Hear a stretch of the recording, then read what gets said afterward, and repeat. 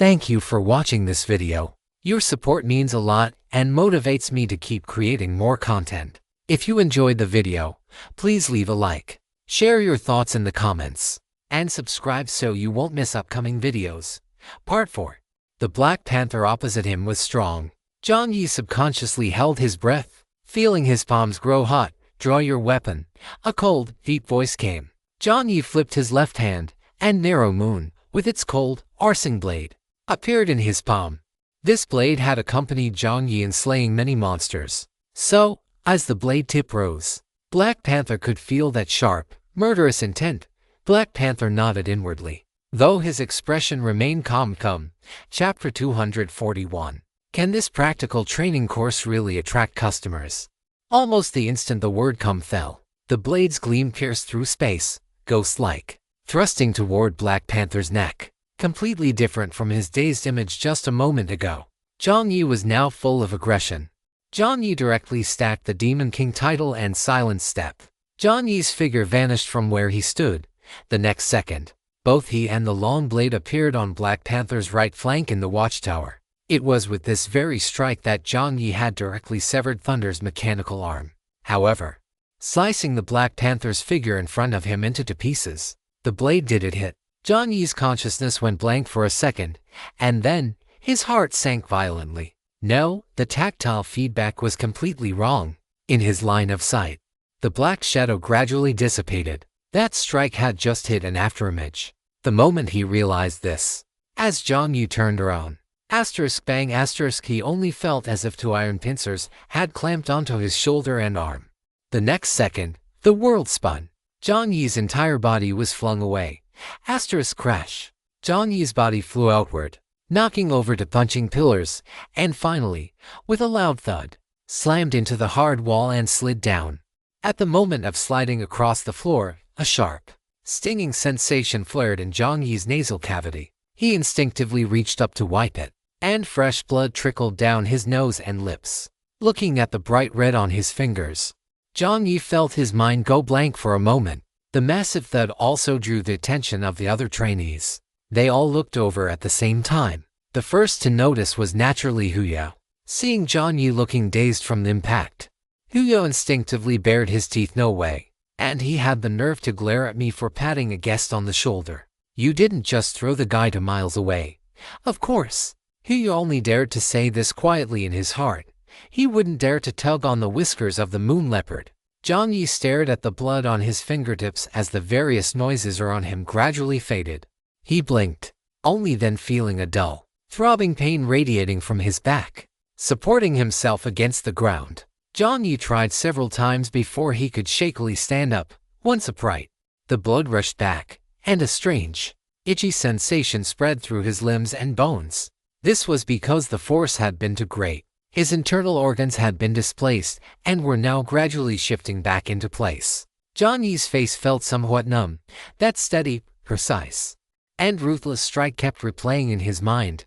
After a few seconds, Jiang Yi slowly exhaled a breath of stale air, his expression lingering with a sense of lingering fear. What terrifying speed! The moon leopard's agility attribute must have reached an unimaginable value, to the point that even after a stealthy approach, his real burst of speed completely outpaced the latter's reaction time. To put it bluntly, Jiang Yi hadn't even seen how the opponent had attacked. In the blink of an eye, he had already been sent flying. One had to know that even when sparring with Lei Ting, Jiang Yi hadn't been this pathetic. At the very least, he could still see the moment Lei Ting made his move. Jiang Yi's chest heaved as he felt the pain radiating from all over his body. To some extent, the moon leopard hadn't used much strength in that strike. He had simply wanted to interrupt Jiang Yi's offensive and take the opportunity to send him flying. If he had actually wanted to fight, Jiang Yi probably wouldn't be able to stand up right now. On the training platform, the black leopard stood against the light, his expression blurred and indistinct. His voice was steady as he said, "Did you see it clearly?" Hearing the black leopard's words, Jiang Yi instinctively replayed the exchange in his mind. A few seconds later, realizing he hadn't seen it clearly, he honestly shook his head. "Good." The black leopard nodded. "Come up again." He had a precise grasp of force and knew that although Jiang Yi felt pain, His body shouldn't have sustained any actual injuries. Jiang Yi gritted his teeth. All right. Jiang Yi stepped forward, his body, which had been trembling from the dull pain. Jiang Yi stood on the training platform once more. The black leopard's figure still stood elegantly, as if that previous strike had had no effect on him at all. The black leopard extended a claw and gestured toward Jiang Yi again. Jiang Yi wouldn't be foolish enough to think that the latter wanted to test his strength or offer a friendly handshake. This gesture meant to come again. Jiang Yi's lips were pressed tight. The black leopard's green eyes stared unblinkingly at Jiang Yi. He knew very well that most people, after experiencing a crushing defeat, often lose the courage to strike back because the shadow of defeat and injury continues to loom over them, making it difficult to attack again. Of course, that was for most people. For a true powerhouse, such a problem should not exist. Under the black leopard's gaze, Jiang Yi took a deep breath.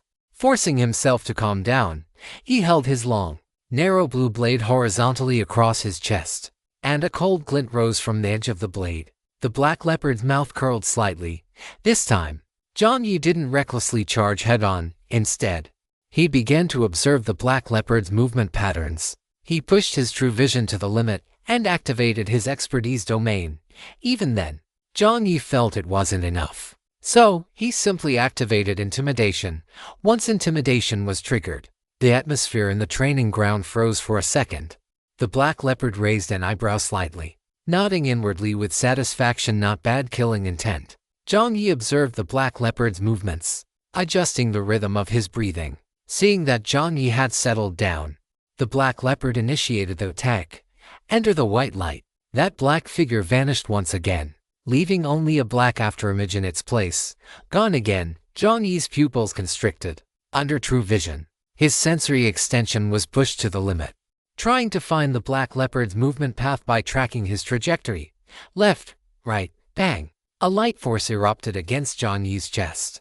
Jiang Yi's body instinctively moved to protect himself. But even though he had only raised his blade, slightly, his body was sent flying backward once more. This time, he crashed into a shelf. A clattering sound rang out continuously. In the training hall, the other monsters shrank their necks, and the chimpanzee who had been watching the show even clicked his tongue twice. The chimpanzee turned his head and said to his boss with a serious expression, "Boss, this practical training class, are you sure it can really attract customers? Are you sure you're attracting customers and not taking the opportunity to beat them to death?" Chapter 242 Extra Update. Lidrod start over. 3 minutes later, John the Skinflint lay flat on his back. As he looked up at the sky, he mentally reviewed every bad deed he had ever committed in his life. In his consciousness, Jiang Yi's voice sounded quite ethereal. "Brother, I think I just saw my great-grandmother." Old brother Anvil didn't reply, seeing Jiang Yi being thrown out time and time again. Old brother Anvil also felt a bit strange, but since the two were used to bickering, the Anvil spoke up. "I hope our great-grandmother can still recognize you." Jiang Yi's forehead was now swollen high, and his face was covered in blue and purple bruises. It was questionable whether he could still charm any charm mushrooms looking like this. Jiang Yi gave a middle finger in his consciousness. Taijin sighed. After a few seconds, he couldn't help but say, "Brother, if it's really not working, we don't have to force ourselves to get stronger right now, right? Being good enough is fine." Jiang Yi didn't reply. Within his line of sight, a white light flickered on and off. He knew that what Taijin said made sense. He didn't need to try to become a giant in one go, but he just found it very hard to stop. Once a person knows they can become stronger, they can no longer accept their own weakness. Thinking of this, Jiang Yi suddenly chuckled. "Taijin, brother, did you get your cerebellum knocked out of alignment?" Jiang Yi braced his palms against the ground, enduring the bone-shattering pain as he sat up. He reached out to touch his head. He seemed to have collided with something just now, and his head was throbbing with intense pain. He was indeed in a rather sorry state right now. After Jiang Yi chuckled, his expression immediately tightened. Perhaps it was because those two blows were so ruthless that after being knocked to the ground, some of Jiang Yi's ridiculous, illusory thoughts were finally shattered. Originally, Jiang Yi had truly believed he was very strong. After all, in a partition of 100,000 people, Firmly holding the #1 spot was quite difficult for a young nen to grasp. Hearing labels like big shot, pro player, genius, and even suspecting himself to be a bug in the system for so long had, without him realizing it, made him feel somewhat inflated. But now, Jiang Yi felt much more sober. The smile on Jiang Yi's face dissipated bit by bit, and certain emotions in his dark, heavy eyes faded away as well. Jiang Yi stood up in silence and stepped back onto the training platform, looking up at the Black Panther. At this very moment, Jiang Yi suddenly realized that the latter's gaze toward him had always been calm and observant. The Black Panther's deep voice rang out. It wasn't loud, yet it stirred up a storm in Jiang Yi's heart once again. Do you see clearly now how vulnerable those things you rely on truly are? The Black Panther's voice was very soft. Jiang Yi jerked his head up, his Adam's apple bobbing. The Black Panther lowered his head slightly. He had discovered Jiang Yi's abnormality long ago. It hadn't been that clear during training, but during combat, that feeling was impossible to hide. A warrior who fights solely by the instincts of their own body versus a warrior who needs to rely on various techniques and tools to fight. The gap between the two is like a chasm. As the voice faded, for some reason, Jiang Yi felt a burning, stinging sensation on his face. The Black Panther watched Jiang Yi calmly, his eyes devoid of any superfluous emotion. Although he didn't know exactly what Jiang Yi was relying on, he felt no disdain for such behavior. After all, being good at using tools is also a form of strength. But he still wanted Jiang Yi to recognize one thing. Becoming powerful and becoming a strong person are two completely different things. Tools and techniques might be able to boost your combat power in the short term, but when fighting against a true powerhouse, your body, your strength, your speed, and your combat instincts, things that these tools cannot compensate for, will become your weaknesses in the heat of battle. Thus, you become vulnerable. The surroundings gradually grew quiet. Jiang Yi clenched his fists tightly. Just as the Black Panther thought Jiang Yi might feel embarrassed or displeased, Jiang Yi suddenly relaxed his clenched fists. The young man's raw, hoarse voice sounded. I understand, I was wrong. A simple sentence. Yet it caused a genuine change in the eyes of the ever-composed Black Panther. Jiang Yi took a deep breath. Compared to just a moment ago, he was now completely relaxed. He looked up and gazed at the Moon Panther with sincerity. I will start over and master the ability of real combat. Please, teach me. The Moon Panther did not speak, but his tail swept lightly. In the time that followed, Jiang Yi turned off his true vision. This time, he began to fight relying entirely on his own observations and his body's reactions. The Moon Panther was right. He had indeed become dependent on that thing.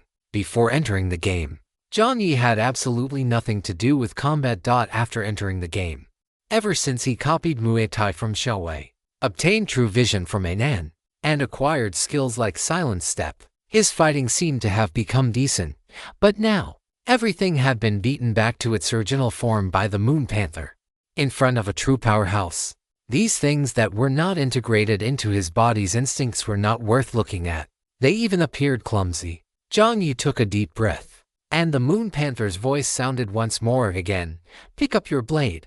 Jiang Yi didn't waste words. He held the jiu across his chest once more. Jiang Yi began to truly use his own eyes to observe his enemy. Swish. The Moon Panther's figure disappeared again. Although he couldn't see him, Jiang Yi didn't panic this time. Instead, he frowned and focused his attention on himself. The gap in speed could not be bridged in a short time. But he knew one thing, that was, no matter what actions the opponent took, the final target of the action was himself. Since he couldn't capture the opponent's movement path, then he would capture the movement path of himself and his surroundings. Jiang Yi focused his attention entirely on himself, sensing the touch of the air around him, the wind direction, and Jiang Yi's long blade trembled violently and moved to the upper left with a clang. Jiang Yi's figure was sent flying again, but this time, the long blade finally managed to catch up to the point of impact. It blocked for less than half a second. Jiang Yi dragged backward, his long blade stabbing into the ground. After sliding 3 or 4 meters, he finally came to a stop. The Moon Panther's figure appeared once again. Isn't that sensing quite well? Very smooth. And the response was quite natural. The Moon Panther evaluated objectively. Although Jiang Yi might have borrowed some external force initially, His aptitude and killing intent could not be faked. These were traits that would only manifest in someone who had truly experienced a great deal of combat. Jiang Yi stood back up, patted his numb palms. And upon hearing those words, a genuine smile appeared on his face. After a moment of thought, he mimicked the moon leopard's tone and said again, "At this very moment." Jiang Yi felt as if he had finally rediscovered the joy of grinding monsters back in the watchtower. Chapter 243, Jiang the Housefly. 3 hours later, the moon leopard watched Jiang Yi climb up from the ground once more, its expression gradually turning strange. Something was wrong. How could this human's constitution have such high endurance? For 3 hours, Jiang Yi had been scraping the moon leopard. At first, he couldn't even get close, but after about 2 hours, he had actually managed to get a few hits in by relying on agile footwork. Although landing a hit didn't cause any damage, he would just be swatted away with a thwack. It still brought a hint of surprise to the moon leopard, having shifted from an observer to a participant. The moon leopard finally had the most intuitive experience of Jiang Yi's growth potential. This rate of improvement was terrifying. After sending Jiang Yi flying again, the moon leopard finally spoke. "All right, take a break." Jiang Yi, on the other side, let out an eye and blurted out, "Are you tired, coach?" The consequence of saying that was Jiang Yi being sent flying off the training platform once again. Bang! The monsters in the training hall were no longer shocked by this sound. Instead, a chimpanzee flipped the sign next to the training platform in a professional manner. The sign read 51, marking the 51st time Jiang Yi had been sent flying. As it flipped the sign, the chimpanzee couldn't help but shake its head. Terrifying, truly terrifying. A battle maniac running into another battle maniac. Could there be anything more frightening than this? After sending Jiang Yi flying, the moon leopard stepped down from the platform. It hadn't consumed much stamina, but just imagine, if you spent 3 hours chasing a housefly, and that little fly kept buzzing around your head, what kind of feeling would that be? Jiang the housefly had no self-awareness of being a fly. After being swatted away by the moon leopard, Jiang Yi began to replay the moon leopard's movements in his mind. First, it flashed to his side, then came a whip kick that struck his knee, and then he went flying. These 3 movements were like a 3D projection, constantly freezing and playing in Jiang Yi's mind. Soon, his eyes grew brighter and brighter. Just as he was about to get up to find the moon leopard, he realized the latter had already left the training platform. "Coach," Jiang Yi called out. Just as he lifted his leg, his forearm was poked. The moon leopard, expressionless, used its tail to poke Jiang Yi's arm. "Over here." Oh, you're too fast. I didn't see you." Jiang Yi gave an awkward laugh as the moon leopard handed him a bottle of alpha functional beverage. "Drink some and rest." "All right." Jiang Yi didn't stand on ceremony. After saying thanks, he took the drink and had a sip. The fatigue accumulated in his muscles slowly dissipated, and at the same time, you are consuming an alpha special functional beverage. Combined with your current physical state, you have gained cum3 strength, cum3 constitution, and cum3 agility attribute bonuses. This time, his strength, constitution, and agility attributes had all increased by 3 points. But more important than the attribute points was the fact that Jiang Yi's comprehensive combat ability had broken through 65, reaching 68. These 3 hours of combat had not only allowed Jiang Yi to fully master basic Muay Thai but also enabled him to gradually absorb some of the moon leopard's combat techniques during the fight. The moon leopard's combat style was somewhat similar to Reese's, but in every aspect, it was a Pro Max version of Reese. It focused on high burst, high damage, and high mobility, with short cooldowns or even no cooldowns at all. Jiang Yi learned quite a lot from the moon leopard. During the learning process, he didn't forget to use I Beat the Elites to see if he could replicate any skills. Although he understood the difference between external aids and his own strength, Jiang Yi knew clearly that the two could be unified as long as he didn't rely on them exclusively. And fortunately, even after scanning the entire training hall, Jiang Yi failed to replicate anything. The probability of replicating skills was too low, and Jiang Yi hadn't held out much hope anyway. Jiang Yi finished the drink in one gulp. He had intended to rest for a while and then go again. But after sitting for a moment, he realized he couldn't lift his legs at all. His legs felt like they were filled with lead. He was truly exhausted. The moon leopard on the side naturally observed Jiang Yi's reaction. It shook its head helplessly. It had long noticed that Jiang Yi had reached his limit. But what surprised it was that Jiang Yi, while in the heat of battle, didn't seem to realize it at all. In the moon leopard's mind, it recalled the system's description of humans as terrifying upright apes from Jiang Yi. This point was demonstrated to the extreme. Combat was hidden in human blood. Once ignited, it became the most primitive and powerful instinct. Let's end today's practical training here. I believe you have a lot of things to process. After a few seconds of thought, the moon leopard spoke. Hearing this, a flash of disappointment clearly appeared in Jiang Yi's eyes. But he still nodded obediently. All right. The moon leopard gave a hum, then thought for a moment. There are combat recordings in the training hall. You can apply to the shop manager for them. I think this should be useful for you. There's such a good thing, sure. It's just that the shop manager will likely charge for it. Jiang Yi. Jiang Yi's mouth twitched for a few seconds. Even this costs money. Are you sure you're a white tiger and not a white cat? After silently complaining in his heart, Jiang Yi still decided to purchase the combat recordings. While practical combat could rapidly improve his combat awareness and responsiveness, techniques still required a sea of questions, strategy, constant review. This path of learning had been verified by 3,000 years of history in the Dragon Kingdom, and Jiang Yi had no doubts about it.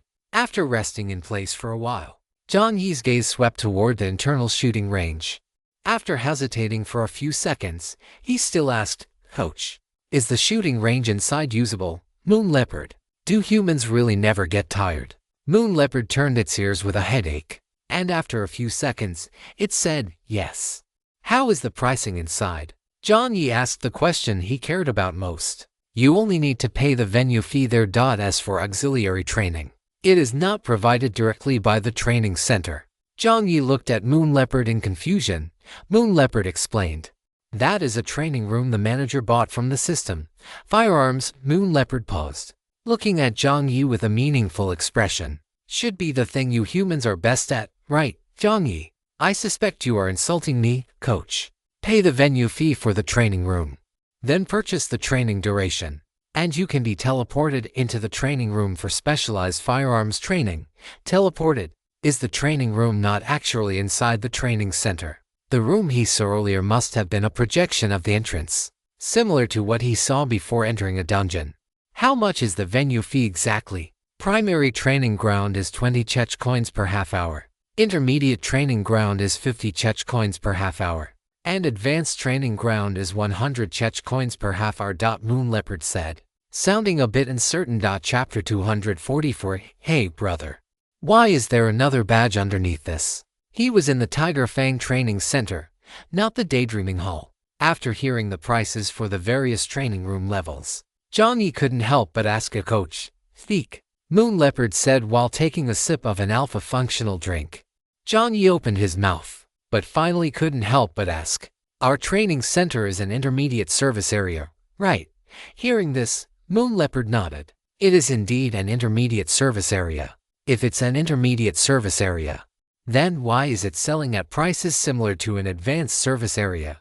Or perhaps he had actually underestimated the advanced service areas. After all, he had only entered the first floor of the Daydreaming Hall at the time. Moon Leopard paused and looked at Tiger Fang, who was walking toward them. But as long as we pass one more quality inspection and receive an excellent rating, we can be promoted to an advanced service area. Just as Moon Leopard finished speaking, the white tiger, Tiger Fang, walked over again. It must be said that Tiger Fang was quite free as a manager. If he wasn't training in the strength area, he was wandering around the facility. Tiger Fang walked over mainly because he was worried about the incident the chimpanzee mentioned earlier regarding guests being beaten to death. Just as he reached the two of them, he heard the words advanced service area. The corners of Tiger Fang's mouth rose subconsciously, and he couldn't help but puff out his chest with pride. One must know that the number of advanced service areas in the game did not exceed 20, and most were controlled by the Daydreaming Hall. There weren't many like him who were about to be promoted from an intermediate service area to an advanced one. When Tiger Fang grinned, he didn't notice Jiang Yi's expression turning strange. Quality inspection. Jiang Yi murmured these two words. Yes, quality inspection. Tiger Fang restrained his smile slightly and sat down next to them. Tiger Fang draped one arm over Jiang Yi's shoulder, and just as he was about to drape the other over Moon Leopard's shoulder, he was met with a cold glare from the latter. So he could only lower it quietly, acting as if nothing had happened. Service areas also have to undergo quality inspections. It's a rather troublesome affair. I know that. Jiang Yi thought silently to himself. Once the conversation started, Tiger Fang couldn't stop. He kept complaining about the miserable experiences of past inspections, having to host the inspectors, having to repair and replace all the equipment in advance, having to submit annual, quarterly, and monthly financial reports and ledgers, and so on. Jiang Yi listened silently until, in the end, Tiger Fang concluded, so. Quality inspections and quality inspectors are all. Tiger Fang dragged out the sound, trash, pests. Quality inspectors are all trash. This sentence kept replaying in Jiang Yi's mind. PFFT. Brother Anvil couldn't help it and let out a snort of laughter. Brother. Someone just said you are trash. I heard it, damn it. There's no need to say it again. The air gradually grew quiet. Tiger Fang, who had just finished calling inspectors trash and pests, hugged Jiang Yi's shoulder. Brother, why aren't you laughing? Is my way of telling it not funny? I've watched humorous plays rehearsed by the Daydreaming Hall before, and the master actors there said I had a lot of talent. Could it be that I didn't imitate it well? As the white tiger spoke, he made an exaggerated elephant trunk gesture. He was imitating the way those elephant inspectors acted. It must be said that complaining is the best way to improve a relationship.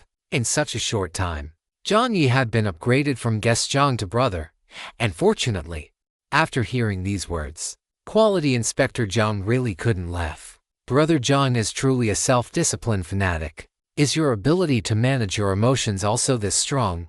While laughing, Tiger Fang noticed that under the lights, something on the chest of Jiang Yi, who was casually drinking his beverage and listening to him, seemed to flash. Tiger Fang seemed to remember something, and his eyes suddenly lit up. By the way, Brother Jiang, to tell you the truth, I haven't really seen the legendary lifetime honorary member badge of the Daydreaming Hall. Could you let me take a look? After pondering for a second, Jiang Yi nodded. Then, under Tiger Fang's gaze, Jiang Yi slowly took off the badge from his chest. All right. Thanks, brother. Hey, brother. Why is there another badge underneath this? Why does it say Quality Inspector on this one?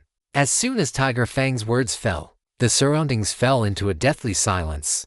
The monsters who had just been leaning against the side, mocking the inspector along with Haya, now looked as if they had been collectively throttled, unable to utter a single word. And the smile on Haya's face also froze, bit by bit, slowly. Haya looked abruptly at Jiang Yi's chest, as if trying to convince himself that he had just seen things wrong, but unfortunately, he saw it even more clearly this time. It was indeed not an ordinary inspector. A level 2 inspector with higher rank and authority. In the dead silence, for some reason, everyone's mind began to replay Haya's words from just a moment ago. Inspectors are all trash.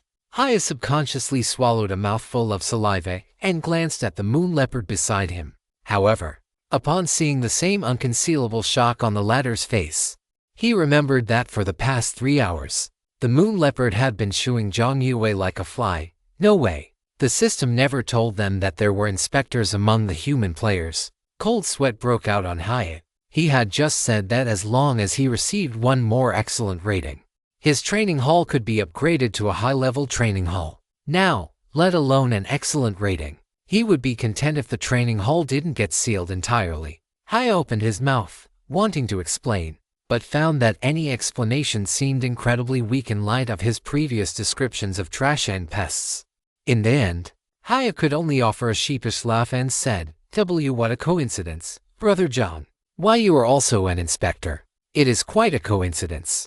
Jiang Yi smiled and nodded. Haya, I mean, who knew inspectors would also come to the training hall to train? What a coincidence.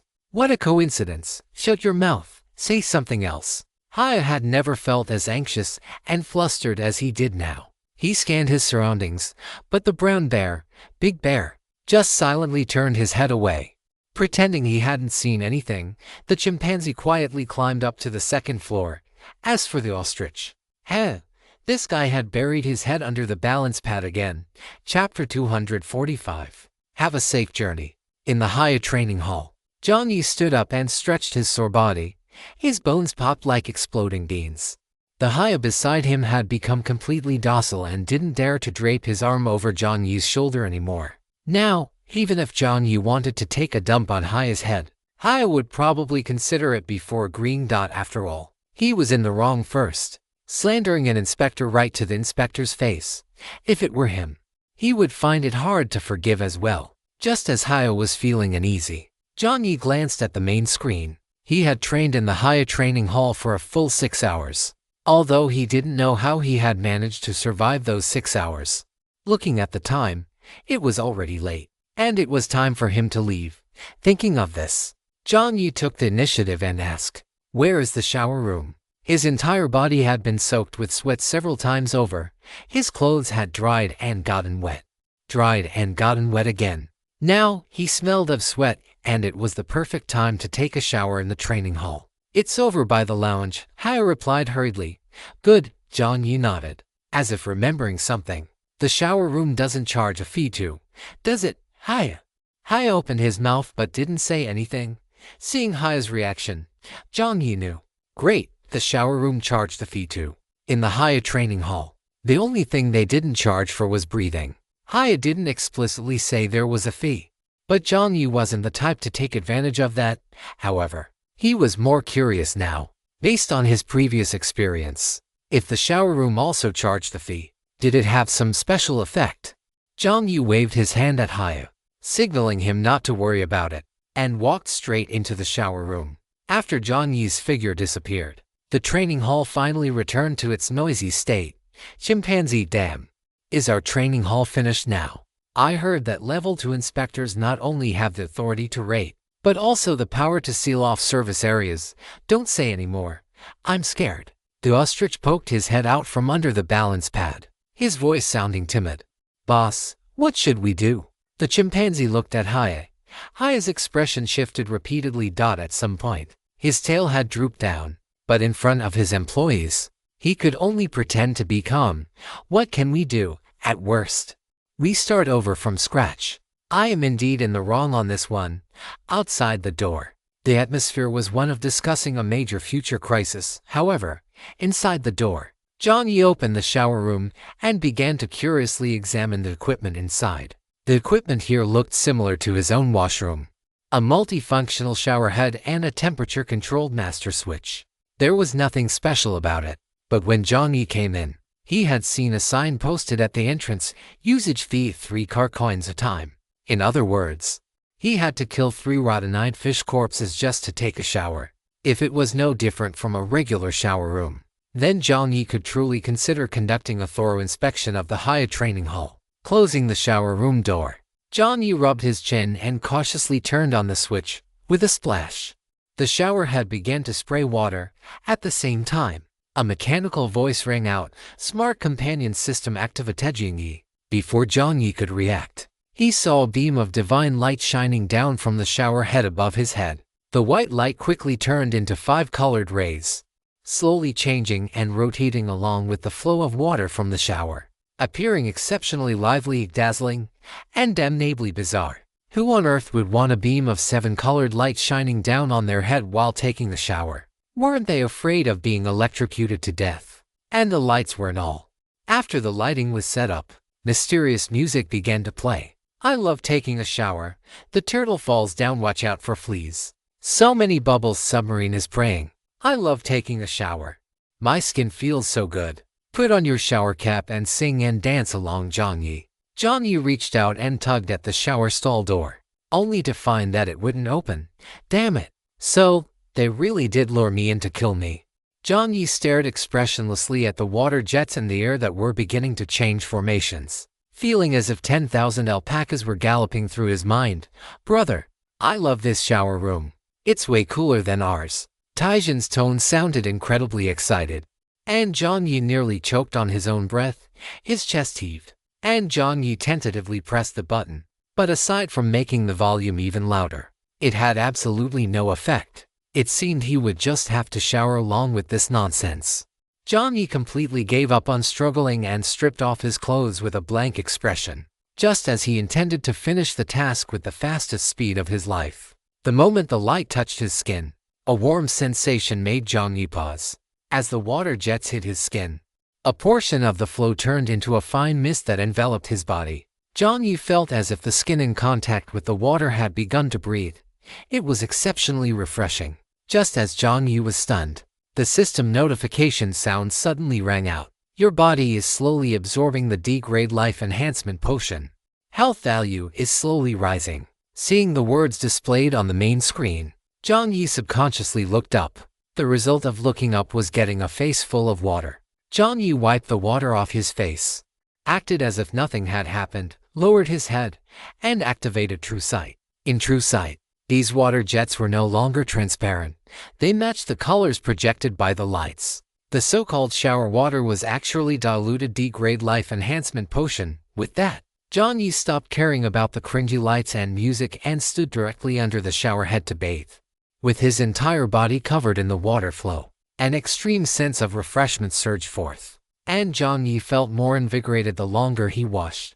The music began to change. Scrub up and wash down.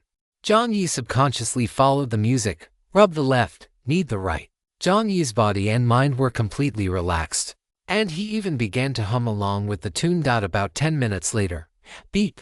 Smart companion system has been deactivated. Looking forward to serving you next time. Jiang Yi opened his eyes, feeling like he hadn't had enough. He licked his lips and looked at his status window. His health value had not only returned to normal levels, but it had also increased by an additional 2 points to his maximum health value. 82. There is nothing more comfortable than a shower after a workout. If there is, it's taking a shower with a life enhancement potion. Note: the potion cannot be used consecutively, otherwise resistance will develop. As expected, things that cost money are good things. 2 minutes later, Jiang Yi changed into a new set of clothes and pulled open the lounge door. Feeling refreshed, as soon as the door opened, he saw monsters like the brown bear, black panther, chimpanzee, ostrich, and flying crane lined up into rows. Huya stood in the middle with his hands behind his back, looking at him with a solemn expression. At first glance, it looked exactly like a funeral procession. Jiang Yi tripped over his own feet, and with a loud bang, he slammed the door shut again. Chapter 246. It must be that I opened the door the wrong way. Standing behind the door, Jiang Yi thought with dead fish eyes. After a few seconds, Jiang Yi pulled the door open again. This time, what he saw was indeed different. The white tiger standing opposite Jiang Yi directly clasped his hands in front of his chest and bowed to him. Jiang Yi, are you really trying to send me off to the afterlife? Jiang Yi's mouth twitched, bowing slightly. The expression on the white tiger's face appeared very solemn. He took a deep breath and said, Inspector, I sincerely apologize for my offensive behavior just now. I am not asking for your forgiveness. I only wish to clarify that my words and actions were personal and do not represent the Huya Training Center. I hope you will not blacklist the Huya Training Center. After speaking, the white tiger bowed to Jiang Yi once more. Jiang Yi stepped aside to avoid it, feeling somewhat helpless. Although he had lamented it many times in his heart, he still had to say that the impression the Elephant Inspector Company left in these service areas was truly terrible. Was he really such an unreasonable person, even though he had been called trash and all that?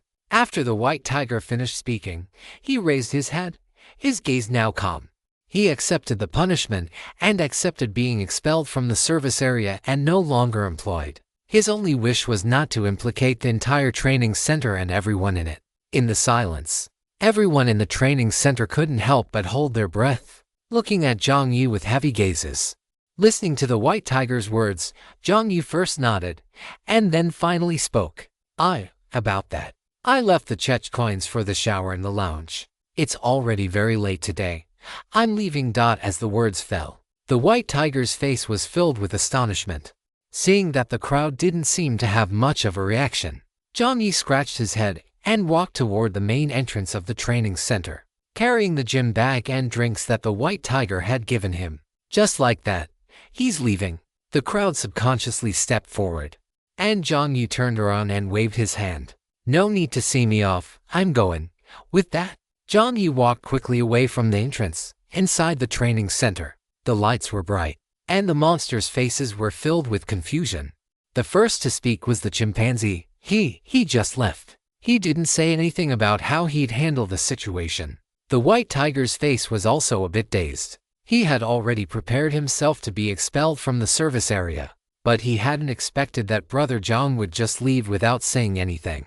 Brother Jiang said he left the Chech coins in the lounge. Perhaps he just didn't want to give a bad review to their faces. So, he left first. "You Bao," the white tiger called out. Yu Bao's figure vanished from where he stood. And a few seconds later, Yu Bao returned with something curled in his tail. Yu Bao first opened his hand. There were indeed 3 shiny Chech coins there. Additionally, Yu Bao uncurled his tail, and on it lay a green badge. White Tiger subconsciously held his breath, his gaze gradually focusing on the character displayed. Excellent. The entire Tiger Fang training hall was silent for a second, followed by an earth-shattering scream. And then the cheers that finally reacted to the news. It was actually excellent. Above the Tiger Fang training hall, a giant light screen suddenly popped up. On the screen, pale blue rays of light scanned continuously, eventually converging into a pale, featureless face. If Jiang Yi were still there, he would definitely recognize this system as the faceless system he had seen at the convenience store and inside the game. On the giant light screen, the faceless system looked down at the monsters from a high vantage point. The invisible pressure caused the cheering to subside slightly. A massive palm reached out from the void. Seeing this palm, the monsters all wore expressions of fear. They knew very well what the consequences would be if they were caught by this palm and thrown into the white mist. The giant palm reached out toward Tiger Fang. Tiger Fang's physique was already quite robust compared to Jiang Yi, but in front of this giant palm, it was nothing at all. The fingertips of the giant palm spread out one by one, palm facing upward, as if signaling for Tiger Fang to place something on it. Tiger Fang swallowed hard and placed the excellent grade badge, which he hadn't even had time to warm up in his hand, onto the palm. The next second, white light covered it, and a cold, mechanical voice rang out. Mid-month quality inspection for Tiger Fang Training Hall has been completed. Quality Inspector Jiang Yi. Tiger Fang Training Hall. Intermediate Service Area, current status. Applying for high-level service area description. The quality inspector has registered and reported. 1 experience report on the use of fitness equipment. 1 experience report on practical training courses. 1 quality inspection report on subsidiary products. A total of 3 reports. Quality inspection completed. Evaluation. The fitness equipment is complete. The training methods are diverse and reasonable. The coach's guidance is very professional, and the experience is excellent. Recommended as a high-quality service area for other service areas to learn from. Note: the quality inspector's optimization suggestion. The price list can be displayed more prominently to enhance the customer experience. Quality inspector rating, excellent. Combined with the quality inspector's rating, this round of application for a high-level service area is approved. Please complete the relevant qualifications within 3 working days. Congratulations. After the mechanical voice finished broadcasting, the faceless system nodded slightly at the white tiger, chimpanzee, and others below. The palm closed, and the white light turned into tiny particles, dissipating into the air. Store manager. The high-level service area. The application was successful. I heard it. White Tiger said subconsciously.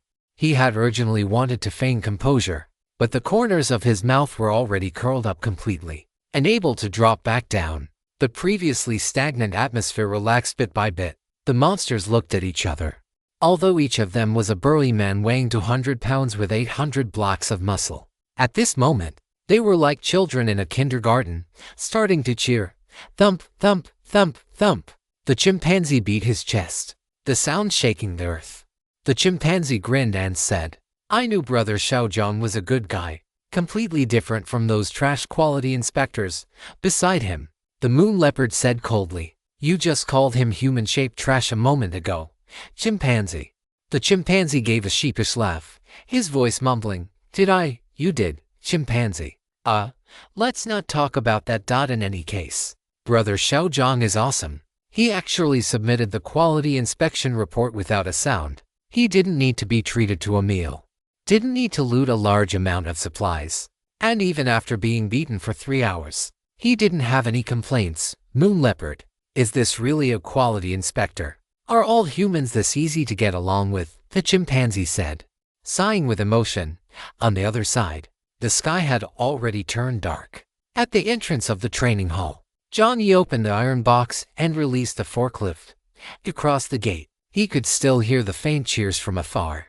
The corners of Jiang Yi's mouth lifted slightly as he restored the forklift to its original size. Anvil couldn't help but ask in his consciousness, "Brother, are you really just leaving like this? This doesn't fit your nature as John the Skinflint." Jiang Yi touched his nose, and the image of the alpha functional drink subconsciously appeared in his mind. After a pause, Jiang Yi said, "Am I the kind of person who would pluck a feather from a passing goose?" "Yes." Anvil didn't hesitate for even 0.1 seconds. Jiang Yi chuckled. "I think your head is itching for a beating again." However, Jiang Yi clicked his tongue. His body felt very light after showering with the diluted D-grade life-enhancing potion. Jiang Yi jumped onto the forklift and stepped on the accelerator. After driving out of the service area, Jiang Yi said seriously, "You don't understand. You shouldn't be stingy when it comes to investing in yourself." He could have taken a lot from the training hall, but compared to the supplies in front of him, he valued the training effects of the training hall even more. Because of his status as a quality inspector, those monsters might not do anything on the surface. But if he left a bad impression due to greed, he wasn't sure if he would be able to receive such dedicated instruction or make progress like he did today if he trained there in the future. One full meal versus being full every meal. Jiang Yi could tell the difference. Above the carriage, the sound of acid rain pattering down began.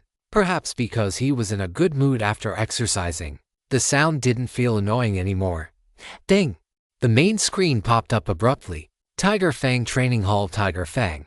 Tiger Fang Training Hall. Big Bear. Tiger Fang Training Hall. Moon Leopard have requested to add you as a friend. 3 requests popped up at once, and Jiang Yi clicked accept on all 3. The chat boxes for Moon Leopard and Big Bear kept showing his typing, while a new message had already appeared in Tiger Fang's chat box. Muscle number 1. Brother Xiaozhong. I won't say much more. You are our training hall's number 1 guest from now on. Muscle number 1. We've prepared something for you. Grin barbell bicep. John the Skin Flayer's eyes lit up upon reading the next message. Muscle number 1.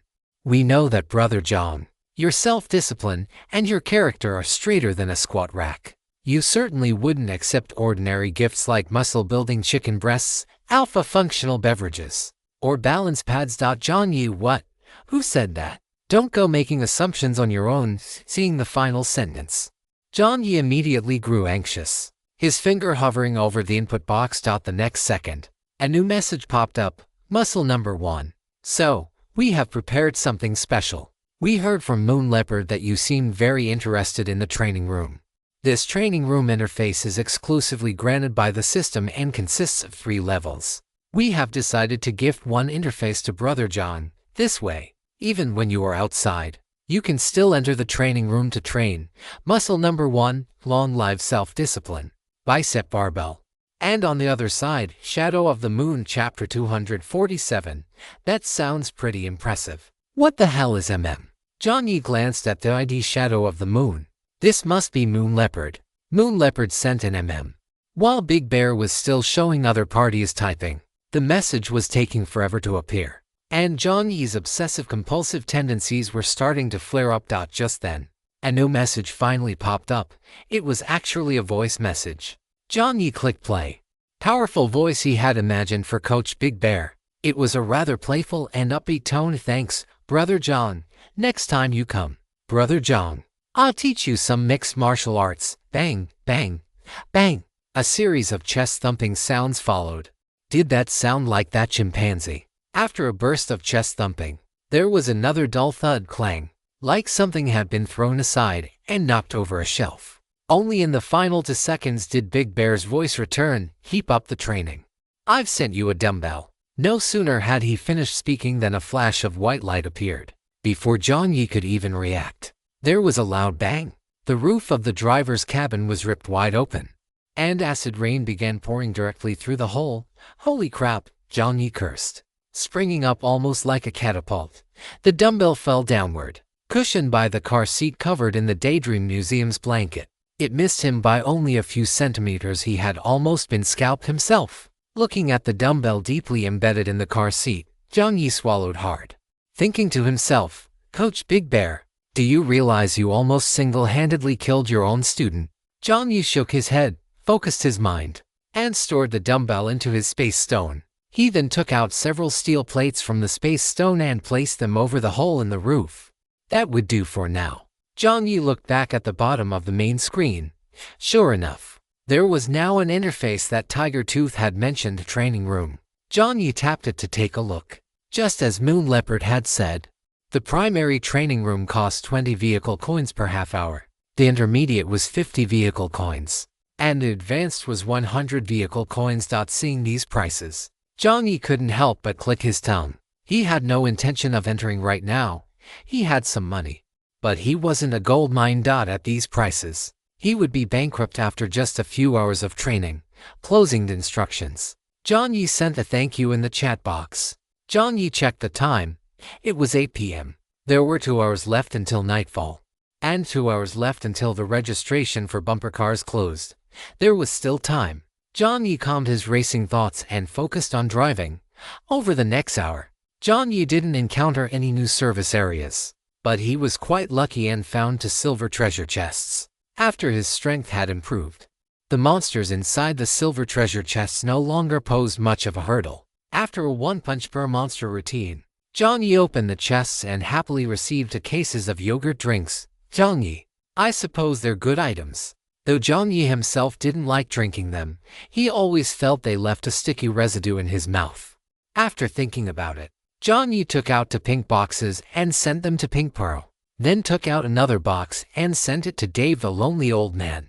As for the rest, he dumped them all onto Ever Prosperous for sale, priced at 2 vehicle upgrade fragments per box. Soon, the case of yogurt drinks was sold out. Player 09-3, whose hands are so fast. I barely saw the link before the items were already sold out. Player What's Wrong with Today raises hand. Player producing 1 OK words daily in a niche fandom raises hand. Player How did you know I got concert floor tickets raises hand. Player afraid of my 20-year single-handed speed raises hand. Player 09-3, damn it. Just looking at their names, he knew he was completely outmatched. My grandma is already 80. Can't you young people show some respect to the elderly? Player What is not suitable. Picking nose 80. Then how did you manage to get into this game? Player 09-3. Player What's Wrong with Today? 09-3. Stop being so abstract next time, doghead. You'll be fine if no one understands you. Player 09-3, hello. Player What's Wrong with Today? By the way, today is the last day to register for bumper cars. Has everyone signed up? Peeking. Player What's Wrong with Today? Does any friend know any clues about this game?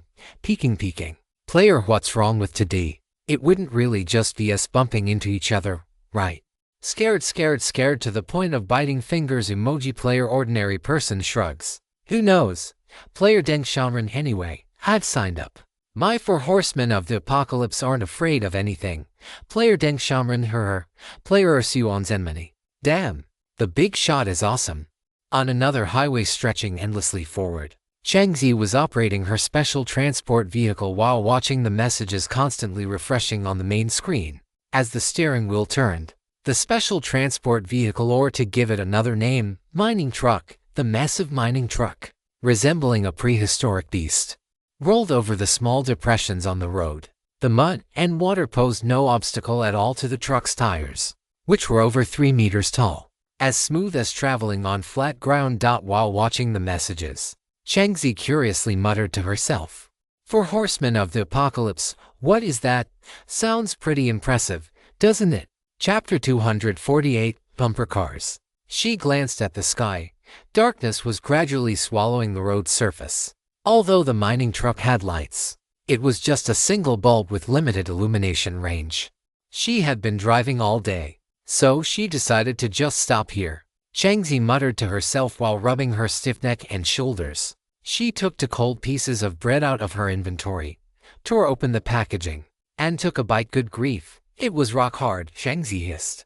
Looked at the bread again with some suspicion, thought for a moment, took a corner of the bread, and slammed it against the dashboard. Bang, bang, bang, it actually echoed. Jiang Yi, pursing her lips. Jiang Yi still took the bread back and stuffed it into her mouth with all her might. There was no other way, she was too hungry. While grimacing as she chewed the bread, Jiang Yi opened the main screen. She hadn't really checked the group chat all day. After scrolling for a bit, she saw a special mention. Melancholy Little Fries had sent a message. The big shot had actually taken the initiative to recommend a service area. No wonder she felt like the inside of her mining truck had lit up for a moment. However, looking at the messages, it seemed everyone had encountered different service areas today. Why had she never seen any turnoffs like that? Jiang Yi pondered for a second and decided to ignore it for now. She had to see what the big shot had posted first. Upon seeing two vehicle coins, unlimited buffet, Jiang Yi's heart began to thump wildly. This was just too good. Although she didn't have many vehicle coins, her vehicle upgrades required them, and she really didn't have any to spare. But the price of two was just too tempting. As expected of a service area recommended by the big shot, Jiang Yi silently memorized the name of the service area, thinking that if she ever came across a location card, she would definitely teleport there immediately. Yes, she had already given up any hope of encountering such service areas by chance. Last time, she had finally stumbled upon a different-looking intersection and thought it was a service area. So she drove the mining truck over. A few seconds later, she almost flipped herself and the truck into a cliff. The intersection actually led to a bottomless abyss. Recalling the past, Jiang Yi sighed silently again and took another bite of bread. After browsing the group chat for a while, Jiang Yi remembered that today was the last day to sign up for the competition. She had already registered. She wouldn't miss an opportunity like this. If it were in the past, she might have had some reservations and lacked the obsession to become stronger. But now, she had it. She wanted to become stronger, to repay the big shot's kindness, to become someone like the big shot who could bring hope to others. However, before that, she still wanted to hear the big shot's advice. In Jiang Yi's eyes, Mommy Little Fries was no different from being omnipotent. She happened to have something else she needed to ask the big shot about. Jiang Yi's brows relaxed, and the corners of her mouth curled up slightly as she clicked on the big shot's avatar in the private chat channel. Jiang Yi peeking. Jiang Yi, are you there? Big shot tilted sending you flowers. After sending the message, she waited for about 10 seconds, and the private chat channel flickered. Melancholy Little Fries, what is it? If it were anyone else, they would definitely overthink such a cold reply. But in Jiang Yi's view, this was just a manifestation of Mommy Little Fries having a cold exterior but a warm heart. Jiang Yi, big shot. I found something good in a treasure chest today. Hands on hips, proud, spinning around. Jiang Yi, I'm giving it to you. Big shot. After sending the message, Jiang Yi took a flat, steaming box out of her inventory. As soon as the box was taken out, the scent of chicken and sauce began to permeate the air. Jiang Yi swallowed her saliva and hurriedly used the white light to send the item over. She was afraid that if she were even a second slower, she would lose her mind and eat the thing herself. Sending her something? Jiang Yi blinked. The next second, the white light appeared above his head again. Jiang Yi, do you guys in the system have some kind of obsession with teleporting things directly onto a player's head? Jiang Yi complained silently in his heart. The white light slowly dissipated, and this time, Jiang Yi was quick-witted enough to catch the item. A square box. It seemed to contain food. Jiang Yi sniffed. Opening the box, a pizza cut into 8 slices appeared in Jiang Yi's line of sight. Pork floss, chicken, thick crust, and the red and white sauce on top of the pizza. Golden sand salted egg yolk and tender chicken pizza. The same style as Domino's. She actually managed to get such a good item. Not bad. Smelling the aroma of the food, Jiang Yi's stomach began to growl. He had come out of the training hall without eating anything and was already starving. Jiang Yi didn't intend to refuse Jiang Yi's kindness. Melancholy Little Fries, thanks. After sending the message, Jiang Yi rummaged through his inventory and found 2 boxes of self-heating hot pot, 2 rice balls, and a bottle of soda. After a moment's thought, He also took out the leftover braised beef from his space stone and sent it over to Jiang. On the other end, a sincere smile appeared on Jiang's face when she saw the word thanks. But the next second, as she saw the food being sent over, her brows furrowed. And without a second thought, she sent it right back. She couldn't accept the big shot's kindness again, no matter what. The big shot had already helped her enough. This time, it was finally her turn to have food to offer him, if she just sent it back. What would be the point? Jiang, no need, big shot. Just as she finished typing and sent the message, Jiang realized that while she was sending the supplies back, the big shot had sent a new message. Melancholy little fry. The braised beef is something I made myself. It should taste alright. Jiang lunged toward the spot where the white light had vanished. The virtual white light, wrapped around the beef, had lingered in her sight for only a second. Jiang hurriedly reached out to grab it. She missed. The white light vanished into thin air just 1 centimeter from her fingertips. On the main screen, the cold, stark words "transfer successful" appeared. Damn it! Jiang slammed her fist against the seat cushion. That was braised beef made by the hands of melancholy little fry's mother, and she had just sent it away like that. Jiang wailed internally. She wanted so badly, so very badly, to ask the big shot if he could send the braised beef back. Woo! She hesitated for a few seconds, the chat box constantly displaying typing. But in the end, she didn't send the message. If she really sent that, the big shot would definitely think she was a gluttonous girl. Woo! Stupid hands. Not fast when they need to be, and when they shouldn't be, they're impossible to stop. Across the way, Jiang Yi looked at the food that had been returned to him, scratched his head, and thought, forget it. Everyone has their own principles. He would just have to find another opportunity to repay her later. Seeing the typing indicator above, Jiang Yi waited patiently for a while. About 10 seconds passed. Jiang, big shot. Did you sign up for the bumper cars game? Melancholy little fry. I did. Jiang's mind was currently filled with the big shot's beef, so she had to force herself to shift her attention to the game. Jiang, do you have any thoughts on the game? Big shot, looking at this message. Jiang Yi thought about it seriously. He hadn't obtained any direct clues, but based on his understanding of the system and this game, Jiang Yi deliberated for a few seconds and typed, "Be careful of other players, other players." Jiang thought of the 4 horsemen of the apocalypse she had seen earlier and couldn't help but worry. Jiang, big shot. I saw people in the chat area talking about the 4 horsemen of the apocalypse.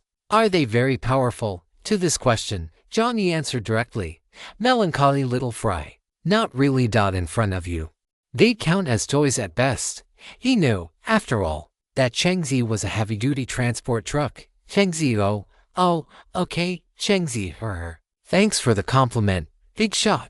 Jiang smiled and patted her dashboard. Did you hear that? You were complimented by the big shot, melancholy little fry. By be careful of other players, I mean be careful of them targeting you. Your vehicle might be a bit too conspicuous. Melancholy little fry, if you can, try not to leave your vehicle. He didn't know the specific content of this game, but one thing he was certain of was that the game was always trying to sow discord among players. Perhaps it would set up certain things to incite opposition between them. At such times, being focused fired was an extremely dangerous situation. Although Jiang's vehicle had high durability, once she was targeted, with the existence of special items, skills, and all sorts of miscellaneous things, no one could say what kind of danger might arise. In short, just be careful of the players around you who seem like your own kind. After finishing the transmission, Jiang Yi closed the chat box, sat cross-legged on his chair, and began to eat his pizza. As he ate, he even tore off a small piece and placed it on the altar for the small wooden carving to absorb. The night grew deeper.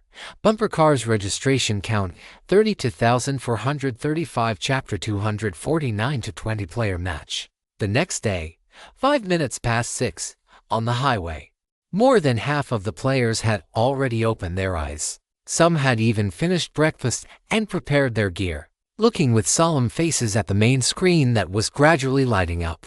On one stretch of highway, Yuang's cabin had transformed back into its skateboard form. Yuang carried the skateboard on his back, looking with disdain at the light screen appearing before him. So sluggish. The system, which had just displayed "Good morning, dear rookie players," went. Seeing the system stall on the first line, Yuan rolled his eyes and clicked his tongue. Although he hadn't said anything, the system still felt its systemhood had been insulted. "Good morning, dear rookie players. We are now preparing to enter the game." Seeing the latest line of text, other players began to spam question marks again. "It's starting already. What about the rules? What about the content? What got into the system?" The other players were completely bewildered. Only Yuan curled his lips, kicked away a tumbleweed blown over by the wind, and readied the long blade in his hand. Layers of the greedy skin were wrapped around it, and mouths wriggled on the surface of the blade. Thunder's was expressionlessly devouring the beef Jiang Yi had sent earlier. Although he had eaten a lot at the delicious private kitchen yesterday, he found that, after finishing, the food made by melancholy little Fry was still better. One must fill their stomach before a battle. After finishing the entire slice of braised beef, Thunder began to count down silently in his heart. Besides Thunder's, the window that won't close, Chengzi, and others were also prepared. Human race brick-moving emperor had withdrawn from the competition. And Jiang Yi, he was wearing a pair of oversized shorts, sporting a bird's nest of messy hair, and holding a hand-grab pancake, staring at the main screen as if his soul had left his body. If someone were to run over and ask Jiang Yi what 1 + 1 equals right now, he would probably scratch his head and give an answer of 3. He was just too sleepy. After yesterday's high-intensity training, Jiang Yi had relied entirely on sheer willpower to drag himself out of bed today. Right now, what is thinking? What is a game? Jiang Yi couldn't process that much at all. Upon seeing the system display the message, "We are ready to enter the game," Jiang Yi raised an eyebrow slightly. The next second, a white light emerged from beneath the highway, enveloping his entire body. His forklift was wrapped up along with him. In the group chat channel, only a string of question marks remained. A violent wave of dizziness washed over him. Jiang Yi felt the hand-grab pancake in his mouth teetering on the edge of being regurgitated. His face turned ashen, and he clamped his hand tightly over his mouth. Soon, the dizziness gradually faded, as he felt his feet make contact with the ground. Jiang Yi opened his eyes and saw the familiar white space. In the pure white void, there was only Jiang Yi and his forklift. Jiang Yi scanned his surroundings, and in the center, a massive light screen appeared. Large-scale medium-danger game bumper cars. Starting soon. A medium-danger game. Jiang Yi frowned slightly. Please select the session you wish to participate in. 50-player session to 20-player session minus 5-player session minus 2-player session. You have 20 seconds to make your choice. 20 seconds. So urgent. Jiang Yi pondered inwardly, his gaze sweeping over the 5,025 and 2-player options. He made a quick decision. I choose the 20-player session. 50 players was too many. When there are too many people, it's easy to lose control. Jiang Yi wasn't an arrogant person. Unless the win rate was 100%, he would assume it was a life-or-death situation.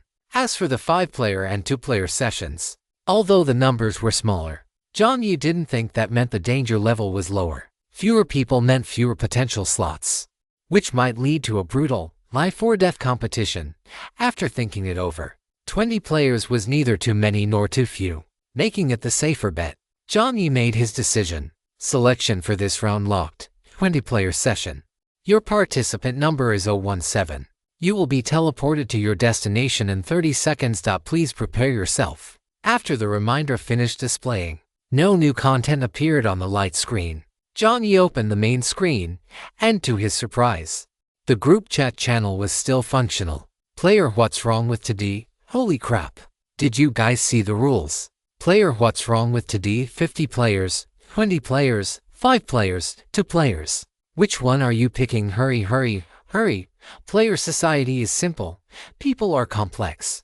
2-player session. Player society is simple.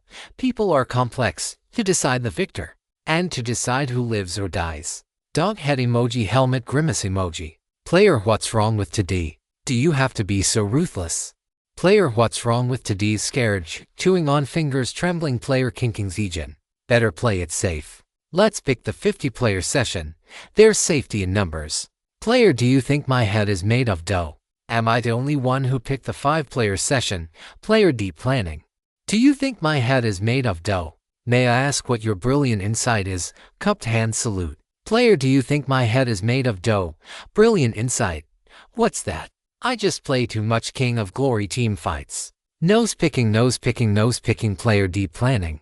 Watching the players in the group chat nervously chatting away, Jiang Yi took a look. Most people seemed to prefer the 50-player and 5-player sessions. Not many were choosing the middle ground. He stopped looking at the chat box. Jiang Yi took the Wilderness Witch's gloves from his inventory and put them on his left hand. The Silver Wing Assassin was placed in a concealed position at his waist. Jiang Yi did not take out the Xiaoyu blade for close quarters combat. It was better suited for a surprise strike, and drawing it early would only make others wary. After a moment of thought, Jiang Yi took out the iron box and stored the forklift inside.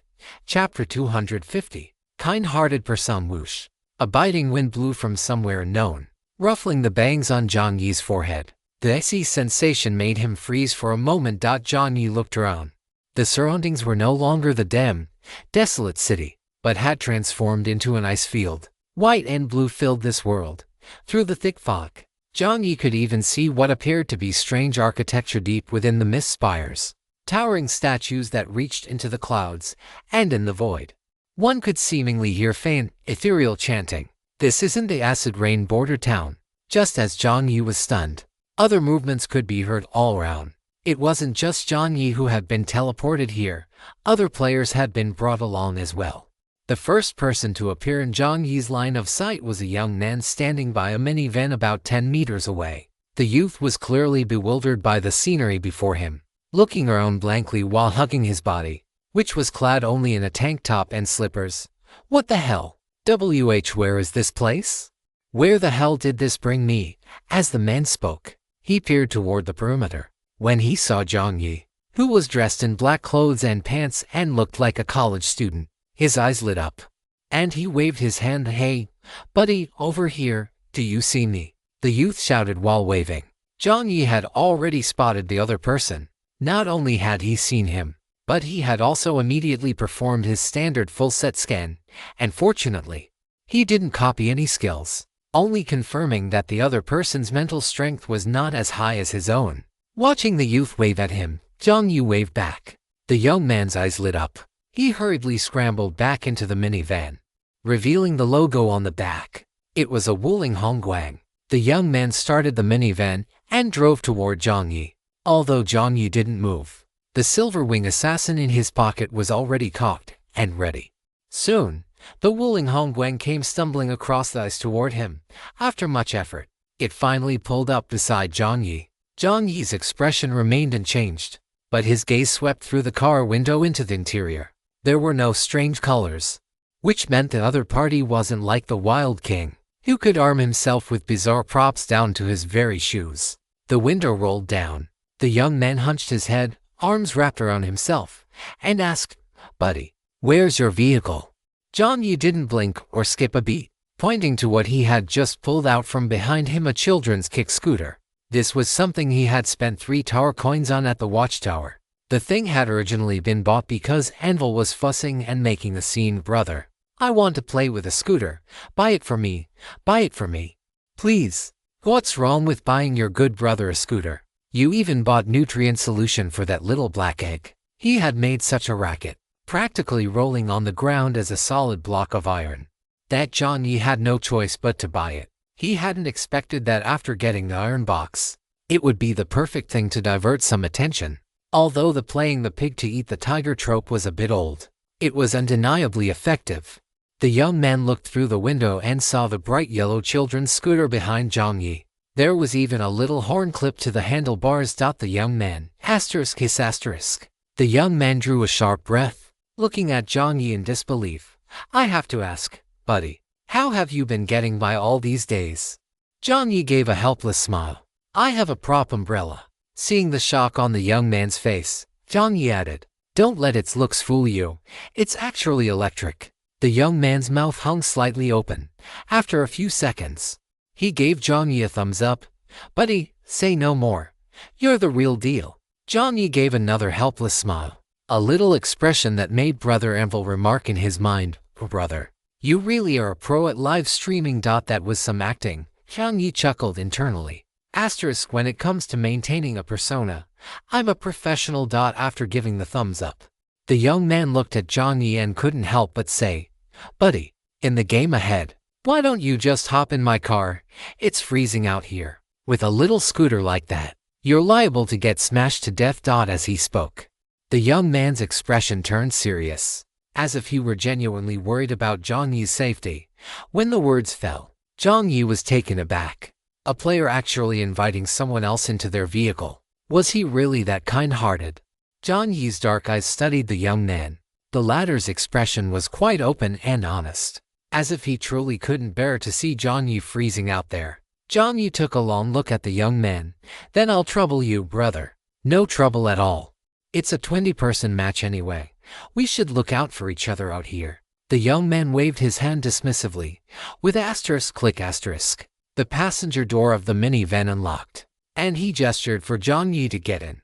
Jiang Yi remained on guard as he sat down. About 10 seconds later, new movements erupted all around as various vehicles appeared on the ice sheet: motorcycles, sedans, electric tricycles, ATVs, tour buses, airport shuttles, and even a unicycle.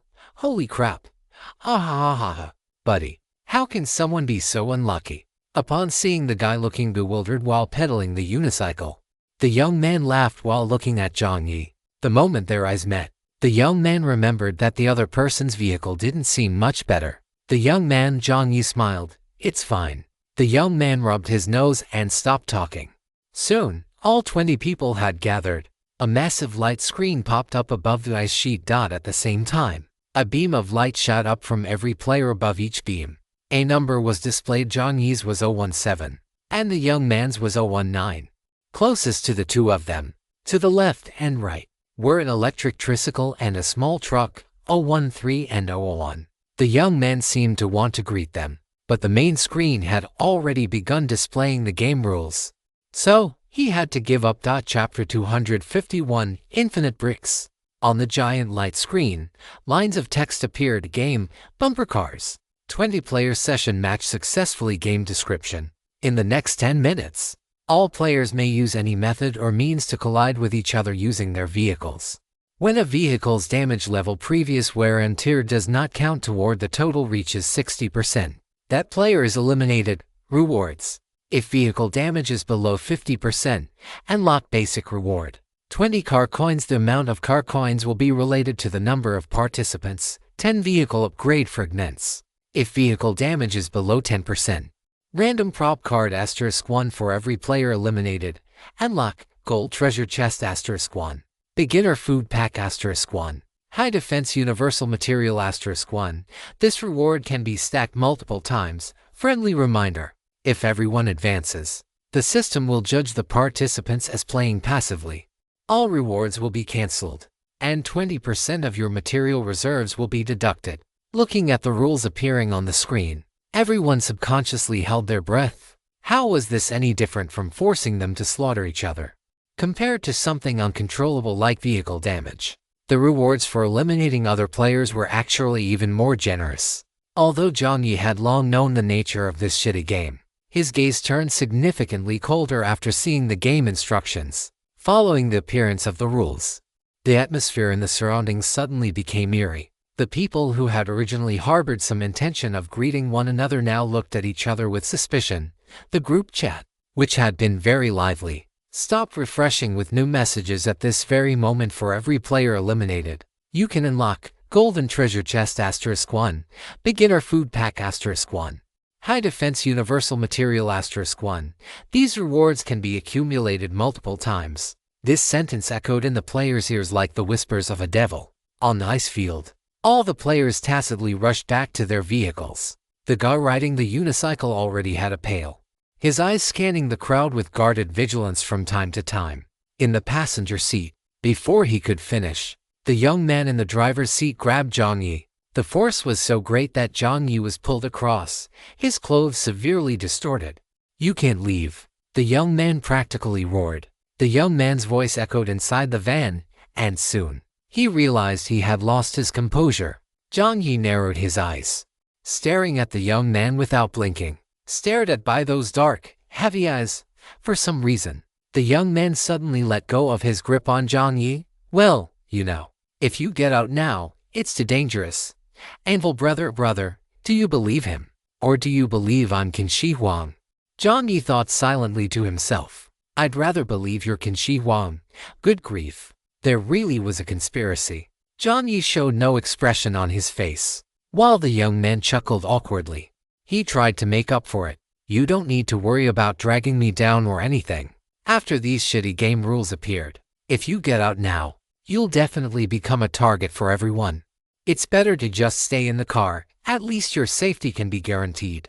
Guaranteed safety. Jiang Yi let out a dry, mocking laugh. Seeing that Jiang Yi seemed to have believed him, the young man breathed a slight sigh of relief. His eyes darted around, and he leaned back into the driver's seat. Jiang Yi certainly didn't believe a single word, but he was quite curious about the reason why the young man insisted on keeping him in the car. This kind of behavior meant either he was plotting something, or perhaps having him stay in the car provided some kind of buff.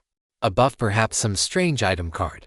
To lower Jiang Yi's guard, the young man looked back at the light screen. As he turned away, he didn't see that the look Jiang Yi was giving him was no different from how one would look at a dead man.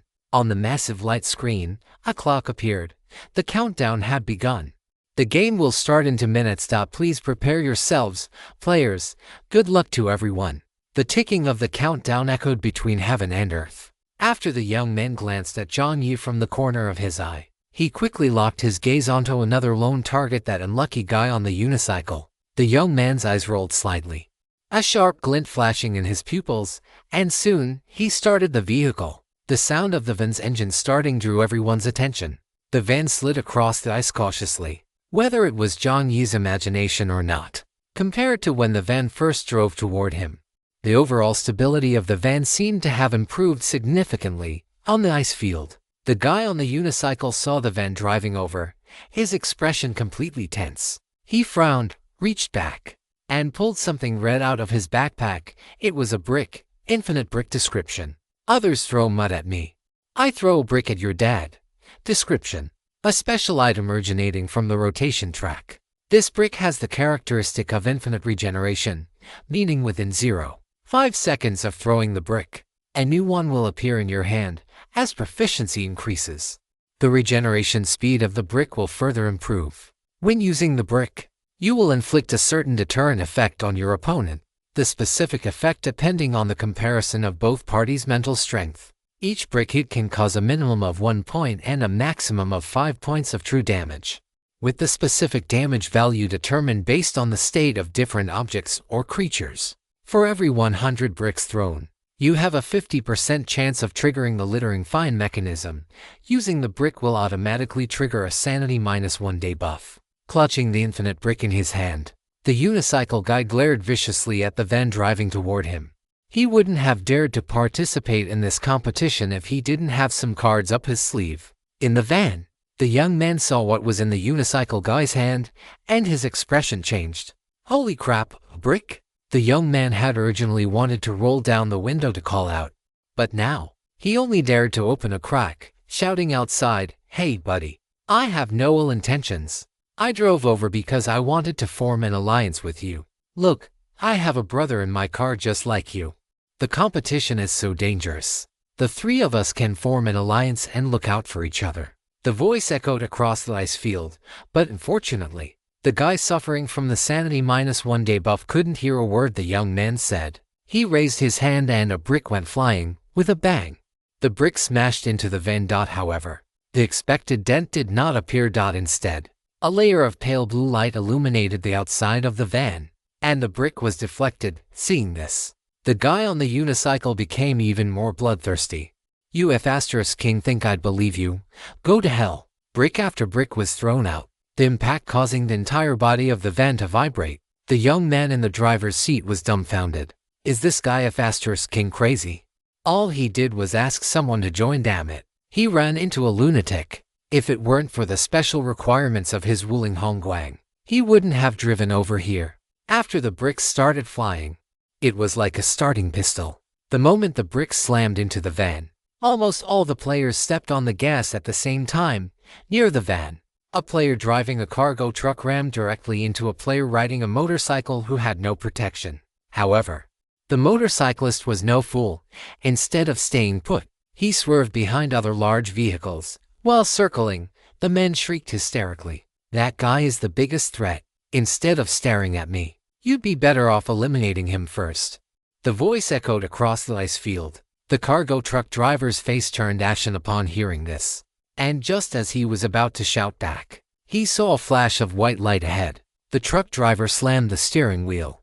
But it was a step too late. An off-road vehicle with reinforced crossbars rammed into him from the front side. Asterisk bang, bang, asterisk. The sounds rang out simultaneously. Aside from the off-road vehicle in front, another car had rammed into the back of the truck. Caught in a pincer attack between two vehicles, the motorcycle that had been chased away earlier circled back. The rider pulled out a crowbar and, seizing the perfect moment, jammed it directly into the truck's wheel.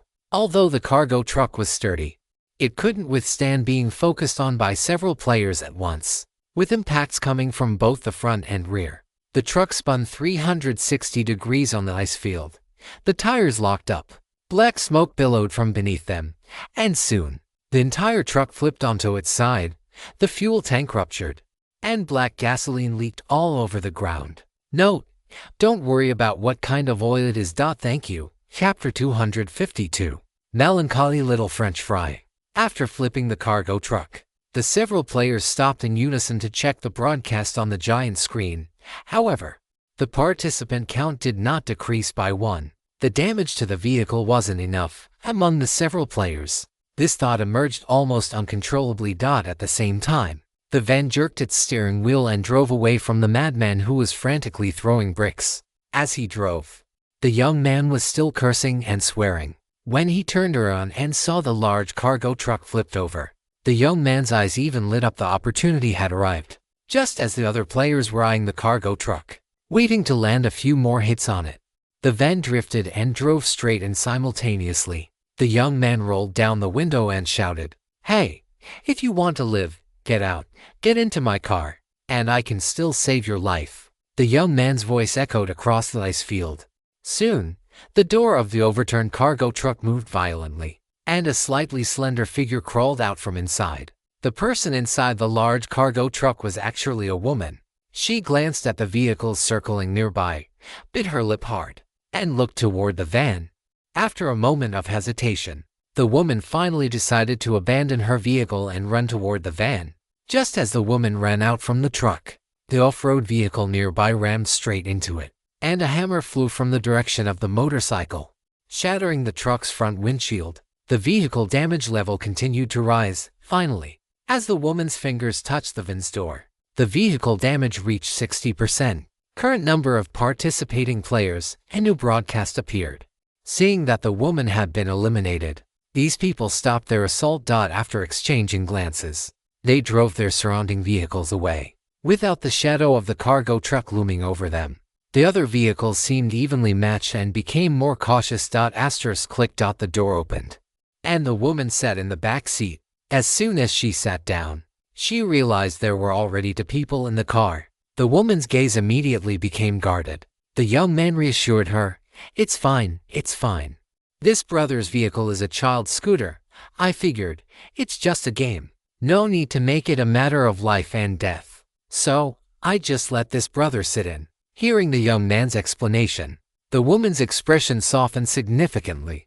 It had to be said that in such a dire moment, the young man's actions were indeed capable of winning people over.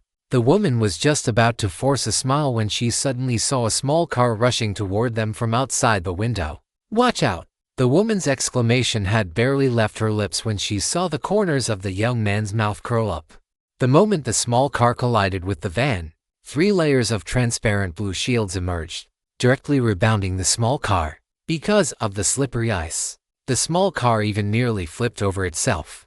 The 3 layers of blue shields were stacked one upon another, looking exceptionally strange. The woman was startled, and the smile on the young man's face became even more pronounced. There were 3 people in the car now. The skill, believe it or not. "I'll find a van full of people to deal with." You had already reached the 3rd level. The van now not only had defensive properties, but also possessed partial damage reflection capabilities. Thinking of this, the young man couldn't help but curse the madman from earlier in his heart.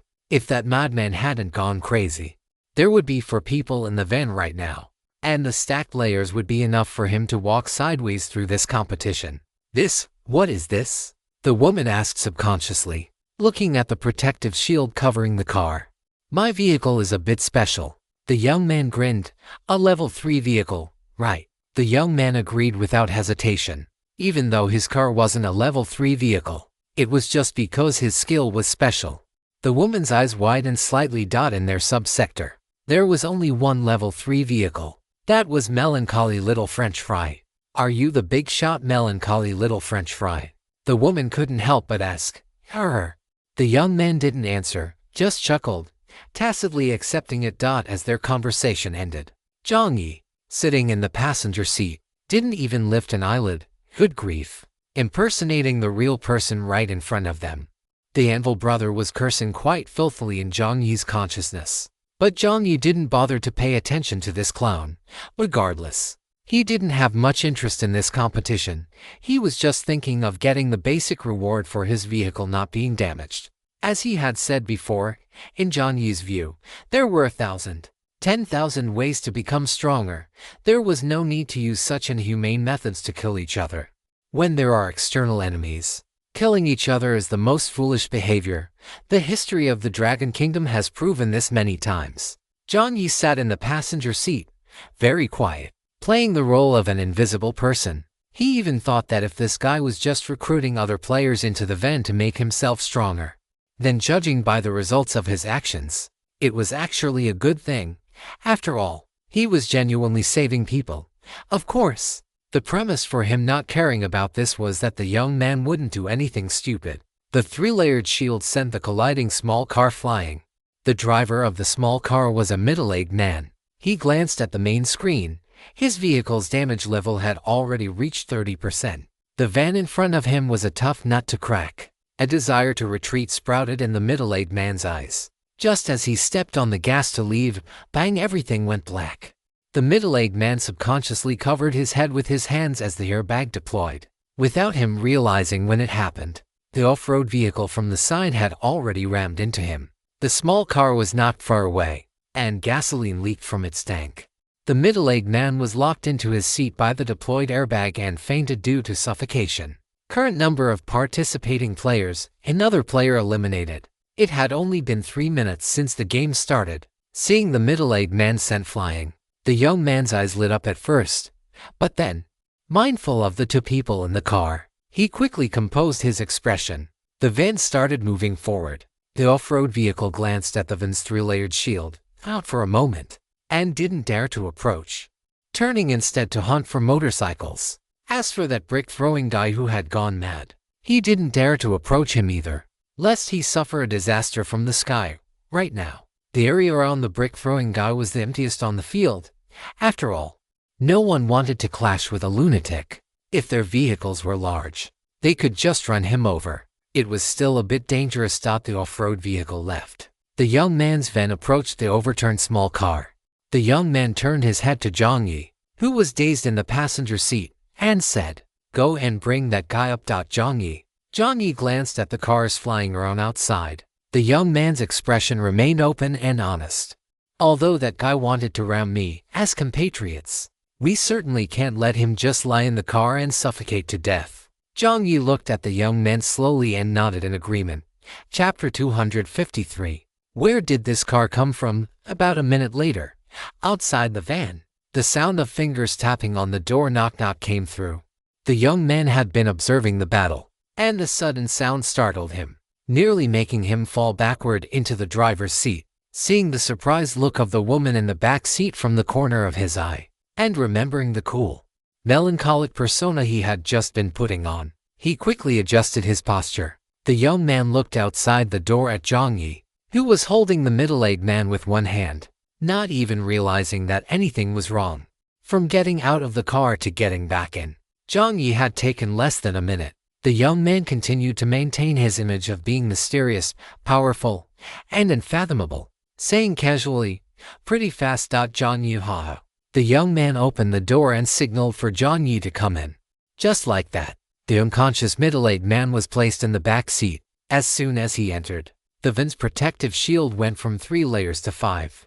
Jiang Yi had already activated True Vision. The intensity of the color of these 5 overlapping shields was about the same as the intensity of the colors of the long blade and boots of the Wild King he had seen in the watchtower. That day, the more people there are, the stronger the van becomes. The van's shield went from 3 layers to 5. The young man's eyes grew excited. He glanced at the big screen above.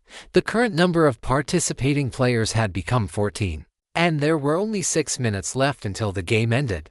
It was time for him to take the stage. The young man was full of excitement and slammed his foot on the gas pedal.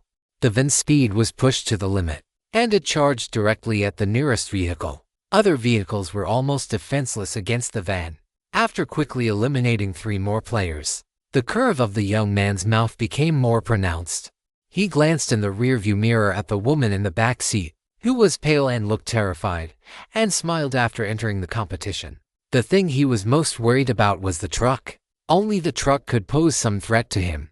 But those stupid guys had focused their fire and eliminated the truck at the very beginning. Now, no one could suppress him anymore. Just like this. Eliminate all the players, obtain the final reward. After unlocking the advanced rewards, he would definitely have a chance to upgrade to a Tier 3 vehicle. When that time came, he would let these people in the group know what it truly meant to be a late bloomer who overtakes the rest, and that the strong will always remain strong. Vehicle after vehicle was overturned. Jiang Yi didn't have any intention of stopping him. These cars had been ramming into each other before. So now one could only say that the cycle of karma is real. Before you make a decision, you must, of course, expect to bear the consequences of that decision. In short, as long as this guy didn't go too far, he wouldn't intervene. The number of players on the field continued to drop. The van drove toward the last electric tricycle. The player on it, seeing the van charging over, jumped off the vehicle and ran for his life. With a bang, the electric tricycle was flipped over, and more than half of the vehicle body was smashed to the point of being totaled. Now, there was only one left on the field, the brick-throwing guy. In the driver's seat, the young man's eyes gradually became crazed. The vroom vroom vroom sound of the engine starting up echoed. It looked like the young man intended to ram him directly. The young man licked his lips. Just as he was about to step on the gas, a voice sounded faintly from the side. "Is that necessary?" The cold and calm voice, for some reason, gave the young man a subtle sense of pressure. The young man's movements paused. Soon, he cast this unpleasant feeling aside. A calm smile appeared on his face again. He turned his head and looked at Jiang Yi with a smirk. "Buddy, if you have an opinion, you can get out now. Anyway, there are no other vehicles present right now, and the 3-layer energy shield is sufficient." As soon as the young man spoke, the atmosphere inside the van became happy. The woman in the back seat glanced cautiously at the young man's expression, then shifted her eyes and chimed in, "That's right. If you have an opinion, you can get out of the big shot's car right now. The big shot saved our lives. We should listen to the big shot." That person in front, thinking of the young man's earlier attempt to drive straight into him, the woman felt a bit of fear, but still said, "That person in front, he's just a lunatic. Do you understand what a lunatic is? People like that have no value in staying alive." After finishing, the woman even looked at the young man in the front seat with a fawning expression. The young man seemed quite satisfied with the woman's tact. He looked at Jiang Yi with increasing contempt. A damn idiot who came to try his luck on a child's scooter. And he's still putting on airs here. Damn it, idiot. As the two sang in harmony, Jiang Yi didn't make any unnecessary movements. He sighed and said, straightforwardly and politely, "Then, please open the car door." Hearing this, the young man rolled his eyes in his heart again and thought, "Who the hell are you trying to impress? I gave you face by letting you get in. You ignorant fool. When the time comes, I'll crush that lunatic throwing bricks outside first. Then, I'll deal with you. That way, I can eliminate one more player and unlock the rewards." The young man decisively pressed the safety lock. Jiang Yi nodded slightly and placed 3 vehicle coins on the passenger seat. The young man, Jiang Yi, fair At least he let him sit for a while. The young man, Jiang Yi, pulled the door open and stepped out, leaving the two in the car looking completely bewildered. The door was shut. When the brick guy saw someone get out of the van, he assumed the person was coming to deal with him.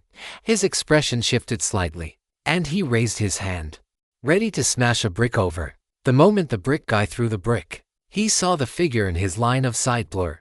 The next second, a palm slammed onto his head. A tremendous sense of pressure descended.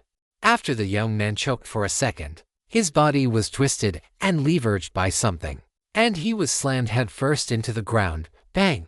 The force was so great that two cracks appeared on the ice beneath him. The brick guy's vision blurred for an instant. When he opened and closed his eyes, all he saw were those calm eyes looking down at him from above. So strong, completely unable to resist. After making the brick guy go quiet, Jiang Yi looked toward the van. The young man in the van now had a completely changed expression. His mouth was wide open, and he looked at Jiang Yi in disbelief. Asterisk, is this even human speed? Asterisk, this is definitely not an ordinary player. Asterisk, I misjudged him. The young man panicked and looked left and right. He couldn't let this guy have a chance to attack.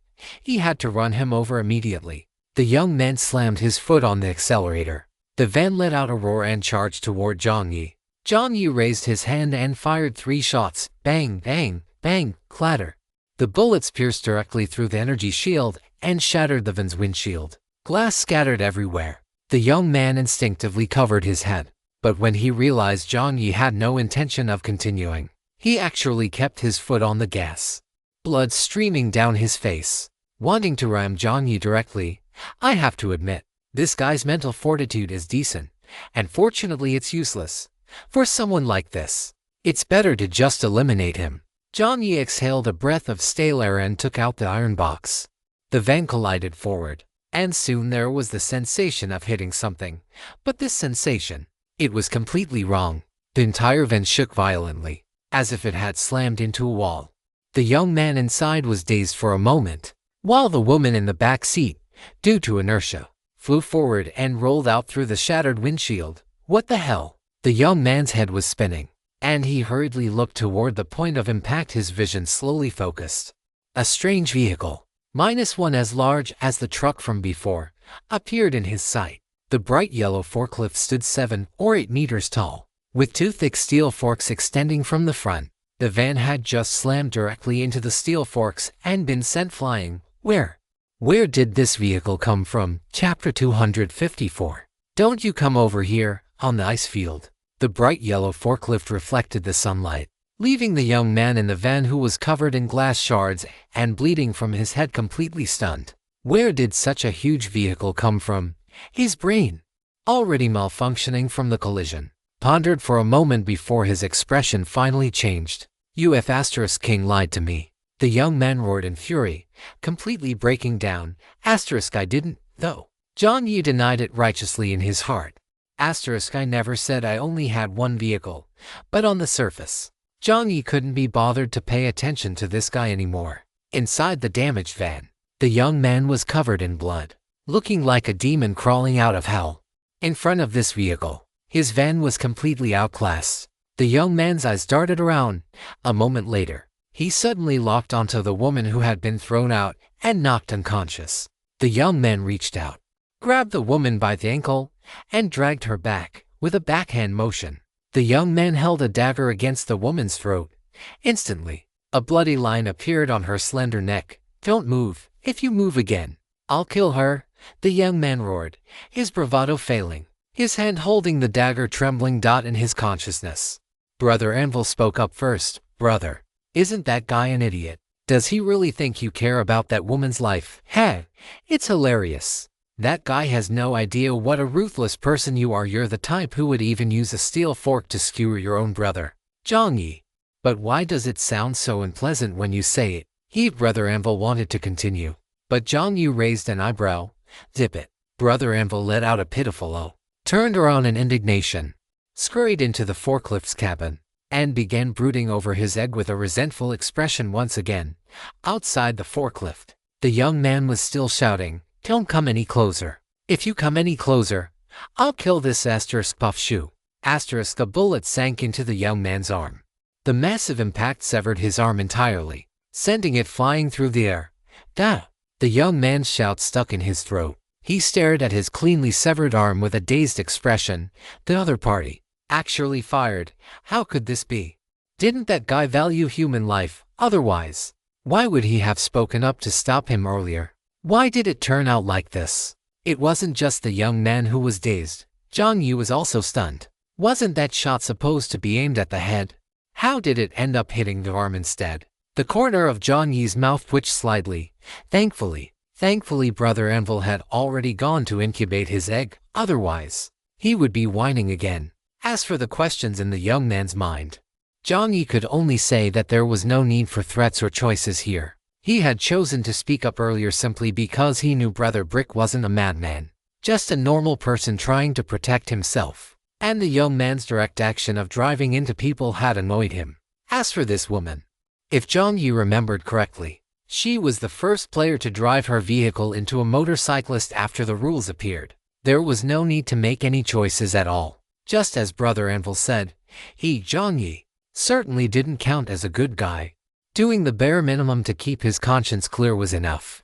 After precisely blowing off the young man's arm with a single shot, the look in Jiang Yi's eyes as he gazed at the young man was no different from looking at a dead person. This guy's murderous intent was too strong. Jiang Yi couldn't leave him alive, lest he cause some unexpected disaster. Jiang Yi stepped on the gas and drove the forklift straight into them. The bright yellow forklift roared across the ice field.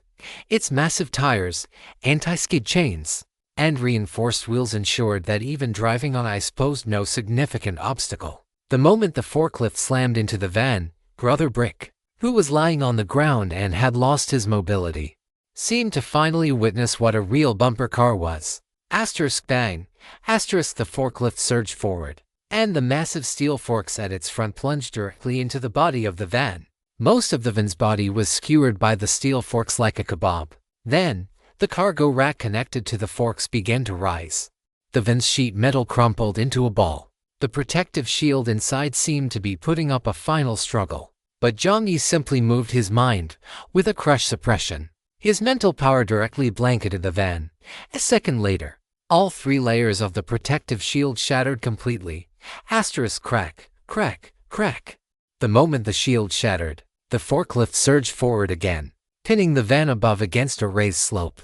The vehicle body was continuously crushed, and soon, the three people inside lost all signs of life. You have killed player. What's wrong with today? You have killed player. My heart turns toward the bright moon. You have killed player. Great ambitions of war. After the triple announcement, the main screen flickered again. You have eliminated player no. 19 as this player is deceased. The nickname is automatically displayed as "What's wrong with today? You have received advanced rewards, golden treasure chest *1, beginner food pack *1, high defense universal material *1. After the system broadcast ended, Jiang Yi, who had been calm until now, looked at the van with a hint of surprise. That young man was actually What's Wrong with Today? Although he hadn't added this person as a friend, the latter often spoke in the group chat and had even tagged him a few times. So Jiang Yi had some impression of him. He hadn't expected him to be like this in reality. Inevitably, Jiang Yi thought of your sweetie whom he had encountered before. The latter was clearly a burly man driving a hearse. But in the group chat, he transformed into the beautiful and sweet-voiced your sweetie. Sure enough, when chatting across a network cable, you never know if the person on the other side is a human or a ghost. After sighing to himself for a moment, the latest number of online players updated on the big screen above the ice field. Current number of participating players. Only Jiang Yi and Brother Brick remained out in this match. Because What's Wrong with Today had been overly aggressive, the participating players had suffered heavy losses. The van was tossed onto the ground by the forklift like trash on the ice. Brother Brick lay on his back, his blood slowly turning cold. In front of that forklift now. In front of that person he didn't even have a chance to resist. Was he going to die here today? Tears welled up in Brother Brick's eyes out of fear. In his mind, his mom and dad, his grandparents, the puppy he raised, the old house he lived in, his best friends at school. Face after face flashed before him. Brother Brick choked out, "No, no." No, I don't want to die. Wow. I'll never play games again. Wow. I want to go home. Jiang Yi, who had jumped down from the driver's seat and was waiting for the game to end, heard Brother Brick's wailing the moment his feet touched the ground. Seeing Jiang Yi walking toward him, Brother Brick became even more terrified. He curled his body up and tried to hide, completely devoid of the crazy momentum he had when throwing bricks earlier. Note: what's wrong with today is just a set ID. The character's behavior does not represent any of the author's views. The author is a heavy fan of anime. Thank you. Chapter 255, Treasure Digging Rat. Don't come over, you damn it, Brother Brick shouted while covering his head with both hands, as if Jiang Yi wouldn't come over as long as he covered his eyes and couldn't see him. In short, it was a classic case of burying one's head in the sand. Jiang Yi's mouth twitched slightly as he stood still in front of Brother Brick. The sunlight shone down, casting a small shadow across his face, which, from this angle, made him look even more stern and cold. Seeing this, Brother Brick trembled even more violently, as if he had developed Parkinson's disease. Jiang Yi looked down at Brother Brick and finally spoke. The game is over. The game is over. Brother Brick's body shuddered. He subconsciously looked at the giant screen. The 10-minute countdown on it had reached its end, and the number of participants remained at 2. You can go now. Jiang Yi continued. Brother Brick felt his head go numb. What did it mean that he could go? Could it be that this guy opposite him, who seemed so powerful he was practically inhuman, was actually letting him off just like that? Or was it that the other party never intended to attack him in the first place? Brother Brick blinked out finally. He gathered the courage to take a look at Jiang Yi. Jiang Yi was wearing a mask, making it impossible to see his specific features. But he looked very young. Those dark, heavy eyes appeared incredibly profound, making it impossible to discern the true thoughts hidden within. After telling Brother Brick he could leave, Jiang Yi turned and walked toward the van. Naturally, his next task was to loot the bodies. The other players in the arena had already been teleported away. Considering he would need to salvage the vehicles later, he naturally had to let Brother Brick leave first. Jiang Yi moved "What did you do to the second dimension?" and the bodies of the other two players out of the van. After being struck, the bodies were completely deformed, with limbs bent at unnatural angles and some bones even protruding through the skin. Jiang Yi remained calm. He scanned the 3 of them with true sight. To his slight disappointment, there didn't seem to be anything special on them. Just as Jiang Yi was about to reach into their pockets, a voice suddenly sounded from behind him. You might want to check the necklace on that woman's neck. It seems a bit strange." Hearing this, Jiang Yi turned his head. It was Brother Brick, who had stood up and was limping toward him. When Brother Brick saw Jiang Yi turn to look at him, his expression remained fearful. Jiang Yi's heaven-shattering press had left him with an indelible psychological shadow. Even now, he could still feel a lingering pain in his neck. Not daring to look Jiang Yi in the eye, Brother Brick stiffened his neck and cast his gaze to the side. "How did you know?" Jiang Yi asked, withdrawing his gaze. Brother Brick scratched his head and said, "I have a talent called Treasure Digging Rat. I'm naturally sensitive to special items." Treasure Digging Rat. The name sounded related to treasure hunting, didn't it? It seems his attempt to replicate the talent had failed again. "Yes," Brother Brick said. Fearing Jiang Yi wouldn't believe him, he hurriedly turned his head and pointed at the necklace on the woman's neck. "This should be a spatial storage item." As his voice faded, Jiang Yi tilted his head slightly. A spatial storage item. That sounded very similar to the space stone he had bought from Boss Mole. Good stuff. Right in front of Brother Brick, Jiang Yi took the necklace off the woman's neck. He let his consciousness seep into it and waited for 2 seconds. But there was no reaction. Jiang Yi looked up slightly, and Brother Brick grew anxious. "It really is a spatial item." Jiang Yi pursed his lips. After a moment of thought, he imagined his mental energy as a thin wire and extended it into the space of the necklace. Under the penetration of his mental power, there was a faint click at the same time. The woman's consciousness left inside the necklace was shattered, and Jiang Yi's consciousness successfully permeated it. It was a space of approximately 5 by 5 by 5. In terms of size, it was not even in the same league as Jiang Yi's space stone, but overall, it was still decent. Jiang Yi took a rough look. The woman's space actually contained quite a few basic materials. considering her vehicle was a cargo truck. Jiang Yi found that understandable. As he flipped through the items casually, his gaze suddenly stopped at one spot. Tucked inside a stack of steel plates was a strange object covered in rust. It looked like a human joint. Jiang Yi quickly focused his consciousness on it. Air valves, mechanical transmission devices, connected mechanical arms, iron hooks, and grippers. This is a powered mechanical arm. As soon as his consciousness covered it, the system's notification sound rang out.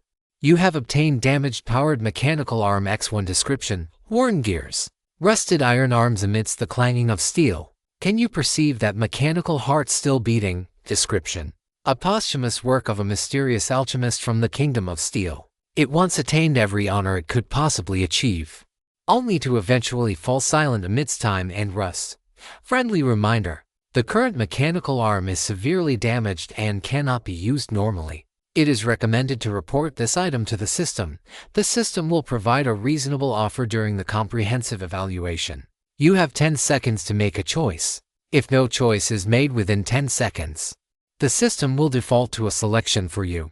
This time, before the countdown even began, Jiang Yi directly chose no. System.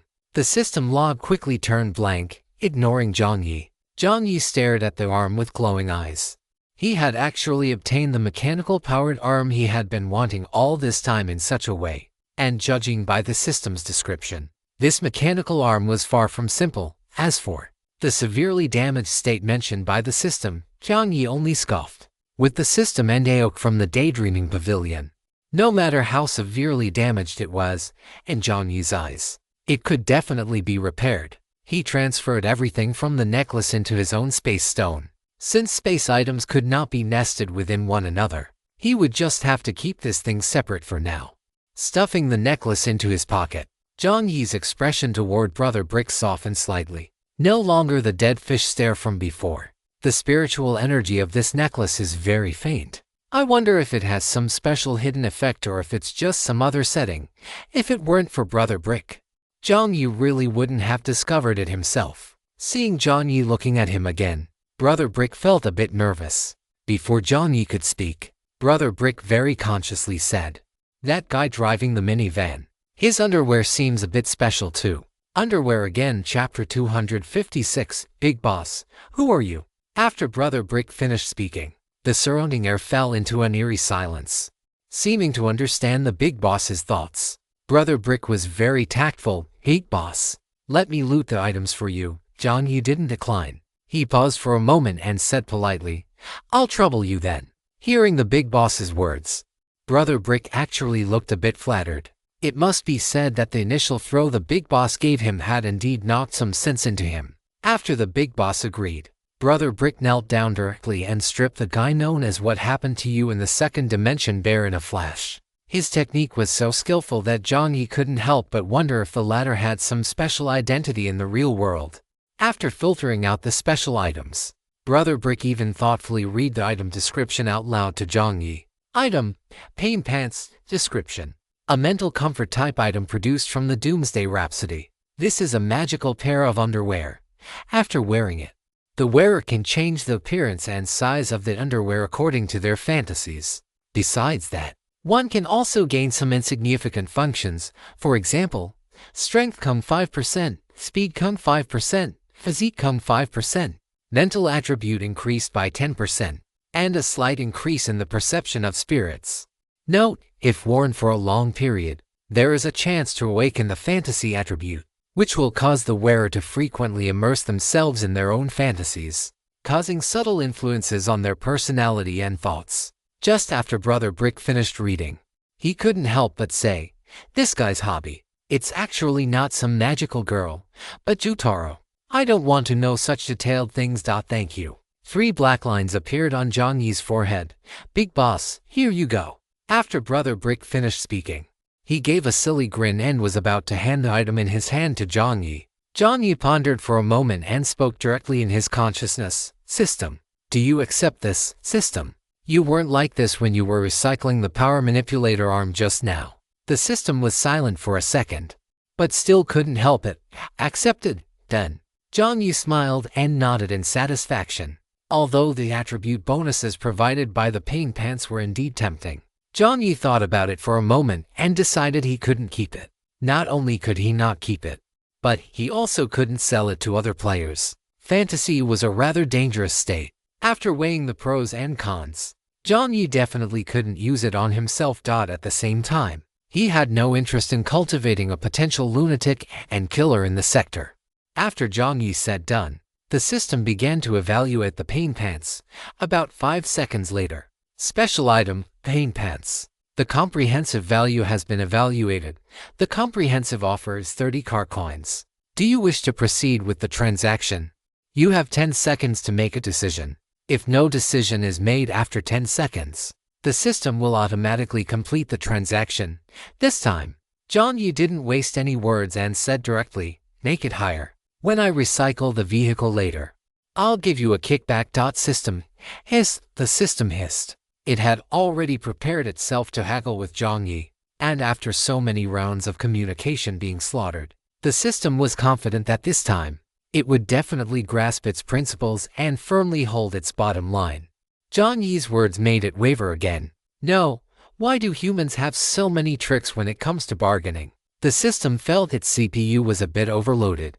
After thinking for a few seconds, the system said, offer a deal. Jiang Yi agreed readily. System sigh. A few seconds later, the paint pants with Jotaro's portrait on them disappeared from Brother Brick's hand. A handful of car coins emerged from the white light, shining brightly. Jiang Yi grabbed them and immediately stored them in his storage card. The big boss just sold the item directly. The thought flashed through Brother Brick's mind. And then he saw Jiang Yi looking at him.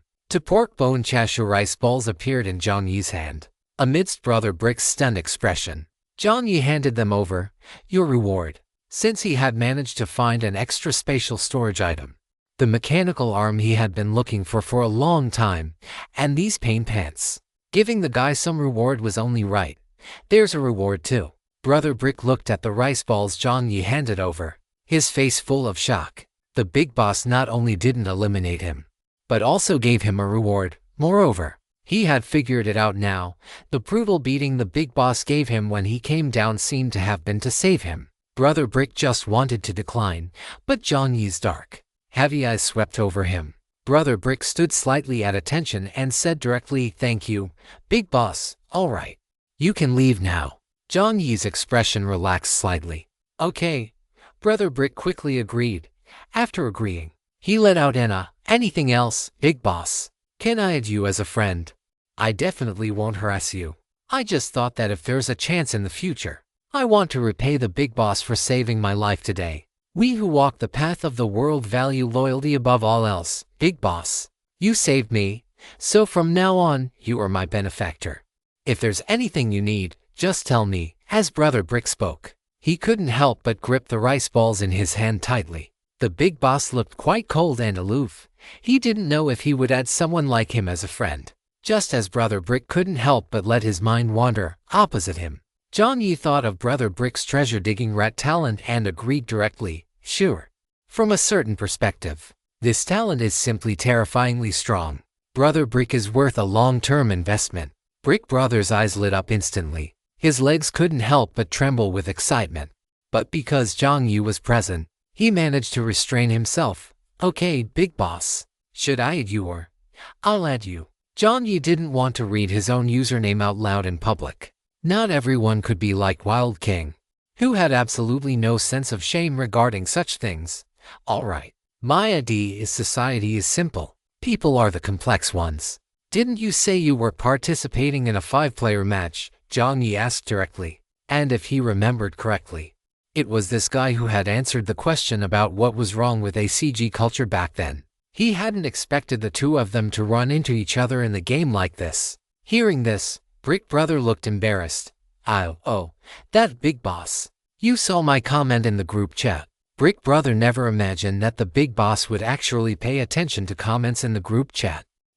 Didn't I add a doji emoji? A doji emoji usually implies negation. Jiang Yi, what kind of rule is that?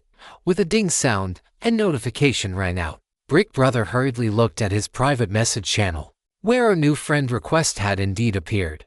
Brick Brother had already guessed that the big boss was definitely not an ordinary player. And he had even prepared a flattering sentence, "Wow, big boss, so you are." A second later, holy crap, Melancholy Little Fry, Chapter 257. The Way of Heaven is a Cycle. You have received a friend request.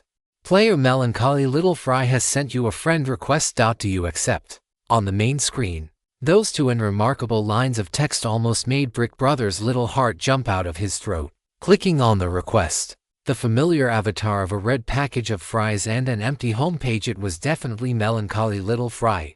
Brick Brother looked at Jiang Yi with a face full of astonishment, completely unable to believe that he had just run into the #1 ranked player in the entire region. No, the entire server. This? Could it be that the pile of dog poop he stepped on before entering the game was really an omen? Various thoughts flashed through his mind. Forget it, accept it quickly first. Brick Brother's expression tightened. He summoned the greatest focus of his life, curled his fingers, aimed precisely, and tapped the check mark. Then, he quickly pinned the big boss's chat box and set it to special attention.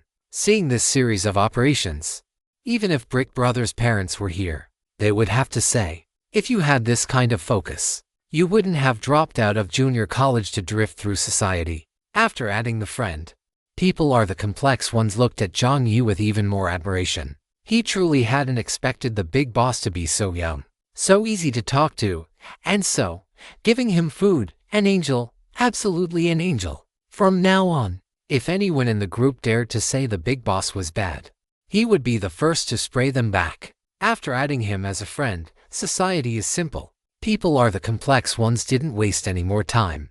Seeing that the big boss likely had his own plans, he said directly, "Big boss, I'm off then. I owe it to you that I was able to get the rewards this time. If you ever need anything in the future, just say the word sure." Jiang Yi said concisely. About 10 seconds later, society is simple. People are the complex ones teleported away. On the vast ice field, only Jiang Yi remained. Peace, tranquility, and then Anvil, hurry. Hurry up and find suitable materials. Let's fix those vehicles and drag them out to sell. The cold, aloof expression on Jiang Yi's face shattered instantly as he shouted in his consciousness. Got it. Anvil's voice also became excited. There were 3 people's damaged vehicles on the field. This was a huge project. Jiang Yi leaped onto the forklift in one bound and placed the truck he had flipped over at the beginning. The middle-aged man's SUV and the minivan zipped together. Anvil's form manifested. The virtual iron block moved like an agile mountain dog, weaving between the vehicles, and quickly sorted out the necessary materials. Fully repairing them was impossible. Jiang Yi wasn't an idiot, as that would cause too much wear on the basic materials. But basic integration was necessary so he could sell them for a higher price to the system. Just like that, one man and one anvil began to work feverishly on the ice field, repairing cars. If society is simple, people are the complex ones were to return and see this scene. The top-ranked big boss who was so cold and aloof just a moment ago was now hugging a few tires and laughing like a total idiot. His internal filter would probably shatter into pieces, just as Jiang Yi and Anvil were so engrossed in repairing cars that they lost track of the world. On the other side, in the bumper cars 2-player match, the rules for the 2-player match were generally similar to the 20-player match, but the time was shortened from 10 minutes to 3 minutes, and the rounds increased from 1 to 5. On the same ice field, a blue Dongfeng truck sat quietly in place. In front of the heavy-duty Dongfeng truck were charred skid marks, and beside it were scattered wheels, a chassis, and other parts. It was clear that it had already been through quite a few battles.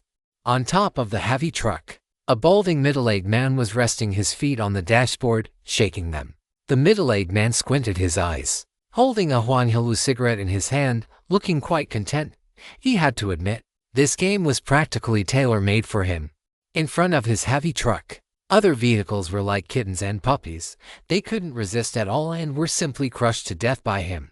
Echoing in his mind were the miserable screams of those players, as well as the begging and fawning of that woman from earlier. A lewd smile appeared on the middle-aged man's face. In order to survive, people could do anything. The middle-aged man recalled the scene while uncontrollably shaking his legs in comfort. However, perhaps because the shaking was too vigorous, The cigarette ash fell off and landed on the middle-aged man's wrist. Yes, damn it. The middle-aged man cursed, hurriedly shook his hand, and flicked the cigarette butt away. As if that wasn't enough to vent his anger, he cursed a few more times. Damn it. Why hasn't the guy for the next round teleported over yet? Don't tell me he died on the way. Damn it. Making me wait for so long. The middle-aged man looked impatiently at the large screen. The screen showed that he had already completed 4/5 of his matches, and the final one was still in the matchmaking process. He had no idea what was going on with his opponent. It had been so long, and they still hadn't been teleported over. The middle-aged man spat out a glob of phlegm, and just as he was about to pull another cigarette from his pocket, a beep sound rang out. The middle-aged man raised an eyebrow. Oh, here we go. With the cigarette dangling from his lips, a savage grin appeared on his face. If this one turned out to be abroad again, he would truly be in heaven. The middle-aged man hurriedly prepared to stuff the cigarette back into the pack. However, even though the tip of the cigarette was aimed right at the opening of the pack, it just wouldn't go in. He poked at it a few times, but it simply wouldn't enter. What's going on? The middle-aged man shook his hand, grabbed the cigarette pack, and tried to push it in again. However, the entire cigarette pack was shaking. Why was it shaking? Wait a second. It wasn't the cigarette pack shaking on its own. His hand was shaking. The vehicle was shaking. And it felt as if the entire space was shaking. Was it an earthquake? The middle-aged man looked up with a bewildered expression. Outside the windshield of his blue heavy-duty truck, the view was covered by a pitch-black color. Judging from the depth of that color and the shape, it looked like a tire. The blank expression on the middle-aged man's face became even more vacant. He seemed to have lost the ability to judge. A tire taller than his own vehicle. The middle-aged man's mouth hung open, and the next second a crack, a distinct sound of shattering rang out, and the middle-aged man's pupils constricted. The massive tire was crushing down toward him. You have killed the marked player -no master. You have eliminated a player from the match and received the following game rewards. Golden Treasure Chest *1, Beginner Food Pack *1, High Defense Universal Material *1. Looking at the broadcast on the main screen, a cold sneer rose on Cheng Zi's pale face. She still remembered that as soon as she entered the game, this guy had harassed her in the group chat when they were in the trading hall. She hadn't been paying attention for a moment, and he had even used the trading channel to send her disgusting photos. To think she would run into him here, truly. The cycle of karma is real. Chapter 258 Love You, Brother. About 2 hours later, above the ice field, a massive light screen popped up once again. Attention all players. The bumper cars game will end in 5 minutes. At that time, all players will be forcibly logged out. Please be prepared. Following the cold, mechanical voice, Jiang Yi, whose face was covered in black machine oil, looked up and muttered, "So fast." If other players had heard Jiang Yi's muttering, they probably would have wanted to beat him to death. After they logged out of the game, they had expected to be teleported back to the highway, but that didn't happen at all. They had been teleported into the initial white room where they first logged into the game, and they had been locked inside for a full 2 hours. Jiang Yi wiped the machine oil off his face, managing to at least clear the area around his eyes. At this moment, Jiang Yi looked like a human-sized husky. Jiang Yi opened the main screen and clicked on the group chat channel. Messages in the channel were refreshing rapidly. Player, your wild king is infinitely arrogant. Player, society is simple. People are complex. Player, your wild king is infinitely arrogant and society is simple. People are complex have been muted for 5 minutes. After the two were muted, the other players, seemingly used to this, continued to send messages. Player, the spirit is willing but the flesh is weak. Damn it. Finally I can get out. This damn game is finally over. Player, that day your hair kissed my fingers. 2 hours. Do you know how I spent these 2 hours? Player, Puchi Kachi, pain. Extreme pain. Player, that day your hair kissed my fingers. Woo woo woo. The little white room is so white. There's nothing in it except me. Woo woo woo. Player, Puchi Kachi. That day your hair kissed my fingers. If there were something else in there besides you, you wouldn't be happy either. Picking nose, picking nose, picking nose. Player, that day your hair kissed my fingers. I don't care. I'm just scared. I urgently need a beautiful, simple, cute, and kind young lady to comfort me. Shy wink. Player Green Forest Likui. That day your hair kissed my fingers, I'm coming. Player that day your hair kissed my fingers, don't come over here. As they chatted, the tone started to drift again. Jiang Yi scratched his head. 2 hours, a little white room. Jiang Yi opened his private chat channel and found new messages. They were from Society is Simple, People are Complex. Who had just been muted. Society is simple, people are complex, Big Boss. Have you been teleported out? Society is simple, people are complex. It seems like even if you get out, you can't return to the highway, you just get teleported to the initial white room. These two messages had been received 2 hours ago. Right when Society is Simple, People are Complex had first logged out of the game. About half an hour later, he had sent another one. Society is simple, people are complex, Big Boss. I suspect that we can only log out collectively after all the games are finished. Confused emoji. Society is simple, people are complex, I'm really done for. 2 hours. Which godlike person is it that hasn't finished playing after 2 hours? Please stop your divine abilities and let us out. The godlike person, Jiang Yi. How should I put this? Jiang Yi guiltily rubbed his nose. He seemed to, perhaps, probably, maybe know who that godlike person was. Fortunately, he had established a cold and aloof persona, even if he didn't reply to the messages. It was a perfectly normal behavior. Above the light screen, the 5-minute countdown had already begun. Looking at the timer, Jiang Yi even suspected that the system had popped up to force the game to end at this moment because it was afraid that if he kept on repairing like this, no players would be able to log out of the game. Although the game's time flow was inconsistent with the outside world and would not delay the main game's processes, Jiang Yi, the culprit who had forced other players to log off for 2 hours, still felt a twinge of guilt and hurriedly called out in his mind, "System, I'm here." The system's voice sounded quite excited. Its tone was so high-spirited that it even made Jiang Yi hallucinate the image of a large dog barking happily. Recycle these vehicles. Okay. The system agreed immediately. The moment the voice fell, as if afraid that Jiang Yi might forget something, the system's voice rang out again. Please allow me to add, 2 hours, 10 minutes, and 34 seconds ago. You told me, aim high. I'll give you a bit more when I recycle the vehicles later. You still remember, right? Seeing the system's nervous little expression on the main screen, Jiang Yi felt a bit like laughing. Not hearing an immediate reply from Jiang Yi, the system panicked around Jiang Yi. Light screens popped up one after another, surrounding him in a full 360 degrees. You still remember, right? Underscore. You still remember, right? Underscore. You still remember, right? Underscore. Jiang Yi finally couldn't hold it in and burst out laughing. All right. Enough teasing the dog. Jiang Yi hurriedly said, I remember, yay, yay, yay. Countless yeas popped up on the screen. The moment Jiang Yi finished speaking, 3 beams of white light emerged from the void, enveloping the vehicles. A mechanical prompt sounded. Currently conducting a comprehensive assessment of the reported vehicles. Assessment progress, 30%, 40%, 85%. Assessment complete. 5 seconds later, lines of text jumped out on the main screen. Vehicles pending recycling, small van. Undergone multiple repairs, damage level 65%, comprehensive offer, 50 vehicle coins. Medium off-road vehicle. Undergone multiple repairs, damage level 40%, comprehensive offer, 85 vehicle coins. Medium truck. Undergone multiple repairs, damage level 30%, comprehensive offer, 130 vehicle coins. Quotation complete. Does the player choose to proceed with the transaction? Yes, no.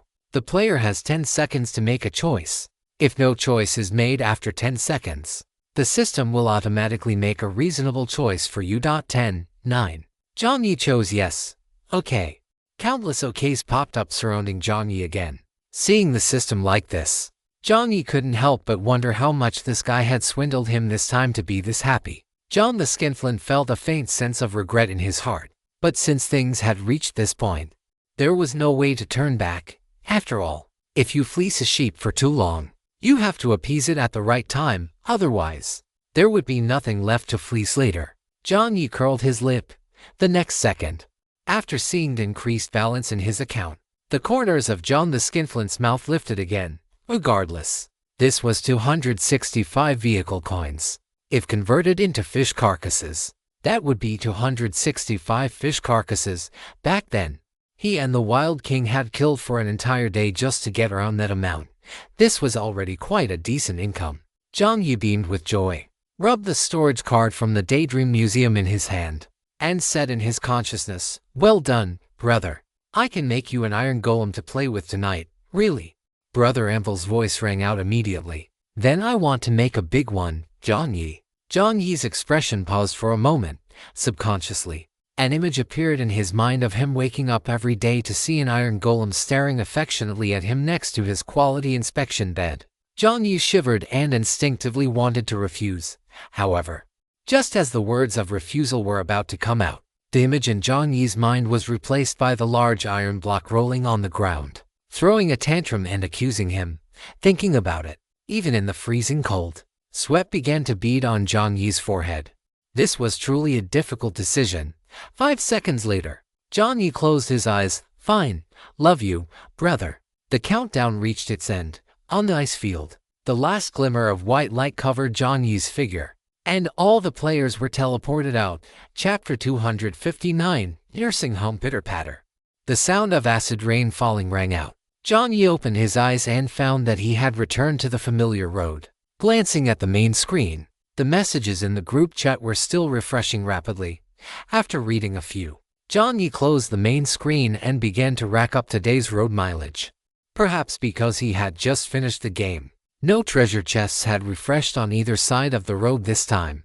Driving all the way until his fatigue reached 60, Jiang Yi finally stepped on the brakes and brought the forklift to a stop. Checking the time, it was already 1 o'clock in the afternoon. Jiang Yi's stomach had already protested multiple times, but unfortunately, the protests were ineffective. Jiang Yi didn't insist any further and turned to head back into the carriage. Inside the carriage, upon seeing Jiang Yi, Brother Energy Furnace gave his usual greeting. "Good afternoon, good afternoon," Jiang Yi replied casually. Pausing for a moment, Jiang Yi took a few iron ingots from his inventory. Sighing, he ignored Brother Anvil's incessant muttering and stuffed the iron ingots into Brother Energy Furnace's chest cavity. The firelight illuminated Jiang Yi's face, and he let out a gloomy sigh. After placing the iron ingots inside, Jiang Yi took out his electric pot from his inventory. After thinking for a moment, he took out curry cubes, eggs, carrots, potatoes, ham, and rice. He planned to make a simple vegetable curry omelet rice for lunch. After dicing the carrots and potatoes, Jiang Yi poured a little oil into the small pot. He tossed the ingredients in and stir-fried them for a few minutes before taking a can of coconut palm brand coconut milk from his inventory. He poured the coconut milk into the electric pot, and a faint, sweet coconut aroma began to permeate the carriage. Jiang Yi felt his stomach growl even more. Turning the heat to high, he let it simmer for a while before quickly using a spoon to skim off the foam. The potatoes and carrots were already cooked until soft and tender. Jiang Yi poured in the curry cubes, and they melted away in no time. The savory scent of the curry blended perfectly with the coconut aroma. Jiang Yi swallowed a mouthful of saliva, turned the heat up to thicken the sauce, and once it reached a rich consistency, he poured it into a bowl. Immediately after, Jiang Yi cracked 3 eggs, mixed them with a little starch, and poured half into the pan, slowly cooking it into a thin egg crepe. He quickly spread the pre-steamed rice onto one side of the egg sheet and had just folded the other half over. A pig appeared outside the door. Jiang Yi's mouth twitched. Well, that was not surprising in the slightest. Young Master Pig, dressed in his long robes, drifted over once again like a wandering ghost. Upon seeing the familiar carriage, a look of excitement appeared on his face. "Brother John, it's you again." At the same time, a mechanical notification sounded in Jiang Yi's consciousness. Monster Merchant, Young Master Pig's favorability come 1. Monster Merchant, Young Master Pig's current favorability. Seeing Young Master Pig, Jiang Yi was already unfazed. He even suspected that this guy had a tracker stuffed up his nostrils. Otherwise, how could he drift over accurately no matter where he was? Jiang Yi didn't even look up and said directly, "The food will take a while."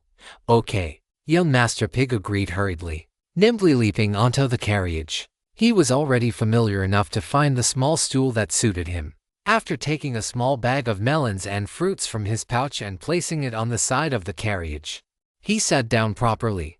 The rice was ready, and finally, Jiang Yi poured the curry sauce over it and served it. Glancing back at young Master Pig, Jiang Yi paused for a second, then quickly tossed the pan again, using the remaining ingredients to stir-fry a plate of sorrowful soul-fried rice. After serving a plate of omoris and a plate of fried rice, Jiang Yi sat down on his chair. "Let's eat." The moment Jiang Yi's words fell, young Master Pig had already picked up his small spoon and began to devour the food like a whirlwind. Both man and pig ate with great focus. Soon, both plates were empty. They looked at each other and then slumped back into their chairs. Monster Merchant, young Master Pig's favorability come to. Monster Merchant, young Master Pig's current favorability. Favorability increased by another 2 points. About 5 minutes later, young Master Pig's reason finally began to clear from the haze of the delicious meal. "Oh, right, I remembered. I came here because I have something to do." Hearing this, Jiang Yi became interested. He sat up from his chair and said, "What is it? What could a monster merchant possibly need to do?" Young Master Pig let out unable to help but recall the system's warnings to them. In principle, they were not allowed to disclose any matters regarding the shops or service areas. But Brother John shouldn't count as an outsider, right? Young Master Pig scratched his head, and under Jiang Yi's gaze, he spoke subconsciously. "I'm supposed to deliver vegetables to the nursing home." A nursing home. Why did that name sound so familiar? Jiang Yi searched his memory for a moment and finally realized the source of the familiarity. The commission from the Red Fox. Where? Jiang Yi opened his main screen, clicked on the chat box with the window that won't close, and found the previous chat history. The commission is like this. Uerta said he struck a deal with a nursing home, but the final step of the transaction requires delivering an item. Due to certain restrictions, Uerta cannot enter the nursing home directly to complete the transaction and needs a player's help. But Uerta said that if your comprehensive combat ability for the nursing home dungeon isn't over 40, don't even think about it. So, he posted this task in the shop. Chapter 260 Fingernail. Was the nursing home young Master Pig was going to the same one as the Red Fox Uerta's? How many nursing homes were there in this game? As if hearing the question in Jiang Yi's heart, the system's voice sounded just one. Perhaps because it had just made a huge profit, the system's voice was upbeat. Just one. Then, why did the Red Fox Uerta need to find a human player to complete the task, while young Master Pig could go there himself? Thinking of this, Jiang Yi pondered for a few seconds and asked, "Do you know the Red Fox Uerta?" As soon as Jiang Yi's words fell, a look of vigilance appeared on young Master Pig's face. He looked left and right, as if checking to see if that guy was on the scene. It seemed he knew him, but why this reaction? After looking around and confirming that the cunning Red Fox was not there, young Master Pig let out a long sigh of relief and looked at Jiang Yi with a serious expression. "Brother Jiang, you've met Uerta?" "No, I've only heard of him." Jiang Yi answered truthfully. That's good, that's good." Hearing this, young Master Pig hurriedly caught his breath, then looked at Jiang Yi earnestly. "Brother Jiang, let me tell you, never do business with that cunning fox, Red Fox Uerta. He is terrifying. From the description given by the window that won't close, he didn't seem to have anything special about him. The other party even authorized the shop to him. How is he terrifying?" Jiang Yi asked again. For a moment, young Master Pig couldn't find the right words. After all, to some extent, Uerta hadn't done anything truly heinous. Young Master Pig thought for a few seconds and finally gave a description. "It's just that he's terrifyingly smart. Doing business with him, a small loss is a small gain, breaking even is a big gain, and a big loss, that's just the norm." Thinking of the 2 giant fruit and vegetable packs, the bag of max grade fertilizer, the 2 silver grade iron shovels, the quasi-gold grade mop, and his own homemade fruit juice, fructose, and dried fruit that he had been swindled out of, young Master Pig felt his heart, which had just barely recovered, begin to bleed again. What was the difference between this and being outright robbed? Woo. Brother Jiang is still the best, so considerate, so generous. And he even makes delicious food for me. On the other side, Jiang Yi almost blurted out in his heart, "Holy crap, that's insane." What kind of innate business prodigy is this in front of monsters? Jiang Yi generally didn't bother to hide his emotions. So, he asked with a puzzled expression. Then why do you guys still do business with the Red Fox? Word all. That guy's reputation is already so rotten. How is he still able to keep his business running? As Jiang Yi's words fell, young Master Pig's mouth pouted high. A pig looking incredibly helpless and frustrated. There's no other way. His inventory is the most complete, and even. Young Master Pig lowered his voice, looked left and right again to ensure no other entities were around, and then whispered mysteriously, even things like identity cards are in his stock, and he even sells them. What are identity cards? Are they very rare? Young Master Pig nodded repeatedly. Of course, they are priceless and hard to come by. Well, they have a price at Orta's place, but regardless, the price is astronomical, and you can't even use vehicle coins for the transaction. Priceless and hard to come by. This thing is actually that precious. Jiang Yi immediately thought of the 2 identity cards in his inventory. One Wilderness Witch identity card and one Passerby identity card. The appearance of these 2 cards was completely accidental. Jiang Yi himself couldn't figure out the exact trigger for their appearance, only having a rough guess. He would have thought that even young Master Pig would call them very precious. After young Master Pig finished speaking, seeing that Jiang Yi seemed interested, he pondered for a moment before whispering, "Identity cards are very precious. But what exactly they are, I can't tell you, Brother Jiang. Otherwise, I'll violate the rules and be thrown into the white mist." As the voice faded, Jiang Yi thought silently to himself, "It's fine, I already have to, even if I don't know exactly what they are for." After eating and drinking his fill, at Jiang Yi's request, young Master Pig wrote a note explaining the nursing home. Then, carrying Jiang Yi's braised beef and a small bowl of packed sorrowful rice, he left the forklift. Watching young Master Pig's departing back, Jiang Yi pondered for a moment. Having no clue about the identity cards, he eventually let the matter go. For the next half day, after resting for a while, Jiang Yi tidied up the carriage and took the damaged mechanical arm he had just obtained out of the space stone to begin repairs. Although Jiang Yi's level 3 vehicle was still ranked first in the sector, he wouldn't slack off. The earlier you upgrade your vehicle, the more of an advantage you have. He took the rusty mechanical arm out of his inventory and placed it on the crafting table. As soon as the mechanical arm was placed down, the screws popped out. One of them unluckily bounced off the forehead of the nearby big treasure sunflower, knocking out a few sunflower seeds. Jiang Yi, the sunflower, which had been swaying left and right outside the window, froze for a second before turning its head in a daze.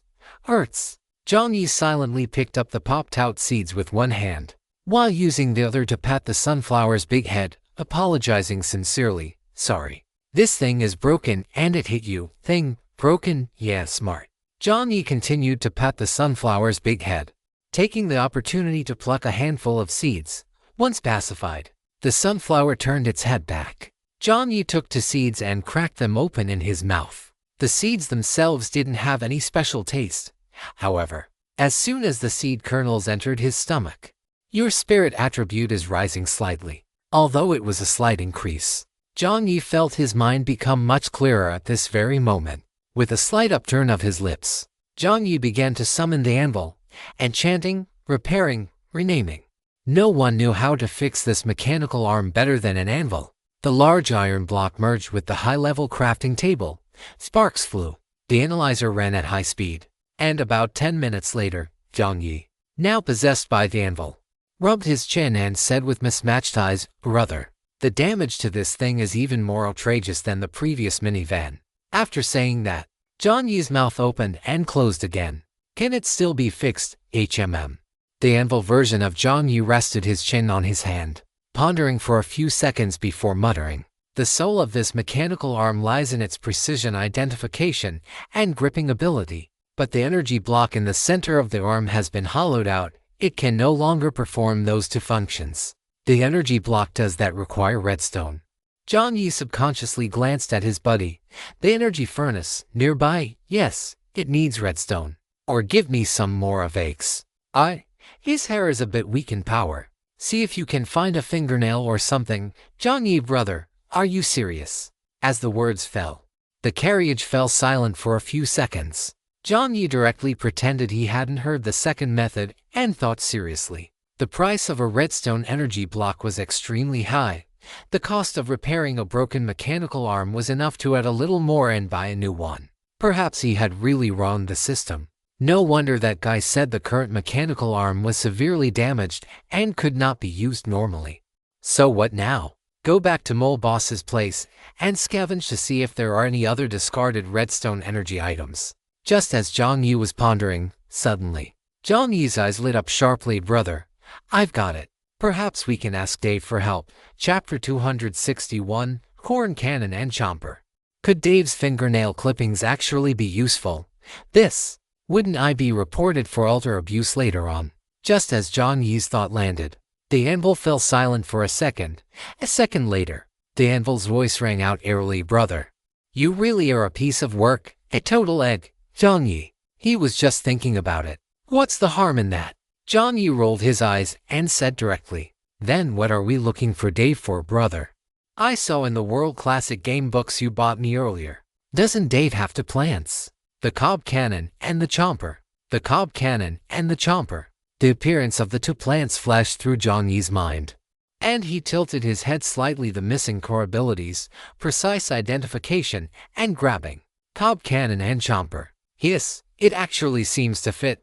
Moreover, if Jiang Yi remembered correctly, these two guys were considered bug-level weapons in Plants vs. Zombies. One could identify targets across the entire map with ultimate vision. Even when a zombie's hand was already touching the doorknob, it could still turn the tide against the wind. And as for the latter, it swallowed anything that came its way, regardless of size. It really did seem quite suitable. Jiang Yi's eyes lit up instantly. Are you saying we should fuse the cob cannon and the chomper into the mechanical arm? Can that even work? Why wouldn't it? Isn't this just enchanting? It's very simple. Every tool has its own soul. All we need to do is awaken these different souls and manifest them externally. Jiang Yi indicated that he didn't quite understand. But Jiang Yi was a person who always listened to advice.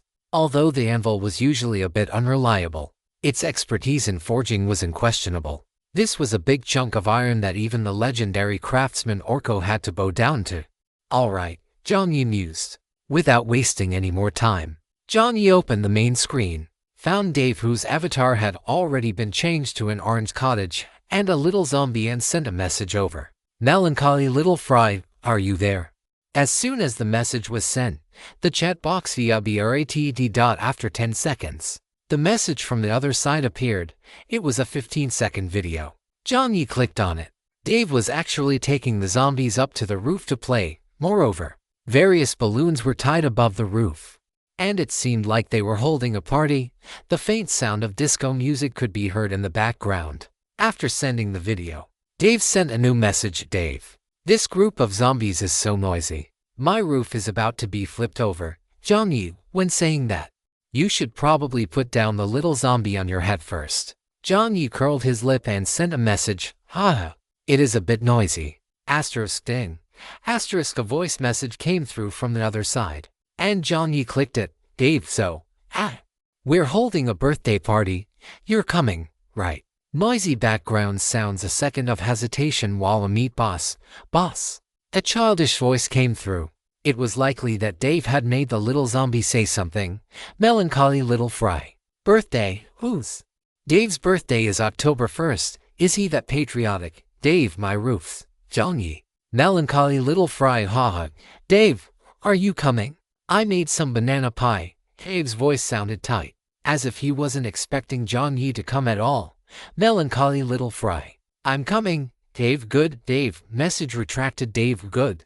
Seeing the retracted message, Jiang Yi clicked his tongue, closed the chat box, and took a special service area location card out of his inventory. Jiang Yi didn't know of any other special service areas, and there was no need to save it. Setting the destination to Dave's cottage, Jiang Yi focused his mind. A white light covered the card, and the item card vanished. I'll have to acquire more item cards later, Jiang Yi muttered to himself. The forklift drove forward, and soon, the fog on the side was pushed aside, revealing a fork in the road. Jiang Yi drove in, familiar with the route. Soon, the road extended forward, And it was the familiar sight of a camera angle shift. However, this time, the camera shift didn't last long. As soon as Jiang Yi stopped the car, he saw the fog dissipate. On the lawn, zombies wearing ties, looking dull and wide-eyed, appeared in his line of sight. Double quotes Y-by-Babu, hello boss. The zombies' voices rang out in unison, giving Dave, who was walking at the very back pretending to be calm, a start. Dave. A smile appeared on Jiang Yi's face. He nodded at the zombies and walked a few steps inside. He heard a wall meet sound, and the little zombie rushed out, balancing a banana pie on its head, and hugged Jiang Yi's leg. Jiang Yi took the banana pie with one hand and lifted the little zombie up with the other. Thanks. Jiang Yi smiled. The scent of the banana pie wafted out. It actually smelled pretty good. After walking a few steps, Dave finally couldn't help himself. The little old man adjusted the new pot on his head and spoke. You're here? Jiang Yi hummed in response and turned to reach into the backpack he was carrying on his back. It was a real backpack, after all. The system's inventory couldn't hold living things. Jiang Yi took the big baby sunflower out of the backpack, pot and all. The environment around the sunflower changed from darkness to light, and it began to sway once again. Take this up to the roof. Jiang Yi pointed at the roof. The balloon zombie closest to him immediately understood Jiang Yi's meaning.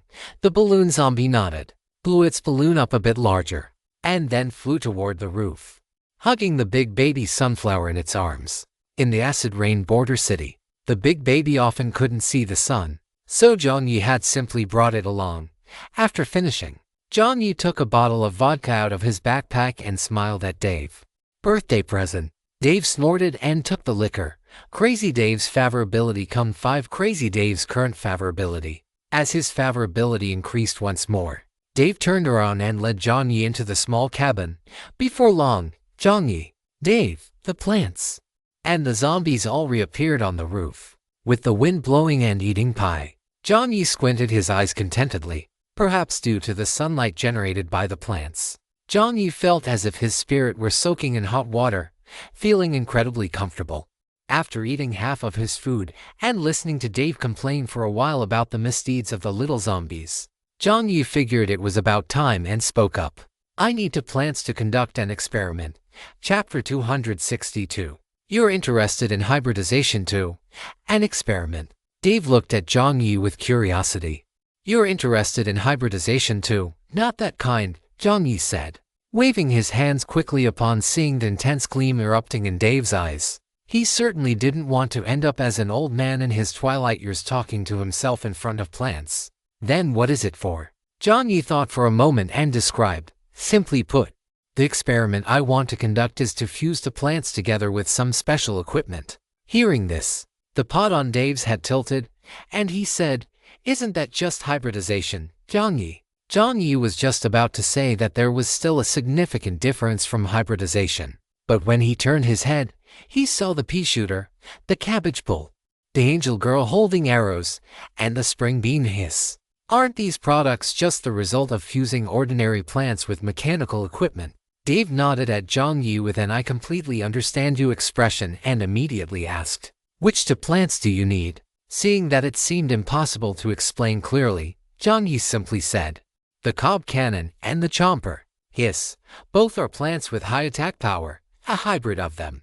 I've actually never thought about this kind of problem before. Logically speaking, there is a repulsion between them, but if there were a placebo between the two, it wouldn't be impossible for them to coexist. Or, if we don't consider coexistence, what about symbiosis? A new symbiotic plant that fuses the characteristics of both. That sounds feasible. Dave started muttering to himself again, and the more he spoke, the brighter his eyes became. Jiang Yi seemed to have provided him with an incredible line of thought. That's right. He had only thought about combining these foolish plants with pots, pans, bombs, and stenches before. Such an approach now seemed far too monotonous. Why hadn't he ever considered combining two plants together before? This seemed like it could create something even more extraordinary. Dave fell into deep thought. At this very moment, Jiang Yi had no idea that because of his words today, Dave would begin a series of terrifying and unethical experiments, and after multiple rounds of testing, would reintroduce a batch of epic enhanced plants. causing Dave's cabin to leap into becoming an almost forbidden zone within the special service area. To Jiang Yi, the current Dave was nothing more than an old man who was aged, talked too much, and was prone to foaming at the mouth. After finally hearing Dave finish his muttering, Jiang Yi gave a light cough, and Dave snapped out of his thoughts without hesitation. He turned around and pulled two corn pults, a cannon mount, and a purple chomper from the fruit and vegetable bag on the roof. I need 3 flower pots. Dave held up his index, middle, and ring fingers toward Jiang Yi. All right. Jiang Yi looked around and saw that the flower pots were stacked next to the chimney. Jiang Yi snapped his fingers, and 3 balloon zombies nodded at him, grabbed 3 flower pots, and floated over to an empty space on the roof. Seeing the pots were ready, Dave added, I need sunlight. As soon as the words fell, the sunflowers that had been moved up to sunbathe earlier went heave-ho and produced a series of suns. Excellent. Seeing this, Dave became excited too. The little old man adjusted the hat on his head and first used a hoist to swing the 2 corn pults out. As soon as the 2 corn pults landed, the corn stalks began to sway, and at the same time, they spoke. Would you like some popcorn? Jiang Yi stood to the side and said, if possible, I prefer some butter. As soon as Jiang Yi finished speaking, the 2 corn pults looked at each other, and then the stalks swayed, and 2 large blocks of butter actually appeared above. Jiang Yi's eyes lit up. Butter. This is great stuff for cooking. Jiang Yi quickly took 2 freezer bags from his inventory. With a whoosh, the butter blocks were launched. Jiang Yi performed a 360-degree flip in the air and caught the butter into the bags with precision and speed. You have obtained pure quality butter * to description. These are 2 blocks of quite pure butter. Although the system doesn't understand why a corn pulp can produce 100% natural butter whose raw material is milk. In any case, in Dave's cabin, curiosity is not a good thing. There are 2 ways to use this butter, edible. It is recommended to pair it with exquisite culinary skills. Otherwise you have a 20% chance of damaging your cookware. External use. It is recommended to use it by throwing dot after hitting the target. The target has a 25% chance of being immobilized for 4 seconds.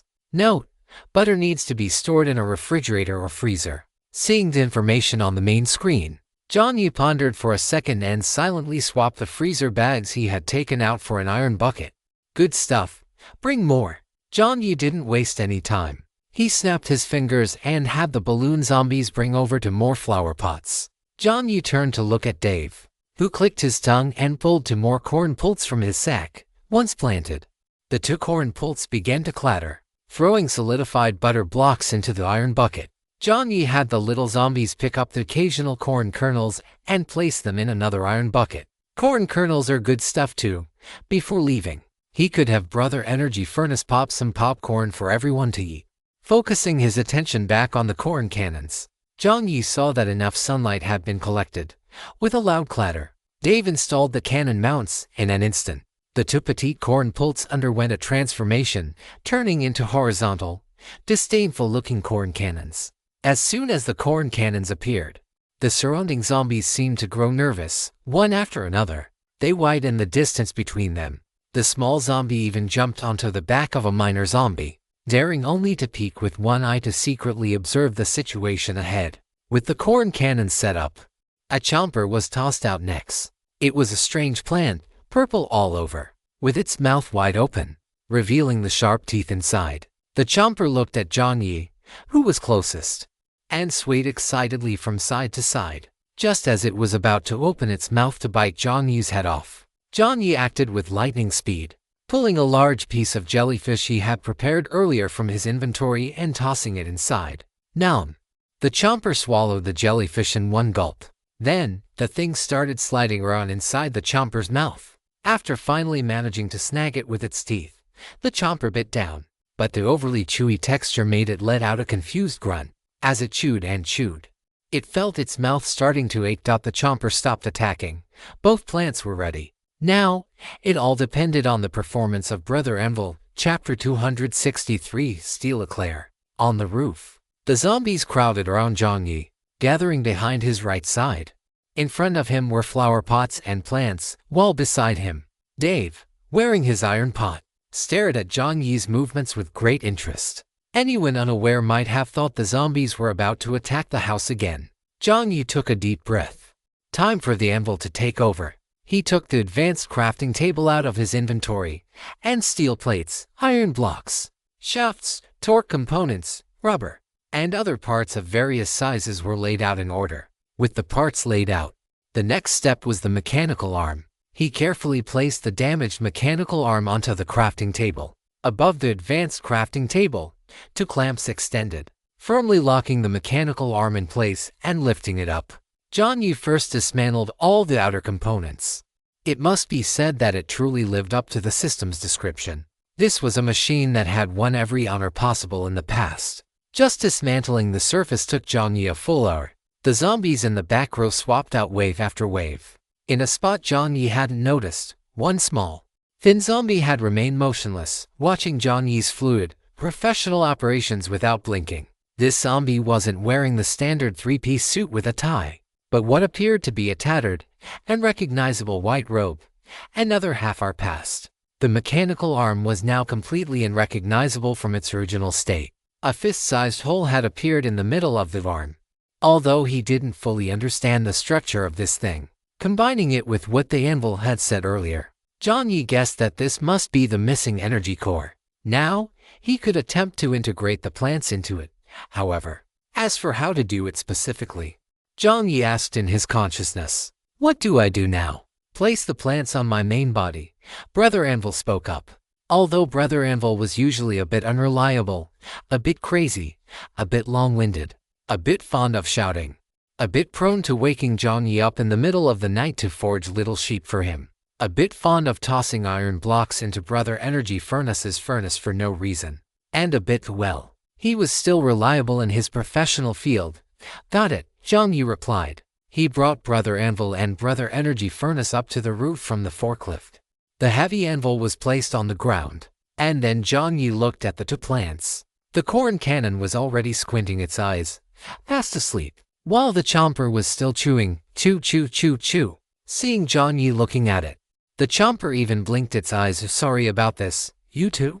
Jiang Yi silently apologized in his heart, then placed the two little guys on top of the anvil. The moment the plants were placed there, Jiang Yi saw a dense, indescribable energy surge out from the top of the anvil. The energy was so concentrated that Jiang Yi didn't even need to use true sight to see it with his naked eyes.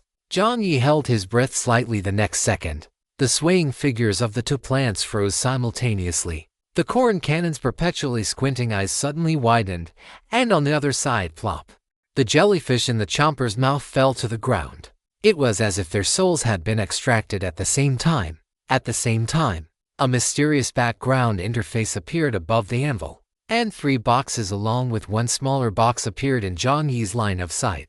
It really is Minecraft. 2 abstract patterns appeared in the leftmost box. A large corn cob and an open mouth. Moving to the right, "Brother, put the mechanical arm on here too." Jiang Yi nodded and placed the dismantled mechanical arm on top of the anvil as well. In the box on the right, the pattern of an arm appeared. A rich, black light surged out, covering both of them. Under Jiang Yi's nervous gaze, the hole in the mechanical arm was gradually covered by a green radiance. About 2 seconds later, in Jiang Yi's vision, the fingers hanging from the mechanical arm seemed to curl slightly. Did it work? Jiang Yi was just about to ask when he heard Brother Anvil hiss. The energy intensity still doesn't seem to be enough. Not enough energy intensity. Jiang Yi repeated subconsciously. He frowned deeply. Was the energy still not enough? Just then, Jiang Yi felt a tap on his shoulder. Jiang Yi turned around and saw the little old man looking at him with a serious expression. Then, he took off his hat. A glowing bean appeared in his hand. "I think you need this, Jiang Yi." As soon as the flat green bean was placed on the anvil, the bean's pattern appeared in the 4th missing slot on the panel. Immediately, a blinding light burst forth. Jiang Yi squinted his eyes, while the little zombie covered its own eyes with Dave's pot lid. Double quotes him. Double quotes click clack click. The sound of gears meshing and pneumatic pistons engaging rang out. Within Jiang Yi's field of vision, the empty energy block slot of the mechanical arm was filled with alternating yellow and purple energy. At the same time, green vines sprouted from the location of the energy block. The fingers of the mechanical arm, which had been spread open, curled shut one by one dot above the fingers. Purple patterns covered the surface inch by inch. And in the center of the mechanical palm, a rather terrifying pattern of an open mouth part appeared. The palm flipped over, pressed firmly against the iron block, and propped itself up at the same time. A crisp sound of metal clashing echoed within Jiang Yi's consciousness. Clang. A mechanical broadcast sounded. You have obtained a high-tier universal grasping mechanical arm. Detection indicates this item can be embedded into a vehicle. Embed it, yes or no? Jiang Yi did not hesitate and immediately chose yes. A white light flashed. Just as Jiang Yi intended to move the mechanical arm anvil to the forklift below, the mechanical broadcast sounded again. Detection indicates you are using a high-tier crafting table. You have triggered the high-tier crafting table's item mutation upgrade trait. It mutated again. Jiang Yi's heart stirred, and he began to feel expectant. The last mutation turned the water condenser into a multi-flavor water condenser, capable of producing orange juice and soda. What would it be this time? Would it turn into a mechanical arm with 6 fingers? Or perhaps turn the arm into something like Oko's? Jiang Yi held his breath. The next second, a harsh crackle of electricity sounded. Crackle zzzt. Jiang Yi frowned slightly. About 2 seconds later, trait search complete. You have successfully awakened the asterisk to your item, Steel Hacklier. Steel Hacklier. As this name surfaced in Jiang Yi's mind, the main screen popped up the next second. Fuse, yes or no? Jiang Yi tilted his head slightly and chose yes. And like what he had imagined fusing it into the forklift, a white light appeared simultaneously on Jiang Yi's arm and above the forklift. Chapter 264. Bonus chapter Heart has a conject not upgrade. The white light covered Jiang Yi's arm. Jiang Yi subconsciously curled his fingers, and the fingers of the mechanical arm above the anvil moved in unison. Jiang Yi's thoughts shifted, and he reached his arm toward the anvil.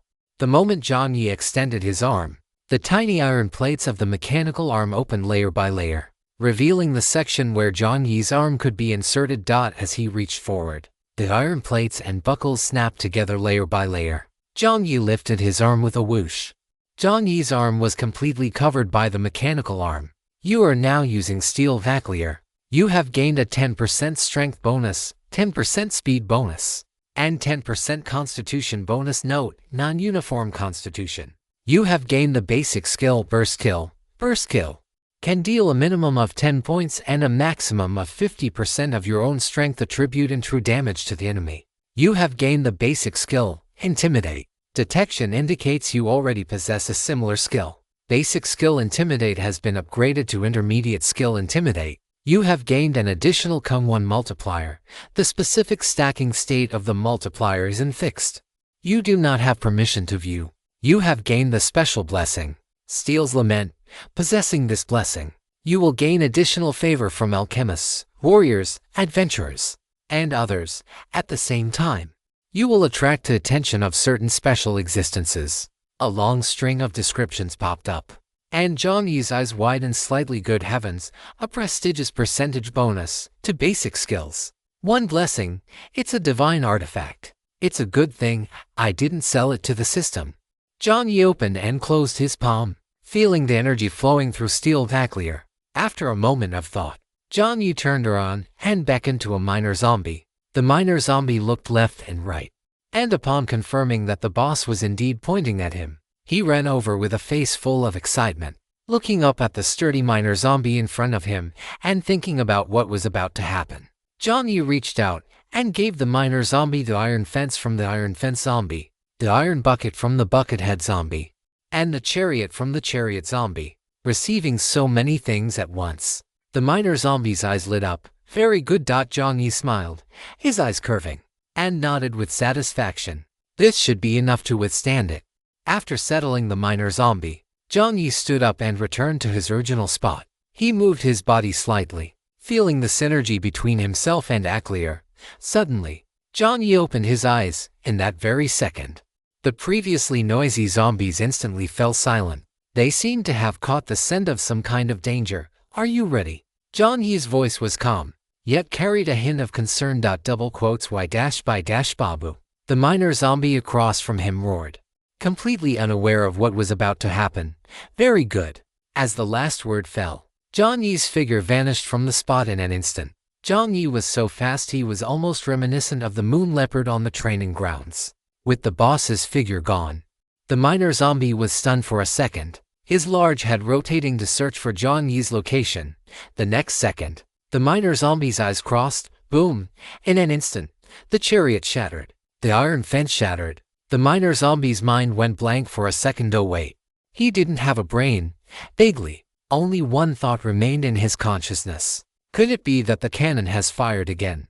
Just as this thought emerged, the miner zombie felt his body lightly fly into the air, and then, lightly carrying the 2 rows of flower pots and 3 tall nuts from the roof, he smashed into the chimney. Snap! The chimney split directly down the middle, a massive crack running through it.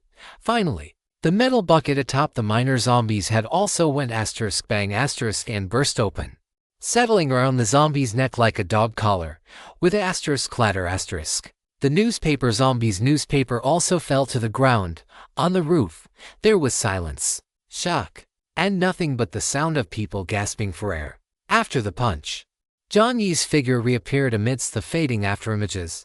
Under the sunlight, Jiang Yi's frame looked positively slender compared to the miner zombie. Yet, a single punch from this seemingly ordinary body had shattered all the defenses of the miner zombie, a creature renowned for its strength, and sent it flying backward. Jiang Yi stood tall like bamboo. He lowered his head to look at his right arm. The fingertips of the steel eclair, filled with a mechanical aesthetic, curled slightly, refracting a dull, arc-like luster that made it almost impossible to look away. Seeing the effect of this punch, the corners of Jiang Yi's mouth lifted slightly. With a thought, he flexed his fingers.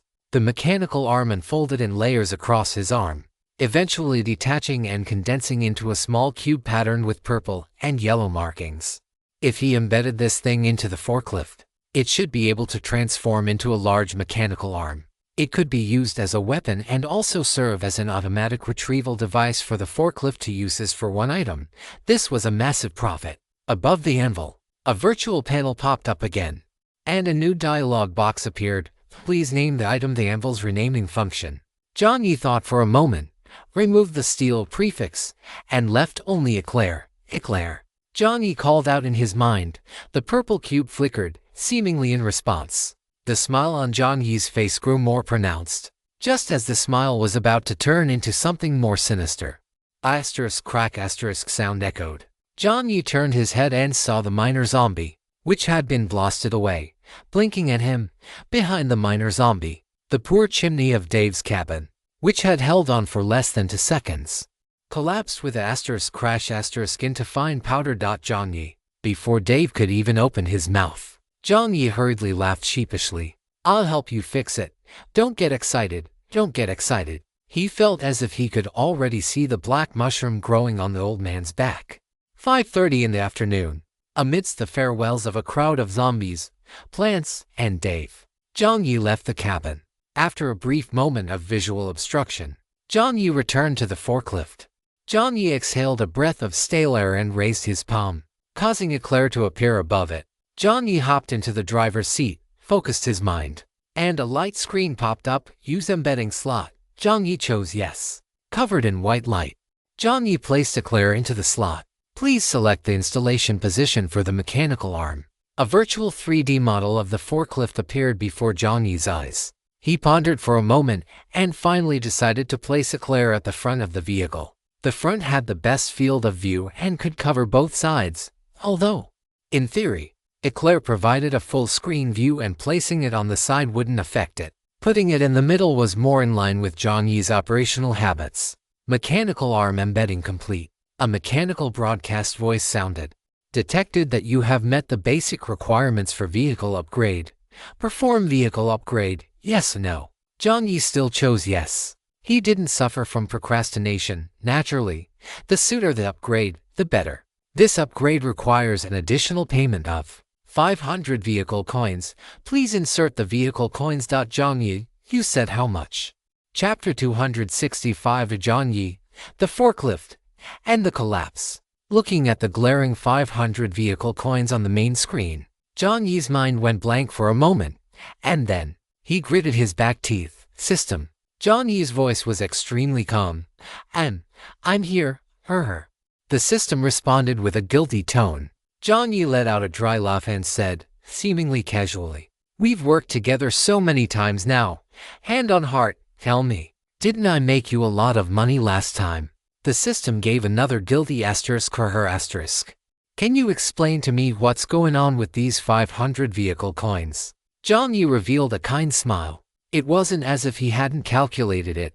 The last time he upgraded from a tier 2 vehicle to a tier 3, excluding materials, it only cost 100 vehicle coins. Jiang Yi had thought that for a tier 3 to tier 4 upgrade, even if it were excessive, it would at most triple. 300 vehicle coins should have been the limit. He hadn't expected it to jump 5 times. The system couldn't really be taking him for a fool, could it? As soon as Jiang Yi's words fell, a light screen popped up uncontrollably in front of him, seemingly in a hurry to explain to Jiang Yi. Jiang Yi was currently the system's biggest client, and with the end of the month approaching, it was counting on Jiang Yi to help it soar again during the month-end settlement. It absolutely could not afford to anger this ancestor now. The light screen lit up, and the system first threw out a cute emoticon, "Cut the act." Jiang Yi's tone was icy. "Oh, don't be so fierce to me. Let me explain, don't be impatient." Jiang Yi kept a cold face. He was curious to hear what this damn system had to say this time. Seeing that Jiang Yi seemed to have calmed down, the system breathed a sigh of relief and immediately spoke. "The cost for a tier 3 to tier 4 vehicle upgrade is generally between 100 and 300. And how? But dear Lord Little Fry, your vehicle is not ordinary, especially after merging with Eclair." As the voice fell, Jiang Yi was taken aback. He subconsciously glanced at the purple cube, hearing the system's words. The purple cube seemed to pause as well, its flickering purple light stuttering. Simply put, the energy consumed to merge Eclair and upgrade is enough to upgrade a weaker vehicle 5 times. 500 vehicle coins is already the internal price. Pitiful soybean face. Emoji. It hadn't lied to Jiang Yi about this point. There was a moment of silence inside the forklift. Jiang Yi glanced at Eclair again. The massive mechanical arm outside the forklift slowly turned away, as if trying to avoid his eyes. Good grief. Why didn't it mention this when it triggered the mutation trait? The cost to fuse and upgrade Eclair was enough to upgrade other weaker vehicles 5 times over. He had dragged home another massive ancestor to support. "Brother, what do you mean by another?" Anvil's voice rang out, without any hesitation. Jiang Yi said directly, "Nothing. I just meant that the sunflower treasure I brought back earlier eats too much." The sunflower treasure, which only needed photosynthesis and a furnace to stay illuminated, swayed comfortably inside the carriage, completely unaware of what had just happened in the front. Oh, that's true." Brother Anvil nodded in deep agreement. Jiang Yi rested his chin in his hand, his face full of worry. With a flick of his palm, the savings card from the Daydream Pavilion appeared in his hand. Jiang Yi glanced at the balance of 501 vehicle coins. Jiang Yi, good grief. Even though the system had explained it, why did he still feel like this thing was hell-bent on emptying his savings? Taking a deep breath, after only 2 seconds of internal struggle, Jiang Yi spoke in a hoarse voice. "Upgrade." Prompt, after selecting upgrade. This action will consume 500 vehicle coins. Your remaining balance will become 1. Are you sure you want to upgrade? It even dares to prompt me. Jiang Yi rolled his eyes and gritted his teeth. Yes. Understood. The mechanical voice sounded again. Please insert your vehicle coins. Jiang Yi pressed the storage card directly against the light screen. In an instant, 501 became 1. Looking at that bare number, Jiang Yi felt as if he had lost all his strength and resources. The cost for this upgrade has been settled. Would you like to proceed with the upgrade now? Yes. As the words fell, a dazzling white light covered the entire forklift. The most intense part of the light was exactly where Eclair and the forklift merged. Inside the white light, sparks flew, shining so brightly it was almost impossible to keep one's eyes open. At the same time, Jiang Yi felt the driver's seat beneath him begin to change. The seat became deeper and larger, with the indentations and protrusions conforming more perfectly to his spine. Upgrading for you. Ergonomic intelligent adjustable seat. This seat can automatically adjust during travel to conform to ergonomics. By using this seat, your fatigue accumulation rate will decrease by 10%. providing a better driving experience. While reading the description, Jiang Yi leaned back. Sure enough, compared to the stiff seat from before, this thing was much more comfortable now. Aside from the seat, the layout of the entire cabin had also been adjusted. The steering wheel was recessed further inward, no longer as protruding as before. The internal slots embedded with anvil and the purple cube had also been moved to the side, arranged in a row. Above the slot where anvil was located, an icon of an anvil was displayed, while above the slot where ecchi was located, a purple mechanical arm was displayed. Jiang Yi also noticed a third slot, but there was no icon displayed on the exterior of this one. The forklift now had a total of 3 slots, and Jiang Yi had already used 2. After the steering wheel layout was adjusted, Jiang Yi opened the door and jumped down. The rear carriage had also undergone new changes. The original carriage was essentially just a reinforced sheet metal box connected to the front of the vehicle. But now, the sheet metal carriage had been opened up. The 4 sides of the metal had dropped down, revealing the quality inspection bed, the anvil itself, breather energy furnace, the sunflower treasure, the table and chairs, the washroom, and the supports for the small storage room on the 2nd floor had also vanished. Everything was now suspended in midair, held up entirely by the white light. Jiang Yi, the forklift, it collapsed. Brother Energy Furnace's voice sounded deep and heavy. Chapter 266, The Hunt Part 1. The sky gradually darkened. The acid rain was still pouring down. The forklift's carriage was opened on all 4 sides, with the white light covering the top of the forklift, temporarily blocking the acid rain. On the light screen, 2 options popped up. Respected player Melancholy Little Fry, based on your profession, you will have the following upgrade paths. Please choose your upgrade route within 60 seconds. If you fail to make a choice within 60 seconds, the system will make a choice for you at random. Different upgrade paths. Jiang Yi looked at the panel. 1. Advanced Embedded Waste Recycling Truck. Your vehicle will undergo an overall transformation, changing from the current forklift into a large waste recycling truck, separately equipped with a waste lifting device, a waste compression and processing device, and a system space storage factory interface. You will enjoy more professional waste recycling tools and a relatively larger storage space. 2. Advanced Patrol Quality Inspection Truck. Your vehicle will maintain its current form and be separately equipped with a quality inspection workshop, a conveyor belt, and a system space storage room interface. You will enjoy more professional quality inspection tools and a larger storage space. Aside from their core functions, both choices have identical sturdiness and durability. After the 2 options were displayed, a countdown appeared on the main screen. Jiang Yi rubbed his chin. Both of these upgrade paths were developed according to his professions, one as a recycler, one as a quality inspector. Logically speaking, both paths were quite good, although the waste compression and processing device in option 1 might not be useful. The larger storage space mentioned in the description was quite attractive. As for option 2, providing more professional quality inspection tools seemed more beneficial for him to continue upgrading his quality inspector profession. How should he choose? Just as Jiang Yi was struggling with the decision, on another road, player Lone Wolf. Hey you guys, are you ready? A man in a black t-shirt and camouflage pants, with a hideous scar across his face, stared fixedly at the main screen and typed a message into the chat box. A few seconds later, someone replied, Player Ambitionist. Are we really going to make a move on Melancholy Little Fry? Lone Wolf rolled his eyes. Damn it all. At a time like this, he's still hesitating. After cursing in his heart for a moment, Lone Wolf continued to send. If you're going to be such a wimp, then get the hell out of the group chat right now. I'm just worried that guy might not be as simple as he seems. Lone Wolf rolled his eyes again. If it weren't for the fact that he couldn't take down that damn Melancholy Little Fry alone, he would have killed these cowards right now. Taking a deep breath, he sent a voice message directly into the group chat. There's nothing to be afraid of. Haven't we already obtained his specific stats and skills? A total combat power of 68 is a little strong, but as long as we join forces, that guy is no match for us. Besides, we've been planning this for days. His forklift only has strong frontal combat capabilities. The rear cargo bed will be gone the moment a heavy truck hits it. There's no problem at all. As for those skills, I can find a way to deal with the mental type skills. As for that gem thing, second brother has a way to blow it up. And regarding guns, can a pistol beat an AK? So many people against one.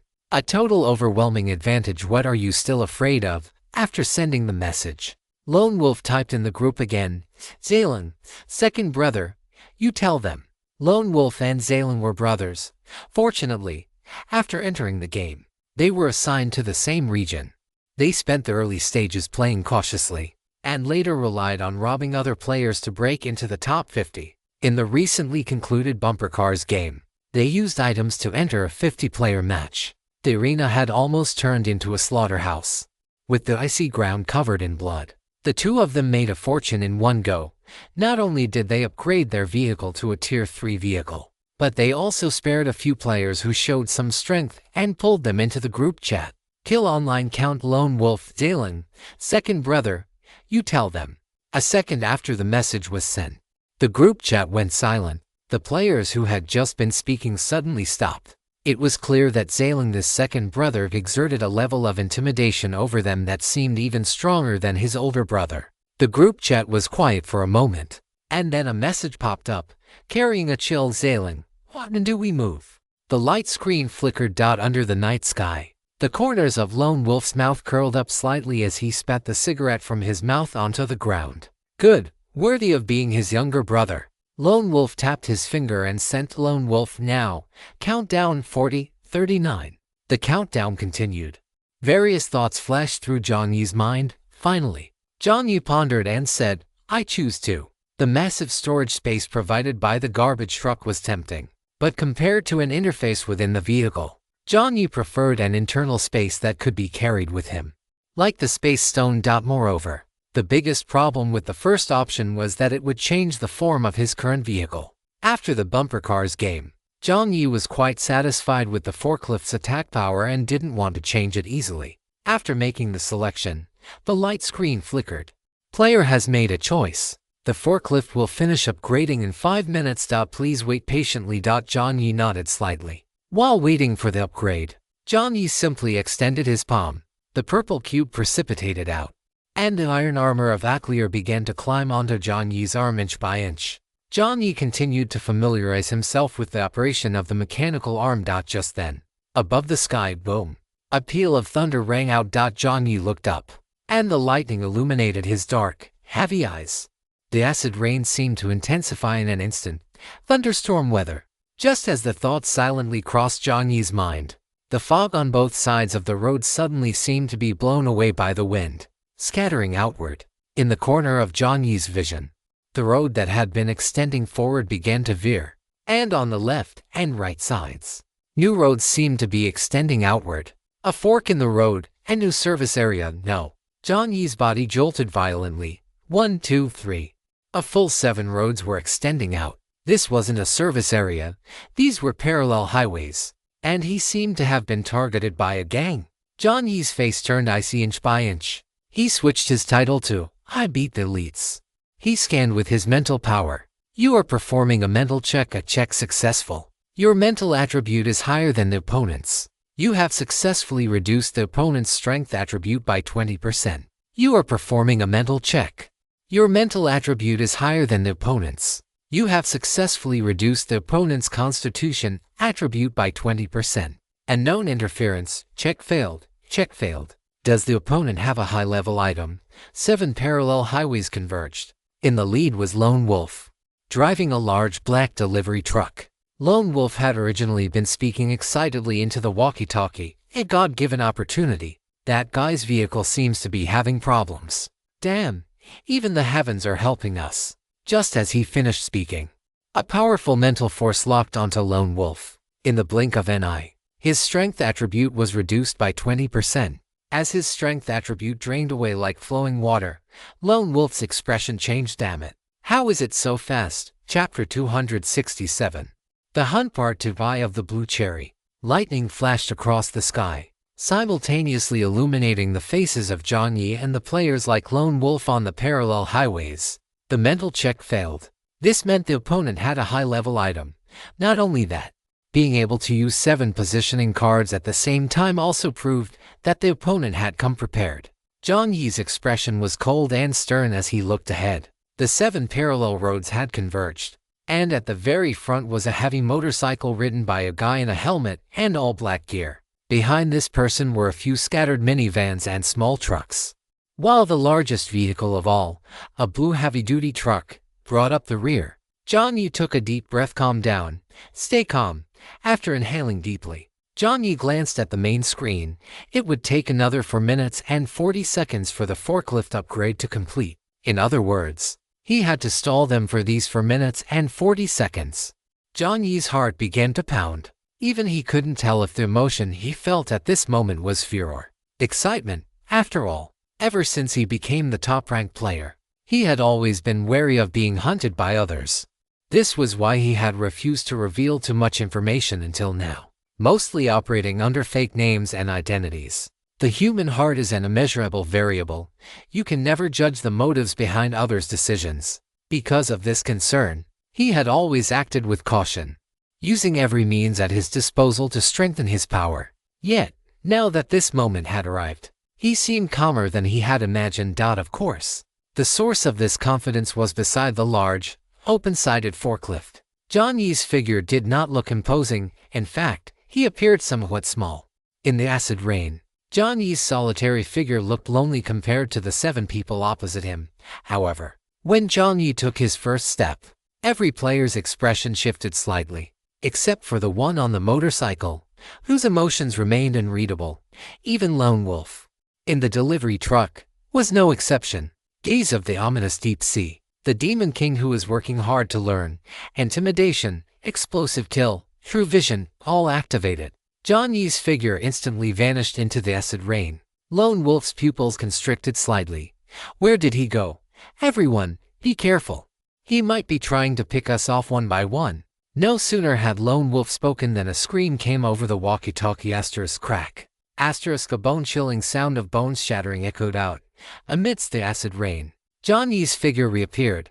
His right arm, equipped with Aclier, had somehow pierced directly through the door of a small minivan. In everyone's line of sight, Jiang Yi expressionlessly pulled his mechanical arm back out. The arm was covered in blood, brain matter, and even more horrific things. Your passive talent. The Demon King, who is working hard to learn, abbreviated Demon King, is currently in effect. Kill successful. Calculating. You have gained 0.3 points in strength attribute. Replication of skill talent failed.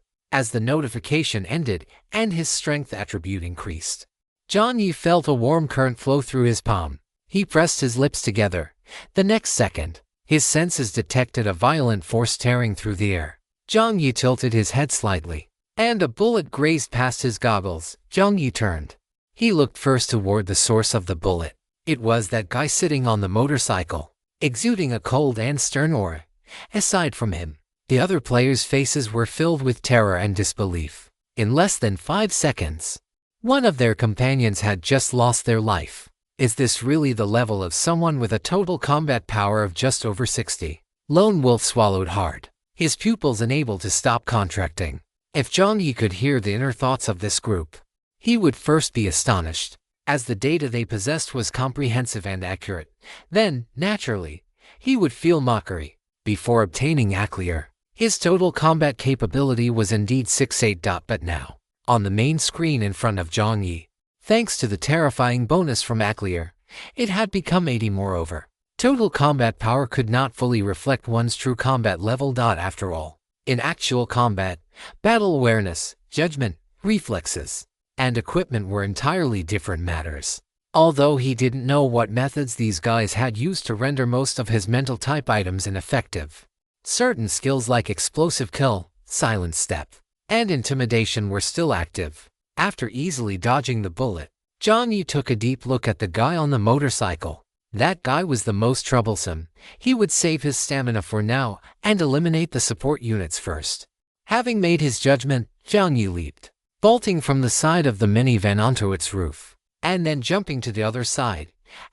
Bang, bang, bang. During his movement, bullets were fired violently. Crash, clatter.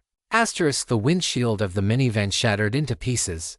Jiang Yi landed lightly, flicked his wrist, and narrow moon appeared in his hand. A cold, deep voice sounded over the walkie-talkie. He's gone to the back of the minivan. Based on the distance, he's either going to prioritize the biggest threat, the truck, or take out the small truck that's easy to flank. Don't just sit there. Get the truck moving. As the voice fell, inside the truck, panicked the moment he heard that melancholy little fries might be coming for him. The image of that blood-stained mechanical arm reaching out from the minivan was too shocking. He couldn't get it out of his mind. Got it. Took a deep breath, his eyes turning fierce. It was now a life-or-death situation. He couldn't afford to mess up here. As soon as the words were spoken, the blue truck started up instantly. Following the instructions of Zilong on the walkie-talkie, it drove directly toward Jiang Yi's forklift. Although he didn't know what was wrong with Jiang Yi's forklift, Zilong, the young man on the motorcycle, keenly sensed that this was an opportunity. Inside the black helmet, on his equally young face, Zilong stared unblinkingly at the direction where Jiang Yi was inside the helmet. A virtual blue light lit up. Comprehensive command and combat system, now in effect. The enemy has an 80% probability of heading toward the coordinates 2030 where the blue truck is located, thereby achieving a breakthrough at the key point. The enemy has a 15% probability of heading toward the coordinates 1020 where the small van is, thereby clearing the blind spot in the rear field of vision. The enemy has. Lines of data appeared continuously, providing real-time analysis of the battle situation. Zilong pursed his lips, raised the K in his hand, and a blue light flashed within his goggles. Special item. Blue cherry eyes auto-locking. Accuracy has been increased by 50%. Awaiting. Fire. Chapter 268. The Siege Part 3. The arsonist behind the van, Jiang Yi, who was half crouched on the ground, suddenly felt as if he had been locked onto. This feeling came and went quickly. An ordinary person might have dismissed it as an illusion. But upon sensing this locked consciousness, Jiang Yi's expression shifted slightly. His mental perception was extremely sharp. This was definitely not an illusion. Almost subconsciously, a voice echoed in his mind. If he were to pop his head out now, he would likely get his brains blown out by a bullet. This feeling was very familiar, somewhat like the moment he unleashed true damage after using Silent Step. Cannot expose himself. Jiang Yi made a quick judgment. At the same time, in the corner of his eye, he saw that blue truck charging toward the forklift. The forklift was currently in the middle of an upgrade, making it at its most vulnerable moment. The white light above it could only briefly isolate the acid rain. The system would not provide any additional protection. If he stood up, he risked being headshot. But if he left it alone, the truck would keep moving forward, and the upgrading forklift would definitely not be able to withstand the impact. Jiang Yi found himself in a dilemma. The opponent seemed to have an unexpectedly precise grasp of the battle situation. The tactics were not complex, but they were fast and effective. To have created such a predicament in such a short time, one had to admit that the enemy's strength exceeded Jiang Yi's expectations. 1 second. 2 seconds. Just as the blue truck was about to approach the forklift, Jiang Yi's fingers moved slightly. Inside his pocket, the cotton cloth of the puppet fell. You are using the special item, you can't see me. Item is taking effect. Unknown interference. The item's effective duration has been compressed to 3 minutes. 3 minutes. That was enough. An invisible darkness radiated from Jiang Yi as the center dot in the darkness. Space and distance seemed to lose all meaning. Opposite him, warning. Blue cherry eye has lost its target. Warning, blue cherry bang. The warning sounded in his ears, yet Zilong ignored it. Relying on his memory of the position and his instincts, he fired a shot in a certain direction. He was not some idiot who relied solely on auto-aim to shoot. The bullet pierced through the van's glass and shot toward the direction of Jiang Yi's arm. One had to admit, Zilong's judgment of the movement trajectory was quite precise. In his true field of vision, the bullet kept enlarging, its speed increasing, and in an instant, it buried itself into Jiang Yi's left arm. Jiang Yi let out a muffled grunt, but his movements did not stop. Instead, he immediately activated Silent Step. Jiang Yi's figure vanished once again, moving at high speed. Soon, Jiang Yi passed through the layers of vehicle blockades, sliding out from under the van. At the same time, the Silver Wing assassin appeared in his right hand. He aimed the pitch-black muzzle at the fuel tank beneath the van and fired. Instantly, sparks erupted from below, and Jiang Yi's figure emerged from the other side. Boom! Before the people on the truck could react, they felt a warmth behind them, followed by the entire truck being jolted as if by something. A massive explosion rang out, leaving their ears ringing. Fire scattered everywhere, and a mechanical broadcast sounded. You have killed the player. The sun shines brightly. Passive talent Demon King is in effect. You have gained Constitution attribute. As if electricity had surged through his legs, Jiang Yi leaped up and grabbed onto the moving blue truck within a 20-meter radius. The players inside the truck lost their visual target and immediately fell into a panic. The truck lost its direction, grazing past the side of the forklift. Bullets fired from the rear again. Jiang Yi nimbly flipped over, and just as he took a step onto the truck bed, the lone wolf drove a large delivery truck into the side of the blue truck. The truck was knocked over to the side. Jiang Yi lost his balance and looked like he was about to fall. At the moment of landing, Jiang Yi imitated the movements of the moon leopard from their previous fight, performing a forward roll and sliding back under the delivery truck in the walkie-talkie. Xiling's voice suddenly erupted, "Brother, get out of there." The moment the voice fell, *bang*, the sound of a gunshot rang out again. Lone Wolf's eyes constricted. Realizing it was too late, he opened the door and jumped out while the vehicle was still moving. Fire erupted from under the truck again. Jiang Yi rolled out from the other side and landed on the ground. He wiped the blood from the corner of his mouth. Damn it. If he hadn't reacted quickly to that collision, he would have been crushed to death by the moving tires when he fell. There was a guy on the other side commanding the whole situation. Jiang Yi's dark, heavy eyes looked toward the field, his gaze locking onto the guy wearing a helmet on the motorcycle. This was the first time Jiang Yi had felt such a difficult situation. It felt as if he had returned to the watchtower, being chased and attacked. Locked onto by Jiang Yi's gaze, the expression on Xiling's young face beneath the helmet paused for a moment. Then, in Jiang Yi's sight, the goggles on Xiling's face actually popped open with a click. It was a face that looked quite rebellious, with cold, sharp eyes and a disdainful curl of his lips. Xiling saw Jiang Yi looking at him, tilted his head slightly, and gave Jiang Yi the middle finger. Provocation, a blatant provocation. If it were an ordinary person, they might have been consumed by rage at this moment. But Jiang Yi only gave the guy a deep look before his figure vanished once again. He could not be provoked. He did not believe that a guy capable of grasping the flow of battle to such an extent would carelessly expose his own weakness just to perform such a moronic action. Seeing that Jiang Yi had no reaction at all, the smile on Xiling's lips faltered. He lowered his goggles, and his provocative grin shifted back into a cold. The opponent had not been provoked. Incendiary could not take effect. A special item originating from the dungeon City of Sin.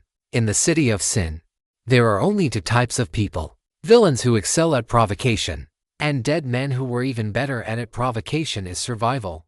There is no room for neutrality here. Description: while in the incendiary state, if you successfully incite negative emotions in your opponent, you can gain a self-buff. Incendiary can designate a specific attribute, skill, or title to receive a strength bonus. The degree of the bonus depends on the strength of the incendiary's own spirit attribute and the intensity of the opponent's negative emotional response. The maximum bonus is 20%. While in the incendiary state, you will have a higher probability of successfully provoking or instigating others. Of course, in certain situations, you will also be more likely to incur the disgust of certain entities.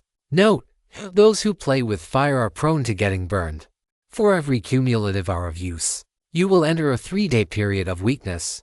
During this period, all attributes are reduced by 20%. Chapter 269. The Hunt Part for Narrow Moon. Jiang Yi's figure vanished once again. Xiling pursed his lips, and inside his helmet, the combat command system activated once more. Lines of movement appeared one after another. Just as Xiling was about to lock onto one of them, he subconsciously assumed Jiang Yi was charging at him. So he raised his AK and fired several shots directly into the air. Bang, bang, bang. After 3 shots, the sound of bullets sinking into an object rang out. Xiling squinted to look. A yellow, blocky object exploded. Splat. Sticky stuff splattered everywhere, leaving Xiling completely bewildered. Although he didn't know what this stuff was, for the sake of safety, he had better get out of there. He twisted the throttle, the engine roared, and just as the tires were about to leave the ground, the butter, which had been hit by bullets and melted slightly due to the high heat, fell onto the ground and somehow managed to glue the tires in place. The tires had just started to spin when they were held back by an unknown dragging force. For a moment, two opposing forces clashed. A sense of losing control washed over him. Xiaoling's eyes constricted as the motorcycle slipped out of his grasp, and he tumbled to the ground in a sorry state. What the hell is this? Is this some kind of super adhesive? No, wait. Just how many items does this guy have? After most of his items were neutralized by them, he could still pull out new ones. Opposite him, Jiang Yi, who had just pulled out 2 blocks of butter and flung them, curled his lips slightly. Well done. When he gets back tonight, he'll add 2 extra corn cobs to his meal to thank the corn pulp. Of course, that's assuming he can make it back. After knocking Zilong down, Jiang Yi didn't waste any time. He activated Silent Step, and his figure vanished from the spot. Out of the 7 players, Jiang Yi had already killed the guy who drove the van at the start and the guy driving the truck. There were still 5 left. Jiang Yi glanced at the time. Your vehicle is currently upgrading. Countdown to 2 minutes 30 seconds. 2.5 minutes left. Just as Jiang Yi was looking at the countdown, a guy driving a BYD came charging straight at him with bloodshot eyes. Amidst the pouring rain and the evening wind, Jiang Yi squinted at the oncoming car. In his left hand, narrow moon shimmered with light. He lowered his center of gravity, and drops of blood trickled down from the forearm that had just been pierced. Jiang Yi didn't feel much pain. At this moment, the adrenaline surging through him had completely masked the sensation. Jiang Yi's heart began to race again. The car seemed to slow down in his field of vision. Almost subconsciously, Jiang Yi gripped the hilt of his blade with both hands and charged head-on toward the car. Jiang Yi's figure was reduced to nothing but a blur. The person in the car turned pale. That guy not only didn't dodge, he was charging right at him. Was he insane? Gritting his teeth, the man slammed the accelerator to the floor. Damn it. I don't believe it. A human against a car? There's no way a car is inferior to a human, right? With the pedal floored, the screech of tires rang out. Just as the front of the car was about to collide with that figure, the figure suddenly dissipated, and after image, the man in the car went blank for a second. As his pupils trembled, in his peripheral vision, through his goggles, he seemed to see a pair of dark, heavy eyes calmly watching him, the pupils rotating. In a flash of lightning, the speeding vehicle was sliced clean in half by a cold, long blade, as if its throat were being slit. The cut was as smooth as a mirror. The car continued to fly forward due to inertia, the frame sliding apart entirely. Rolling down along with it was a severed head. The surroundings fell silent for a moment. Jiang Yi stood up, shifting Narrow Moon from a 2-handed grip to a single-handed one.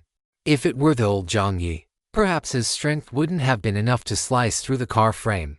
But with Aclier, strength was no longer an obstacle for Jiang Yi. After all, in addition to the attribute bonuses, Aclier itself provided a kinetic boost, and as long as the strength was there, Jiang Yi had no concerns about the sharpness of Narrow Moon itself. After all, this was a weapon that was sharp enough to cut out during its forging. You have killed the player. I'm a dog if I drive a BYD in my next life. Passive talent Demon King is taking effect. Attribute bonus reward acquisition failed. Even in such a critical situation, Jiang Yi almost couldn't help but let out a string of profanities. An 80% success rate. And it could still fail, suppressing the urge to greet the system's ancestors for 18 generations. Jiang Yi took a deep breath. He couldn't stop now. There were still 4 people left. He couldn't let his guard down. Just as Jiang Yi was warning himself, he was completely unaware of the sheer shock he had caused his enemies. Slicing a car in half with a single blade. Is this even something a human being is capable of? 3 minutes had passed, and they had already lost 3 men. If things continued like this, would they really be able to survive and complete the assassination? A clear intention to retreat appeared in the eyes of the remaining players. One of them, huddled inside the fully enclosed dining cart, couldn't help but let his eyes flicker. This level of combat power had completely transcended the scope of humanity. What was the difference between staying here and waiting for death? Melancholy little Fry didn't know their IDs yet. If he ran now, there was still time. As soon as this thought surfaced, the man couldn't help but swallow hard. His gaze hardened. He had to run. He couldn't die here. Just as a brand new positioning card appeared in his hand, the door of the dining cart was kicked open with a bang.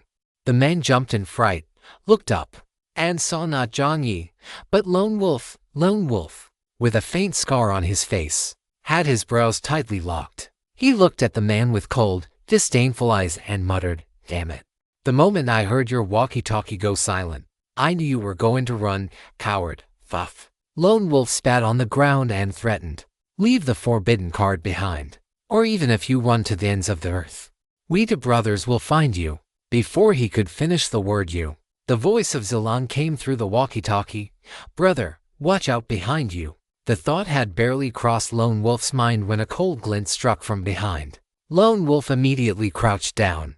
The cold light slashed over his head, severing a lock of his hair. In the same motion, the blade sliced cleanly across the chest of the man in front of him, and blood sprayed out from the flat wound. You have killed player 6749. Passive talent Demon King is in effect. You have gained speed attribute. Congratulations. You have obtained a random player treasure chest *1 chapter 270. The Hunt Part 5 skill, Crosshair. Beside the walkie-talkie, Xiling's shout came through, "Brother!" Inside the dining cart, drops of blood splattered onto Lone Wolf's face. He reached up to wipe the blood away, his eyes filled with undisguised shock. He hadn't even noticed when melancholy little Fry had arrived. His brother's voice came through the walkie-talkie, filled with urgency. Lone Wolf took a deep breath and said in a hoarse voice, "I'm fine." The next second, a snow-white blade flashed again. Lone Wolf pressed his lips together, his body reacting instantly as he fell backward. In the moment he fell, a surge of ferocity flared in his eyes. A grenade appeared in his palm out of nowhere. He pulled the pin and, as he fell, threw it in the direction of Jiang Yi. Jiang Yi raised his eyebrows slightly and, without hesitation, leaped out of the dining cart. Bang! Sparks flew everywhere. Another vehicle was totaled. Jiang Yi and Lone Wolf escaped from opposite sides of the dining cart. Jiang Yi raised his palm, and a blue gemstone appeared in his hand. Sigh of the Bay symbiosis. He poured his willpower into it, and the gemstone emitted a scorching light. Just as the phantom of a massive ocean wave began to manifest, unknown interference detected, Jiang Yi's eyes shifted. True sight condensed as Jiang Yi searched for the source of the interference. The source of the interference was right nearby. Jiang Yi paused his movements. Lone Wolf, who had scrambled out in a sorry state, saw this and thought to himself, "Not good, he's been discovered." That forbidden card. Beside the walkie-talkie, Xiling's voice sounded again. It was still steady, but the tone at the end betrayed his inner panic. "Brother, leave the dining cart first, pull back, and we'll discuss it." Before he could finish, a harsh static sound came from the walkie-talkie. Zilang frowned and looked up. His brother had already put the walkie-talkie away and was moving from his prone position, rushing back toward the bombed-out dining cart. It seemed he wanted to be the first to get his hands on the forbidden card. In an instant, Xiling's heart jumped into his throat. His brother was absolutely no match for that man. Suppressing his inner panic, Zilang held his AK and pushed forward from the perimeter. Bullets flew, creating suppressive fire to relieve the pressure on Lone Wolf from the outside. The idea was sound, but unfortunately inside his helmet, the blue cherry eye was constantly locking onto the enemy. Jiang Yi was fast, but the blue cherry eye could slow down high-speed moving objects by at least 4 times, making it just barely possible to track Jiang Yi's figure. Bullets flew continuously toward Jiang Yi's heart, spine, and head. It had to be said, Xiling's marksmanship was quite good, steady, accurate, and ruthless. All 3 elements were present. Even while worried about his brother's safety, the trajectory of his bullets didn't falter in the slightest. Compared to Jiang Yi, that master of human-shaped outline drawing, he was infinitely better. Under the suppressive fire, Jiang Yi's movements seemed to be hindered, showing a momentary lag. His brother had already reached the burning ruins of the dining cart first. Xiling's chest heaved as he breathed. His highly focused spirit relaxed slightly. Good, just like this. As long as he kept up the suppressive fire and let his brother get the forbidden card, once they had it, they would faint. Crisp humming sound rang out, and all of Xiaoling's thoughts were interrupted. A cold light illuminated his eyes. On the surface of that blade, Xiaoling saw his own helmeted face reflected, and opposite him, a dark, heavy eyes peering out from beneath the goggles. One slash, a diagonal cut. Blood gushed out. The human body was split in two, collapsing limply onto the ground. Rumble thunder cracked again, and lightning flashed, illuminating Jiang Yi's expressionless face. He admitted that the brotherly love act was quite good, and fortunately, his target from the very beginning was never Lone Wolf. The guy on the other side was very good at analyzing the battlefield. He seemed to be able to deduce changes in the situation from every move Jiang Yi made, and then predict his next action based on those changes. According to the battlefield analysis just now, he should have been trying every possible way to snatch back the item that could seal his abilities, thereby turning the tide. However, just as Coach Moon Leopard had said, at any moment in battle, you must never become reliant on your current combat methods, techniques, or items. Otherwise, in the face of a truly powerful enemy, you will be nothing more than a fragile target.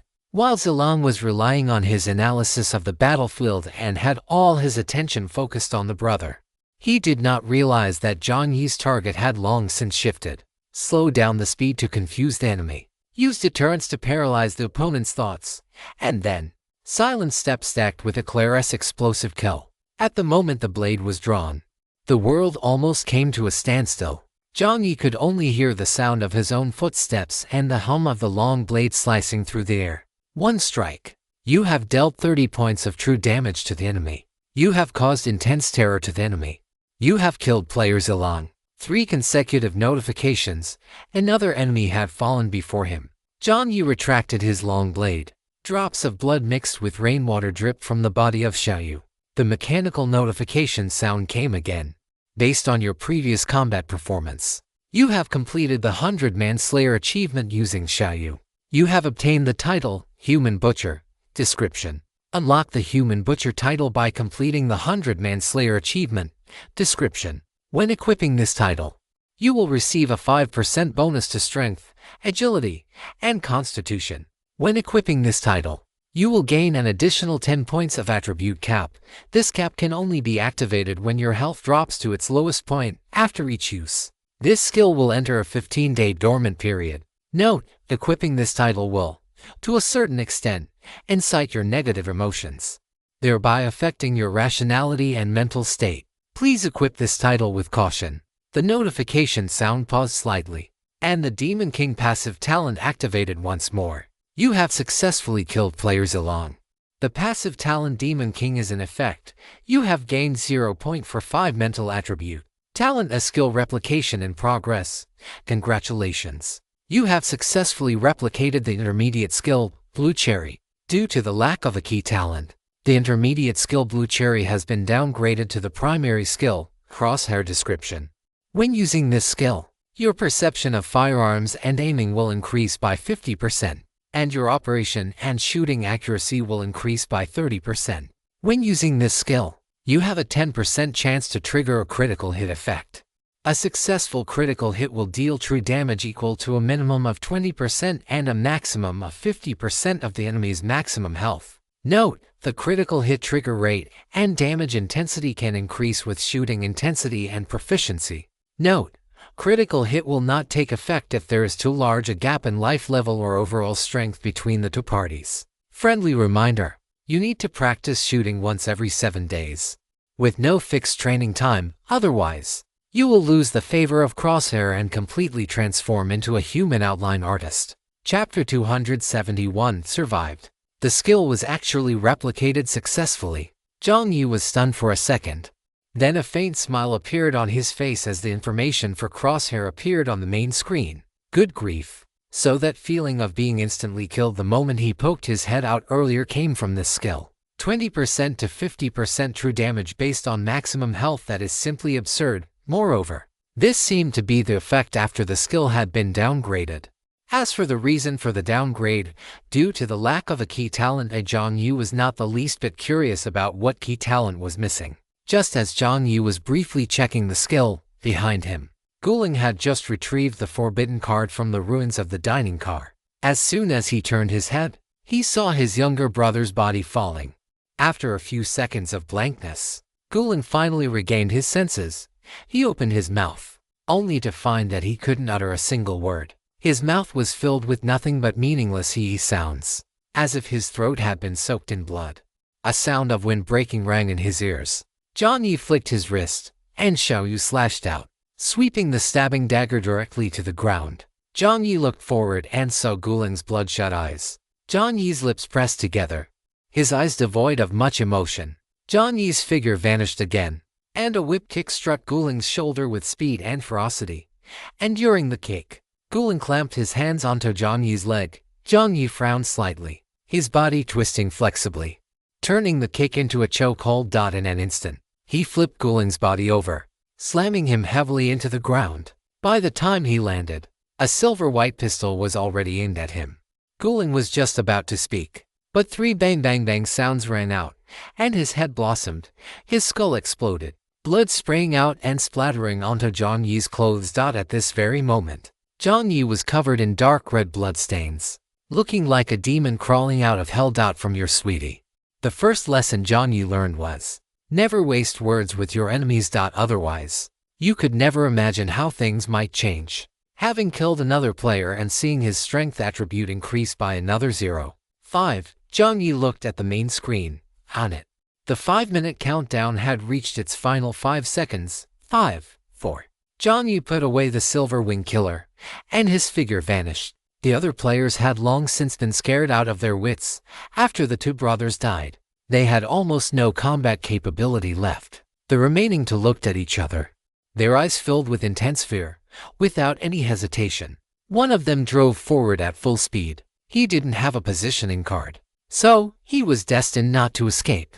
The other person was frantically digging a positioning card out of his backpack, just as an idea appeared in his mind and he wanted to teleport. A small object was thrown in out of nowhere. The man was startled, his body jolting, and the positioning card dropped onto the driver's seat. He looked up and saw a small, cheap plastic lighter had been tossed inside. The man's consciousness had only just gone blank when a massive force and a wave of warmth struck him. 2 seconds later, flames soared into the sky. Boom! The man, along with his vehicle, was swallowed by the explosion. The fire lit up the sky. The guy driving the Santana in the lead had his back soaked in cold sweat. In the rearview mirror, the sight of his tires being blown into the air made him swallow hard. Faster. Must go faster. The guy behind him wasn't human, he was a devil. 7 people, 7 vehicles, surrounding 1 person without a vehicle. And this was the result. If he told anyone, no one would believe him. This was not the combat power a normal person should possess. Get out of here. Quickly. The parallel highway was only valid for half an hour. His small car had the speed advantage. He would definitely be able to shake off the guy behind him. Get out of here. He had to get out of here. Thoughts flooded his mind, and his hands on the steering wheel were already slick with sweat. The sounds behind him gradually faded into silence, but the player didn't dare stop to check. He finally understood.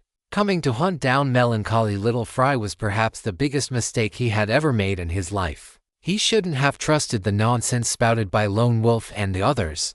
That damn intel was completely unreliable. Melancholy little Fry was not someone their group could handle. The wheels kept rolling forward, and it grew quieter behind him, just as the player's nervous anxiety began to ease. His field of vision suddenly lurched upward in the next second. His center of gravity shifted. The player's mind went blank for a second, and then he felt the vehicle beneath him seemingly fly into the air on the spot. What was happening? Mental interference, hallucinations, or something else? The player was just about to look toward the rearview mirror when he heard a crash. His vehicle let out a deafening sound, as if something had pierced through it from behind. At the same time, a thunderclap roared, rumble, lightning flashed. When he opened his eyes again, in his line of sight, right in front of the windshield, a giant mechanical arm framed by the night and the rain was slamming toward him. In that instant, he could even see the pale purple energy flowing over the surface of the mechanical arm. His pupils shrank to the size of pinpricks. The man curled his limbs, lunging toward the back of the driver's seat and burying his head in his arms, as if this action could grant him a shred of false security. No, no. The man's eyes were BLODSHOT.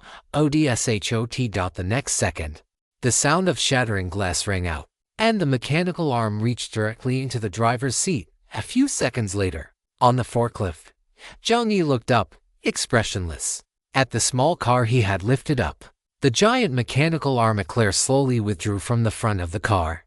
As it pulled back, the dark purple arm flicked up and down, as if trying to shake off the blood splattered upon it. A mechanical voice broadcasted, "You have successfully killed the player. Caution is best.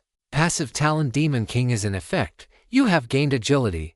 Within 5 minutes, all 7 players were dead. Thunder streaked across the sky. It was unknown how much time had passed, but inside the forklift, Jiang Yi's tense body finally began to relax. In his consciousness, Jiang Yi muttered to himself, "I survived." Chapter 272, Big Brother Little Fry.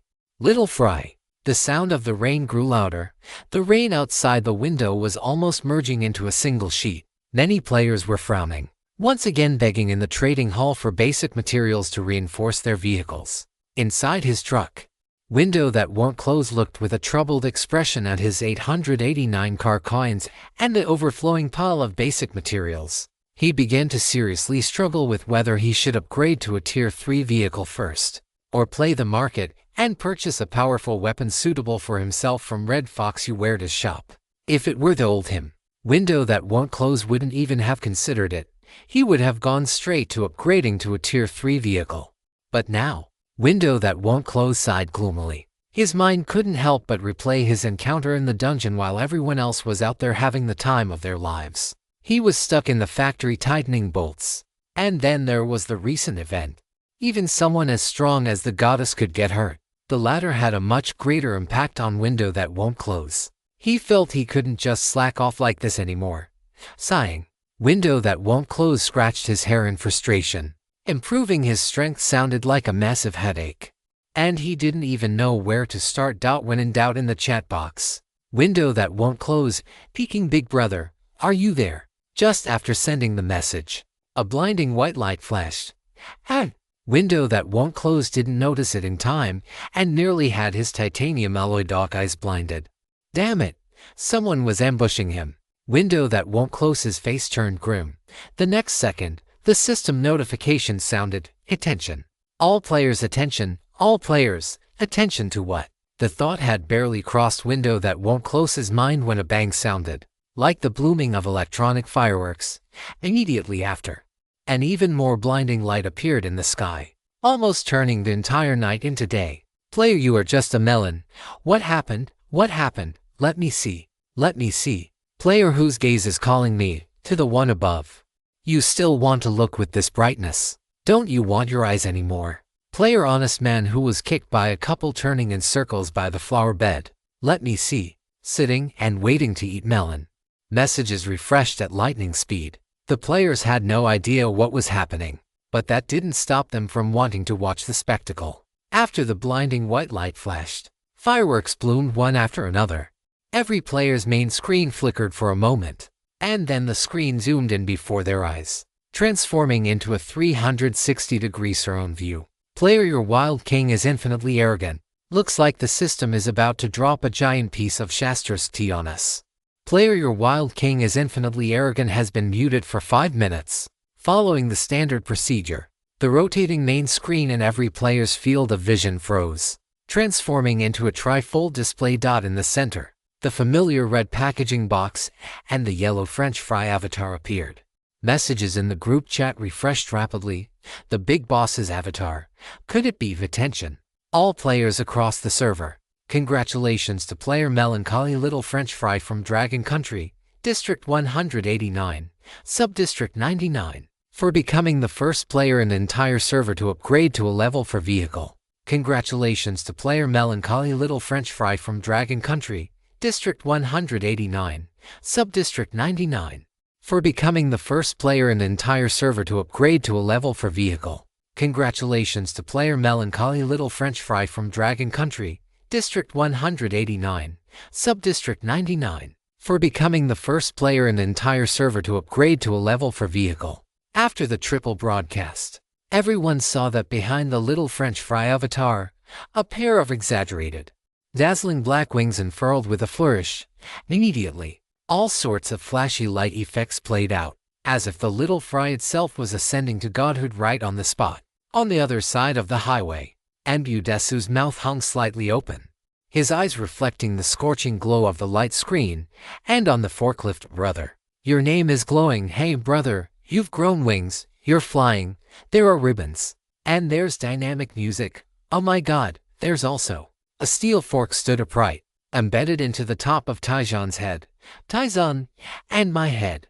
Jiang Yi's face was nearly as black as charcoal, with various light effects flashing before him. Jiang Yi simply closed his eyes, out of sight, out of mind.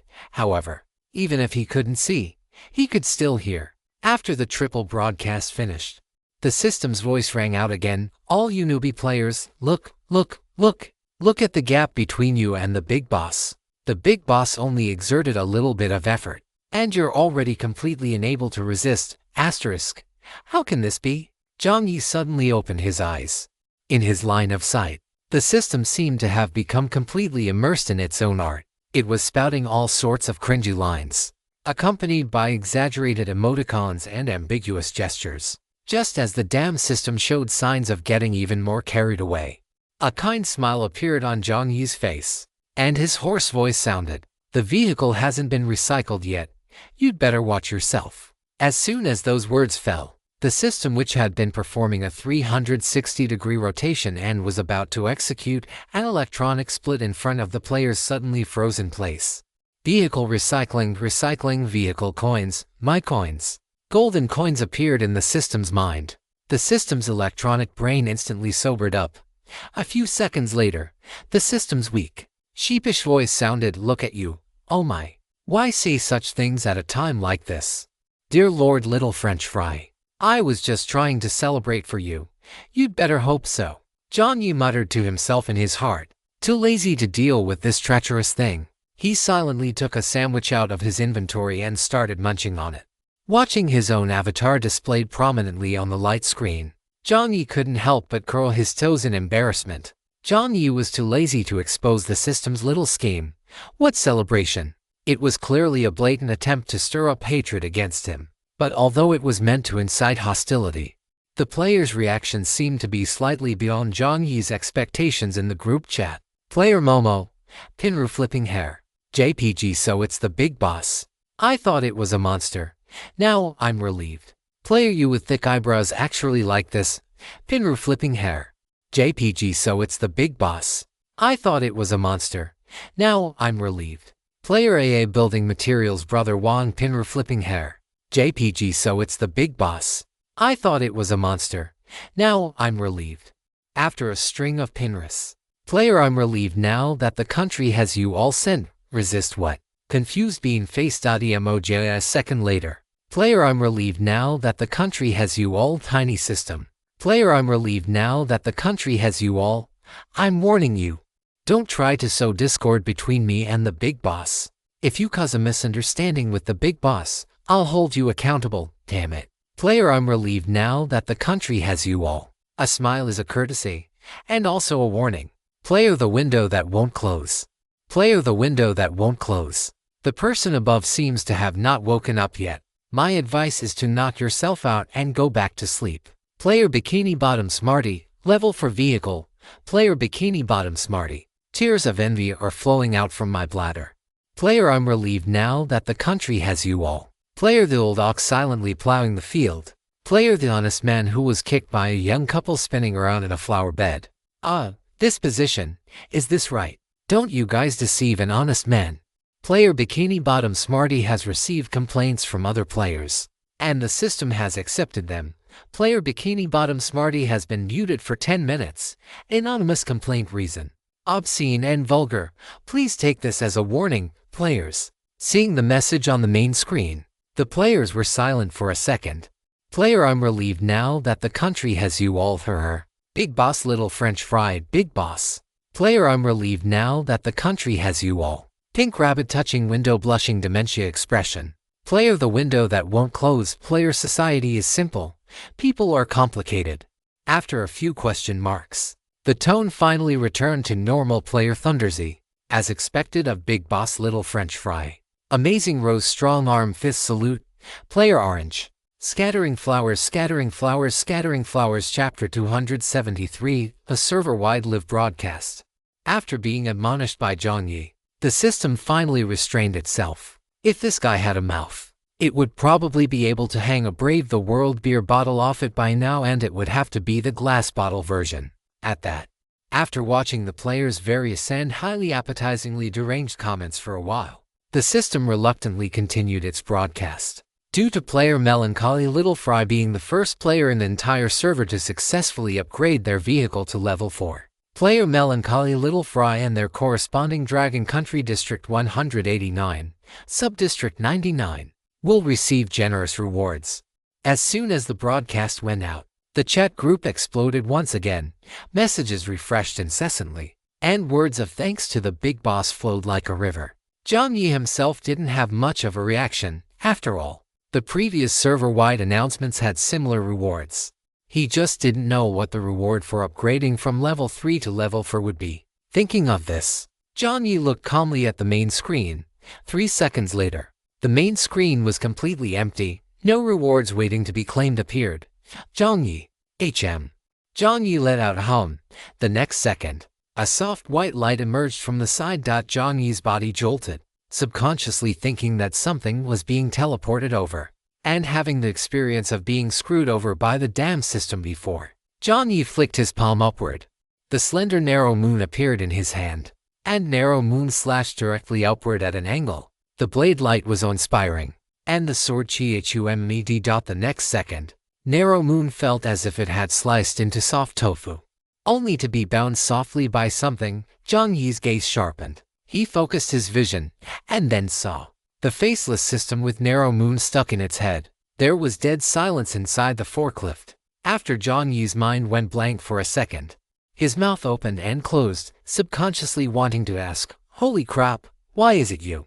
However, the system spoke a step ahead of Jiang Yi. Dear. It was still that familiar, stuttering, robotic tone. Player Melancholy Little Fry. As it said this, the narrow moon stuck upside down in the system's head wobbled up and down. Brother Anvil couldn't help but hiss in his heart, feeling quite like he had found a kindred spirit of a different species. Jiang Yi let out a.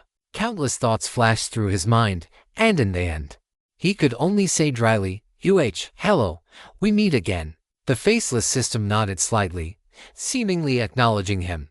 Afterward, the faceless system reached out a finger and pointed expressionlessly at the sharp weapon in its head. "Hello. Does this need to be returned to you first, Jiang Yi?" Jiang Yi stared with dead fish eyes and nodded silently. "Okay." The faceless system said okay, then reached out and pulled narrow moon out of its forehead.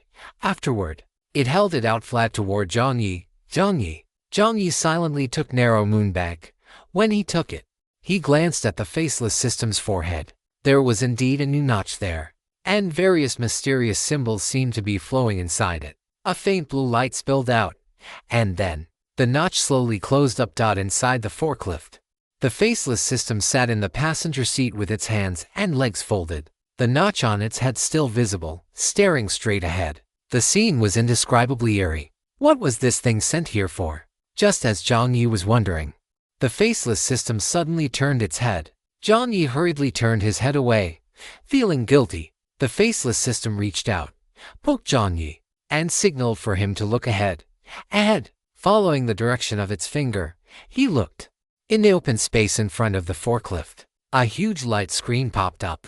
New text appeared on the screen. "Greetings, players of Sub-District 99. First of all, congratulations. Because of you, and especially the outstanding performance of certain players among you, Dragon Country District 189, Sub-District 99, has achieved the excellent rank of top 1 in the server-wide end-of-month evaluation." The system paused slightly, and the messages in the group chat refreshed rapidly. Server number 1, holy crap. Sub-District 99 is awesome. The big boss is awesome. Fireworks bullhead beer. The messages refreshed at high speed, and new text continued to emerge on the light screen as stated before. This game only favors the strong and the wise. For those players who are not smart enough, not motivated enough, or not lucky enough, we are sorry. but their journey may only go this far. Therefore, in the next 3 days, the game will carry out our gentle, encouraging, and educational punishment on all players in the game according to the sub-district rankings. Of course, because Sub-District 99 has the top player who obtained the first level for vehicle. The reward for this sub-district is Sub-District Cleansing Exemption. Congratulations!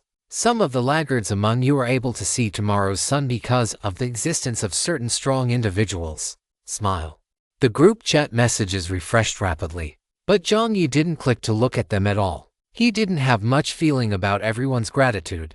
He was more concerned about this sub-district cleansing matter. Jiang Yi's lips pursed slightly. If he wasn't mistaken, the system was going to take action against the lagging players once again. From the beginning, where not participating in instances would result in the deduction of supplies, to designing games that directly guided players into killing each other, and now, directly cleansing the lagging sub-districts. The intentions of the system and the game were clear as day. Jiang Yi didn't have a very strong sense of collective consciousness. He wanted to upgrade his vehicle as quickly as possible, and to be honest, it was just to become stronger. He hadn't felt any strong sense of urgency. But now, it was different. As the game's progress gradually accelerated, the pressure to become stronger was also increasing. If he hadn't been the first to upgrade to a level for vehicle, if he had been in a weaker sub-district, if he had been a lagging player, then, at this very moment, what would his fate have been? No one can guarantee that they will be the strongest at every single moment, and Jiang Yi was not arrogant enough to believe that he would never have such a moment. In an instant, Jiang Yi's relaxed mood tightened. Become stronger, become even stronger. Only then could he maintain the initiative. Jiang Yi watched the broadcast with an expressionless face. The system will complete a purge within 3 days based on the rankings, following a certain ratio and number of people. Of course, we do not wish to deny the potential of every player. Perhaps, for players in currently lagging subsectors, you simply lack the same opportunities as players in powerful subsectors. Therefore, after the purge is complete, this game will usher in its first subsector merger. After the merger, everything will be reshuffled. Believe that the gears of fate will turn once again. Merger. Another bombshell of information had been dropped. Just as this thought flashed through Jiang Yi's mind, he heard the system broadcast continue to sound. Since subsector 99 of the Dragon Kingdom's region 189 is the #1 subsector in the entire server and enjoys subsector purge immunity, in accordance with the principle of the strong come first, subsector 99 will have the right to select the first target for the merger. The selected player is top 1 player Melancholy French Fry. The server-wide live broadcast is about to begin. Please stay tuned. Server-wide live broadcast. Chapter 274. Is my mic too loud? Server-wide live broadcast. Bang inside the truck. Window that won't close. Who was holding the orange given to him by the big shot suddenly flushed red. The orange fell to the floor with a thud. Window that won't close twitched his lips, then seemed to react to something. The orange from the big shot. Window that won't close hurriedly bent down to pick it up. But perhaps because his heart was racing, or perhaps for some other reason, he had to try several times before he finally retrieved the orange. This orange. It should have gone bad a long time ago. But Window that won't close had spent a high price of 20 vehicle coins to buy an active preservation agent, usually used for high-end laboratory equipment, from Red Fox Uwareda's shop, just to keep this orange, which should have rotted, until now. Clutching the orange to his chest, when Window that won't close raised his face, the expression on it was complex to the extreme. It was impossible to tell if it was happiness, joy, anxiety. Server-wide live broadcast. Goddess, oh my. Window that won't close's face grew redder and redder. After the initial subconscious joy, he couldn't help but worry. What if the goddess was targeted by other players? There were many shameless perverts among the players, like Wild King. A server-wide live broadcast meant that besides subsector 99, even more people would know about, and even see, the goddess. This window that won't close's brows rose and locked in turn. Anyone watching would think he was the one about to be broadcast. On the forklift, Jiang Yi looked at the server-wide live broadcast displayed on the light screen in front of him, and had only one reaction. Are you kidding me? Do I have to go back to my old profession even in the game? No way. In the group chat, messages were refreshing rapidly. And at the same time, in the World Channel, Lighthouse Country, Region 12, Subsector 56, Player Blue Jerry, Melancholy French Fry's live stream. Oh, God, Player Survivor. The top one player choosing a subsector to merge with. It's simply cruel. Player Shoot 1902. It was only a difference of 2 minutes. On the highway, a blonde-haired, blue-eyed youth sitting cross-legged on an M for Sherman tank typed the message in frustration. It was only a difference of 2 minutes. He had almost become the first player in the entire server to upgrade to a level 4 vehicle. Damn luck. Sakura Country, Region 25, Subsector 03 player Pure Harmony Ueno. That melancholy fry player is finally going to appear. Player Shootin' Doji, Winter Country, Region 34, Subsector 12 player Anastasia, Signal Test, player Anastasia. Is my mic too loud?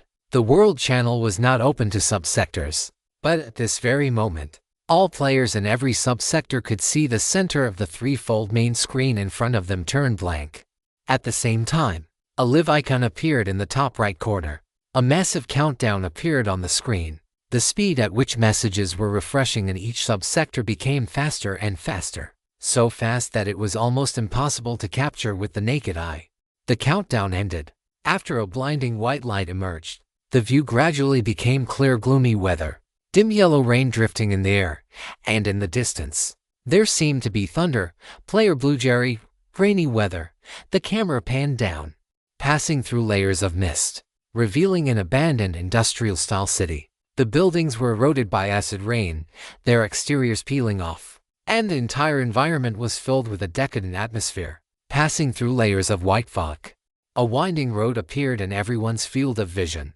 Everyone was very familiar with the road, and almost subconsciously, everyone thought, this is the road where the server-wide top one player Melancholy French Fry is located. The camera zoomed in, but soon, players noticed something wrong. Messages refreshed rapidly. Player 1 Osakurako. A fork in the road. Player Tears of the Danube. It's not a fork in the road. That on the right is. Player Tears of the Danube, a parallel highway. Player Shootin' Doji. No, there's one on the left too. Player Warzone 1983. What? Player Behemoth Leviathan. 1-2. On the screen. One highway after another extended outward. The players' expressions shifted from confusion to bewilderment. And upon realizing what this was, their faces turned to sheer horror. Player Anastasia. This player has encountered 7 parallel highways.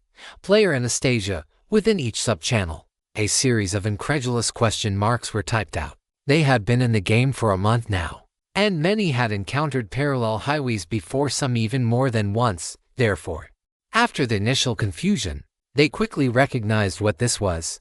But after recognizing it, an even greater sense of bewilderment emerged. Encountering 7 parallel highways at once, that's not right, is it? Before the players could continue to ponder, the camera panned directly across, presenting the tragic scene on the parallel highways in the most raw and straightforward manner to everyone. Across an area roughly the size of 2 football fields lay the wreckage of vehicles, tires still burning with flames, and the ground, where deep bloodstains could still be seen even after being washed away by acid rain. Above the corpses on the ground, the eyes of the deceased players were widened in terror. Trucks, large delivery vehicles, heavy motorcycles, small cars, one vehicle after another, along with their owners, had been buried on the highway. The constantly refreshing chat channel went silent for a second. They all realized one thing: 7 parallel highways were by no means a coincidence. This was a premeditated ambush. Inside the truck, the window that wouldn't close hung open, and an inexplicable flush on the driver's face faded slightly. 7 highways. It meant that 7 players in the sub-channel had joined forces to strike at the big boss. Could it be that the big boss's previous injury? Could it be that the big boss lives such a perilous life every single day? The big boss had never told him. On the mining truck, little Chengxi's eyes turned red instantly. Although she had already seen the outcome, the thought of little Fry Mom encountering so much malice and slaughter in places she couldn't see made Yu Cheng's heart ache. Little Fry Mom had never told her about such things. On the bus, Lighting Z sat upright in the driver's seat, as if ready to drive away with passengers at any moment. Watching the battle situation on the main screen, Lighting Z nodded to himself, praising in his heart once again, as expected of melancholy little Fry. Top-tier combat power should be exactly like this. Chapter 275 Zhang Soil. Looking at the 7 highways appearing on the main screen, as well as the scattered vehicles and corpses upon them, Zhang Fry expressed that he really didn't intend to show off in front of others on purpose.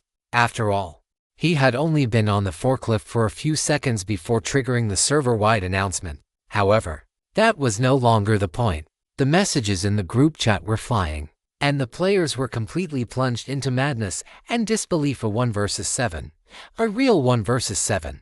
Playing out so vividly before their eyes. Good grief. Who on earth was so suicidal that they wanted to go looking for trouble with the big boss? Looking at the little Fry Live icon in the top right corner of the trifold screen, the players only felt that the avatar, which was still considered simple and cute, now seemed to carry an indescribable sense of oppression. The camera zoomed in continuously, just as Jiang Yi intended to put on a helmet and store his forklift into the paper box. The camera suddenly stopped. The camera froze on a relatively clean patch of open ground in front of the forklift. Jiang Yi let out a soft sound of surprise. In the forklift's passenger seat, the faceless system spoke. "My dear player melancholy little Fry, out of consideration for humanization, you may choose from the following 3 broadcast formats. I can even make a choice. The system isn't that inhumane after all." Jiang Yi muttered silently in his heart. Then a second later, "Wait, if I can choose the broadcast format, why can't I choose the special effects for the avatar?" The thought flashed and vanished. The faceless system had already extended a finger, and at the same time, options appeared on the main screen that only Jiang Yi could see. Option 1. Appear with your real face and give them a taste of the shock that comes with the server's one big boss. A real man must ... Seeing this option, Jiang Yi didn't even think about it. Jiang Yi stared with dead fish eyes, completely ignoring the comment at the end that clearly looked like someone had added it on. Provocation tactics didn't work on him. What kind of shock of the server's one big boss if he gets targeted by some small gadget? He'll be the one to suffer. Jiang Yi never underestimated other players. The fate of the previous uninhabited island Banana was still fresh in his mind. Jiang Yi directly rejected the first option, and the faceless system nodded. Very well. The faceless system extended a second finger again. Option 2. Appear with a completely opposite image, and give the family a taste of the shock that comes with the server's one big boss undergoing a gender bend. If this option is selected, this system will provide additional clothing. I-ray-fused out this time. Jiang Yi said it through gritted teeth. Damn it, you dog system. Can you be any more unreliable? Providing clothing. Are all these options like this? If that were the case, he might as well choose to perish together with the system. He couldn't just throw away his dignity just to claim a reward. After Jiang Yi refused through gritted teeth, his face was already livid. The faceless system could not feel Jiang Yi's threat, but it found Jiang Yi's vivid emotions quite interesting. Is changing outfits something so hard for humans to accept? The faceless system, which frequently changes various forms and identities, expressed that it could not understand. After Jiang Yi refused again, the air went quiet for a moment. It couldn't be. Is that it? In that case, maybe he should just go and fight the system to the death. Just as Jiang Yi's dangerous thought flickered and vanished, the faceless system finally extended a third finger. Option 3. You can't just throw away your face entirely, can you? By selecting this option, the system will provide the player with a blurring effect to obscure key features such as the face. Unlocking this effect costs 1 Chech coin. Jiang Yi, if he remembered correctly, his remaining balance was exactly 1 Chech coin. Damn it. This dog of a system did it on purpose. After the screen froze, the messages in each subsector refreshed rapidly. The viewership for the live broadcast had already surpassed 200,000 and was still climbing. After 2 seconds, Jiang Yi asked in a hoarse voice, "Are there any other options?" Hearing this, the faceless system shook its head honestly. Jiang Yi, rolling his eyes countless times in his mind, Jiang Yi ultimately chose option 3. Once the selection was made, with a beep, the final Chech coin in the Daydream Museum storage card was deducted by the system. Jiang Yi stared at the big 0 on the card, his heart bleeding. After cordially greeting the system's parents, the system's relatives, and the system's friends in his mind, Jiang Yi finally regained a shred of his composure, refocusing his consciousness. Jiang Yi activated True Vision. Within the True Vision, a hazy mist appeared around his body. This mist constantly condensed and dispersed, blurring his very silhouette. This could not only isolate him from physical observation, it could also shield him from spiritual prying. Jiang Yi looked at the mist with a sense of novelty. New content appeared on the main screen. Subsector extraction box has been constructed. Description: the subsector extraction box contains and represents all subsectors awaiting extraction. This box has appeared at coordinates 20, 12, 30. Location point. Jiang Yi followed the coordinates and looked over. About 2 kilometers directly in front of the forklift, a massive black box appeared in the void. This black box was somewhat similar to the one he had used to toss game coins when entering the watchtower. It had a bottomless hole on its side, as if it connected to an unimaginable space or place. Within the next 60 seconds, a golden flying orb representing the extracted subsector will fly out of the subsector extraction box. All you need to do is catch the golden flying orb as quickly as possible to complete the subsector extraction work. Friendly reminder: the time you take to catch the golden flying orb will directly determine the scope and range of the subsequent subsector cleansing. In other words, your performance will directly relate to the life and death of players in all subsectors across the entire server, except for subsector 99. We look forward to your performance tilde. As the system's explanation ended, subsector 99 exploded into chaos. Player: your wild king is infinitely arrogant. System ****** player.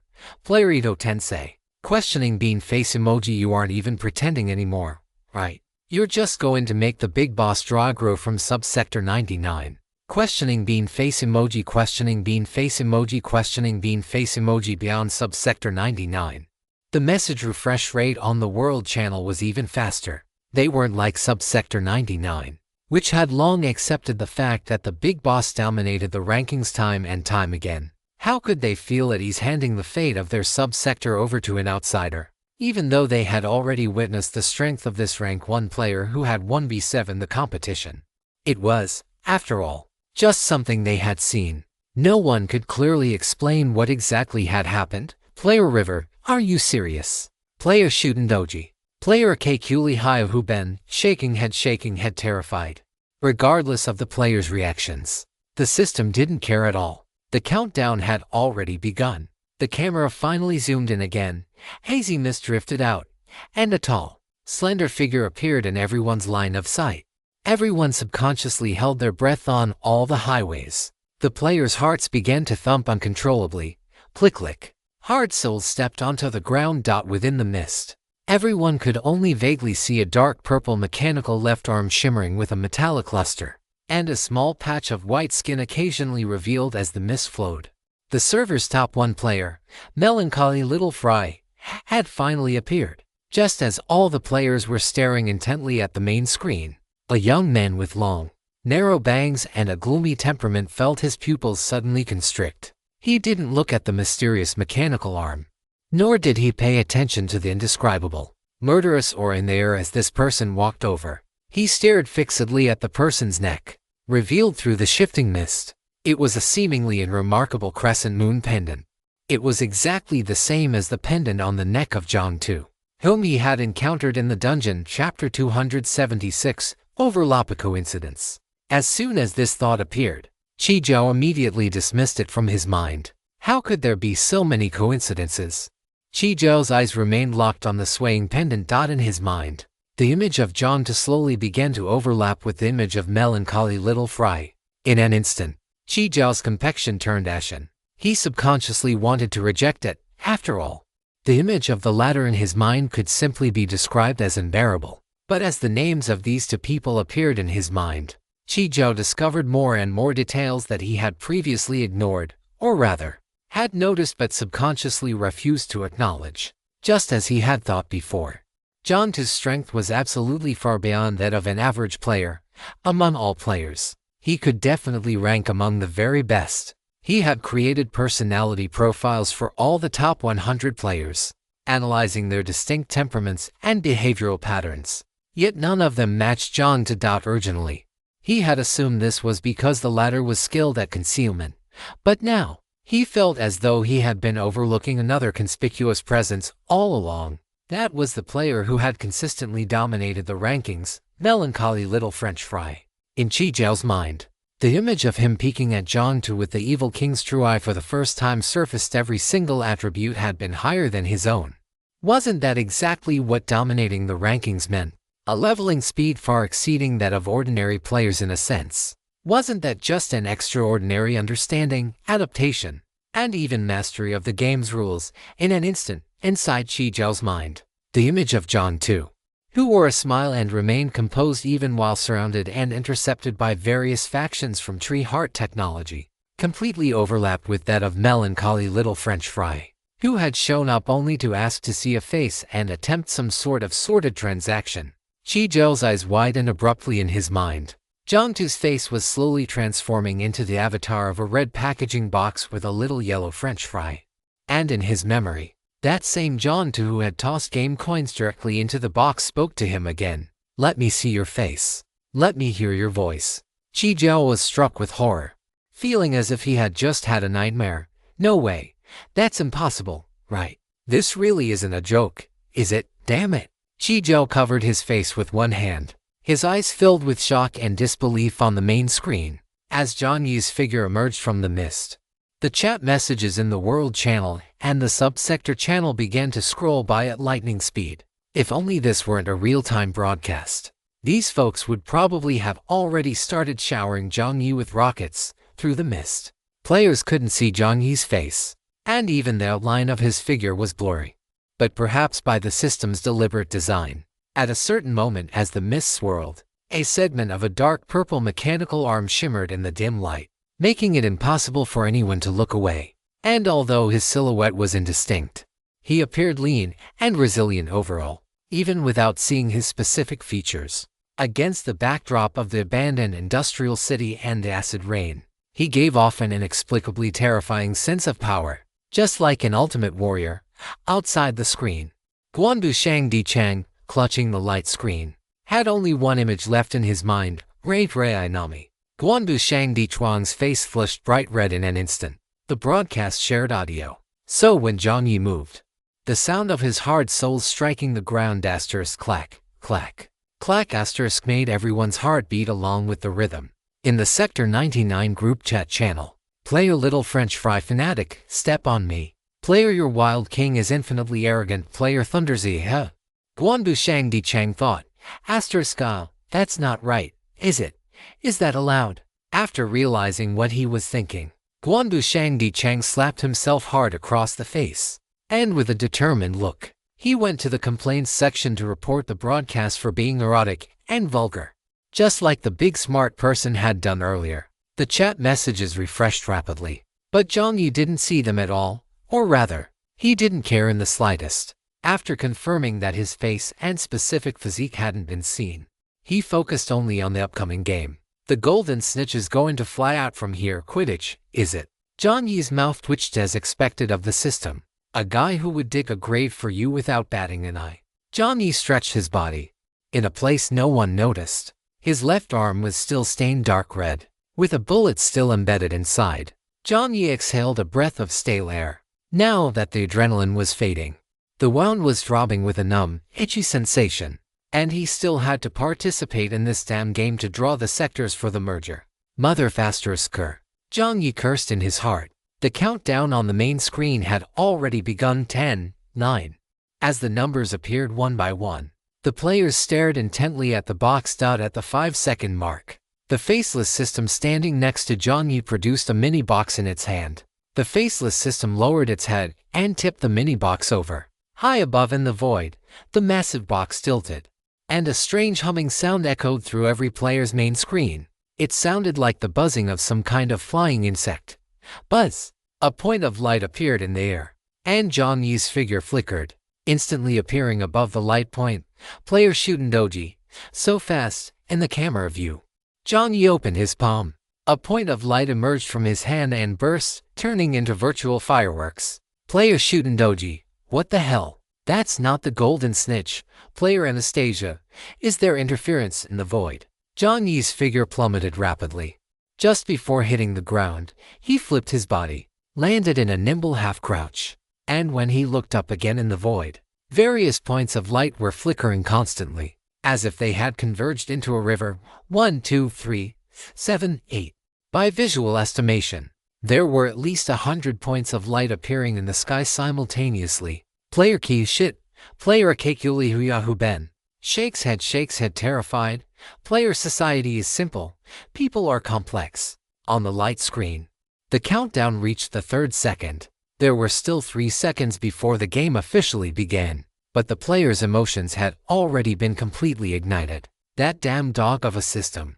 Capturing a single moving object in the void was already no simple task, yet, on top of that, the system had added so much interference. Finding one golden snitch among hundreds of light points within a minute, is that even possible? If the system wanted them dead, it could just say so.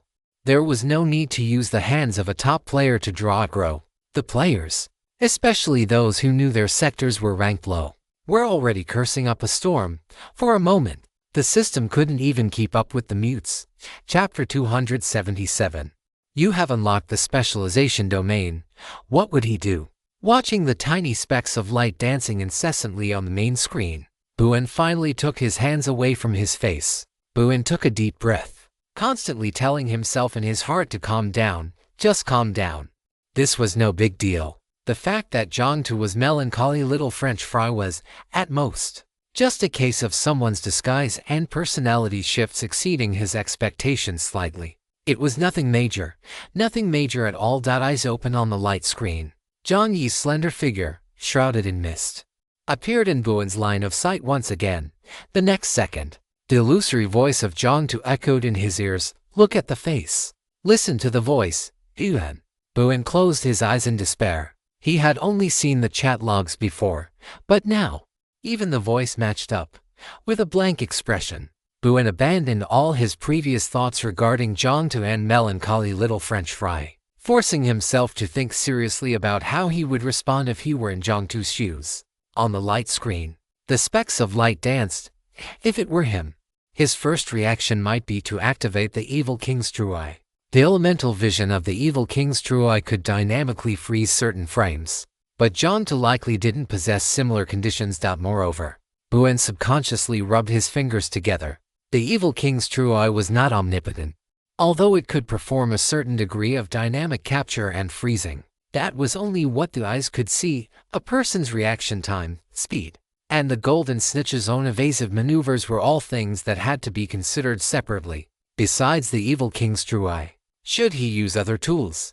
He had designed quite a few small gadgets capable of flight, and these gadgets possessed dynamic target tracking capabilities. But with so many specks of light, the current machines couldn't achieve that level of precision. If anything, they might cause even more interference. After all, tracking machines relied either on optical capture or infrared.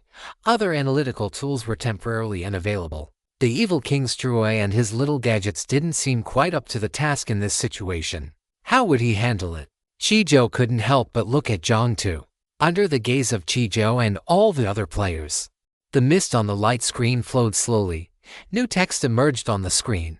To enhance player immersion, both the first-person perspective TOP1 player melancholy little French fry's view and the third-person perspective have been opened simultaneously. Players may switch at will. First-person and third-person perspectives, clicking switch. Less than half a second later, the light screen went completely black. What was going on? Was the system bugged? Just as the players were subconsciously about to file a complaint, new text appeared. Top 1 player melancholy little French fry has voluntarily disabled their vision. Voluntarily disabled their vision. What the hell? Under the third-person perspective, there was nothing. In the frame, Jiang Yi's movements had stopped. He just stood there, frozen in place, vision disabled. Movements stopped. Did he just close his eyes? Thump inside the truck.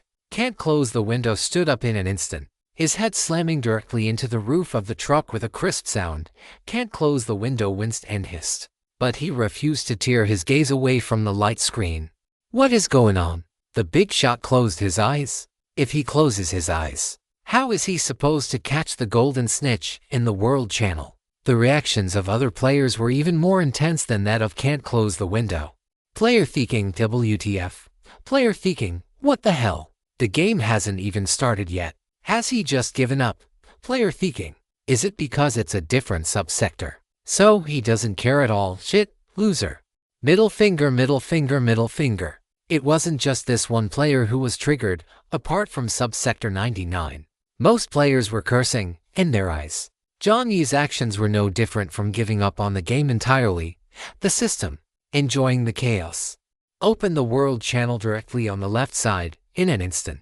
Messages from various subsectors flooded in. However, after reading the content of the messages, the players of subsector 99 were practically exploding with rage. Good grief. The big shot of our sector is participating in this bizarre game for the sake of you pieces of trash. Catching some bizarre golden snitch. And you pieces of trash are actually cursing him. Have you really lost all sense of shame? Message after message refresh. Until a sharp-eyed player from subsector 99 saw one particular post, Sakura Country, Sector 25. Subsector 03 Player Empire's Day Baka. Truly worthy of the Dragon Country style. Always like this disgusted vomiting emoji. After this message appeared, the system, which had been learning human emotions, used its electronic brain to think for a few seconds, eventually reaching a conclusion. It had likely heard the echo of the strings of reason snapping on the highway. At the same time, many players, especially those from the Dragon Country subsectors, let out the same cordial greeting. You little islander actually have the nerve to judge. Within subsector 99, everyone was cursing viciously. In the subsector, there had actually been no shortage of players who didn't think highly of melancholy little French fry, or even harbored jealousy and resentment otherwise. Jiang Yi wouldn't have been targeted by the lone wolf group, but at this moment, after seeing that sentence, they had no heart to think about such trivialities. They only wanted to do one thing: curse this guy into oblivion. That wretch is unworthy of being human. Jiang Yi didn't know what was happening in the group chat. His reason for closing his eyes was very simple. True vision could not see the golden snitch.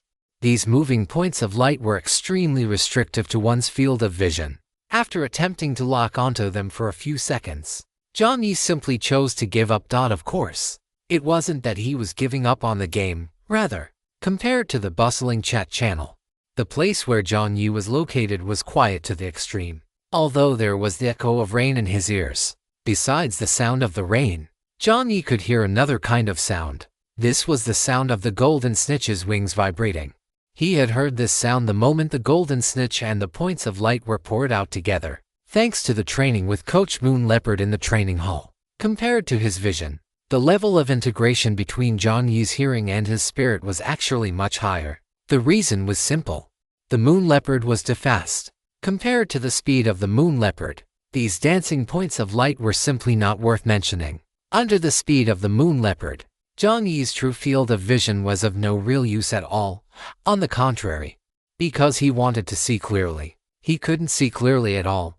Therefore, during the 3 hours of extreme training, Jiang Yi only learned one thing: to use his own body, his own breathing, and his own true senses to capture the movement lines of his opponent, rather than visual points. In short, a person might not be able to see a bullet flying at high speed, but they can predict the trajectory and landing direction of the bullet through the flow of air and the movement line of the bullet. It was precisely by relying on this method that Jiang Yi was able to barely manage to defend and even counterattack during the later stages of his battles with Coach Moon Leopard. Jiang Yi closed his eyes, purely to eliminate distractions. Humans are creatures of dependency. The more you don't want to look at something, the more you look at it. And the more you tell yourself in your heart not to focus on something, the more you focus on it. This game, originally, relied on this to create obstacles. Jiang Yi's mind was clear, casting aside all distracting thoughts, and he instantly switched his title to Self-Discipline Fanatic. The system broadcast sounded. You have activated the specialization domain. Chapter 278, Merging Districts. The specialization domain was activated. Jiang Yi's world instantly quieted down, and the buzzing sound of the golden snitch was continuously amplified. Right. In the third-person perspective, The players had already begun searching for the golden snitch in a state of burning anxiety. Occasionally, when they found it, they wished they could dive directly into the screen to tell Jiang Yi, who was closing his eyes and slacking off, which direction it was in. However, after trying for just 2 seconds, most players discovered in despair that even if they could briefly locate the position of the golden light ball, the next moment, it would disappear from that spot in an irregular pattern, or rather, it didn't disappear from the spot, it was just moving too fast. And combined with the masking effect of the points of light, their eyes simply lost focus on it. They couldn't catch it. They couldn't catch it at all. It was no wonder melancholy little French fry was slacking off. The system clearly had no intention of giving the players in the lagging districts a way to survive. Just as this thought appeared, a new player message popped up on the world channel on the light screen. Player comment restrained. The first-person perspective has lit up. The first-person perspective has lit up. Did melancholy little French fry open his eyes? Was he finally planning to start taking action? Although most players had already given up hope upon seeing this message, they still subconsciously switched to the first-person view. The previously pitch-black light screen lit up again. Everyone saw it. In the first-person view, points of light flashing across the sky were constantly crashing toward the center of the field of vision. The speed was so fast that it was almost like a hallucination of meteors crashing into the earth. Were the points of light crashing toward him? It wasn't the points of light crashing toward him, it was the field of vision itself was moving at high speed. It was melancholy little French fry who was moving. On the light screen, all the points of light had almost turned into streamlines, flowing toward the surroundings with the center of the vision as the origin. Everything was severely distorted due to the excessive speed, size, distance, and space seemed to have lost all meaning, resulting in severe distortion. Under this perspective, one's sensory integration was completely out of sync, and an intense feeling of dizziness washed over them.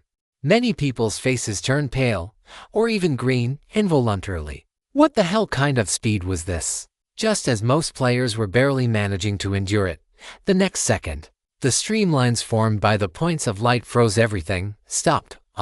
One player couldn't hold it back and vomited right at the light screen. It wasn't just this one player bug. On the highway, the sounds of retching rose one after another. It was as if you were passively following a high-speed roller coaster as it plummeted from its highest point. And just as it was about to reach the ground, with the speed accelerated to the absolute extreme, the next second, the roller coaster just stopped. After the sounds of vomiting rose one after another, the next second, a mechanical broadcast sounded abruptly. Congratulations to player melancholy little French fry for successfully capturing the golden light ball 7 seconds after the game started. After a second of silence, player comment restrained. What the ****, player shootin' doji. Player Anastasia. When people are in extreme shock, they have no extra emotions at all. They only have the instinct to type question marks to express their confusion. The young man sitting cross-legged on the tank with a pale face was completely bewildered at this moment. Looking at the congratulatory text on the top of the light screen, only one sentence remained in his heart. After a second, player shoot 1902. No, how was this done? The blonde youth Sean grabbed his hair in disbelief. Even he, who was hailed as the youngest legendary professional player, found it hard to adapt to that perspective just now. Even if he had barely managed to suppress the urge to vomit, he had thought the other party would need at least some time to find the golden orb. But he never expected that in the very next second, the game's success announcement would appear. That is to say, within about 3 seconds of the game starting, melancholy little French fry had already successfully pinpointed the location of the golden orb. No, that's not right. The guy had his eyes closed for the first 2 seconds. Sean suddenly remembered, is this even right? The world channel messages refreshed rapidly. Jiang Yi lowered his head slightly and glanced at the golden orb in Aclier's hand. The golden orb itself was a transparent sphere with dragonfly-like wings on both ends. The wings vibrated, causing the golden orb to hover in the air. This was the thing that had taken Jiang Yi a certain amount of time to locate.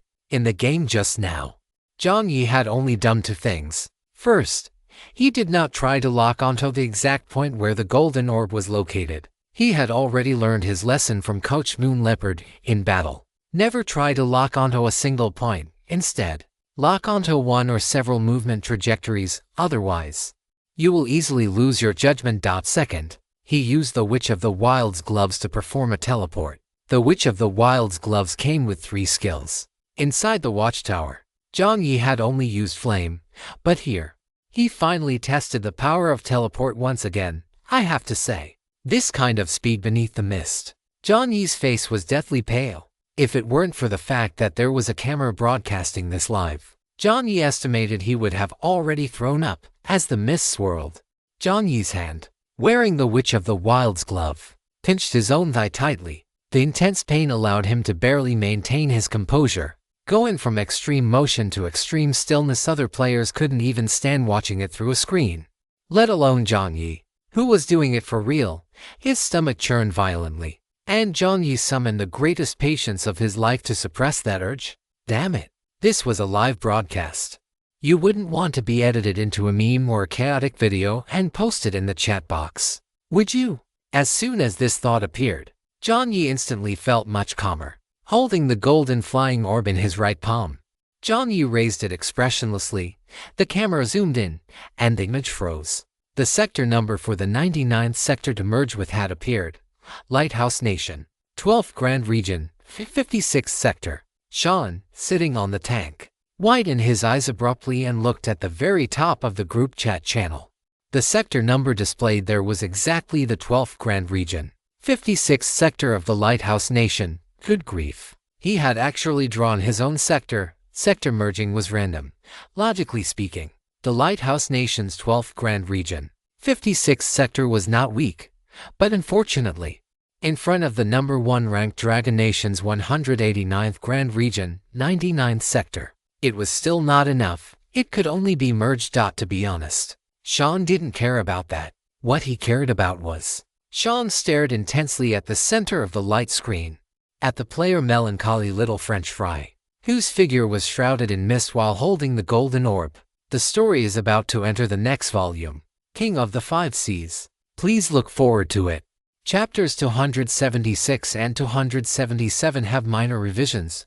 Players who mind can take another look. Chapter 279, Sponsorship Choice. Lighthouse Nation, 12th Grand Region, 56th Sector. The sector to be merged with the Dragon Nation's 189th Grand Region, 99th Sector had been generated. The World Channel refreshed rapidly once again. The Lighthouse Nation's 12th Grand Region, 56th Sector had exploded. The players in that sector couldn't tell if they were excited, nervous, or uneasy. They were uneasy because they were being merged, which in some ways was no different from being a stray dog. As for being excited, it was because they were being merged by the 99th Sector. That was the sector where the top boss of the entire server resided. If nothing went wrong, they would be able to enjoy the treatment of being carried by a big boss just like the 99th Sector in the future. The system broadcast continued to sound. The time taken for this sector draw was 3.7 seconds. With a time ratio of 6%, the system will purge the number of players in the lagging sector according to this ratio. Seeing this announcement, many players breathed a sigh of relief, but then began to worry again. 6%. Who knew exactly how this 6% would be calculated? Or if it would be their turn. Player worship Jesus. Seeing this comment, many Dragon Nation players rolled their eyes talking about Jesus. Huh, if it weren't for boss little French fry, you guys would already be meeting Jesus right now. If it were up to them, trying to find the flying orb in 60 seconds, damn. They might not even find it in 60 minutes. By then, if they were purged at a ratio of 1.0%, you guys would be well behaved, of course. Apart from a small number of unreasonable players, most players were normal people. In the channel, expressions of gratitude in various languages were refreshed. Regardless, 6% was already a fairly low ratio. On the screen, the golden flying orb was put down. Melancholy little French fry's face could not be seen through the mist, and as the camera gradually pulled away, that figure also became increasingly blurred. This draw broadcast has ended. Sector cleaning and merging will be completed in 3 days. The World Channel was locked again, and the trifold screen returned to its main screen state. At the same time, new text appeared on the system log. Attention all players, in 3 days, In addition to the sector merger, this game will undergo its second scene change. I believe that over the past month, you have gained a fairly profound understanding of the game's content. Familiarity breeds laziness, therefore. In 3 days, the new scene will be updated promptly at 6 o'clock. Test. This broadcast is a separate broadcast for the Dragon Nation's 189th Grand Region, 99th Sector. Jiang Yi took a deep breath and turned off the main screen directly. 2 seconds later, Jiang Yi's face turned pale, and he crouched directly by the side of the road, vomiting. Anvil. Brother Anvil was startled, just as he was about to ask if a speck of light had flown into Jiang Yi's mouth. Jiang Yi raised a hand in the air, stopping Brother Anvil's.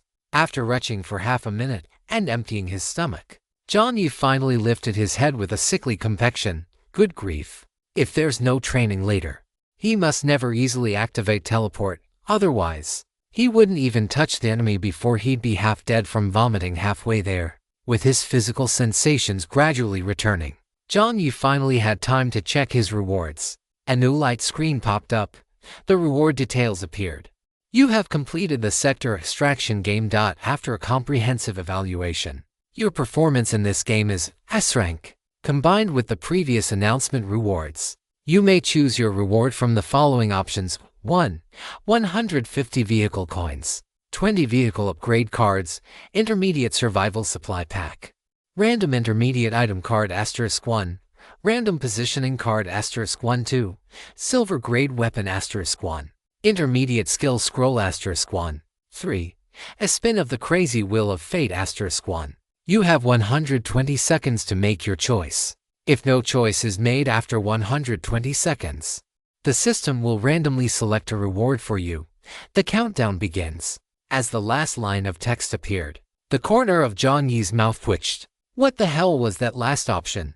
The crazy wheel of fate. Why did this thing sound slightly like a scam? Jiang Yi, still looking sickly, straightened up weakly and rubbed his chin in thought for a moment. Option 1 was definitely a safe bet. Vehicle coins, vehicle upgrade cards, item cards, and positioning cards. These were practically the 4 essentials for highway survival. What's more, his current balance was a flat 0. So option 1 was a pretty good choice for his supply reserves. As for option 2, a silver grade weapon, the image of Narrow Moon flashed through his mind, and an intermediate skill scroll. The only intermediate skill Jiang Yi currently possessed was the repeatedly stacked intimidation. Yes, this option seemed pretty good too. It was all about boosting combat power. And as for the last option, Jiang Yi clicked his tongue. If he had the constitution of a lucky emperor, he might consider gambling. But the key was, not only was he not that, how was he supposed to choose? Countdown. Jiang Yi glanced at the countdown, feeling conflicted. Finally, he spoke up. Anvil, if it were you, I'd pick 3. The plain and remarkable words came out. Jiang Yi stared with dead fish eyes. Even though he had anticipated this answer, Jiang Yi still asked, why her? All right, I get it. Jiang Yi rolled his eyes in his mind, struggled for a few more seconds, and finally, his gaze became firm. With 20 seconds left on the countdown, he slammed his palm onto option 3. I choose option 3. The vehicle coins in option 1 were tempting, but he still had 7 vehicles he could recycle, plus the golden treasure chest he got from the bumper car. He shouldn't be too short on vehicle coins in the short term. As for the silver grade weapon in option 2, he already had Narrow Moon and a Killer, which were more than enough. Although the intermediate skill, one can't have everything. Although he didn't know what option 3 was, he and Anvil shared the same sentiment. A gambler, once given the chance, could never resist taking a gamble. The choice was locked in. You have made your selection. Friendly reminder, option 3 is a sponsored choice. Once selected, this system assumes no responsibility for the outcome of this option. Thank you for your understanding. Chapter 280, Pirate King. After a second of silence, Jiang Yi's teeth-gritting voice rang out. System, do you know what a friendly reminder is? A reminder is something you say beforehand. That's what makes it a reminder, okay? Facing Jiang Yi's questioning, the system chose to play dead. It couldn't be helped. If it had said so beforehand, given John the Skinflint's cautious personality, he would have had a 1.0% chance of not choosing it. And if Jiang Yi didn't choose it, that person would probably blow the system up. The system expressed that it was also in a very difficult position. Sigh, ever since it took over Sector 99, there hadn't been a single day of peace. The system sighed silently and chose to play dead. Since the system wouldn't speak, there was nothing Jiang Yi could do. Since things had come to this, he could only inside the chat box. Melancholy little fry, are you there? A second after the message was sent, the chat box on the other side vibrated, and closable window. Congratulations to the big boss for upgrading to a level 4 vehicle. I knew it. The big boss is the absolute best. Enclosable window for her. The message from enclosable window was still a voice note through the chat box. It sounded like the person on the other end was drunk. Jiang Yi scratched his head and politely sent a thank you. The chat box vibrated again. Enclosable window was very accommodating. Enclosable window. Does the big boss need anything? Jiang Yi didn't stand on ceremony with the latter. I need a luck card, or pink cloud smoke, or any similar luck-boosting items. Although Jiang Yi really wanted to use pink pearls whenever he was indecisive, he knew this stuff couldn't be used indefinitely, or it would easily exhaust his favorability. Just as Jiang Yi was thinking about continuing to ask for the price of luck cards, a new message popped up. Enclosable window. Okay. How many do you need? How many? Looking at those 3 words, for the first time in his life, Jiang Yi felt like he might not know how to read. How many? Could this stuff be bought wholesale? Wasn't this a specialty of the pink pearls? Even the red fox Ulda could get his hands on this stuff. Melancholy little fry. Is it from the shop? Enclosable window. Enclosable window. I opened it myself. Wink grin rose. Jiang Yi opened it himself. I hate lucky bastards. After 2 seconds, Jiang Yi stared with dead fish eyes and said, 1 pink cloud smoke. 1 good luck card. Enclosable window. You got it. A white light flashed, and the 2 items appeared in front of Jiang Yi. Jiang Yi reached out to take them and typed a thank you in the chat box. After a second, Jiang Yi rubbed his fingers and typed, melancholy little fry. I'll give you the payment later. After upgrading his vehicle, he was now so poor he only had a giant hunk of metal left. If he wanted to pay back enclosable window, he would have to wait until he sold the vehicle and opened the golden treasure chest. For the first time, Jiang Yi felt so strapped for cash. Seeing the message, Enclosable window sent a whole bunch of messages saying there was no need to pay him back. Jiang Yi had urgently wanted to be polite. Big brother, you've already helped me a lot. Besides, I still have over a dozen of them. I don't really use them anyway. With a snap, Jiang Yi expressionlessly closed the chat box. Jiang Yi looked up at the sky and let out a long, weary sigh. Honestly, even when he fought 7 people at once, he hadn't felt this mentally exhausted. Sometimes, the difference between people is even greater than the difference between a person and a pile of dog shit. If this turns out to be dog shit for him, he's going to extort a huge amount when he recycles the vehicle. Jiang Yi expressionlessly woke up the main screen. At the bottom of the screen, a roulette icon appeared. With a thought, Jiang Yi dragged the roulette out. In the void, an orange, white, and red wheel appeared.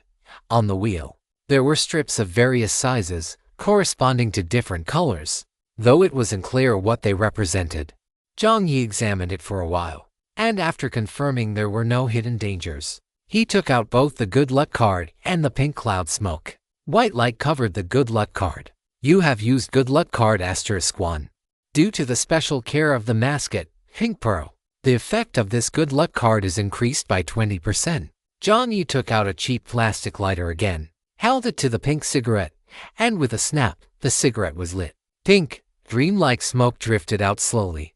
You are using pink cloud smoke *1. Due to the special care of the mascot, Pink Pearl, the luck-boosting effect of this pink cloud smoke is increased by 20%. The concentration of massive good luck has attracted the attention of a special existence. However, after taking one look at you, the special existence shook its head and left. What was that? Another special existence. And what did it mean by shaking its head at him? Why did he feel inexplicably looked down upon? Jiang Yi was completely baffled. Since there was no more information, he had to let it go. 20% boosts were already quite good. Stacking them further wouldn't make much sense. Having played so many games, Jiang Yi had only come to one conclusion. Sometimes human effort is limited. What you get depends on your luck. the heavens. And your character. Good enough. Jiang Yi took a deep breath and placed his palm on the roulette. The texture of the roulette was quite strange, seeming to exist somewhere between reality and a virtual illusion. Jiang Yi looked at the roulette curiously. And the system prompt sounded. Please infuse your mental energy. It requires mental energy too. Jiang Yi followed the instructions, focused his mind, and covered his palm with mental energy. Almost as if responding to his will, the roulette began to spin. Although Jiang Yi had already coached himself mentally, the moment the roulette started spinning, his heart still skipped a beat. No person from the Dragon Kingdom could remain calm during this kind of lottery. Jiang Yi was no exception. The massive roulette spun rapidly, passing over red, blue, gray, and other color blocks. Circle after circle, finally, it was spinning so fast it became a blur. Jiang Yi's mind only took a quick glance before he felt dizzy. So, he simply looked away and waited for the final result. About 5 seconds later, with a ding, Jiang Yi's heart tightened, and he looked sharply at the position of the pointer, blue color block. The mechanical voice boomed, "Congratulations. You have received a special sponsorship identity card. Pirate King. Description: Want my treasure? You can have it. Go find it. The Grand Line. I left everything in the world there. Goldie Roger. Identity card has been issued. This roulette draw has ended. Thank you for participating." The announcement ended, and a blue card depicting the ocean and a massive ship fell into the hands of a bewildered Jiang Yi. At the same time, the intense feeling of being watched returned. Jiang Yi whipped his head around to look left and right, but found nothing. Chapter 281. Hello, I am John Tuperate King. Jiang Yi admitted his brain had stalled for 2 seconds. Another identity card. And what the hell is a pirate king? Where is there even a sea? Did the system get water in its brain? Just as he was about to ask the system, a line of text popped up right in Jiang Yi's face. Friendly reminder. Option 3 is a sponsorship choice. Once selected, this system assumes no responsibility for the results of this option. Thank you for your understanding. Jiang Yi. What a great disclaimer. Jiang Yi let out a weary sigh. It's hard to say if this was a loss or a gain. After all, the power of the wilderness witch identity card and the witch's gloves was clear. The identity card was definitely useful, but when and where it would be useful remained a complete mystery. In the time that followed, while his good luck was still holding out, Jiang Yi went ahead and opened 2 gold chests in a row. The harvest was quite decent. He obtained 50 car coins, 10 vehicle upgrade cards, and an iron pickaxe that had actually reached the quasi-silver grade. Looking at the iron pickaxe in his hand, Jiang Yi raised his right hand, and the rebar fork appeared. With the iron pickaxe in his left hand and the rebar fork in his right, it looked rather harmonious. It was worth mentioning that when he saw this iron pickaxe, Old Man Anvil was so excited he almost went crazy. Brother, do you know what this is? This is the beginning of everything. This is an iron pickaxe. Jiang Yi stared with dead fish eyes and spoke. No, this is a magical, special, an iron pickaxe. Jiang Yi spoke again while holding the pickaxe. Anvil. After 2 seconds, Old Man Anvil's indignant voice rang out. It is an iron pickaxe, that's true, but so it's just an iron pickaxe. Brother, you're going to lose me if you keep this up, really? Jiang Yi asked sincerely. Psych. Old Man Anvil started making that whir sound again. Jiang Yi clicked his tongue, the corners of his mouth curling up slightly. He rubbed his ears, and holding the iron pickaxe and the rebar fork, he began dismantling cars, repairing them, and reporting them to the system. Between dismantling and repairing, Jiang Yi spent nearly 3 hours. The sky gradually darkened, perhaps because the scene was about to change. The intensity of the acid rain seemed much lighter than before. Underneath a minivan lifted by the giant-sized eclair, Jiang Yi slid out on a small creeper. His face was covered in black grease, with only his eyes shining startlingly bright.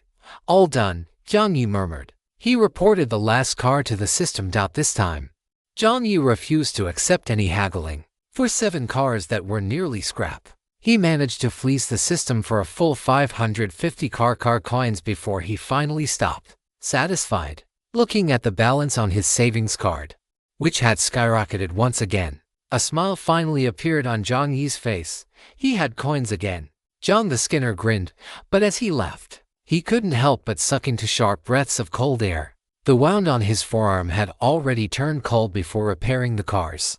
Jiang Yi had only given it a simple treatment.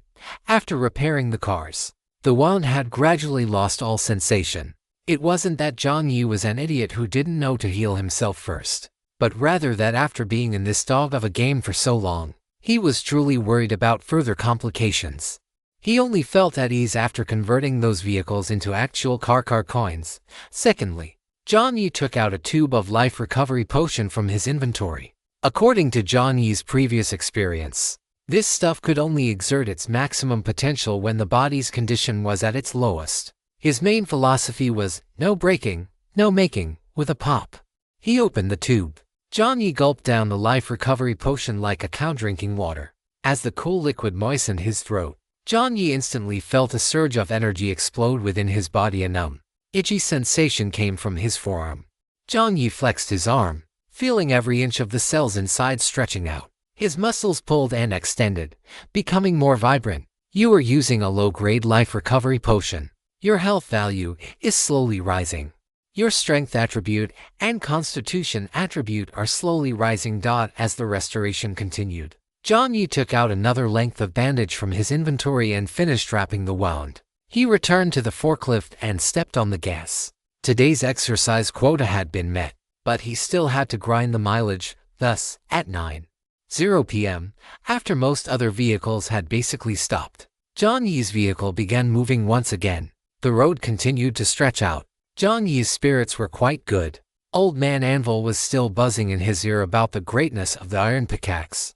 Jiang Yi listened absent-mindedly, occasionally offering a couple of responses. While opening the main screen, in the private chat channel, a red dot suddenly appeared. Jiang Yi clicked it casually. Player Anxious has accepted your friend request. You can now chat. Seeing this message, Jiang Yi let out an anxious.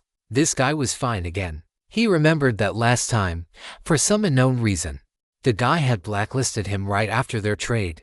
Jiang Yi continued driving.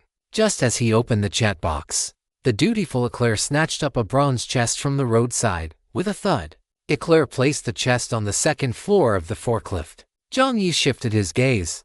After a few seconds, the other party is typing. Notification at the top finally stopped. Immediately after, a photo and a voice message were sent over. Anxious. Selfie with a deadpan expression. Anxious voice. Hello. I am Player Anxious. Let us be. Chijo. Inside the forklift, Anxious's voice echoed out. Even Old Man Anvil was stunned into silence. Jiang Yi's mouth hung open. And a second later, ha ha ha ha ha. Holy crap. Ha ha ha ha. Inside the forklift, Jiang Yi burst into loud laughter. Although he didn't know why Chi Jiao was putting on such a performance, the thought of that gloomy guy saying his online handle and let us be with a straight face was something Jiang Yi simply couldn't resist. Ha ha ha ha. Hello. There isn't enough room for so many people here. Ha ha ha ha ha. Jiang Yi laughed for a long time before his trembling fingers touched the chat box. A few seconds later, he sent melancholy small fries on another road. Anxious looked at the question mark that popped up in the chat box. His face turned from red to green, then to blue, then to white, and finally back to red. What did sending a question mark mean? Hadn't he already sent the photo and voice message as requested? Just because he respected the other party, did that mean they could toy with him? Or had he misunderstood the intention? That was impossible. He had reviewed the conversation several times. That was exactly what the other person said. Were they really toying with him? Or was there a deeper meaning? Considering Jiangtu's performance in the dungeon, just as Chi Jiao was about to let his thoughts wander again, a ding sounded, and a new message appeared. Melancholy little fry. Hello, I am John to. Chapter 282. Firearms Training. Even though he had already guessed it in his heart, at this moment, seeing melancholy little fry admit that he was Jiang Tu, Chi Jiao still couldn't help himself. After hesitating repeatedly, deleting and editing, he finally sent. Anxiety. I would like to ask, is requesting photos and voice messages from the other party in the game a screening mechanism? Or is it a way to test the other party's resolve? Or is there some other special mechanism I've overlooked? Anxiety, of course. If this involves confidential information, you can choose not to tell me. Although I have a slight objection to this point, upon closer reflection, it is not entirely incomprehensible. Of course, I mean. Watching the text in the chat box grow longer and longer, Jiang Yi squinted his eyes and barely managed to read through it. After grasping the general content of the text, the smile that had been on his face instantly collapsed, sending photos and voice messages. In Jiang Yi's consciousness, Brother Anvil keenly sensed something and immediately spoke up. Brother, I've already apologized for that matter. As the saying goes, your world's Mr. Confucius once said, a man cannot be poked in the head by a steel fork twice. Where the hell did you get that from? Jiang Yi rolled his eyes in his mind. Just as he was about to say a few words, anxiety sent a new message. It was clear that anxiety had taken much longer to ask it. Anxiety, also. The special transaction you mentioned earlier also puzzles me. Seeing this sentence, Jiang Yi froze for a second. Special transaction? When did he ever say something like that? The moment the content flashed in the chat box, in Jiang Yi's consciousness, Anvil instantly let out an "Eh, brother, look at this." These words definitely weren't said by him. They were absolutely said by Jiang Yi himself. Jiang Yi hissed, automatically ignoring Brother Anvil's suggestive tone, and scratched his head. A few seconds later, Jiang Yi typed into the chat box, "Melancholy little fry, it's like this. Melancholy little fry. When I listed the items, I set up an automatic reply. But it seems that due to the system, there was a language error. Melancholy little fry. It has been corrected since then. Melancholy little fry, cup fists closing parenthesis. The system, which had just been scammed out of a full 550 vehicle coins by Jiang Yi. Are you kidding me? On the main screen, the moment Jiang Yi sent the message, 3 question marks popped up, circling Jiang Yi 360 degrees. Each question mark was bigger than the last. Each question mark was thicker than the last. Jiang Yi ignored the system's reaction entirely. After the message was sent, a new message arrived from the other side as expected. Anxiety. So that's how it is. Anxiety, moronic system. Damn it. At this moment, the system almost blurted out a forbidden word itself. However, the moment the word appeared, a warning sound rang out.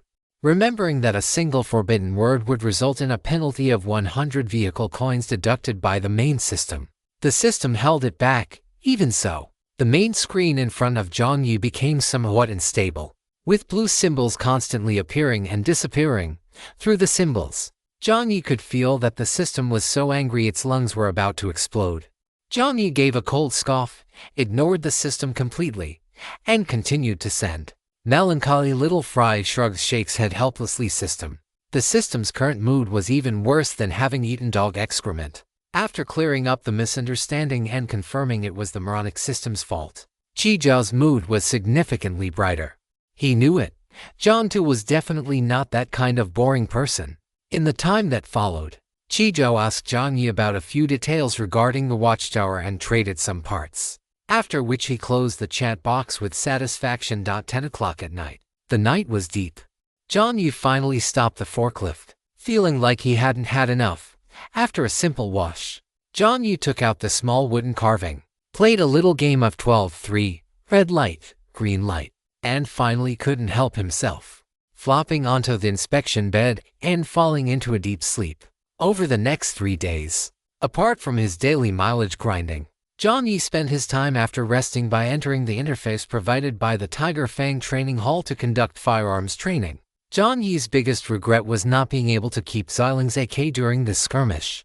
Although the Silver Blade Killer was powerful, it was, after all, a pistol, and its range and speed were somewhat limited. Although, for the current Jiang Yi, it was enough. Training Hall's primary firearms training range. Jiang Yi skillfully opened the door to the training range. Behind Jiang Yi at this moment was an endless, spreading pure white. As he pushed the door open and stepped inside, the feeling of solid ground beneath his feet returned. What came into view was a standard training range. The ceiling and walls of the range were entirely white, while the floor and the wall where the targets were located were dark green. This color ratio was the best for helping people focus their attention. The range was equipped with 10 meter, 25 meter, 50 meter, and 100-meter electronic target systems. In the empty range, Jiang Yi was the only one there. His breathing and footsteps were clearly audible. Creak. Jiang Yi turned the handle again, and the door closed. The moment it closed, Jiang Yi felt as if he had entered another enclosed space. Only the virtual windows of the range showed some outside scenery. A completely enclosed space would cause panic. The presence of windows would not only fail to distract him but would actually make his mind relatively more relaxed. This was not the first time Jiang Yi had entered the training range. Jiang Yi moved his mind and called out "System." With a hum, a pale blue light emerged, and text appeared on the virtual screen. Please select the project you wish to train in.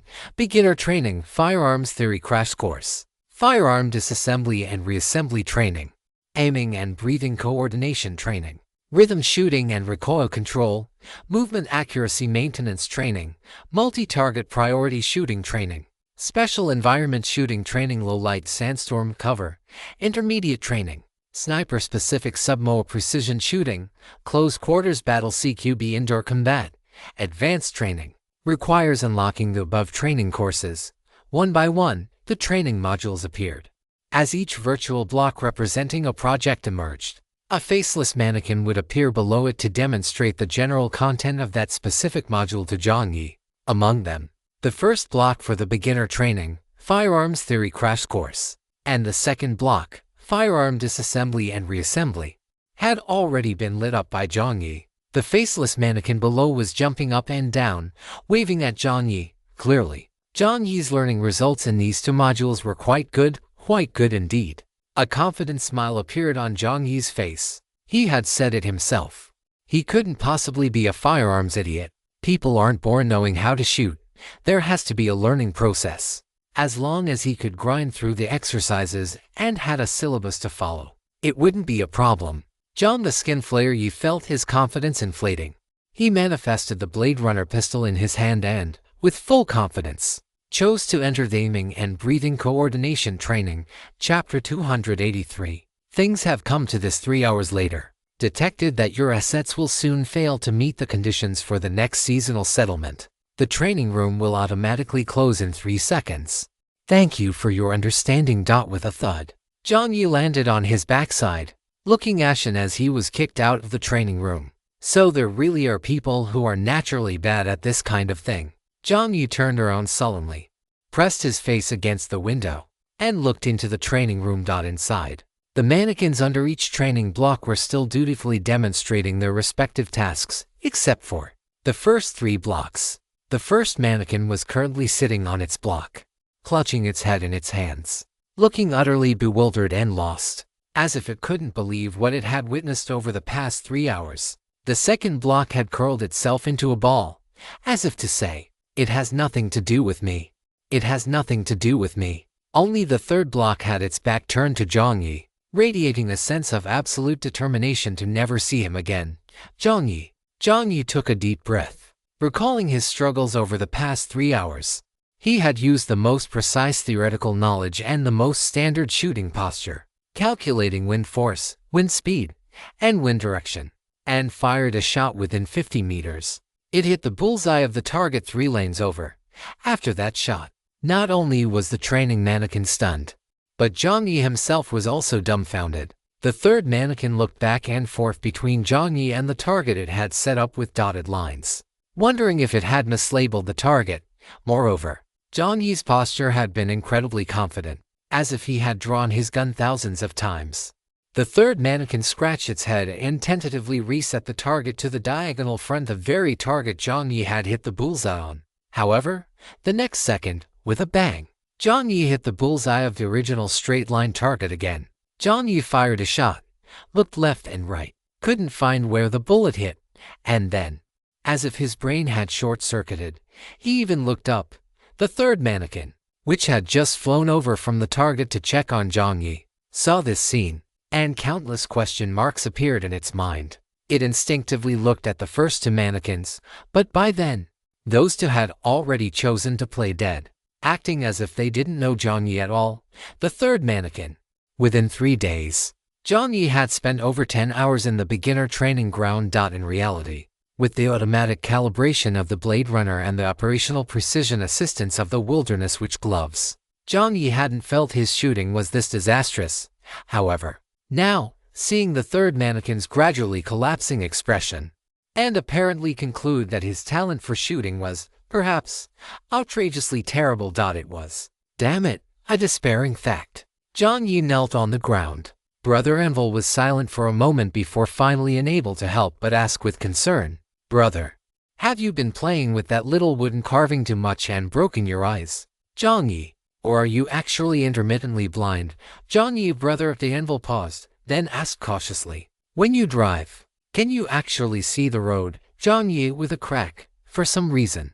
Jiang Yi suddenly remembered the cardboard clown from before. So, this is what it feels like to have your mental defenses completely shattered. After the three-part interrogation, both man and Envel fell silent. After more than a dozen hours of training, Jiang Yi's assets had shrunk from 550 vehicle coins to just 29.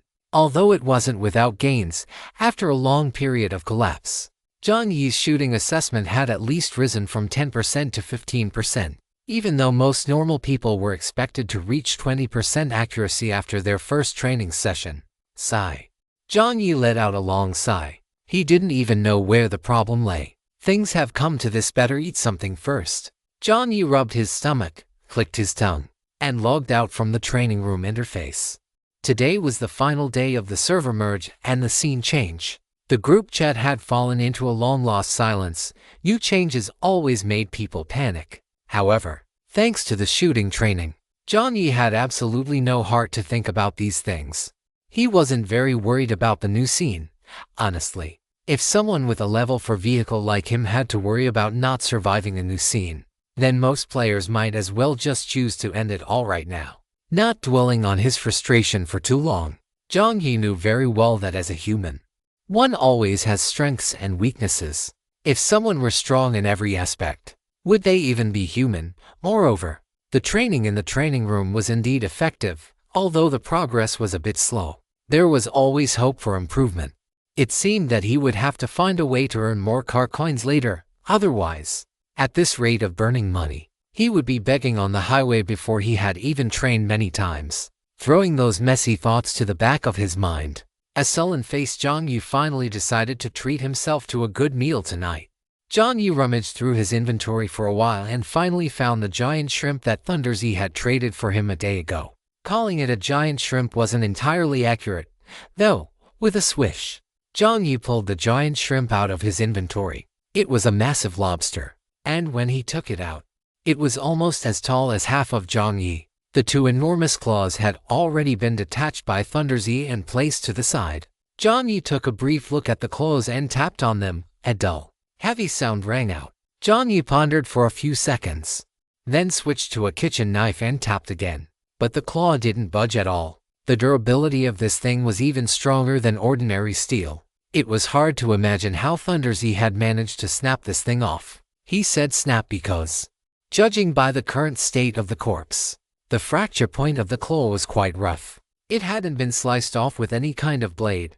The most likely scenario was that it had been snapped off by bare hands. Jiang Yi clicked his tongue, thinking silently to himself whether it would be possible for him, combined with Aclear's strength, to achieve such a feat. Brother Thunder was still a bit too overpowered. An ordinary kitchen knife couldn't handle this thing. Jiang Yi thought for a moment. His right hand flashed, and the slender Narrow Moon appeared in his grip, inside the carriage. The blade of Narrow Moon reflected a cold light, and the air seemed to hum with the sound of blade energy. Jiang Yi nodded in satisfaction and swung the blade down. Swish. The claw was sliced open from the side, and the snow-white shrimp meat inside spilled out. At a glance, it was rich in protein. After cutting an opening in the claw, Jiang Yi didn't scoop out the meat inside. He took out the large steamer that Piggy Prince had given him earlier from his inventory and shouted, "Brother, energy furnace." The brother responded with a deep rumble, and the furnace chamber opened. Jiang Yi placed the steamer on top, separated by a layer of iron. He didn't remove the meat for two reasons. The shell could serve as a natural container to keep the original flavor. Second, Brother Energy Furnace's heat was too intense. Jiang Yi estimated that to keep the meat tender and not dry, He really had to use the shell to insulate it from the direct heat. After preparing the claw, Jiang Yi began to process the body. To be honest, Jiang Yi had never eaten such a huge lobster before. He could only rely on his past experience of eating crayfish and processing lobsters. He used narrow moon to slice open the head, and the moment it opened, Jiang Yi saw a layer of strange, viscous substance slide down. Not only did this thing have no foul odor, but it actually carried a strange, fragrant aroma. You have obtained crayfish neck meat *3. Description: crayfish neck meat, the most tender and essential part of the crayfish meat, depending on the environment. The flavor of the crayfish neck meat varies, such as sea salt and black pepper flavor, tropical rainforest flavor, Longingti flavor, etc. After being properly prepared and consumed, you can enjoy a quite remarkable treat for your taste buds. Of course, there are also some negligible benefits, such as gaining a certain amount of strength, speed, and constitution attribute points based on your personal state. Slip. Seeing this description, a smile clearly bloomed on the face of John the gourmet. His mouth curled up, and one couldn't tell at all that he had been beaten like a dead dog in the training ground 3 hours ago. If the system said it was tender and delicious, the taste must be quite excellent. Jiang Yi carefully cut out the 3 pieces of soft meat and set them aside, waiting until everything was processed before putting them back into the shell. After cleaning all the dirty parts of the giant shrimp, Jiang Yi poured enough water into the steamer and placed the shrimp, divided into 3 sections, inside. For the time being, Jiang Yi planned to make a 3-way shrimp feast. First was the most traditional seasoned lobster, preparing minced garlic, cooking oil, millet chili, oyster sauce, and cooking wine. Jiang Yi first heated the oil in a small pot, then poured in a bit of minced garlic to saute until fragrant, and finally added all the seasonings. The sauce prepared this way had a rich flavor, but because the proportions were just right, it wouldn't overpower the original tenderness of the shrimp meat. Jiang Yi tasted it slightly and nodded in satisfaction. With the seasoning ready, Jiang Yi estimated the time, opened the chat box, and sent, "Melancholy little fry, come over quickly." A second later, in the chat box, the avatar of Piggy Prince wearing sunglasses flickered, and a new message popped up: "Piggy Prince."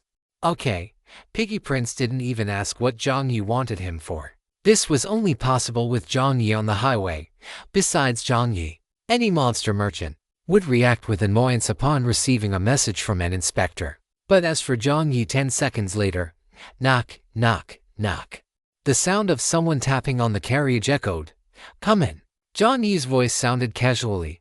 Piggy Prince chuckled, pushed the carriage doors open from both sides, and with a light hop, jumped into the carriage. As for Jiang Yi, Piggy Prince only worried about one thing: that if he arrived too late, he might face the nightmare of there not being enough to eat, or the food having gone cold. Inside the carriage, Piggy Prince carefully piled his items into the corner of the carriage as usual. The items brought this time didn't seem to be melon or fruit bags.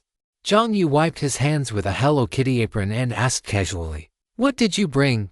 Piggy Prince answered truthfully, "Intermediate pet nutritional supplement." Nutritional supplement? Jiang Yi looked at Piggy Prince in surprise, and Piggy Prince explained, "When I came last time, I seemed to see that Lee's little black egg was about to hatch."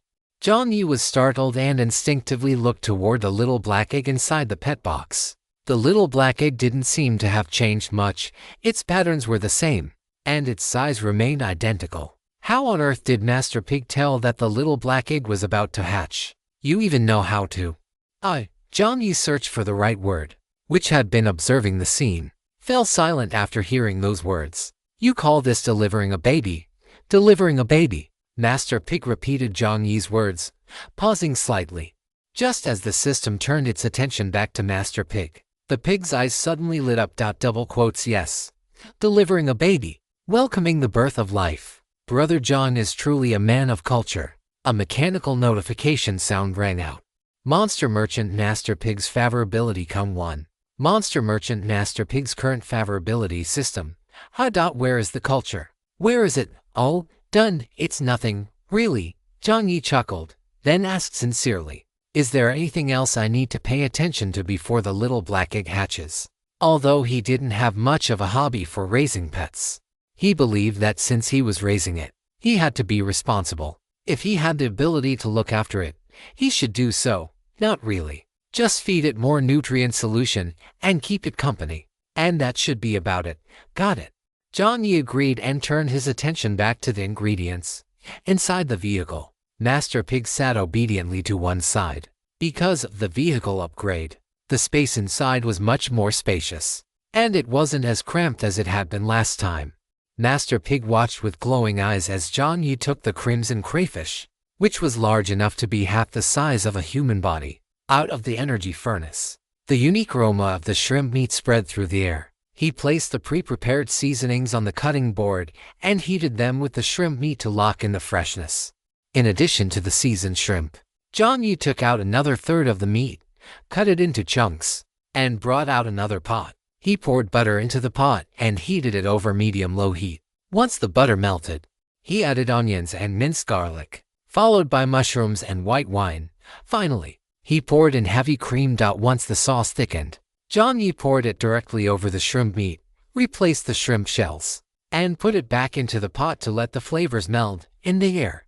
The natural sweetness of the lobster, the savory aroma of the seasonings, and the unique, rich scent of the cream blended together. The fragrance was so intense it felt as if it could flip the forklift over. Master Pig, sitting inside, had eyes that were gradually becoming dazed. Through his squinted eyes, the snow-white shrimp meat kept focusing, and magnifying in his vision, until an inconspicuous little black dot appeared above the snow-white shrimp meat. A black dot. At this moment, Jiang Yi was still busy with the final touches and hadn't noticed the thing above the ingredients at all. Just as he turned his head to speak with a whoosh, a pitch-black crack streaked through the air. Jiang Yi felt as if the air in front of him had frozen for a second. Clang! The sound of a hard object piercing into a wall rang out. Jiang Yi focused his gaze and saw a chopstick deeply embedded into the reinforced wall of the level for vehicle. The end of the chopstick was firmly stuck in the wall, not even shaking in the slightest. And in front of the chopstick, there seemed to be something. Because it was buried deep in the wall, it was impossible to tell what it was. However, with his mental energy highly concentrated, Jiang Yi could still see half of a black wing slowly drifting down from the air. What is this? Jiang Yi's Adam's apple bobbed out of the corner of his eye. He noticed that at some point, Master Pig, dressed in his long robe, had stood up from his small stool. Those eyes that were always squinted were now wide open, revealing a pair of cold, piercing eyes. A chilling aura was overflowing. This shot, this aim, are you serious? Chapter 285. Asking for advice. After dealing with the annoying flying insect, Master Pig's wide-open eyes squinted shut once again. He extended a trotter, pressed it against his little heart, and muttered, "Phew, that was close. Good thing it didn't fly onto the meat." Master Pig even slurped up some drool. After Master Pig finished speaking, Jiang Yi was stunned. A flying insect. Jiang Yi silently glanced at the chopstick embedded deep into the forklift's wall. Was it just a flying insect? The commotion was so intense he had thought some horror from the dark night had attacked. He had even reached for his cooling spray and lighter in his pockets. Having dealt with the insect, Master Pig sat back down on his chair, rubbing his hands in anticipation as he looked at Jiang Yi. "Brother John, is it ready to eat?" Looking at the expectant Master Pig, Jiang Yi tilted his head and hissed. Why did he feel like he had overlooked some important detail last time?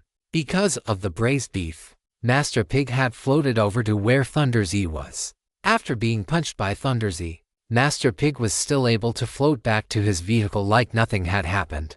That in itself seemed to say something. A full-force punch from Thunder Z was something even he, in his current state, wouldn't want to take head-on. But Master Pig, he remembered that day. Other than his face being slightly swollen, he hadn't sustained any serious injuries, right? Moreover, Jiang Yi remembered Master Pig saying that he had seen him at the Daydream Pavilion. It was known that the Daydream Pavilion was a high-tier service area with an incredibly high status. Ordinary players didn't have the clearance to enter. As for monsters, Jiang Yi guessed it should be similar. So, if Master Pig said he had seen him, that meant Master Pig was in the spectator area at the time. This also proved Master Pig's status from another angle. Thinking of this, wait a moment.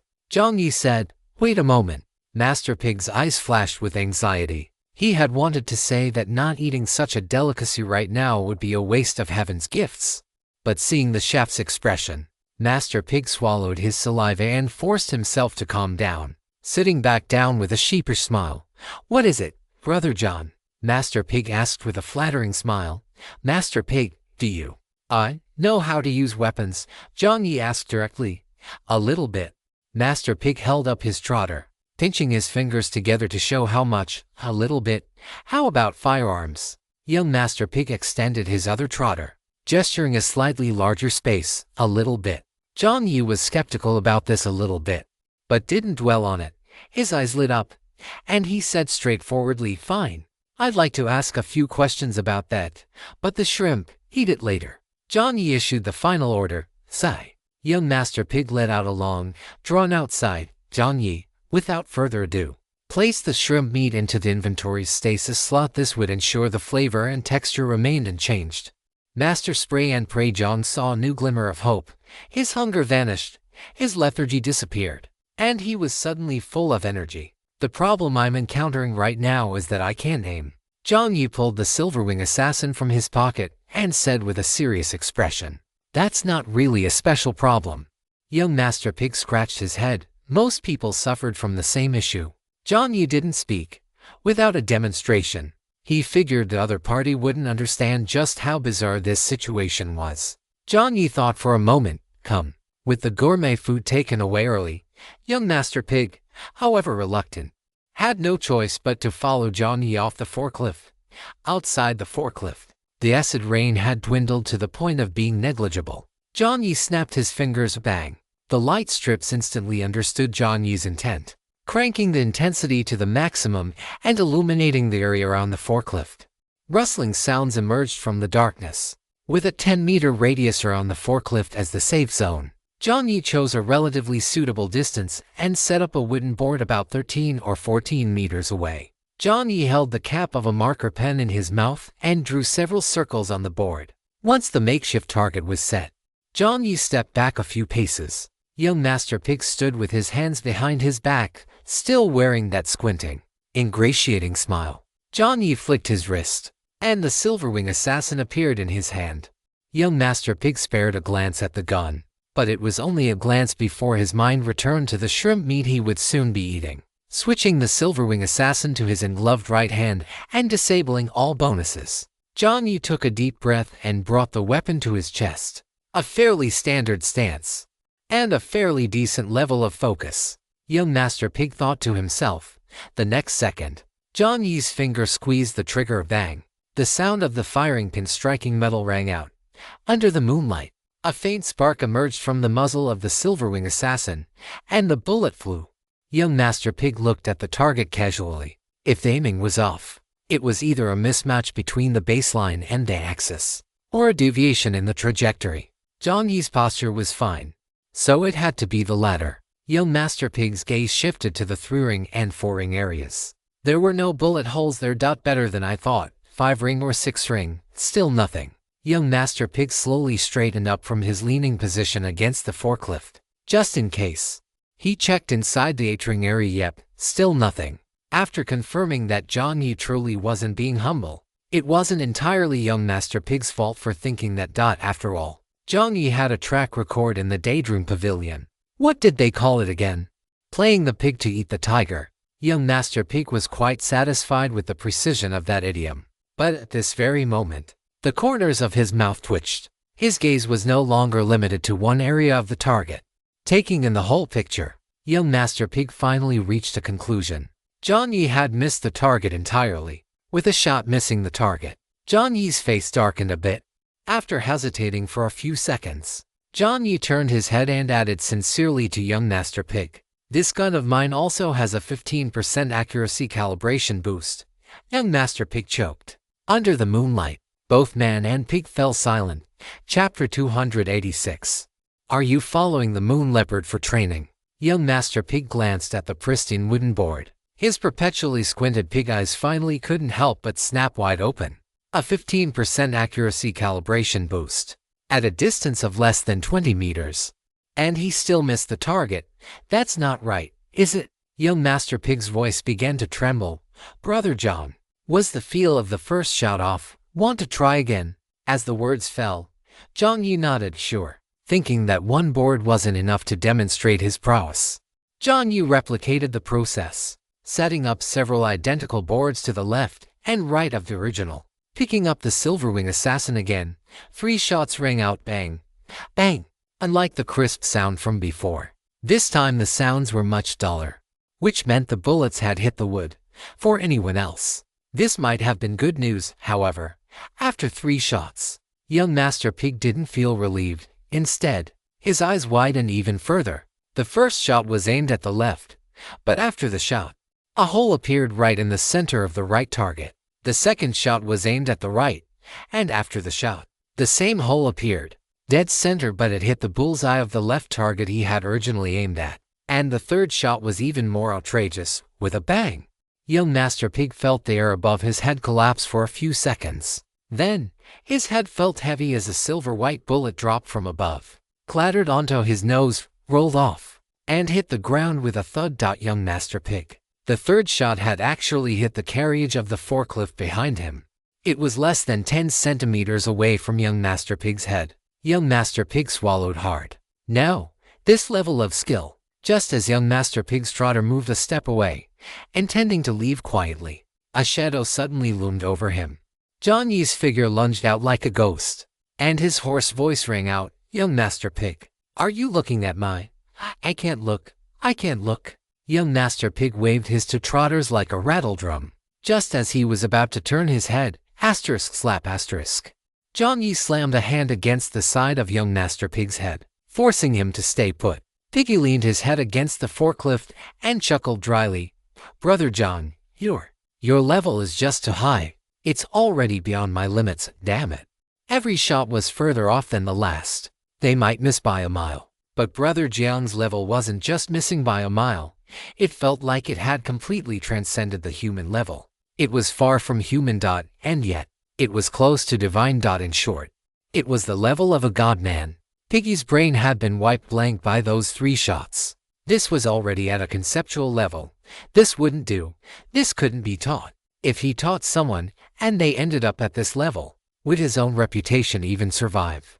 Just as Piggy opened his mouth to decline again, a sincere smile appeared on the face of Jiang Yi, who was looming over him. At the same time, a rich aroma of cream and seafood suddenly wafted through the air. The scent exploded at close range.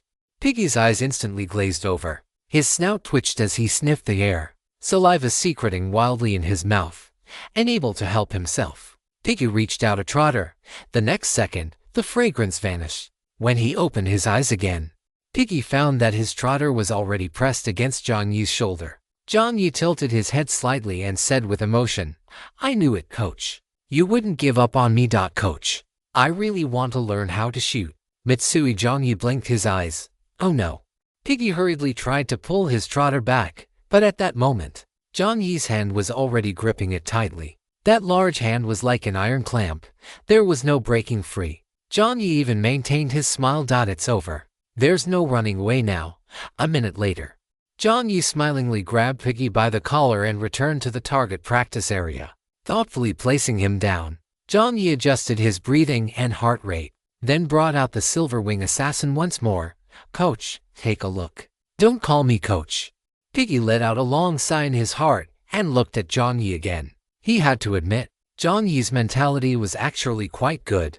After firing shots that were as bad as dog shit, he could still quickly adjust his mindset and proceed to a new round of firing. This kind of mentality was exactly what a professional shooter should possess. It was the same textbook perfect posture, the same movements so practiced they seemed to have been repeated thousands of times. Yet the result was still a shot so terrible it was hard to look at. Piggy. Before he could speak, Jiang Yi, having finished his shots, took the initiative. Under the moonlight, Jiang Yi's expression didn't show dejection, only seriousness. Jiang Yi subconsciously recounted the entire process of his thinking and shooting. This was a habit he had developed while training with Moon Leopard. According to Moon Leopard, reviewing and reflecting was the most fundamental method for constantly breaking through one's boundaries. Having experienced countless battles, Jiang Yi agreed with this point wholeheartedly. In short, I followed the principle of aligning 3 points into one line, and I also judged the wind speed and the trajectory of the bullet while shooting. Although I might not be very familiar with it, logically speaking, the result shouldn't be like this. As the last sentence fell, there was no frustration or embarrassment in Jiang Yi's expression, only calmness and a pure, unadulterated desire to become stronger. Silence filled the air after he finished speaking. A few seconds later, Piggy's voice suddenly rang out. Brother Jiang, are you training with Moon Leopard? Jiang Yi exposed that quickly. Jiang Yi scratched his head. Is it that obvious? Piggy wore an I knew it expression. Piggy laughed helplessly, though he didn't dwell on it. He stood up from the ground and used his 2 large trotters to pat the dust off his robe. Then, Piggy looked at Jiang Yi. Just as Jiang Yi expected Piggy to share some insights or experiences, Piggy suddenly asked, Brother Jiang, have you ever hit an enemy before? Yes. Had he already lost faith in his own ability to hit an enemy with a bullet? When? Piggy asked again. When using skills and items.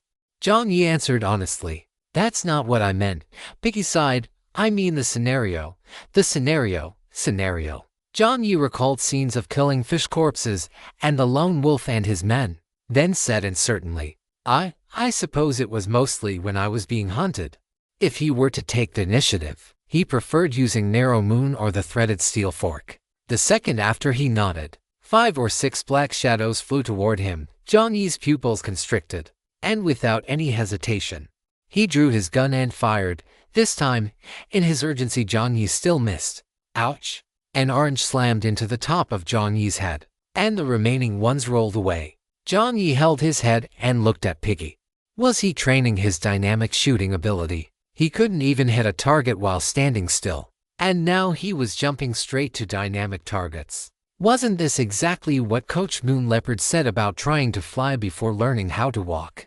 Before Jiang Yi could ask what was going on, 5 or 6 more black shadows shot out. This time, it was 5 or 6 chili peppers. Jiang Yi pursed his lips. Although he was confused, he still raised his gun and fired. He missed again. The third time, it was even faster. Jiang Yi could no longer see the movement of the trotters, nor could he judge the wind speed or direction. He was relying entirely on instinct. As the dark, looming shadows rushed toward him, Jiang Yi's finger was a beat slow, and he pulled the trigger loosely, and the bullet fired. In that second, the silver-white bullet streaked through the night, passing right through the cabbage seedlings. With walk asterisk, due to inertia, the cabbage still landed on Jiang Yi's head, but Jiang Yi froze.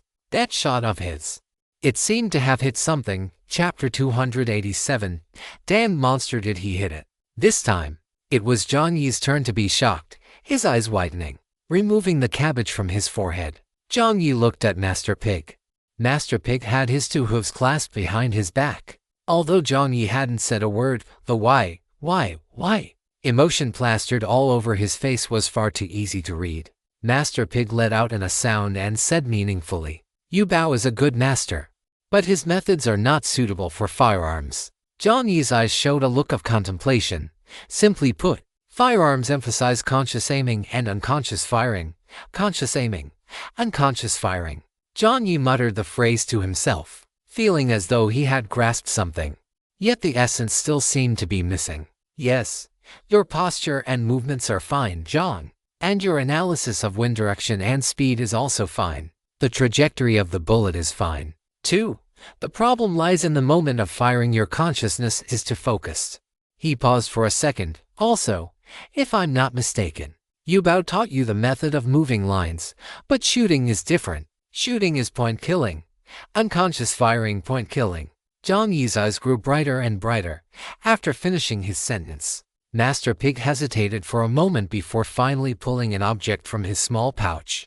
It was a black handgun. The design of this pistol looked quite archaic compared to the appearance of the silver-winged assassin. This handgun could only be described as plain and unadorned from its exterior. It couldn't compare at all to the mysterious and powerful-looking silver-winged assassin. The only thing that made Jiang Yi feel this gun was somewhat different was a faint red mark on the body of the black pistol. The mark didn't form any particular pattern. It looked as if someone had casually drawn a stroke with a dark red pen. Or perhaps, It looked like something formed by dried blood. In any case, in the night, it made one feel slightly uneasy. Holding the black pistol in his hand, Master Pig walked to the position Jiang Yi had previously occupied, without any preparation, without any preliminary aiming movements. The black pistol was raised and naturally fell into a fixed angle. Immediately following that, there was a dull sound, and the bullet flew out. In less than a second, at the core of the wooden board in front, a round hole with edges as neat as if drawn with a ruler suddenly appeared in Jiang Yi's line of sight. Asterisk clang. The sound of the bullet casing hitting the ground rang out, appearing particularly quiet in the night. 1 shot, 10 rings, quiet, inconspicuous, almost silent. If this were an enemy, and this shot had hit the heart, Jiang Yi swallowed hard.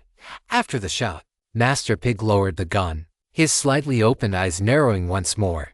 He put the black pistol back into his small pouch and even patted it with his 2 hooves. After putting the gun away as if he had just tucked a radish into his pouch, Master Pig acted as if nothing had happened. He raised his head and said, "Look, John, shooting isn't a simulation drill. You don't need to put 100% effort into every movement. If you do that, both you and your gun will be too tense. A blade and a gun are different. Conscious aiming, unconscious firing. Keep your attention on the front sight, not the target." Master Pig looked at the silver-winged assassin in Jiang Yi's hand and smiled with narrowed eyes. "Listen for the thunder in the silence. That is the true essence of firearms." Asterisk listen for the thunder in the silence. Asterisk with a boom. It was as if a peal of thunder had erupted in Jiang Yi's consciousness. He seemed to have grasped that essence. Jiang Yi's eyes suddenly lit up. "I think I understand." Hearing this, Master Pig's eyes also lit up. "As long as you understand. As long as you understand. If you understand, let's first eat. Let's start training. Coach." Master Pig.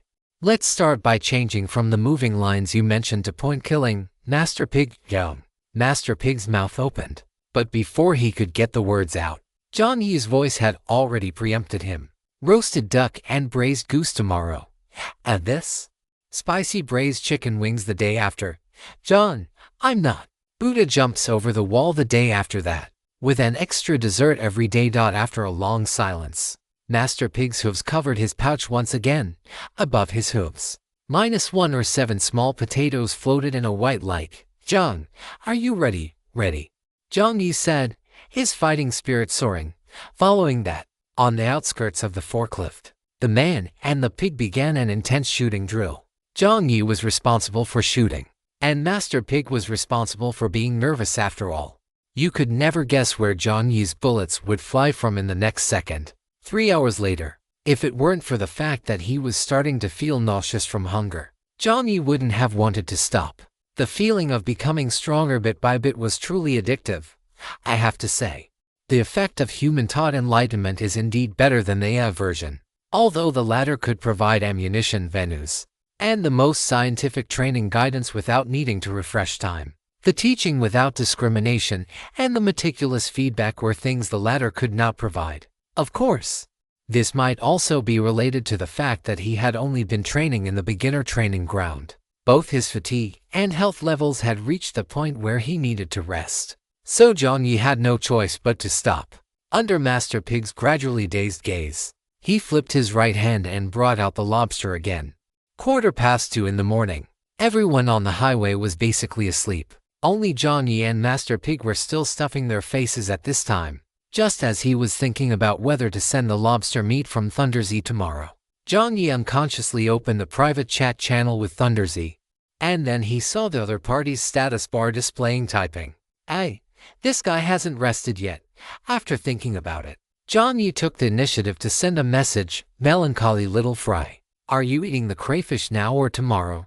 A second later, Thunderzy now. After a few seconds, new, intermittent messages appeared. Thunderzy. "Fifth salute, fifth salute, fifth salute." Thunderzy. "Many thanks." Jiang Yi keenly sensed that something was off. It was 2 in the morning, and the fact that the other party was still awake and showing us typing could only mean one of 2 things. Either the person had a secret crush on him, or they had just run into something.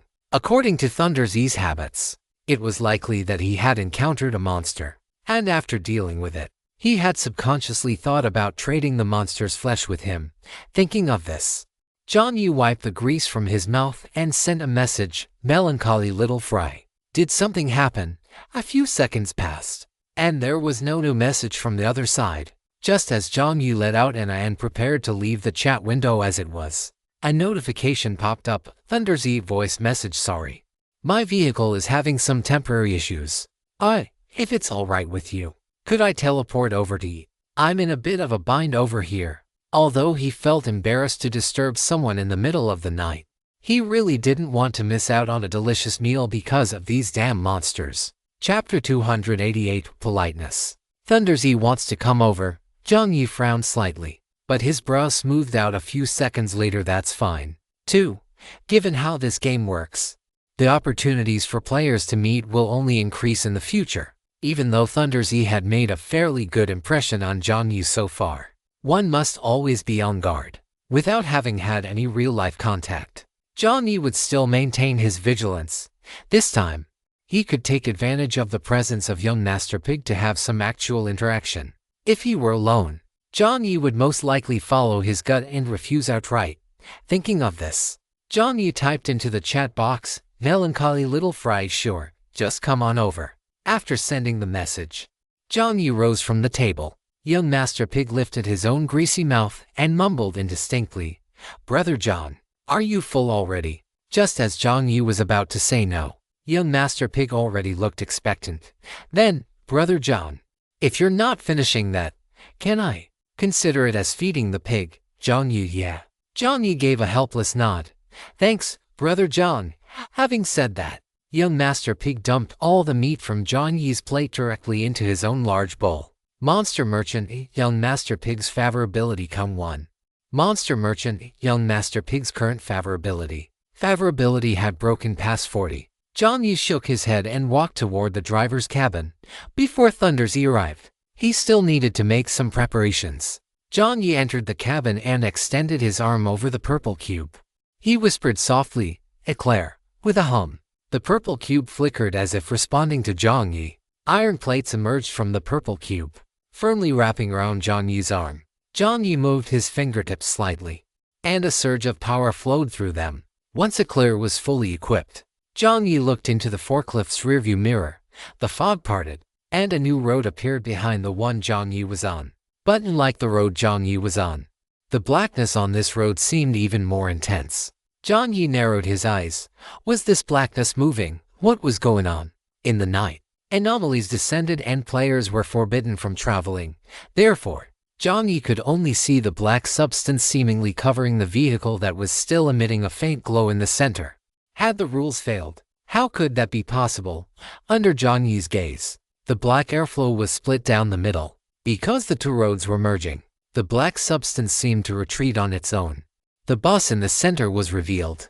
Seeing the state of the bus, Jiang Yi couldn't help but raise an eyebrow. It was too wrecked. It was truly too wrecked. The exterior of the bus was stained with deep bloodstains and unknown substances.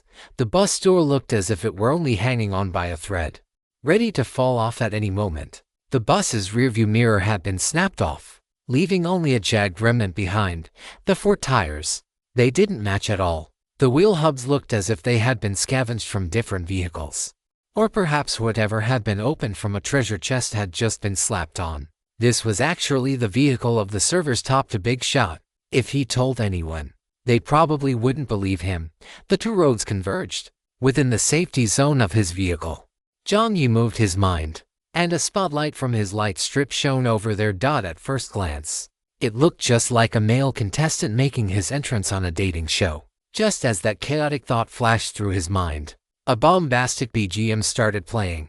It was exactly the entrance music for the dating show contestant he had just imagined. Asterisk slap. Asterisk. Jiang Yi covered his forehead with one hand, his mouth twitching. Opposite him, Thunder's, who was just about to step out of the bus, paused in his tracks. The air turned eerily quiet. The next second, with asterisk clang asterisk, the entire door of the bus in front of Thunder's fell off. Jiang Yi. Thunder's caught off guard. Jiang Yi found himself staring at Thunder's, who sat inside the bus with an expressionless, somewhat dazed look on his face. He was a man with an extremely short buzz cut, a resolute face, tightly pressed lips, and camouflage pants. Judging by his height, Jiang Yi estimated he had to be at least 1.9 meters tall. Yan Haojing also glanced at the behemoth on the opposite road. Compared to this vehicle, his own bus looked like something picked up from a scrapyard. But Yan Haojing didn't have any extra thoughts. He stepped off the bus, expressionless, out one step. Two steps, crack asterisk. Something unknown collided with the front of the bus, and the entire windshield shattered. Asterisk bang, asterisk. Jiang Yi covered his ears. Come on, your game. My game, why do they seem so different? The windshield was shattered. Yan Haojing paused his steps and sighed. His expression suggested he was quite used to this. Across the road, Yan Haojing's plain voice rang out. Hearing the stranger's voice, Master Pig's ears twitched. But he had no interest in strangers. Thus, after that brief twitch, he continued to feast heartily. After saying wait a moment, Yan Haojing's figure vanished from where he stood. Jiang Yi's gaze narrowed. Under the true vision, Jiang Yi could still barely track Thunderzi's movements. The man shifted his center of gravity downward, then leaped from the spot, vaulting from the side of the bus onto its roof. With a thud, he landed. Standing on the roof, Thunderzi looked down from his vantage point. His gaze seemed to lock onto something, and in the next second, he launched himself into a massive leap. He threw a punch. The 6'3" man descended from the sky, his fist, the size of a sandbag, striking out. The flowing black gas instantly caved in at the point of impact. Even from such a distance, Jiang Yi could hear the exaggerated sonic boom caused by that punch. Boom. The black airflow in front of the bus stilled for a second, and then, a massive ripple exploded outward. The darkness in front of the bus was cleared away, and at the same time, a gargantuan, hideous-looking creature appeared in Jiang Yi's line of sight. The monster was wrapped in seaweed. It seemed to be a giant clam. Having obliterated the annoying monster with a single punch, the system notification sounded. You have killed a quasi-gold grade monster, giant island clam. You have obtained silver treasure chest *2. You have obtained vehicle coins *10. As the system notification played, two silver treasure chests dropped. Yan Haojing didn't even glance at them, opening them immediately. Two more leopards lunged out. Yan Haojing didn't even shift his stance. As a leopard opened its mouth, intending to snap his throat, Yan Haojing reached out. That large hand, like some kind of great desolate imprisoning heaven finger, splayed its 5 fingers and grabbed the leopard's head firmly. With a twist of his wrist, a crisp sound of bone cracking echoed, and the leopard lost its life. The other leopard saw this and paused its pounce. This was the first time Jiang Yi had seen clear, unmistakable fear in a leopard. The leopard turned to run, but Yan Haojing lunged forward in a burst of speed, caught the leopard's midsection with his arm, and executed a clean shoulder throw. Fresh blood flowed out in a steady stream. 5 seconds, 3 monsters. The sounds on the highway gradually faded, and the black airflow receded like a tide. Yan Haojing took a bottle of water from his backpack and silently rinsed the bloodstains from his arms and hands. Under normal circumstances, he wouldn't do this. After all, there was usually another small wave of monsters approaching dawn, and he would have to wash up all over again. To conserve water, he usually only cleaned himself once at dawn, but now he couldn't. Ensuring the blood was washed away, Yan Haojing looked toward the other highway again. He stood still and called out, "Hello, it's safe now. Can you come over?" Chapter 289. I'll slaughter him. 20 in the morning. Thunderzi crossed the highway and walked toward the forklift. Jiang Yi also jumped down from the driver's seat, seeing Jiang Yi's young face. Thunderzi was slightly surprised, but it only lasted for a second before he spoke politely. "Hello. I am Yan Haojing." Jiang Yi kept his expression neutral. "Hello, I am Zhang Shui. Anvil." Understood. The pleasantries concluded, and the two fell into silence. Much like the last time with the Wuji by Feng Pill, Jiang Yi let out and just as he was thinking about what to say, Thunderzi spoke up. "This clamshell." Yan Haojing stared blankly as he pointed toward the clamshell in front of his bus. At the same time, a large blade appeared in his right hand, as if the moment Jiang Yi said to process it, the blade would be plunged into the clam's body. No rush. Jiang Yi's mouth twitched. All right. A look of disappointment actually appeared on Yan Haojing's face. He had heard that clam meat tasted quite good. Seeing Yan Haojing's expression, for some reason, Jiang Yi felt that this guy was actually a bit like Master Pig, even though their appearances and personalities were completely different. Jiang Yi felt a dull ache in his head. After a moment of contemplation, he said, "Don't worry about it. Let's eat first. The lobster is getting cold." Yan Haojing's eyes lit up, and he nodded with a composed expression. Walking by Jiang Yi's side, the two headed toward the carriage. Just as they reached the side of the forklift, Yan Haojing habitually observed the surrounding environment with his peripheral vision. In that split second of scanning, amidst the interplay of light and shadow, Yan Haojing suddenly saw something move inside the forklift. Yan Haojing paused slightly and focused his gaze inside the forklift, by the table.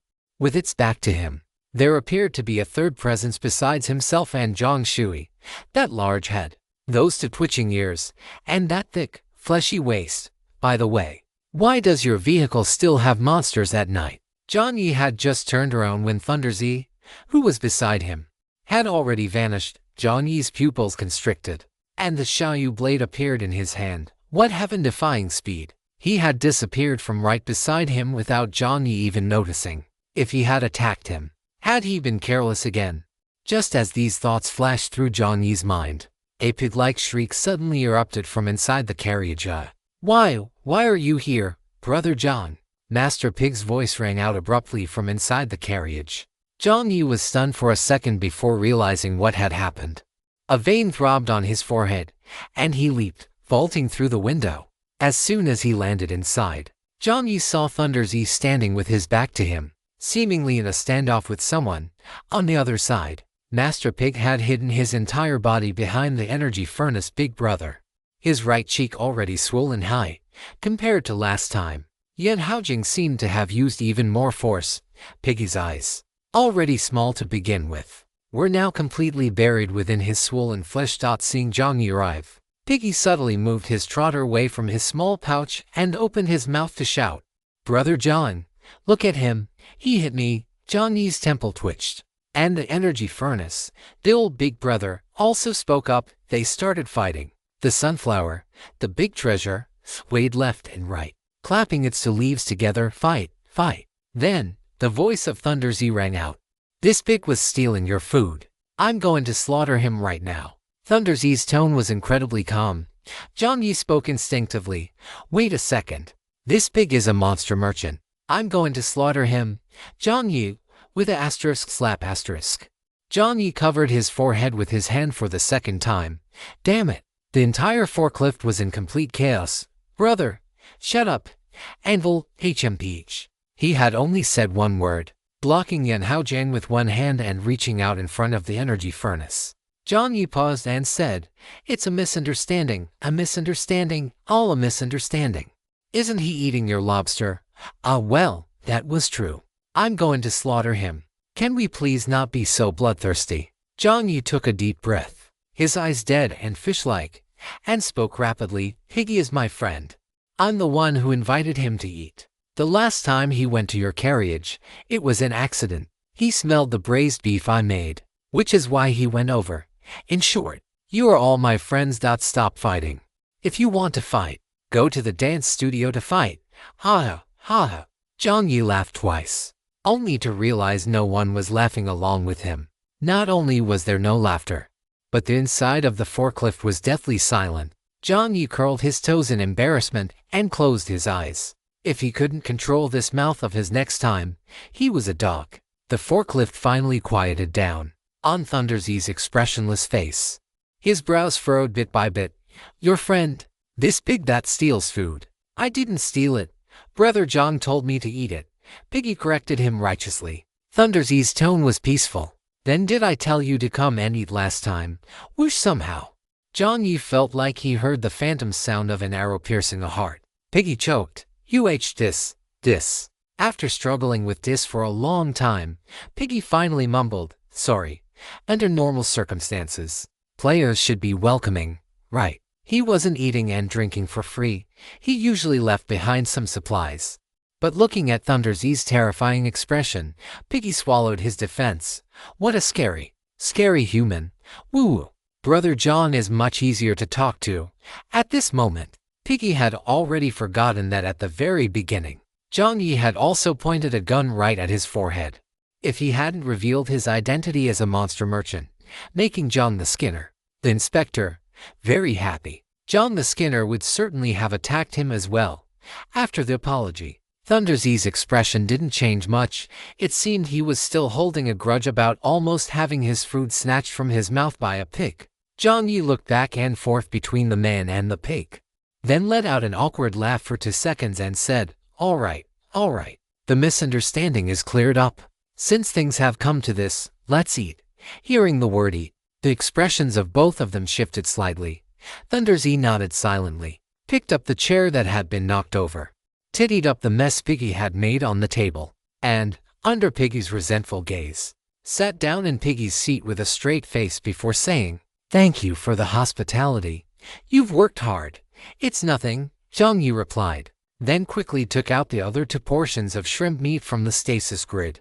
Cold sweat was dripping down Jiang Yi's head. These 2, they felt harder to deal with than the Wild King. Finally, they were pacified. Chapter 290, New Scene. The new lobster meat was placed on the table. Thunderzy thanked Jiang Yi, then took out his own chopsticks from his backpack and began to taste it.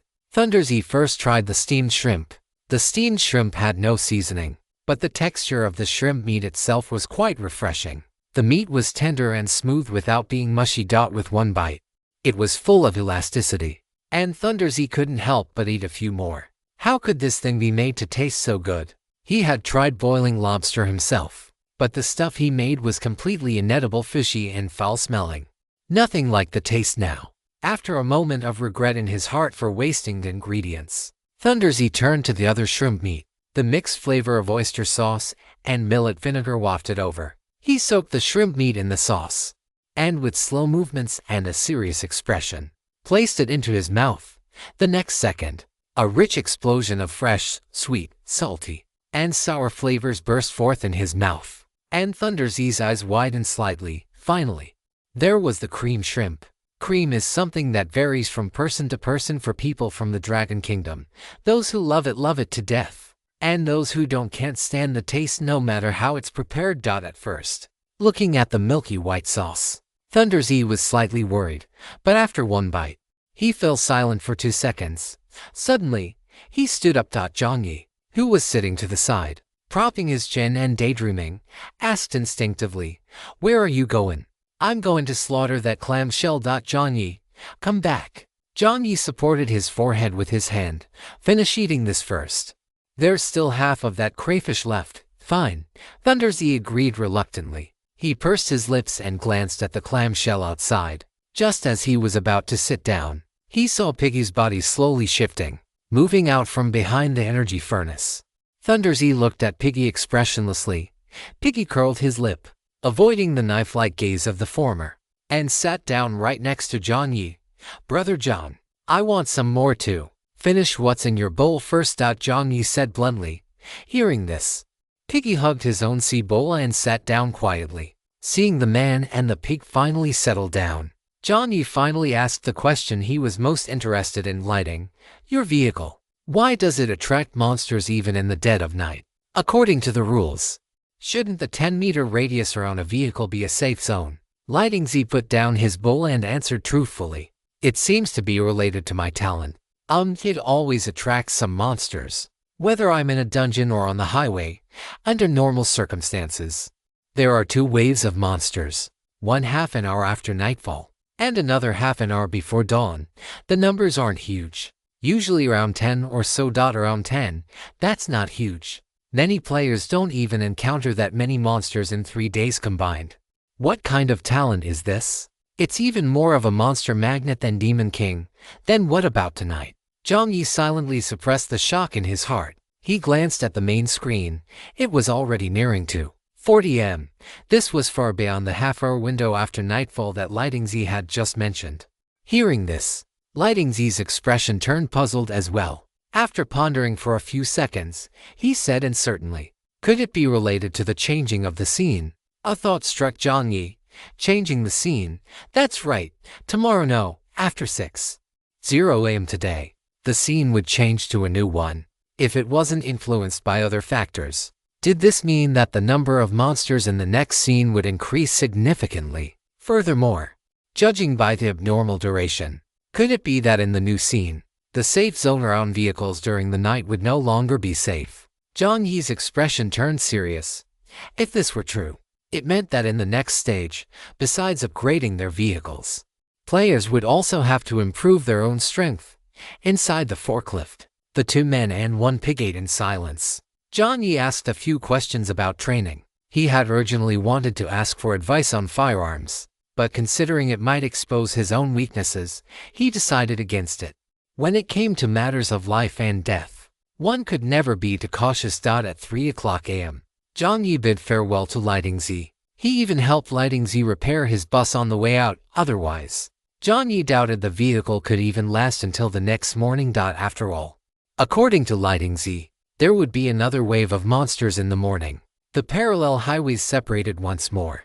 Jiang Yi cleaned up the bowls and chopsticks without wasting any more time. He patted the big head of his precious sunflower, and accompanied by the sunlight produced by the plant, he drifted into a deep sleep. The next day, 6:00 a.m., many players had already woken up. Messages in the group chat were refreshing constantly. The players were incredibly excited. Today was the first day of the new scene and the server merge. Dragon Country Region 189, Subsector 99. Playerito Tensei. Holy crap. I couldn't sleep at all. Just thinking about changing to a new scene and getting rid of this damn acid rain. I couldn't sleep a wink. Playerito Tensei. Frantic, I want the sun. The sun. My underwear hasn't dried in half a month. Aside from its corrosive nature, the biggest problem with the acid rain was the gloomy weather. Without the sun, not only did it make people feel depressed, but most importantly, clothes wouldn't dry. Seeing this message, Jiang Yi, who was already up and eating, silently thanked his brother Energy Furnace. At least with him around, he could still get his underwear dried. Consuming his dry bread with a blank expression, the next second, a message from Yiwan Refresh. Player your Yiwan is infinitely arrogant. Grinning your to particular, brother. Player your Yiwan is infinitely arrogant. Just don't wear any sunglasses. Emoji * cough. Jiang Yi nearly choked to death on his orange juice. Player society is simple. People are complex, impressive, brother. Player silent ascent to the West Tower. Player silent ascent to the West Tower. By the way, is today the day of the server merge? Let me see. Just as the message was sent, a ding sound rang out the system broadcast. Testing. This channel is Dragon Country Region 189. Players transferring highway transferring at 10%, 20%. As the progress updated one by one, the messages in the group chat refreshed even faster. Clearly, these people were quite curious about the new players about to join. Finally, server merge complete. All players from Lighthouse Country Region 12, Subsector 56 have been transferred. The ID for Lighthouse Country Region 12, Subsector 56 has been logged out. Testing. This channel is Dragon Country Region 189, Subsector 99. Current online count, 98,768 100. In the group chat, player dream hello. Waving foreign language detected. Chat translation function is now online language conversion complete. Player dream hello. Waving. Player a Dragon Country heart. Hello grinning. Player a Dragon Country heart. Welcome, friends from afar, to our Dragon Country subsector. Player a Dragon Country heart. On behalf of Dragon Country, I welcome you all. Chapter 291 Coconut Tree. Player dream. Shy, may I ask if the big shot melancholy little fries is here? Worship happy. After the message was sent, Jiang Yi just glanced at it and ignored it entirely. He had no intention of responding. Honestly, he had no expectations for the subsector. He was much more interested in the new scene. Melancholy little fries didn't reply, and the player who sent the message seemed a bit embarrassed. A few seconds later, a new message refreshed. Player dream. Is the big shot always this cold? Jiang Yi didn't answer, but a Dragon Country heart answered naturally. Player a Dragon Country heart. Yes, please understand. Understanding. Looking at this word, Jiang Yi frowned slightly.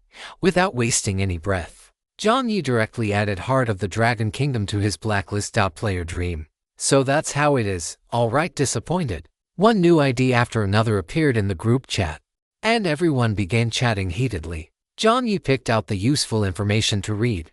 For instance, the weather in this sector previously seemed to be an ice field, so they likely had stored quite a bit of cold weather gear.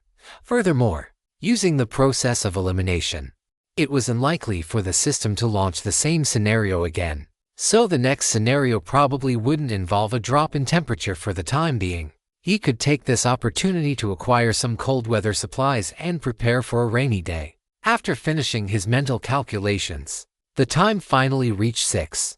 The system's voice rang out, "Good morning, you rookie players." It was the same familiar opening line. "The zone merger is complete. I believe everyone is feeling quite stirred up right now, aren't you?" For the veteran players holding down their positions, do you feel a sense of pride like a master when facing the new players? Haha. And for the new players who were merged in like stray dogs, how are you feeling right now? Don't tell me it's a completely shameless, hypocritical, superficial scene of family harmony. What a venomous tongue. The corners of Jiang Yi's mouth curled up slightly. Just as the system's text appeared, the players who had been chatting boisterously in the group chat all went silent. Many players felt their faces burning, as if they had been slapped across the face by the system. Stray dogs driven out. The pride of pretending to be the masters. Hiss. The atmosphere in the group chat instantly turned awkward. Having finished messing with their mental states, the system let out a chuckle and continued its broadcast. Regardless, a new day is about to begin. Till the new scenario for this month, King of the Five Seas, is about to launch with a bang. Scenario description: the ocean, the tides, navigation instruments and pirate flags. Pirates, steamships and massive ocean-going vessels, fishermen, sea monsters, legends of mermaids, palaces, faith, tyrants, treasures on the sea, legends on the sea, and above the sea, and new king. The new journey is about to set sail. Scenario loading 10%, 20%, 30%. As the numbers appeared one by one, the earth trembled, and the fog on both sides of the road surged continuously. Within the fog, the original abandoned industrial city receded, replaced by a deep blue, the color of the ocean. At the same time, on both sides near the road, islands began to emerge, black rocks, light-colored sandy beaches, and coconut trees sprouting along the sides of the road assaulted everyone's vision. Above, the dark clouds dispersed, and a massive red sun appeared in the center of the view. The cold, gloomy atmosphere was dispelled by the fiery sun. Inside the forklift, the stem of the sunflower big baby straightened, tilting its head to look out the window. Jiang Yi sat in the driver's cab, the fiery sun leaving deep traces in his pitch-black pupils. There seemed to be the sound of wind blowing, along with a more rustling noise, as if it were chanting. Jiang Yi touched his ear, keeping his focus sharp to avoid hearing anything he shouldn't. Scenario loading complete. The system's voice sounded quite excited. Warm reminder. 1.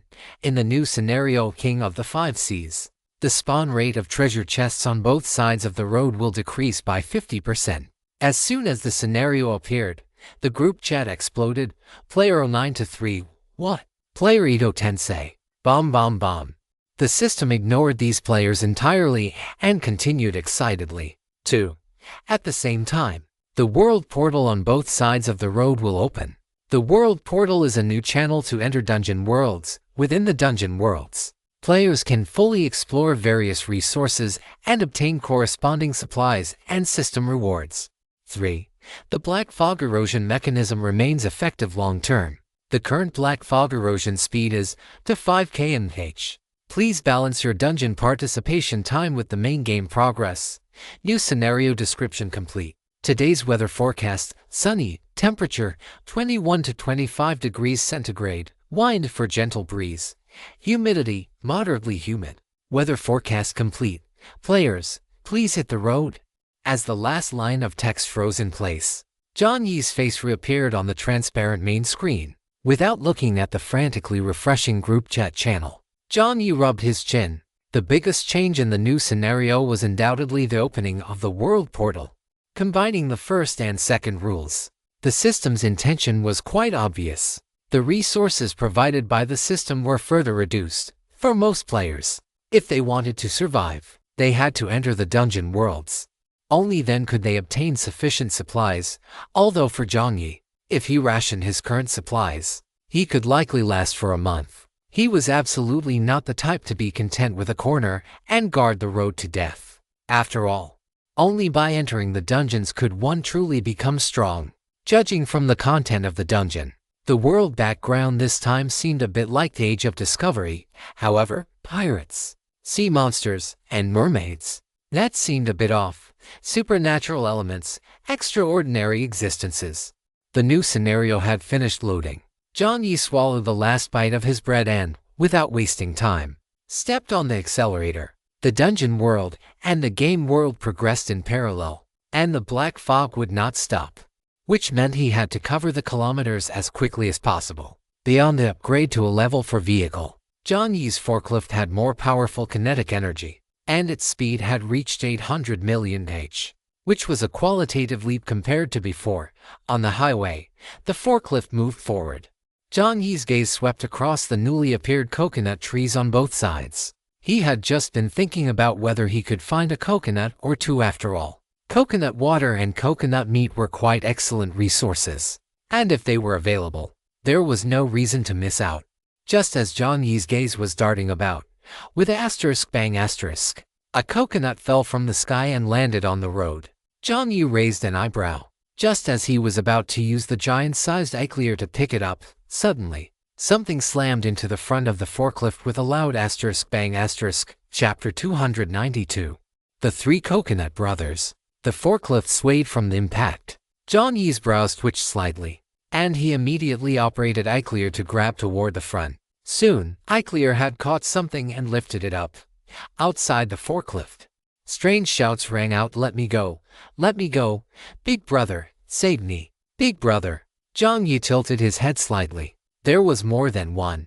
Just as the voices faded, a disturbance came from outside the driver's seat door. Jiang Yi frowned slightly, his left hand flicking out the Xiaoyu blade. The blade's light shimmered in the air. Before he knew it, a gap had been pried open in the door, and a dagger was probing inside. Jiang Yi raised an eyebrow and, with a single strike, flicked the dagger away. With asterisk clatter asterisk, the dagger fell to the ground. A clear, choked sound came from outside the door. Jiang Yi, not caring about the consequences. The guy outside seemed to have had no reaction at all and slammed his forehead right into the door. The driver's cabin shook. Jiang Yi expressionlessly pushed the door open again. Another asterisk bang asterisk, and the door slammed shut once more. Open again, shut again. Each sound was crisper than the last, each one louder than the one before. The guy who had been caught in the mechanical arm was still shouting for his big brother to save him. But upon hearing these sounds, his cries for help grew weak and erratic compared to himself. It seemed like Big Brother was the one who was about to die. Jiang Yi opened and closed the door 5 times. Only after confirming that the opponent was no longer moving did he, on the final time, violently push the door open once more. The opponent's body was sent flying outward by the force of the impact. Inside the cabin, Jiang Yi even had time to ponder. He had to admit, the tactile feedback was quite strange. It didn't feel like hitting some kind of beast, nor did it feel like a human body. In short, it was very bizarre. Confirming that the opponent had left the door, Jiang Yi jumped down from the driver's seat, with one foot on the ground, Xiaoyu in his left hand and the silver wing assassin in his right. Jiang Yi began to examine what exactly had been pestering him, his face devoid of emotion, scanning the area. Jiang Yi first looked in the direction the thing had been sent flying. Following that trajectory, a strange trail of water appeared on the road. Jiang Yi frowned slightly. At the end of his line of sight, on the road's surface, a brown object lay prone. The brown object was splayed out on both sides, with transparent water stains appearing along the path. The thing even had thin, weak limbs. At this moment, it looked like a flattened pancake, crawling on the ground, a hairy brown shell, transparent water stains, and the fact that it seemed to have fallen from a coconut tree. Then this was a coconut with arms and legs. A vein throbbed on Jiang Yi's forehead. The coconut sprawled on the ground, moved its fingers for just a few seconds before the black, hollow muzzle of the silver wing assassin in Jiang Yi's right hand aimed directly at it. The coconut, having just moved, seemed to sense something. It immediately froze and lay flat on the ground, playing dead. Jiang Yi. As Jiang Yi watched the coconut that had failed its sneak attack, Iclear also tossed over the coconut it had caught earlier, with asterisk bang asterisk. Another coconut with long arms and legs landed in front of Jiang Yi. The coconut was dazed and confused from the fall. The moment it landed, Jiang Yi saw its face clearly: two thick, dark eyebrows, a sausage mouth, and two fuzzy cheeks on either side. So ugly it was unbearable to look at. Jiang Yi wasn't scared by the sneak attack from these two things, but he was shocked by their appearance. Jiang Yi took a sharp breath. After forcing himself to calm down, he looked at the two coconuts on the ground, 1, 2, and turned around. He remembered that at the very beginning, another coconut should have fallen as well. At the far end of the road, another coconut was crawling. This guy had originally intended to run, but suddenly, a scorching gaze came from behind. Just as the coconut was about to move, its intuition told it, if I move, I will definitely die. The coconut's body shuddered. After a moment of internal struggle, realizing that it probably, most likely, definitely couldn't escape, it gave a sheepish smile and scrambled up from the ground. Under Jiang Yi's kind gaze, it took small, quick steps and ran to the side of its big brother and second brother. The three coconuts huddled together, not daring to look at Jiang Yi, squatting on the ground and shivering. The three coconuts huddled together. It was very eerie, you know. Jiang Yi walked over from the road, long-limbed and holding a long blade, his cold and sharp aura making the coconuts even more terrified. As soon as his combat boots approached the coconuts, an unidentified liquid appeared beneath them. Jiang Yi paused his steps and decisively took a step back, staring with dead fish eyes. Jiang Yi half squatted down. As the three coconuts shivered, he poked them with the tip of the Xiaoyu blade. Jiang Yi asked, "What are you things?" The only coconut that wasn't too badly injured whispered, "We are not things." "I can see that," Jiang Yi said in a flat tone, "driving along perfectly fine. And you guys slam into me? You certainly aren't good things either." Seeing Jiang Yi's completely emotionless eyes, the coconuts lost their nerve and retracted their heads. "Why did you appear here?" Jiang Yi asked again. These three guys hadn't been refreshed from a treasure chest, and it wasn't nighttime now. If these three guys were monsters, didn't that mean that even in the daytime, there would be scenarios where monsters would actively attack? Jiang Yi rested his chin on his hand, waiting for the three coconuts to answer. The three coconuts looked at one another, their expressions appearing quite bewildered, as if they themselves had no idea why they had appeared here. Seeing this, Jiang Yi stopped wasting his breath. He clicked his tongue, stood up directly, and intended to send the three coconuts to the afterlife. As a shadow loomed over them, the three coconuts seemed to realize what Jiang Yi was planning. They exchanged a glance and immediately prostrated themselves, all three of them bowing down at Jiang Yi's feet. The eldest coconut was in the front, performing a full kowtow to Jiang Yi. "Spare us, my lord. We just don't know why we appeared here. So, we wanted to grab someone to ask. We won't ever dare to do it again. We swear in the name of the storm, we really won't ever dare to do it again." After speaking, all three coconuts bowed to the ground, rubbing their hands together like flies in a pitiful, prayer-like gesture toward Jiang Yi. "In the name of the storm," Jiang Yi muttered. Did these three coconuts crawl out from a dungeon world? Could it be that when the scene was loading this morning, a space-time turbulence caused them to appear in the main game by mistake? Jiang Yi scratched his head. What kind of shitty luck was this, that he could even run into something like this? The pitch-black muzzle of the gun was pressed directly against the eldest coconut's forehead. The eldest coconut's eyes immediately crossed, and he begged frantically, "Don't kill me, don't kill me." Jiang Yi's cold voice rang out. "Introduce yourselves first. Where did you originally live? What are your names? And what do you do?" Chapter 293. Go into your world. About 15 minutes later, Jiang Yi, sitting on a stool, wore a thoughtful expression. Mobius Alliance, Yahello Island. Local residents. While participating in the pirate selection, they were suddenly blown away by a wind that came from nowhere.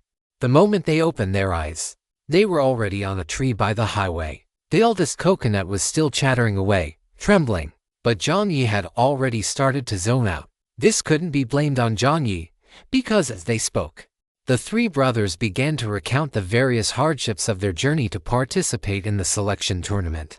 And Jiang Yi had long since let it go in one ear and out the other. He only knew one thing now: in this dungeon, there really were pirates, and furthermore, pirates were a significantly powerful force in the dungeon world. In short, becoming a pirate is something every young man on Jiamo Island yearns for. Only by becoming a pirate can one say they haven't lived their life in vain.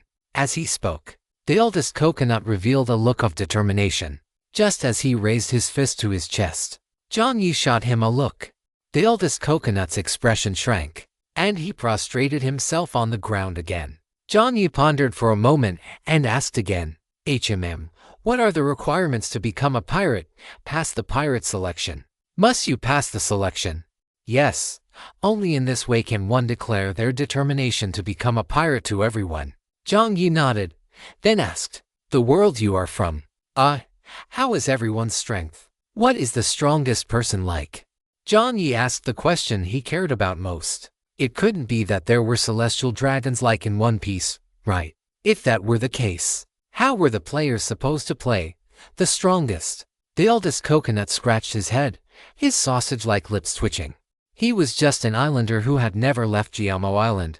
The strongest person he had ever seen was Jiamo, the island lord who held the rank of Viscount. As the image of the island lord appeared in his mind, the eldest coconut thought for a moment and said, the island lord's blade is very fast. He has great strength. He possesses power greater than the captain of the knights and the guards. The island lord can also use a portable cannon. A single cannonball can flip a fishing boat. Judging by this description, it didn't seem particularly outrageous. Just as this thought flashed through Jiang Yi's mind, a ding sound rang out, and the system broadcasted. You have activated the random dungeon world quest Jiamo. Main quest 1 has been activated. Main quest 1, set sail description. 1. Enter the dungeon world. Participate in the pirate selection. And become a glorious pirate. 0/1. 2. Own your own ship and form your own pirate crew. 0/1. Note: the time limit for completing main quest 1 is today's quest rewards. Basic reward, 20 vehicle coins. Vehicle upgrade card *5 advanced reward. The advanced reward will be determined based on the player's overall performance in completing the quest. Quest penalty: if the main quest is not completed within the specified time, 10% of your supplies will be deducted, and the refresh rate of road treasure chests will drop to 20%. Note: a special existence is currently watching you. It is very interested in your next actions and is willing to provide you with additional sponsorship rewards. The dungeon portal has been opened. You may enter at any time. After the broadcast finished, Jiang Yi stood up from the stool with a start 0.10% of his supplies. The treasure chest refresh rate dropping to 20% wasn't this just forcing him to enter the dungeon world to complete the quest. And how exactly did he activate this quest? Could it be because he ran into these three coconuts? Jiang Yi's gaze suddenly turned toward the three coconut brothers on the ground. All three brothers felt a chill run down their spines, and for a moment, they didn't dare to speak at all. In his consciousness, Brother Anvil's voice rang out, "Brother, it seems you really are going to be a pirate, Jiang Yi." Jiang Yi wiped his face, feeling utterly hopeless. What a pit-digging, scamming system. Putting the stool back into his inventory, Jiang Yi turned and walked away without a word. The shadow looming over them dispersed. The three coconut brothers quietly raised their heads and, seeing that Jiang Yi seemed to be preparing to leave, their faces lit up with joy. Just as they were about to huddle together and roll away, whoosh, a dagger flew between the three coconut brothers and nailed itself into the highway. With a thud, the three brothers knelt down again. "My lord, we were wrong, we were wrong." Regardless of anything else, they admitted their mistake first. Jiang Yi poked his head out of the forklift door and, without any wasted words, said directly, "Follow me." To enter a dungeon world, it was naturally best to bring along a local or rather, a local coconut. Follow him. The three brothers looked at each other. Although they didn't know where Jiang Yi was going, they were currently the fish on the chopping block, and he was the butcher. They had no room to resist. Coconut eldest gritted his teeth. "Let's go." Just like that, the three coconuts scurried eagerly toward Jiang Yi's forklift. The driver's seat was far too high. So the 3 coconuts had to stack themselves up to jump. After much effort, they finally hopped onto the vehicle, and the sight before them dazzled their eyes. It was such a massive vehicle. Inside the spacious cab, the seats were covered with soft blankets that felt like goose down. Looking toward the rear glass window of the cab, one could vaguely see the contents of the cargo area behind. A crafting bench, an energy furnace, and even strange flowers and plants on a second level. It looked incredibly exotic. Coconut eldest let Coconut second and third climb up first, only boarding the driver's seat himself at the very end. Below the driver's seat, the 3 coconuts looked at the clean and spacious seats and became hesitant. They looked filthy, and they felt embarrassed to just jump onto the seat above. Jiang Yi glanced at the 3 little guys, rummaged through his inventory, pulled out 3 towels, and tossed them down, without saying a word. The 3 coconuts instantly understood Jiang Yi's intention. Thank you. Perhaps it was because the current Jiang Yi formed such a sharp contrast to the fierce, hell-sent demon he had been moments ago. But the 3 coconuts were now somewhat flattered. Jiang Yi gave a hum. Coconut eldest, yes, sir. Coconut eldest replied hurriedly. Why call me eldest? You can just call me little Coco, Jiang Yi. Jiang Yi's mouth twitched for a moment, but he ultimately chose to give up. Forget it. Sit tight, you got it. Coconut eldest was nothing if not sycophantic. Now that they were inside the man's vehicle, life and death were a matter of an instant. They had no choice but to be sycophantic. The 3 coconuts sat in a row on the passenger seat and asked curiously, Sir, where are you going? Jiang Yi didn't even lift his head. To your world. Chapter 294, Battle Damaged Ships. The white mist parted in layers, and a passage appeared in Jiang Yi's line of sight. Jiang Yi drove the forklift for only a short while before he saw a door. This must be the entrance to the dungeon world. He wondered what this dungeon world would be like. As the thought flashed through his mind, Jiang Yi took it clear out of the forklift. Under the curious gazes of the 3 coconuts, the purple cube shrank smaller and smaller until it became the size of a finger. 2 small metal plates extended from the cube, crawled along Jiang Yi's outstretched finger, and slipped inside his clothes. Coconut eldest's eyes widened as he watched this scene in wonder. This kind of special transformation ability was something only the legendary pirate generals possessed. Get ready to get off, Jiang Yi remarked casually. Okay. The 3 brothers nimbly unbuckled their seatbelts, stacked themselves up to open the door, jumped down from the cab, and followed Jiang Yi's footsteps toward the white passage. At the same time, on the highway, Sean leaped down from his tank, tucked his 2 revolvers into their holsters, and opened his private chat channel. You have sent a friend request to player Melancholy Little Fry. The other party has not yet accepted. Please wait patiently. Looking at this message, Sean felt a bit depressed. He wasn't the type of fool who would go around provoking others upon arriving in a new place. So immediately after the zone merger, he had sent a friend request to Melancholy Little Fry. He was curious about this person, but not stupid enough to make an enemy of them for no reason. But until now, the friend request hadn't been accepted. Sean scratched his head and sent another request. Player Shoot1902 has sent you a friend request, with the message Hello, Melancholy Little Fry. Grin flexing arm. I'm Sean. My vehicle has also reached level 4. Handshake. Jiang Yi's chat channel vibrated, but he had no intention of opening it. The reason was simple. Ever since the zone merger, too many players had wanted to add him as a friend. It had been vibrating non-stop since 6 o'clock this morning. He simply couldn't keep up with it. Moreover, his mind was entirely focused on the mission right now. He wasn't thinking about adding friends at all. With the 3 coconuts in tow, Jiang Yi walked straight into the passage without looking back. The mission time was very tight. Still no message. Sean curled his lip. Fine. Closing the chat channel, Sean also walked straight toward the passage in front of him. Besides Sean, Thunder, and Ease, Wild King, Brick Moving Emperor, Orange, and Enclosable Window were doing the same, although for most players, the unknown symbolized fear. For a small minority, the unknown symbolized opportunity. The white mist swallowed the players' bodies. About 30 seconds later, the system broadcast sounded. You have logged into the dungeon world. King of the 5 Seas. Current landmark, Dalmo Sea area. Current world map unlocked. Current progress. Note: Please try to unlock more map coordinates. Note: you return from the current dungeon world. You must find a fixed extraction coordinate. Coordinate location has been marked on the map. Distance, broadcast complete. Good luck. The mechanical voice stopped, and a strong sensation of drowning was pulled from his mind. Suddenly, Jiang Yi opened his eyes. The salty, damp scent of the sea hit his nose.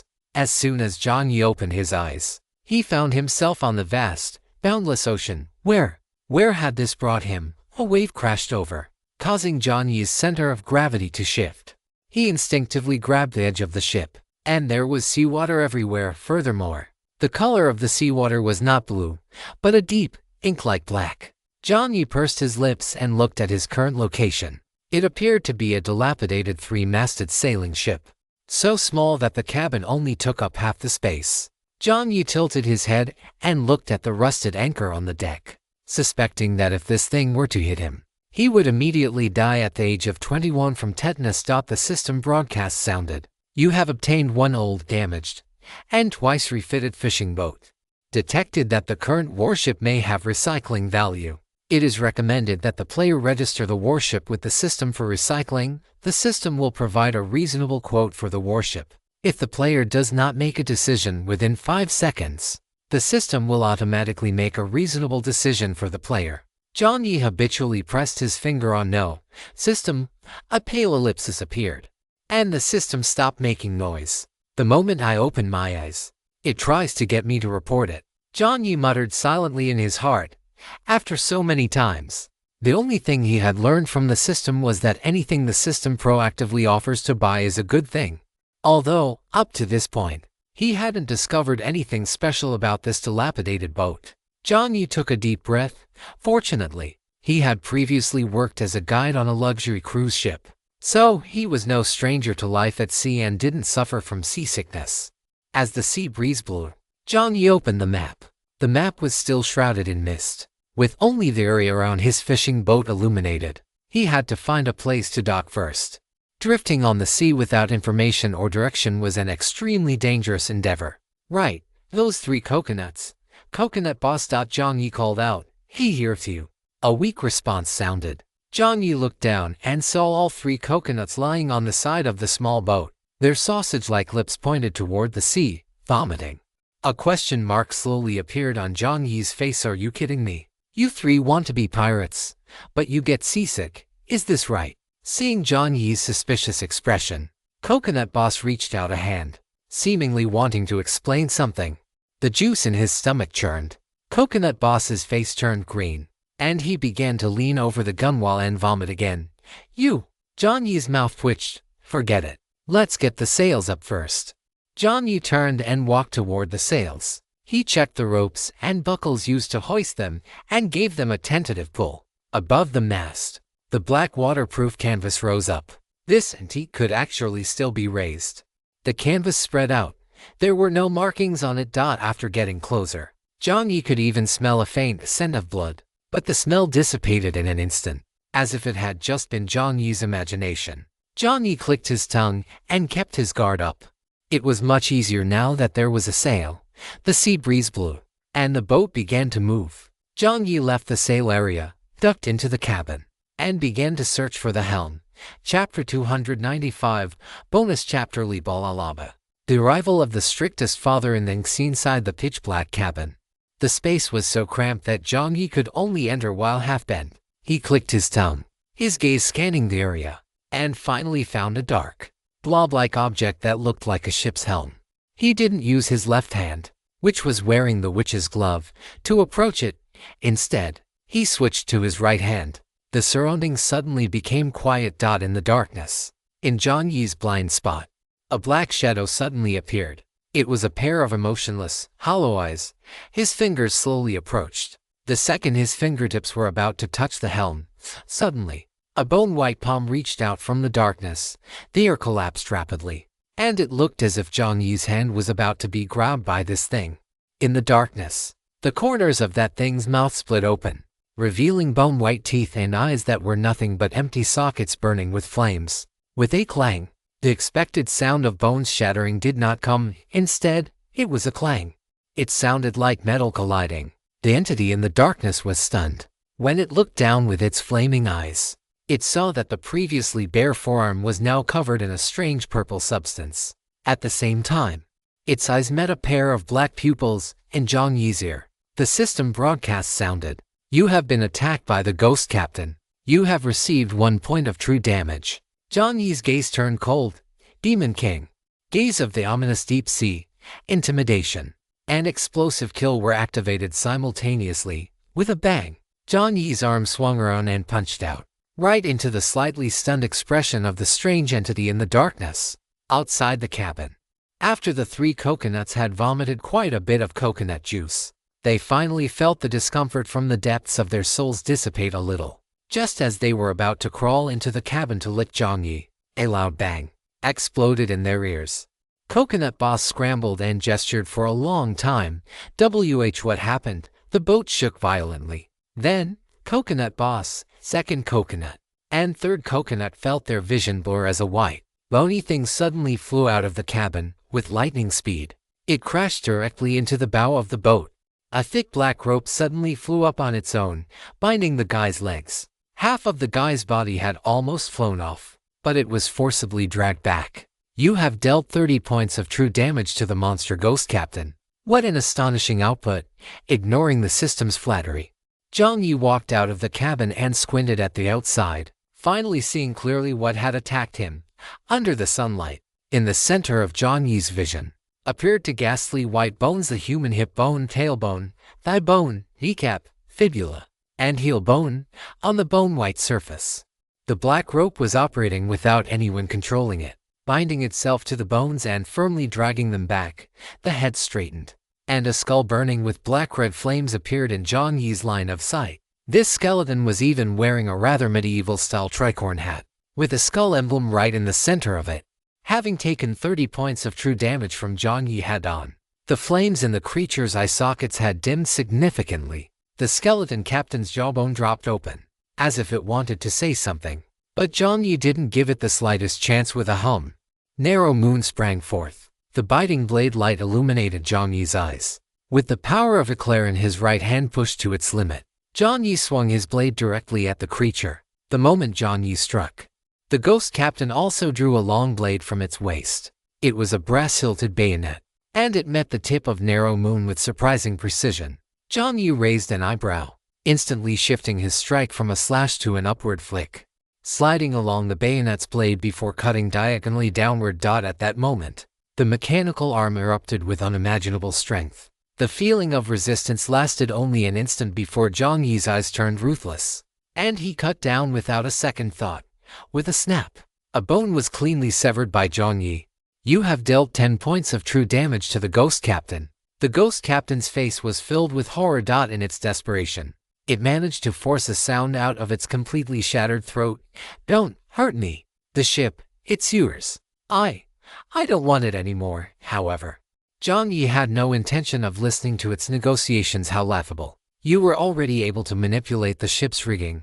If I don't finish you off, I, Jiang the Skin Flayer, won't be able to eat or sleep in peace. When it comes to survival, Jiang Yi wasn't about to harbor any curiosity or sympathy for a ghost captain that had tried to kill him the moment it appeared. Jiang Yi's expression remained unchanged as he drove narrow moon forward again. Jiang Yi's techniques were not flashy. In some respects, they were even considered underhanded and unrefined. He hadn't reached the level of the moon leopard yet, so he focused entirely on practical, lethal strikes.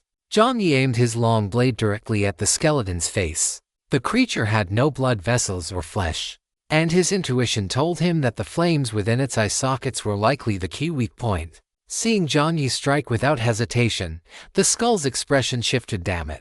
I've never seen such an unreasonable guy. The previous few had always agreed to let it leave, or let it offer more benefits so it could find another opportunity to melt back into the darkness and strike when the moment was right. But he never expected this guy to just start hacking away. It was as if he couldn't understand human speech at all.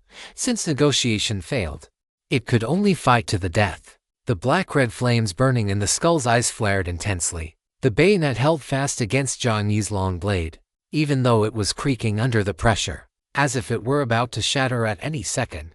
The skeleton gritted its teeth, As the distance between them closed, the fire in its eyes flickered, and the skeleton suddenly opened its mouth. Roar! A massive sonic shockwave erupted. Soul scream. Jiang Yi's movements did indeed pause for a split second. The system's voice rang out. You have been hit by a mental shock. Calculating mental resistance. Mental calculation complete. Your current mental attribute is higher than the opponent's. This mental shock is ineffective. Calculation complete. As the system's voice faded, the skeleton, seeing Jiang Yi's movement pause, curled its lips upward. It completely failed to notice that in an inconspicuous corner, a gun had appeared in Jiang Yi's left hand. Muzzle flashes erupted. Crosshair activated. Crosshair. Description. When using this skill, your perception of firearms and aiming will increase by 50%, and your operation and shooting accuracy will increase by 30%. When using this skill, you have a 10% chance to trigger a critical hit effect. If successful, it will deal true damage equal to a minimum of 20% and a maximum of 50% of the enemy's maximum HP. Note, the critical hit trigger rate and damage intensity can increase with shooting intensity and proficiency. Note, if there is a massive disparity in life level or overall strength between the two parties, critical hit will not take effect. Calculating critical hit effect. Calculation successful. Bang! The bullet passed through the skeleton's lower body, traveling from its hollow abdomen straight toward its face. The bullet pierced through instantly. You have dealt 20 points of true damage to the monster skeleton captain. Before the broadcast could finish, 3 more gunshots rang out. Not only that, but before the opponent could even react to the 3 shots, Jiang Yi's right fist, eclair, smashed into it again. 1 punch, 2 punches, 3 punches, 4 punches. If he weren't afraid of shaking this dilapidated ship to pieces, and if they were on solid ground, Jiang Yi would have already slammed the creature into the ground and beaten it to a pulp. Even so, after a dozen punches, even the system was too afraid to make a sound. The Coconut brothers watched this brutal scene with grimacing faces above the black ocean. Inside the eerie sailing ship, Jiang Yi's punches grew faster and faster, sending bones flying and completely dismantling the creature's body. Only the skull remained, which Jiang Yi held in his hand and continued to pummel. In the end, even the skull was beaten into a mangled lump that was impossible to identify as anything at all. After an unknown amount of time, Jiang Yi's hand began to ache, confirming that the creature was dead beyond any doubt. The system's voice sounded, Congratulations, dear player, Mr. Melancholy Little French Fry. You have unlocked a new achievement of the most strict father of the coming GMOC. Chapter 296, The Shipwrecked Ghost Ship. The most strict father of the coming GMOC. What kind of ridiculous title is that? Jiang Yi's mouth twitched. Without immediately checking the details of the title, he looked back at the skeleton in his hand, with a thought. He clenched his fist, encased in eclair, tightly. The skeleton had already become quite brittle after being pummeled by Jiang Yi a dozen times. Now, under this squeeze, and to the terrified gaze of the Coconut brothers, it crumbled directly into fine powder that drifted away. After dealing with the skeleton, Jiang Yi crouched down, looked at the pile of bones on the deck, and began to seriously consider whether to scatter these remains into the sea or find some other way to dispose of them. It wasn't that Jiang Yi was cruel. After all, this thing had been able to ambush him in the darkness even when it was nothing more than a skeleton. Although it was shattered into pieces now, no one could guarantee whether it might be able to resurrect itself again using the remaining parts. Squatting on the ground, staring at the skeleton with dead fish eyes, Jiang Yi actually felt a bit nostalgic for the white fog on the highway. After all, if the white fog were there, he could just toss anything, whether it was a monster's corpse or something else, directly into the fog, and it would be gone for good. Jiang Yi sighed. Seeing this, the 3 Coconut brothers gulped, feeling even more that the lord before them was unpredictable. The monster had already been dealt with, so why did he still have that expression? Just as the 3 brothers were looking at Jiang Yi cautiously, suddenly, Jiang Yi stood up. The oldest Coconut brother was so startled he nearly rolled off the boat. Jiang Yi's eyes lit up. With a thought, he began to summon Brother Energy Furnace from his inventory. A massive, fire-red energy furnace suddenly appeared on the boat, occupying a full third of the small vessel's space. A deep, magnetic voice came through. Jiang Yi, has our vehicle been flooded? Jiang Yi, Jiang Yi choked for a moment. After having Brother Anvil explain to Brother Energy Furnace where they were and what the ocean was, Jiang Yi noticed that the red stone atop Brother Energy Furnace's head seemed to become even brighter. The ocean. Brother Energy Furnace muttered this new term to himself. The furnace chamber opened automatically, and waves of heat surged out. Brother seems quite interested in the ocean, doesn't he? Jiang Yi thought to himself. Then, returning to the matter at hand, Jiang Yi coughed lightly and said, Brother Energy Furnace, would you mind eating something else to improve your appetite? Eat something else. Brother Energy Furnace repeated Jiang Yi's words slowly. A few seconds later, he asked, like the black mushrooms that explode from last time? No. Then, like the charred monster pork from the time before last? No. The strange, slime-like liquid metal? No. Had he really fed Brother Energy Furnace so many strange things? Jiang Yi felt inexplicably guilty. Ah, I know. Brother Energy Furnace's deep voice sounded again. Is it those failed, shrunken, miniature statues of you, Jiang Yi? When had he ever forged such a thing? Anvil, hey brother. The air suddenly grew quiet. The three coconuts keenly sensed that the atmosphere had shifted. The aura around Jiang Yi suddenly became dangerous, to a degree that even surpassed when he was facing the skeleton that had suddenly appeared. Jiang Yi took a deep breath and wore a kind smile. I'll deal with you when we get back, Anvil. Jiang Yi looked directly at the bones on the ground and asked, are these okay? Brother Energy Furnace took a look. They are. Compared to those strange things, bones were perfectly normal. Jiang Yi nodded. Under the gaze of the three coconut brothers, he picked up the bones, opened Brother Energy Furnace's chamber, and tossed them inside. The deep red firelight instantly illuminated Jiang Yi's face, and combined with his currently murderous expression, he looked just like a demon, killing, dismembering, cremating. The entire process was smooth and practiced. A mechanical notification sounded. You have killed the monster. Remnant soul of the ghost captain. You have obtained vehicle coins 2. You have obtained silver treasure chest 1. Just as Jiang Yi turned his head, wanting to say something, the three coconut brothers had already prostrated themselves again in fear. Jiang Yi, eldest coconut. My lord, your bravery and combat prowess have left us in complete awe. If you don't mind, we are willing to follow by your side, to serve you through thick and thin, and pledge our lives to your service. Yes, that's right, Jiang Yi. Before more coconut water could leak out, Jiang Yi tossed down a set of cleaning tools, telling the three brothers to clean up the mess outside. Ignoring the three fellows, Jiang Yi turned and entered the cabin once more. The cabin was still dark, but the cold, damp aura from before had dissipated. When he first entered, Jiang Yi had sensed something was wrong, but he didn't react immediately, choosing instead to patiently wait for the prey to reveal its true form. In the darkness, Jiang Yi took a searchlight from his inventory and placed it to one side. As the light gradually filled the cabin, Jiang Yi finally saw the full picture. The space inside the cabin was extremely small, likely no more than 2 square meters. In the center of the cabin sat a ship's wheel and a primitive-looking sextant. The sextant was so ancient that Jiang Yi had only heard of it and had never used one. Beneath the wheel sat a chair that looked completely ordinary. On the seat, there were dark stains, as if blood had congealed there.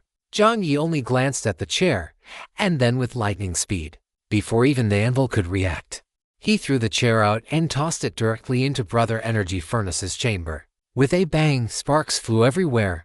A mechanical notification blared. You have killed the ghost ship chair. You have obtained vehicle coins 3.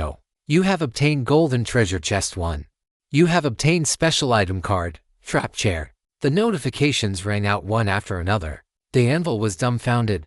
A single chair dropped more vehicle coins than the captain he had just killed. Jiang Yi sneered. It was a good thing he always followed the principle of being cautious, judging by the rewards. This seemingly ordinary chair was actually stronger than the captain. If he hadn't been paying attention, he might have fallen into a trap at any moment. What a scam of a game, Jiang Yi spat internally. After clearing away all the dangers, he placed his hand back onto the ship's wheel. This time, nothing strange jumped out. On the main screen, you have activated the Lost Ghost Ship. Description. The Lost Ghost Ship once belonged to a true adventurer and navigator whose name was sung across the 5 seas alongside the Great Grand Line. However, in the process of searching for the ultimate treasure, he lost himself, lost in corruption and filth, and eventually lost on his own ship, together with that great history. He vanished from people's sight. This is a cursed ship. Every captain will eventually die on board. This is their unchanging fate. Chapter 297. The New Captain. Every captain will eventually die on board. This is their unchanging fate. Seeing the last line, the soon-to-be inaugurated Captain John. Perhaps he should just burn this ship down. Seemingly sensing Jiang Yi's dangerous thoughts, the text on the system paused for a moment before immediately displaying the rest of the information. Description. The ghost ship requires no power, aside from conventional sails. The ghost ship can be driven by spiritual power. The stronger the spiritual power, the faster it goes. This is a ship that can continuously evolve by devouring other ships. The ghost ship can increase its volume, durability, and spirituality.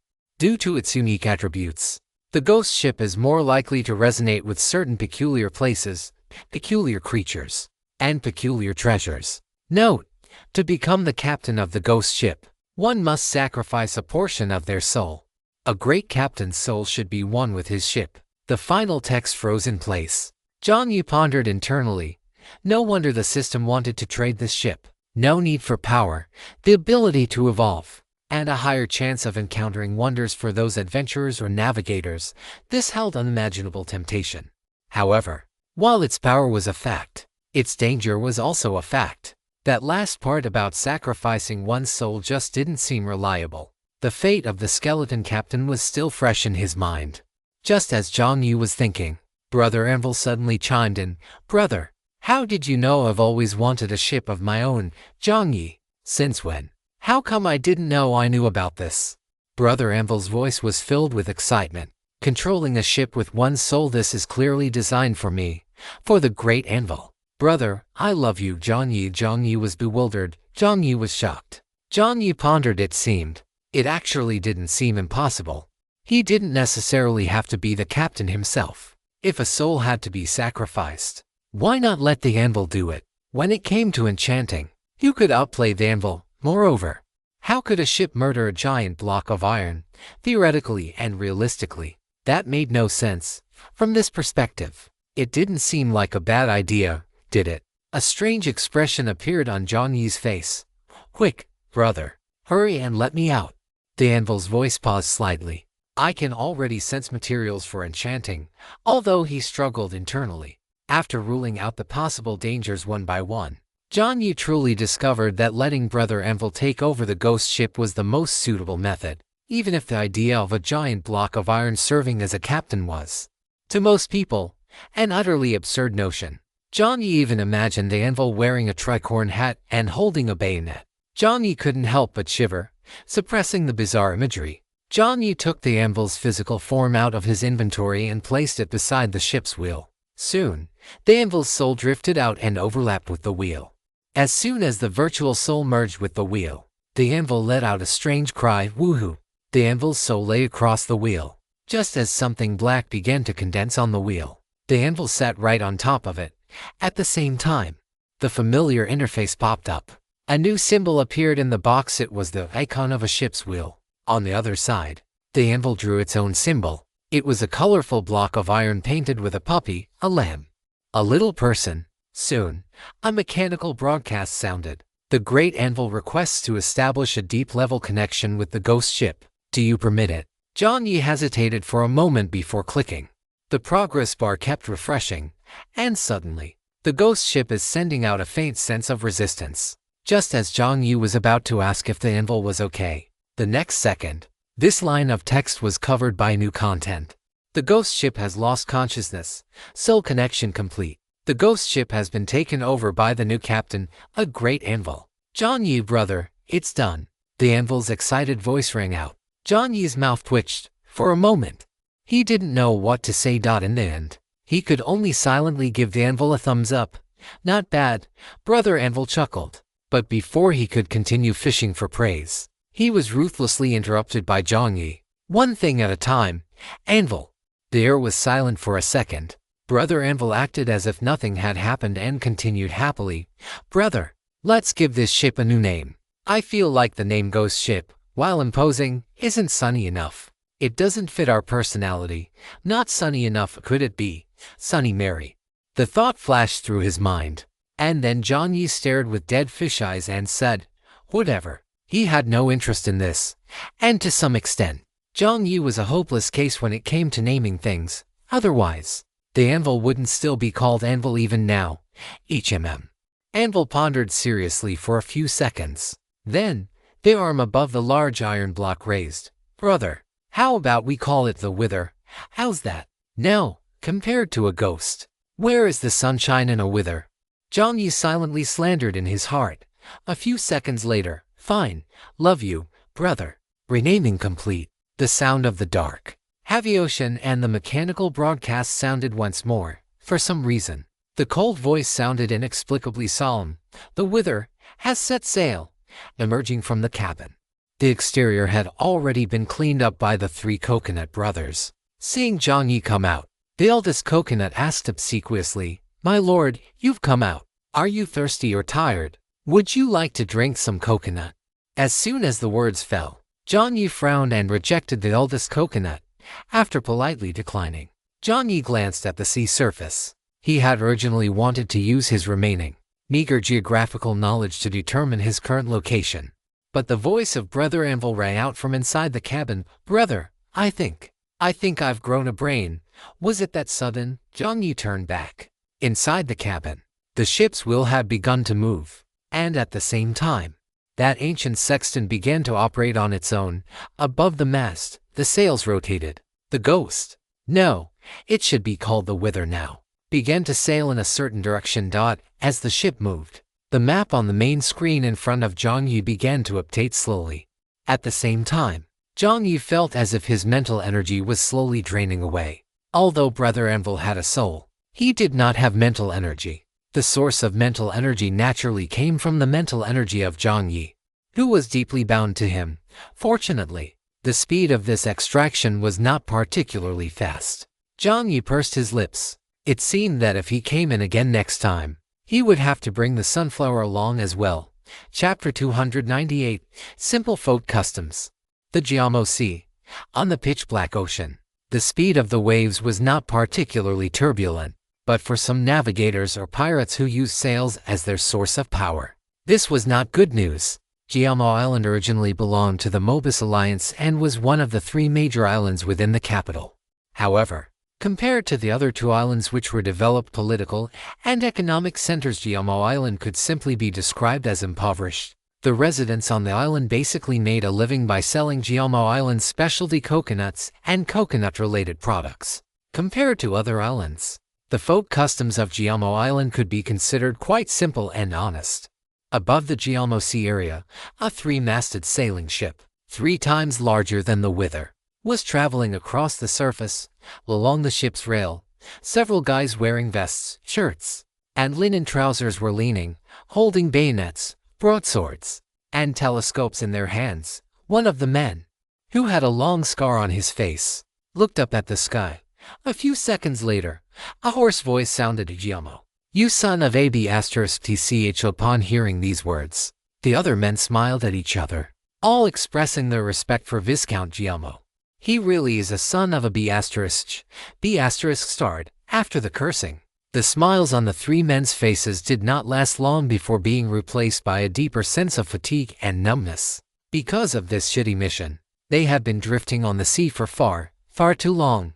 Originally, they had brought enough food, as well as oranges and tomatoes to prevent scurvy. However, when they reached the middle of the route, for some reason, a freak wind suddenly blew up. The waves on the Jiamo Sea were monstrous, and their ship could not withstand such wind and waves at all. So they could only stall in the middle section for a few days. However, during those few days, the wind and waves did not cease because of the storm. They lost 1/3 of their food, and during the days they were stalled, they consumed the last remaining third as well. Now, everyone on the ship was in a state of starvation, having long since become almost numb from hunger. Under the sunlight, the sea breeze blew. This would have originally been a pleasant enjoyment, but now, for the pirates who lacked food and water, it was no different from torture. licking his dry lips. The first mate, Yumiba, was just about to say something when he heard the muttering of a sailor nearby. "If you ask me, we should just eat that man who is accompanying us right now, anyway. They only want this woman and the child. This man, I think his flesh and skin look decent enough, eating him." The sailor paused, a look of anticipation appearing in his eyes, his teeth, worn rough by the sea breeze, bared. "He should taste pretty good." Yumiba frowned.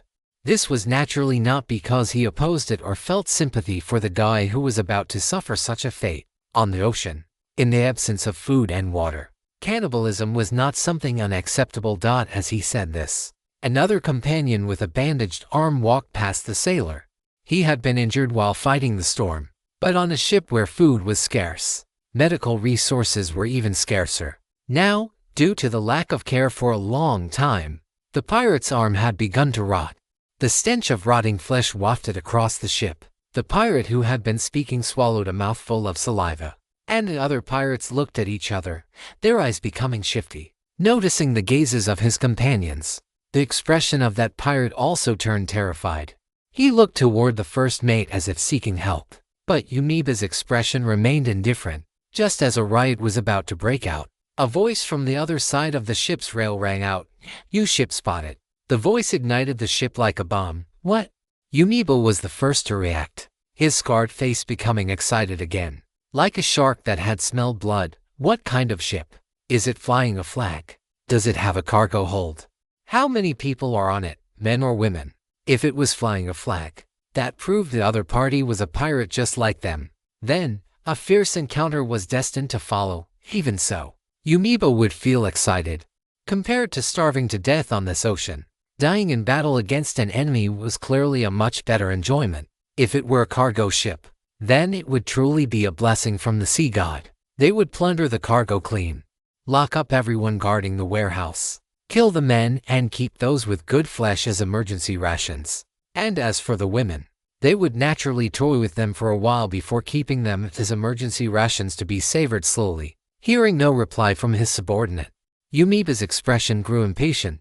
He strode over, and just as the subordinate was about to speak, Yumiba slapped him to the ground. A front tooth went flying out. Yumiba expressionlessly took the binoculars from his subordinate's hand. The other party was as silent as a cicada in winter, not daring to resist in the slightest.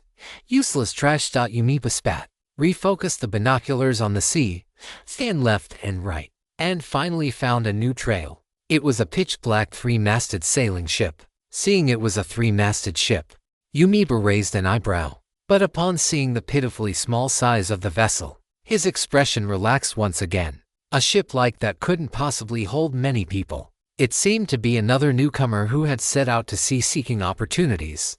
"Ha, little brat." A mocking smile appeared on Yumiba's face. Though he felt a bit annoyed inside, it wasn't a cargo ship, which meant supplies remained scarce. The binoculars continued to focus, and finally, at a certain moment, they locked onto a figure on the ship, a man wearing a black square scarf over his face, who appeared to be quite young. A man. Yumiba curled his lip, sounding quite disappointed. The sailor beside him rubbed his hands upon hearing this and leered. "A man is fine, a man is fine."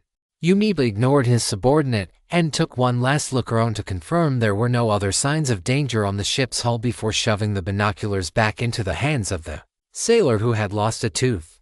Under the sunlight, a cruel expression appeared on Yumiba's face. He strode toward the bow of the ship and issued an order. "Ram into them. Capture that guy and bring him back. Let this young, ignorant little brat see the might of our wolf-fang pirate crew." Chapter 299. Hand grabbed Pankake and the Withered One.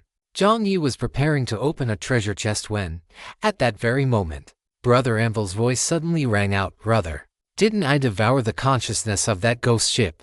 I've inherited that guy's navigation skills." Jiang Yi let out an and the silver treasure chest in his hands had already opened. A white light flashed, and a green, leaf-shaped monster appeared in Jiang Yi's line of sight. The green monster, which looked like a palm leaf, had just seen Jiang Yi when the blade swiped toward his face. The speed was so fast that a whistling sound even echoed in the air. Just as the blades were about to slap onto Jiang Yi's face, a cold blade light flashed. The blades were split in two, then into four, finally. Crisscrossing marks appeared on the blades, and they fell off with a rustle, leaving only a bare stem behind. The large leaf was silent for a second, then shrieked in front of the expressionless Jiang Yi. This sound, strangely enough, even carried a hint of coyness. Don't look, don't look. A bare stem hopped on the gunwale. Jiang Yi's mouth twitched, and he switched his blade from vertical to horizontal. The stem and leaves were split in two. You have killed the monster palm leaf. You have obtained Carcoin 1. You have obtained palm leaf sap *1. You have obtained palm leaf blade *1 description: palm leaf sap contains trace amounts of toxins, high adhesiveness, recommended for consumption. Jiang Yi. A large question mark appeared over Jiang Yi's head. He collected the sap into a test tube and handed the leaves to Boss Coconut, who took them eagerly and began fanning Jiang Yi. Jiang Yi looked at the other items in the silver treasure chest again. His luck wasn't very good this time. There were no car coins in the chest, only 2 vehicle upgrade cards and 1 primary food pack. Opening the primary food pack, you have obtained Auntie Yang's not-so-delicious hand-grab pancake *1, sweet and sour mayonnaise *1, Lao Genma *1 holding the hand-grab pancake. Just as Jiang Yi was about to take a bite, Brother Anvil's voice sounded again. Brother, I think I see another ship. Jiang Yi's movements paused slightly, and he became instantly vigilant.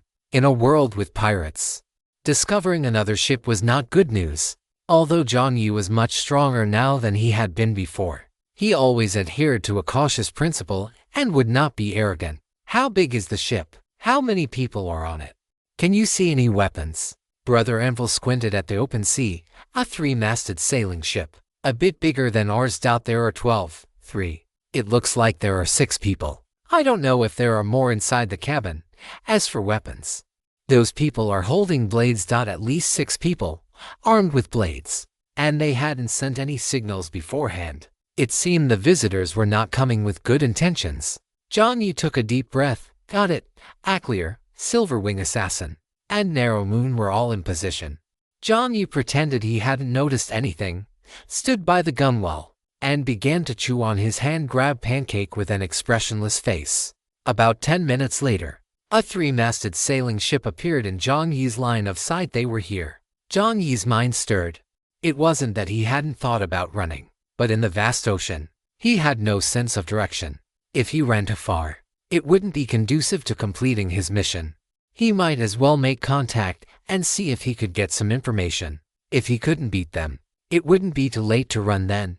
Holding this thought, just as the 3-masted ship entered Jiang Yi's line of sight, shrill cheers and screams rang out in his ears. Woohoo! It's a little brat. Poor little thing, are you lost? Ha ha ha ha. Poor kid, do you want to come back with us? Provocative taunts rang out one after another. Jiang Yi looked up to see 2 burly pirates standing at the bow of the 3-masted sailing ship, while the rest of the crew were scattered around the deck. They stared at Jiang Yi with fanatical eyes, as if they weren't looking at a person, but rather a walking roasted chicken or a woman of peerless beauty. Jiang Yi frowned slightly. His gaze swept across the deck and landed on the flag hanging from the opposite mast, a deep blue banner featuring a wolf's head. The wolf's head stared greedily toward the sea, as if it were about to pounce at any moment.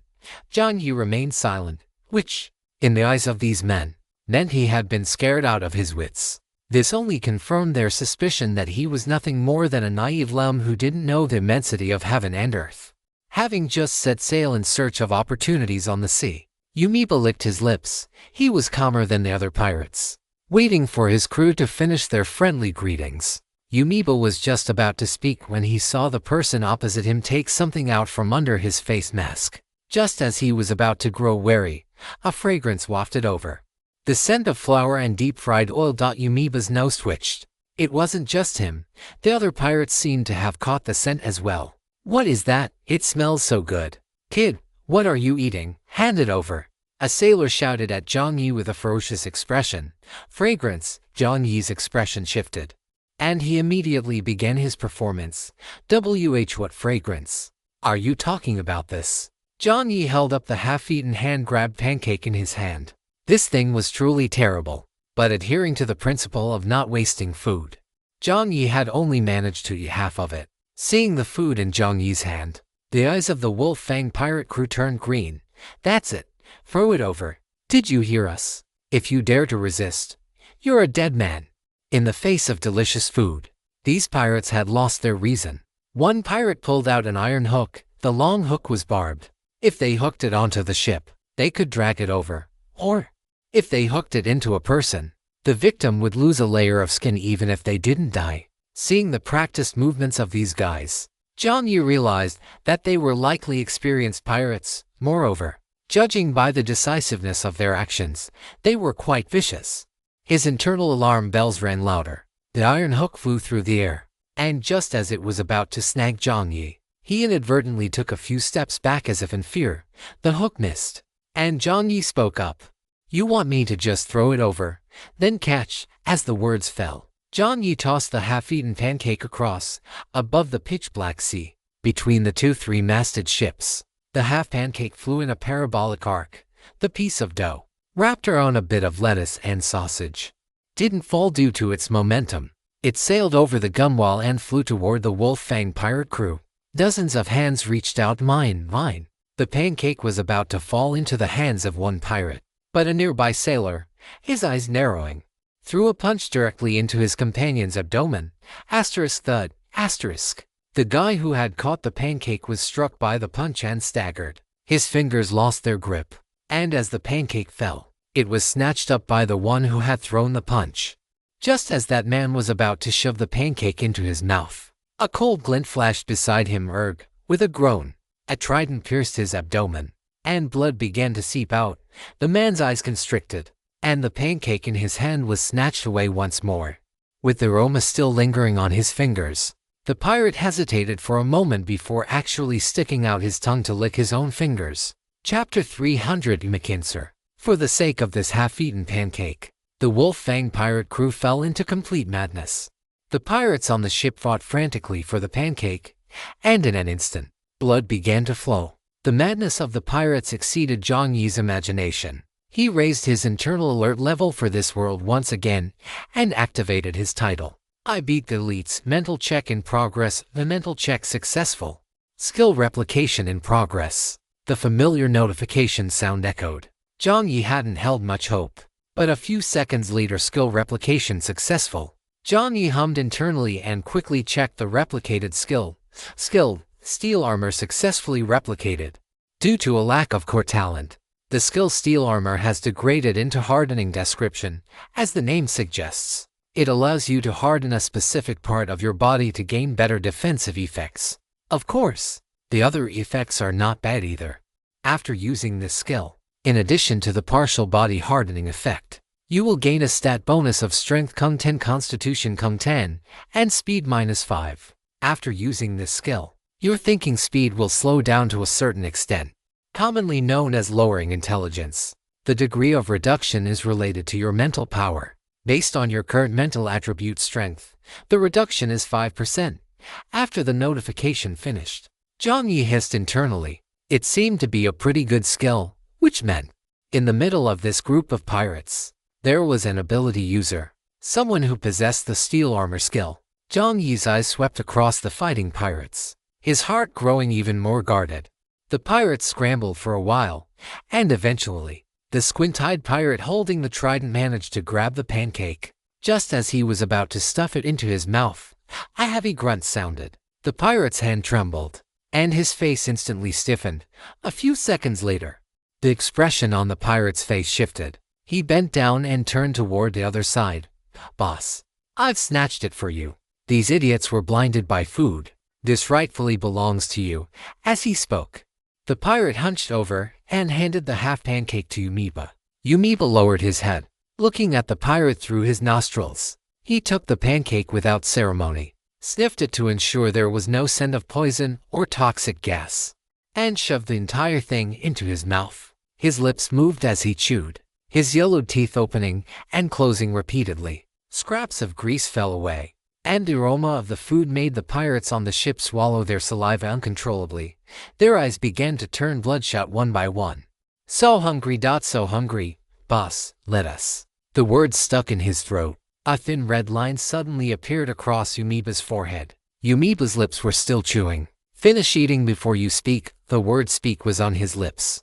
But no sound could be produced, no matter what is happening. Why can't I speak? Inside his throat, it felt as if a sea breeze were blowing through.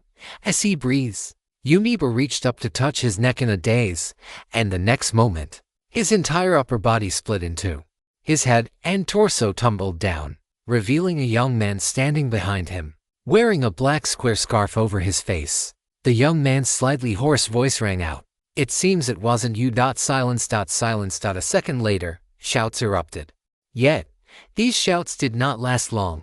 Jiang Yi raised his head, wasting no time on idle chatter. His body moved, and narrow moon swept through these men like a venomous snake. The pirates had all sustained injuries while fighting over the scallion pancake earlier.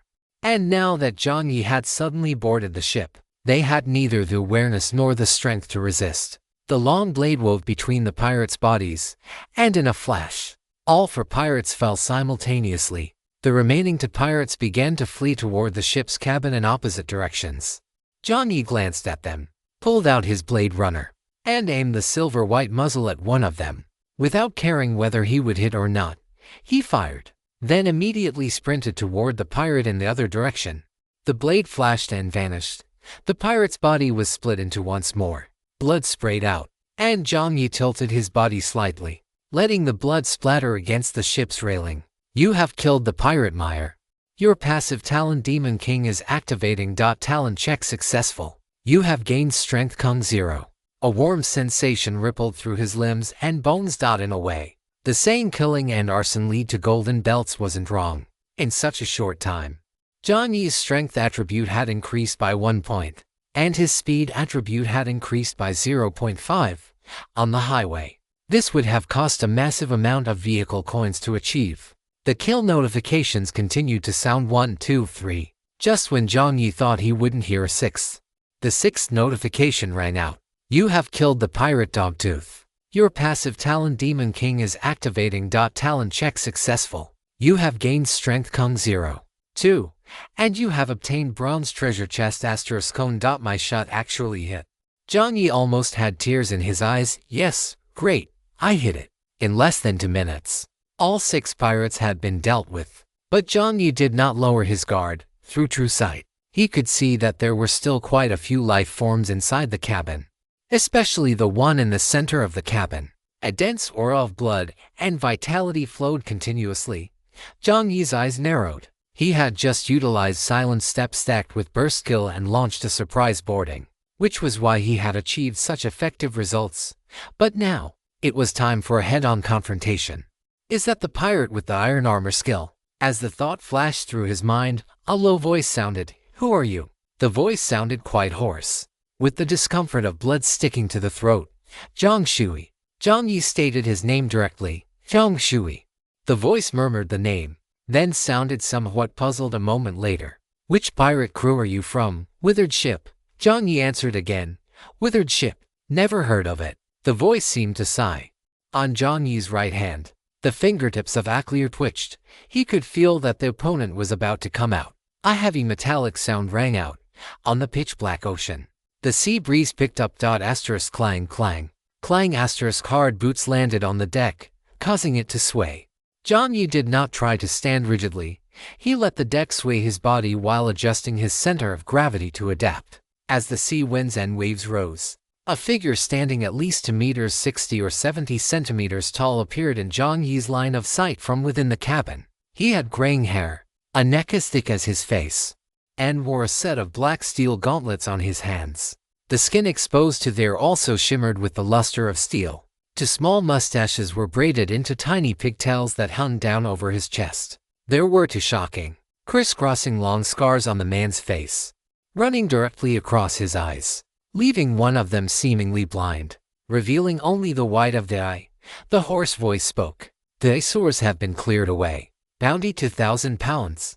This will be the last name you ever hear on the sea. Chapter 301. A bounty of 2,000 pounds. A bounty of 2,000 pounds. Does this world also use bounties to label one's strength? But Jiang Yi had absolutely no concept of what a 2,000-pound bounty meant. On the withered ship, the 3 coconuts were huddled by the railing. Upon hearing bounty of 2,000 pounds, their eyes widened abruptly. A bounty of 2,000 pounds. That already qualifies as a fairly famous pirate. You have to know, on Gamo Island, the most powerful pirate they had ever seen, red-haired pirate Shankra, only had a bounty of 1,500 pounds. And that was already one of the most powerful pirates on Gamo Island. Although many great pirates would pass through the Gamo Sea area during the pirate selection period, a bounty of 2,000 pounds was still an astronomical figure to them, sir. It's dangerous. Coconut the oldest shouted. Jiang Yi tilted his head slightly ***. 2,000 pounds seems to be an incredible number. Just as Jiang Yi's thought landed, Nakansel had already charged over like a human tank. The immense force made the wooden planks of the deck creak and groan. Although his power was great, his speed was not slow at all. As he threw a punch, the veins on Jiang Yi's forehead throbbed. It felt just like that punch he had faced from thunder at the watchtower. Jiang Yi did not force a collision. Instead, he dodged to the side, his punch hitting nothing but air. While McKinser threw his entire body toward Jiang Yi moved his mind, and Jiyu appeared horizontally in front of him. In an instant, the sharp blade tip collided with McKinser's exposed skin. The previously invincible Jiyu failed to achieve the expected effect of slicing through the skin. The blade tip merely grazed McKinser's skin, leaving behind a shallow white mark. The two separated. Jiang Yi's expression was solemn, while McKinser's eyes were filled with shock. McKinser's gaze fell upon the long blade in Jiang Yi's hand. What on earth is this thing? An ancient weapon. To think it could actually leave a scratch on my steel armor. Although the scratch vanished in a flash, McKinser's mind stirred, and a faint white light flickered over his steel armor, causing the white mark to disappear. But the mere fact that it could leave a mark was enough to be shocking. McKinser had seen true swordsmen and had even fought them before. The scar on his face was left by one such free sword-style swordsman. He was certain. While Jiang Yi's swordsmanship was decent, it was still far behind those true masters. In other words, the ability to leave a mark was not primarily due to Jiang Yi's skill, but rather, that long blade. What kind of blade is this? McKinser looked at Jiyu with burning eyes and asked. Jiang Yi naturally would not answer him, seeing the greedy look in the latter's eyes. The disgust in Jiang Yi's heart deepened. He actually dared to covet Jiyu. Jiang Yi's expression turned completely grim. With a thought, he activated Gaze of the Ominous Deep Sea. The mental energy Jiang Yi was already consuming was drained even further. But he couldn't care about that now. The item card was activated, and just as Jiang Yi waited for the skill to trigger and weaken the opponent's attributes, the mechanical notification sound was delayed. Instead, Jiang Yi's mental energy continued to be drained incessantly. Cold sweat appeared on Jiang Yi's forehead. What was going on? Just as Jiang Yi was about to cancel the use of the item card, suddenly, the mechanical notification sounded. You have successfully triggered a mutation of the Gaze of the Ominous Deep Sea item card. A mutation. The veins on Jiang Yi's forehead throbbed. McKinser charged at him again, throwing a punch toward Jiang Yi's face. Jiang Yi lowered his head slightly, and the sandbag-sized fist passed by at a distance of less than 3 centimeters. If Jiang Yi hadn't dodged quickly, that blow would have sent him back to the main world. When he first entered, Jiang Yi had already discovered that in the dungeon, players could not log out of the dungeon world based on their own subjective will. They had to return to the main game from the login point. The login point was the place where Jiang Yi had first arrived in the game.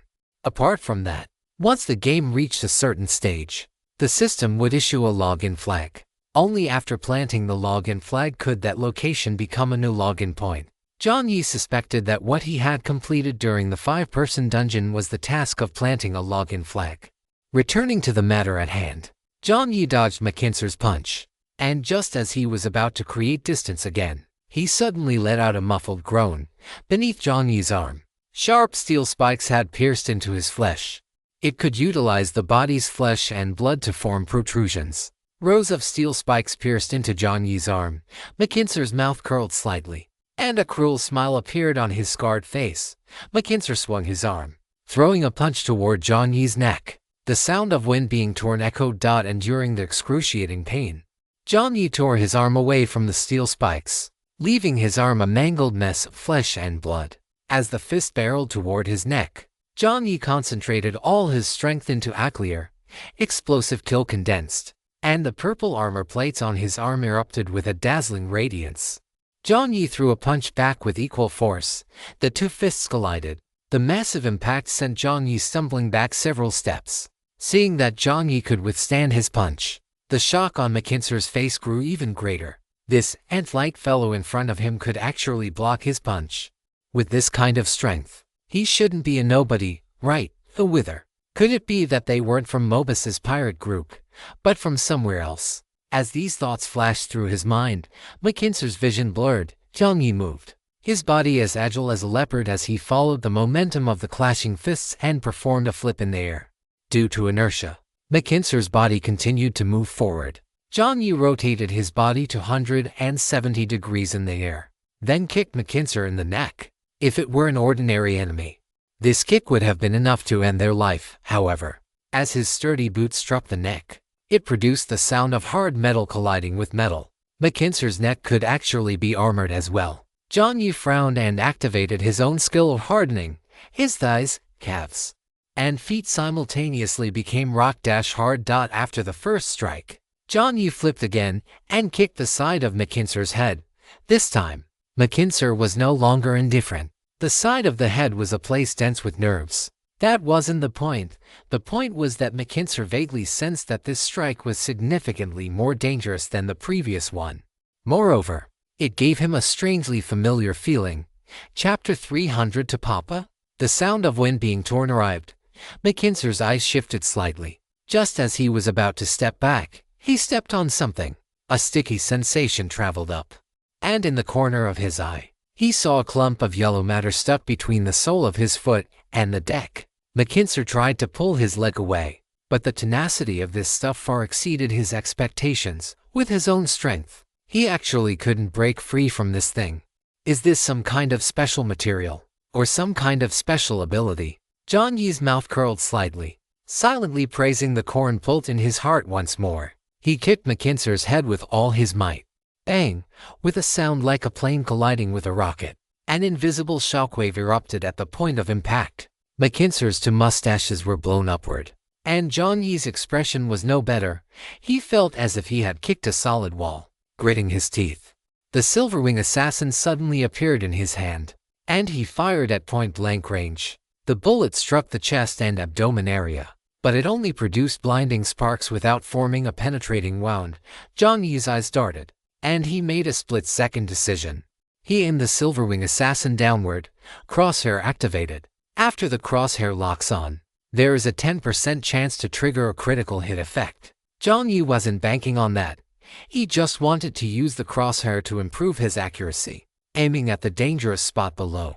Jiang Yi pulled the trigger with a blank expression. The bullet shot out whoosh. McKinser's expression changed drastically, but the bullet's speed was simply too fast to dodge. What was even more terrifying was his skill calculating. You have successfully triggered the critical hit effect.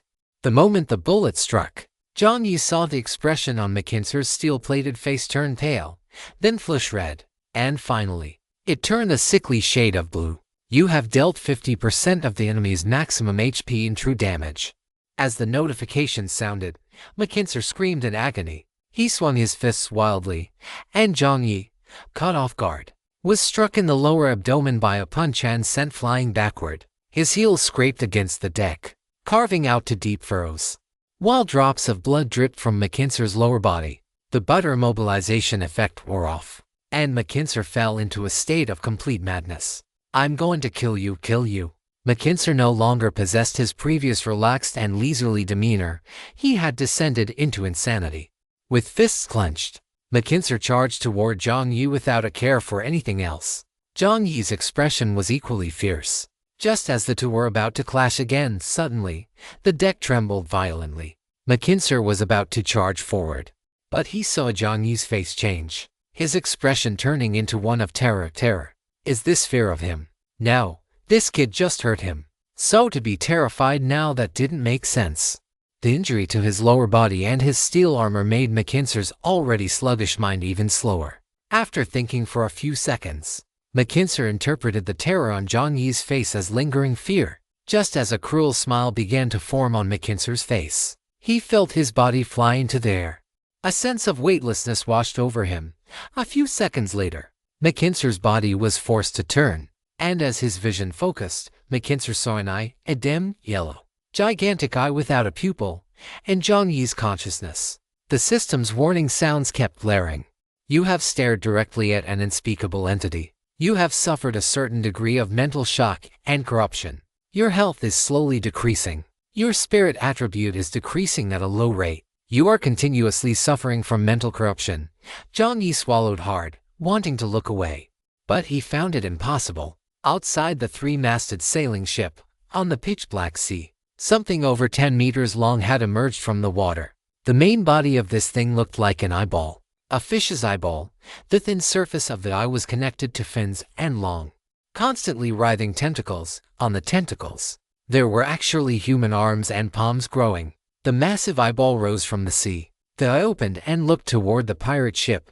At that moment, McKinser had his back to the ship's rail, while Jiang Yi had looked directly into the eye. That was the reason for the look of terror on his face just now. The writhing tentacles, dripping with yellow mucus, lifted McKinser's body straight up. Not only that, but as if out of curiosity, the tentacles brought McKinser directly in front of the eyeball, as if it wanted to see him more clearly. Jiang Yi had lost a chunk of his sen just by seeing the monster through someone else, let alone staring at it from such close range. The expression on McKinser's face went completely blank, became even wetter. In the presence of such a thing, a person could barely muster any thoughts of resistance, and what's more, after staring for a few moments, the thing seemed to realize that McKinser wasn't an interesting toy.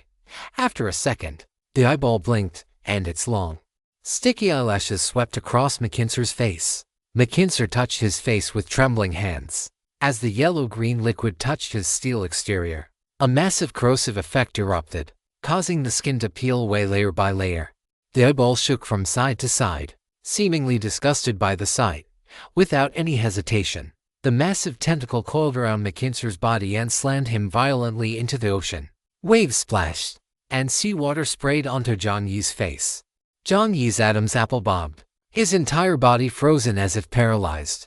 McKinser's struggling and cries for help lasted less than 5 seconds before a pool of deep red blood appeared on the surface of the sea. Dead legs, Jiang Yi roared internally. At that moment, a familiar rolling pressure came from his pocket.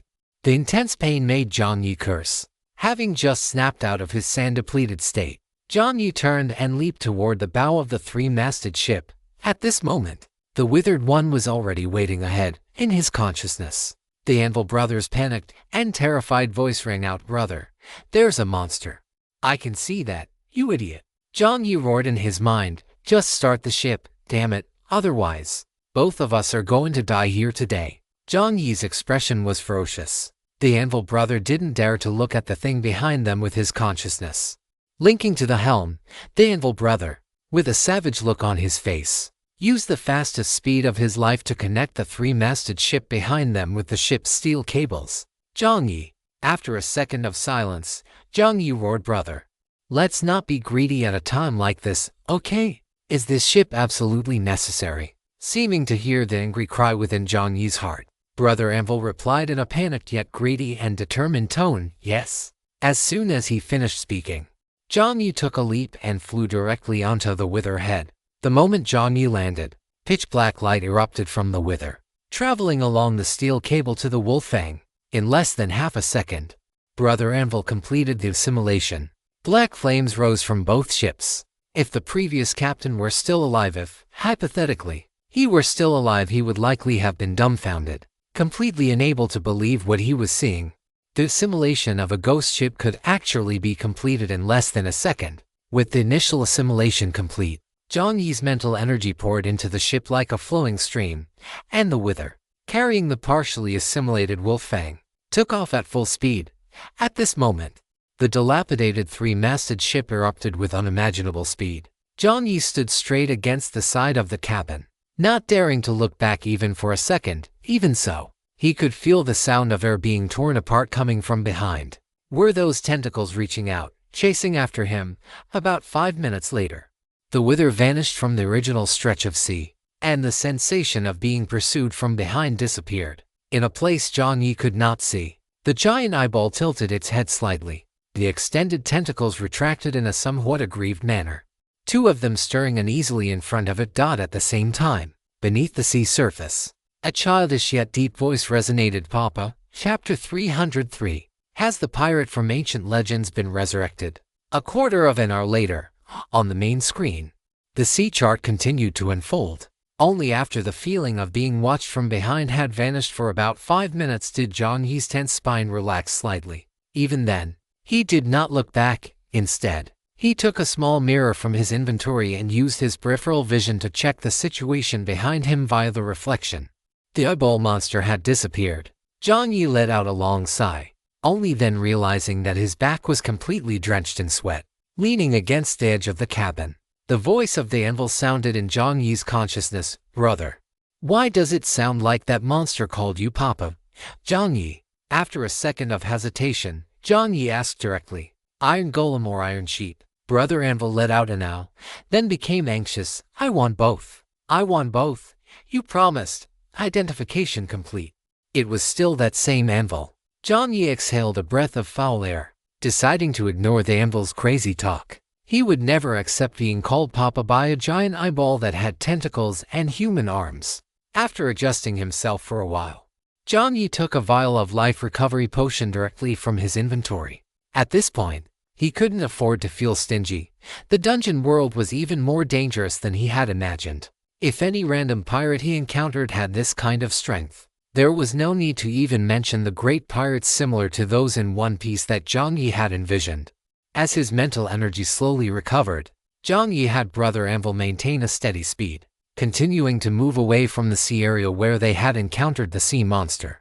Only after confirming there was no danger in the vicinity did Jiang Yi turn his attention back to the spoils of war he and Brother Anvil had claimed. The three-masted sailing ship, Wolfang. The Wither had only initially assimilated the Wolfang and had not yet fully devoured it. Pausing for a moment, Jiang Yi's tone softened slightly.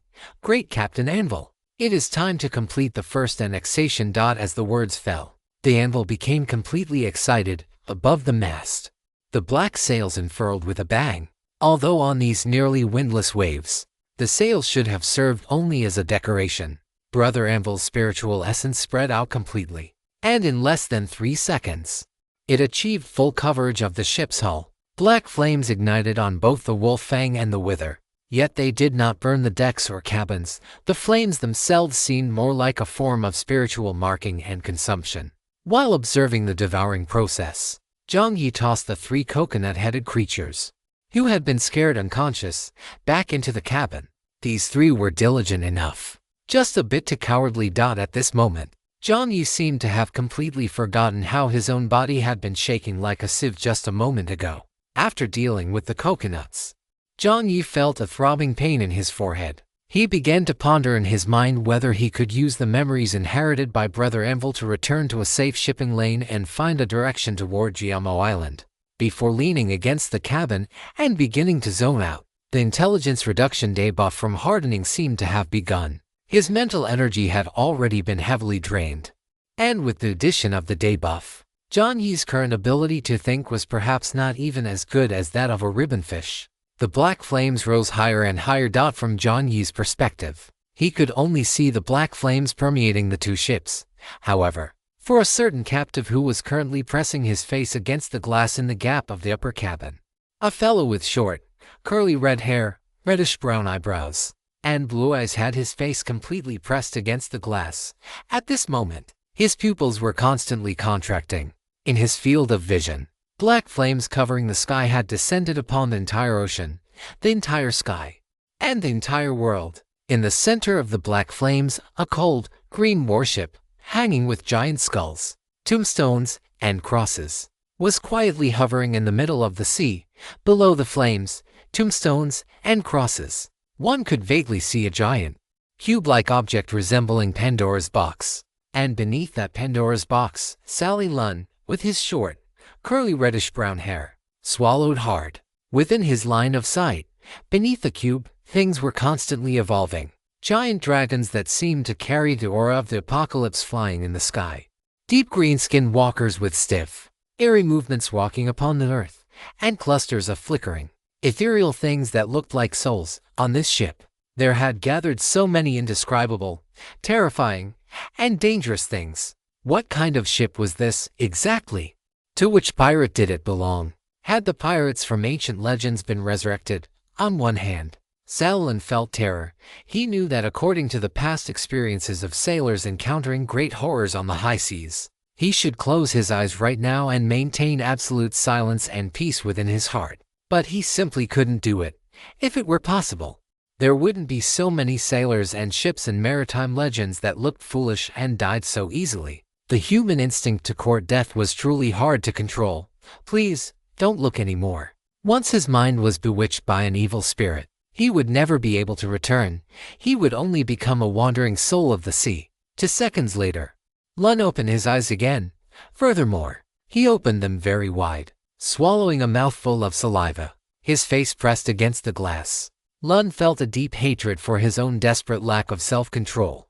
Yet, he still honestly continued to look toward the opposite side. With this look, he saw a scene that perhaps Lun would never forget for the rest of his life. Beneath the flames that sought to devour everything, burn everything, and cause everything to fall into depravity, beneath the magic box and the phantoms of the apocalypse, there was a human figure that looked slightly slender, standing quietly in the center. The flames surrounded him. Or to put it another way, they crowded around him, swearing their loyalty to him. The cube shrank beside him, as if it had become a Rubik's Cube for him to play with. The giant dragon, the guards, and the souls all rested by his side, as if afraid to disturb his slumber. A subtle sea breeze blew past, and it seemed that one could vaguely see black hair fluttering in the air. Quiet, powerful, mysterious, and indescribable existence. A human. Was that a human below? A human just like him? Lun only felt that his brain seemed to have lost the ability to think. Chapter 304. Pondering the changes of the world, the sea history, or a more distant civilization. Within his line of sight, the human with black hair, suspected to be an ancient evil spirit resurrected, leaned against the ship's railing. His eyes seemed to be open, yet they also seemed closed, and a light that one could not bear to look at directly seemed to flicker within his pupils. Lowering his head, the man did not seem very interested in everything happening around him. He appeared to be thinking about something else. Lun couldn't help but speculate. If it really were some evil spirit from an ancient legend, what was it thinking about? Thinking about the changes in this world, thinking about the sea history, or a more distant civilization. Swallowing his saliva, Lun discovered that the more he wanted to shift his gaze, the less he was able to do so. One could only say, as expected of an evil spirit, to possess such power to bewitch the human heart. The camera shifts. At this very moment, Jiang Yi, who was leaning against the ship's railing, had his eyes crossed due to the effect of the intelligence-reducing debuff. Inside Jiang Yi's mind, thoughts drifted by at an extremely slow speed. Tonight, should I make a braised pork knuckle to eat? Or should I make a bowl of noodles with gravy? Although the taste of the former is very fragrant, the chewiness of the latter cannot be underestimated. This is truly a difficult choice. As Jiang Yi thought, a drop of saliva dripped from the corner of his mouth. The thoughts in his brain turned slower and slower, devouring, evolving. The wither also seems to consume his own mental energy. Jiang Yi couldn't help but think in his heart, next time I must not use hardening when my mental energy is low, otherwise. The final thought of otherwise it would be dangerous had just formed when Jiang Yi felt an intense wave of drowsiness wash over him. Jiang Yi fell forward, collapsed into the cabin, and fell asleep. Within Lun's line of sight, Jiang Yi seemed to nod toward the black flames, and then he disappeared. Accompanying Jiang Yi's disappearance, the black flames also seemed to have completed their mission. Retracting bit by bit into the thick black substance, the black flames vanished. But Lun's expression did not relax. Instead, it was replaced by terror. The flames had disappeared, which meant, in the midst of the silence, without any warning and without any sound, as if night had descended, the darkness on the opposite ship surged toward the ship he was on. Lun wanted to run, but his hands and feet were already bound. He couldn't run at all. At the very moment the darkness completely swallowed Lun, he felt a chill that seemed to come from the depths of his bone marrow and soul. Lun's teeth chattered, and it took several seconds for him to recover. Even so, Lun felt as if something extra had been added to his body. A little bit more, something dark, depraved. And from that other ship. Had he established a connection with that ship? Lun's face turned ashen in an instant. At the same time, in Jiang Yi's consciousness, a mechanical broadcast sounded. You have gained a new crew member, the pirate Solly Lun. You have completed the main quest, set sail. Branch quest 2. Own your own ship and form your own pirate crew. Besides Lun, the others in the cabin were the same. The surrounding environment had gone completely dark. Unlike the special position Lun was in, they were in a place where they could not see outside the cabin. So, they did not know what had happened outside. They only heard the sound of fighting erupting outside, then gunshots. And then they seemed to hear the voice of McKinsell, and after that, they couldn't hear anything else. They even began to speculate whether the Navy had discovered their tracks and had come to save them. However, at this very moment, darkness descended, and these people fell into fear once again. Unexplained images appeared in their minds. A little girl with the pigtails said timidly, "Mommy, I'm scared." Just as the girl's voice faded, she saw behind her mother, in the darkness, something seemed to have condensed. The girl's eyes widened slightly. It seemed to be a square object. That square object seemed to be looking at her too. The little girl hugged her mother's neck in fear. Yet she couldn't help but want to see clearly what that thing was. The square-shaped object also noticed the girl. It paused, then flickered, seemingly intending to offer some comfort. The girl's mouth opened slightly, her eyes looking at the other party with a mix of timidity and curiosity. The square block opposite her flickered, and in an instant, a massive, coiling dragon glowing with a cold, cyan green light lunged directly toward the girl. A horse roar erupted, and the girl was completely stunned by fright. Tears welled up in her eyes uncontrollably, her mouth turned down, and she looked like she was about to burst into a wail at any second. Seeing this, the anvil opposite her panicked. Hadn't it transformed into an ender dragon just to play? Why was this little ancestor still crying? If it really made the little girl cry, Jiang Yi would probably tear it apart again. In its desperation, the anvil conjured even more phantoms, including but not limited to creepers, cave spiders, magma cubes, endermen, and bats. To better suit the little girl, the anvil tried its best to replicate the colors and sounds of these creatures, focusing on making them as vivid and lifelike as possible. As it transformed, the anvil couldn't help but think, this should work now. No child could resist this. After exhausting all its signature tricks, Brother Anvil looked at the girl again, full of anticipation. The little girl's pupils had completely lost their luster. The smile on Brother Anvil's face stiffened. Just seconds later, an earth-shattering wail erupted. The sound was even more terrified and fearful than when she had been captured by McKinsell. "Mommy, there's a ghost." "No, an evil spirit." "No, hell no, no, Mommy." "Woo, Anvil. It's over." The anvil took a giant leap, darting straight out of the cabin, and began merging other items from the wolf-fang as if nothing had happened. "It's fine, as long as it proves useful. Maybe Jiang Yi won't kill it." As it thought this, the anvil couldn't help but tremble. The power of its soul overflowed once more. After dismantling the deck and merging the cabin, the anvil began to integrate the former mast of the wolf-fang into the wither. Once merged, the mass of the wither thickened and widened, gaining an extra column, which meant that wither's power had become even greater. After finishing all this, Brother Anvil obediently returned to the upper cabin. The upper cabin had also been partitioned into 3 rooms by Brother Anvil, one of which was the captain's quarters, where Jiang Yi was currently sleeping on the floor. Brother Anvil glanced at Jiang Yi, and seeing that he didn't seem to have been awakened by the shouting below, it let out a huge sigh of relief. It reattached itself to the ship's helm, and as it turned its head, it saw the redstone being stared at by Brother Energy Furnace. "Anvil." "Brother Energy Furnace." The anvil turned its backside toward Brother Energy Furnace, deciding to ignore the other party for the rest of the day. Just as Jiang Yi was deep in sleep, the system's broadcast sounded once again.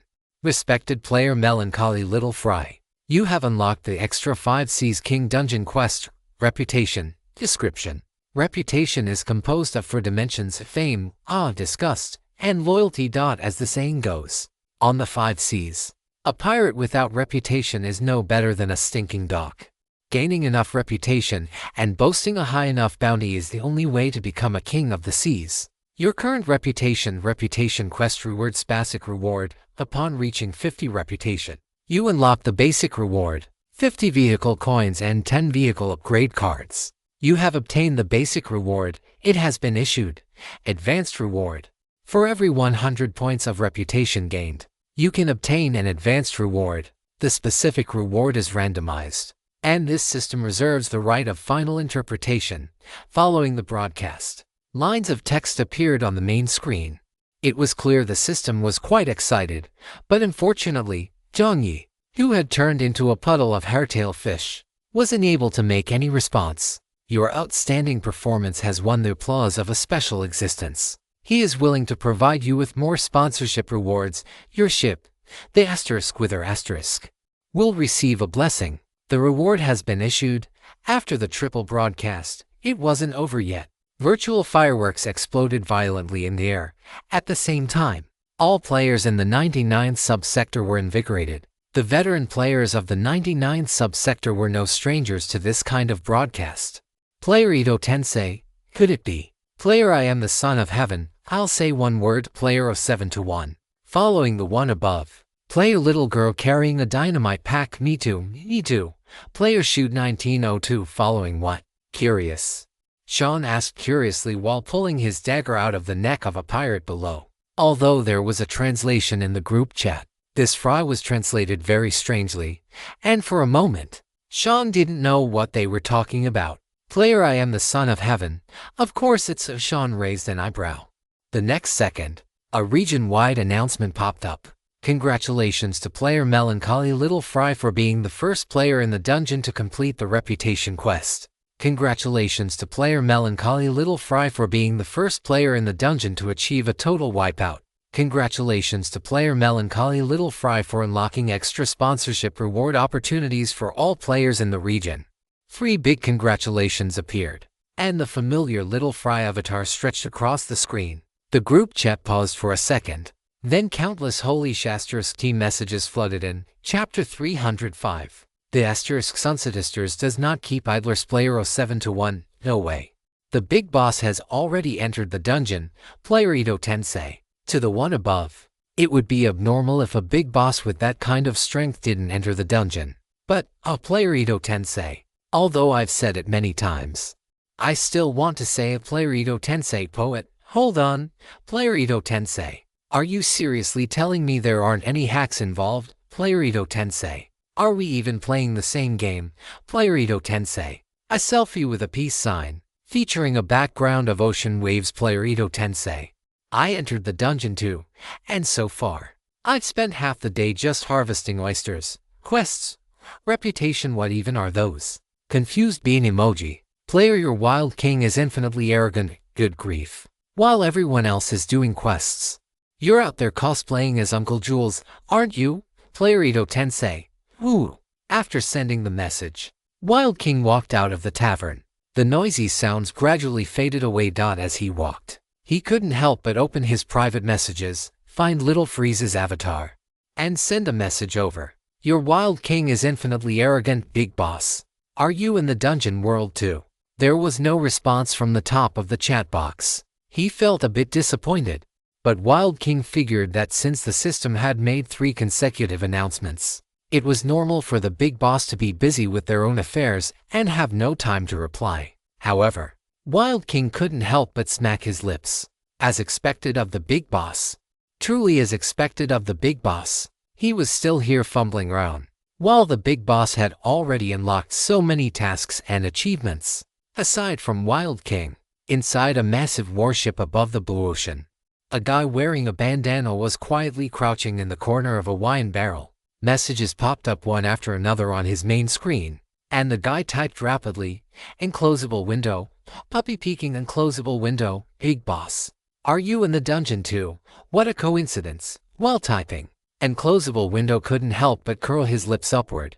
As expected of the big boss, flowers. Enclosable window. Location coordinates. Enclosable window. Currently unlocked map area. Enclosable window. Big boss. This is my location, and the map I've unlocked. See if it's of any use to you, after sending it. The big boss didn't reply. But Enclosable Window didn't feel disappointed at all. He only felt a sense of excitement from being in the same space as the big boss. What if, by accident, perhaps, possibly, Enclosable Window's face grew redder and redder.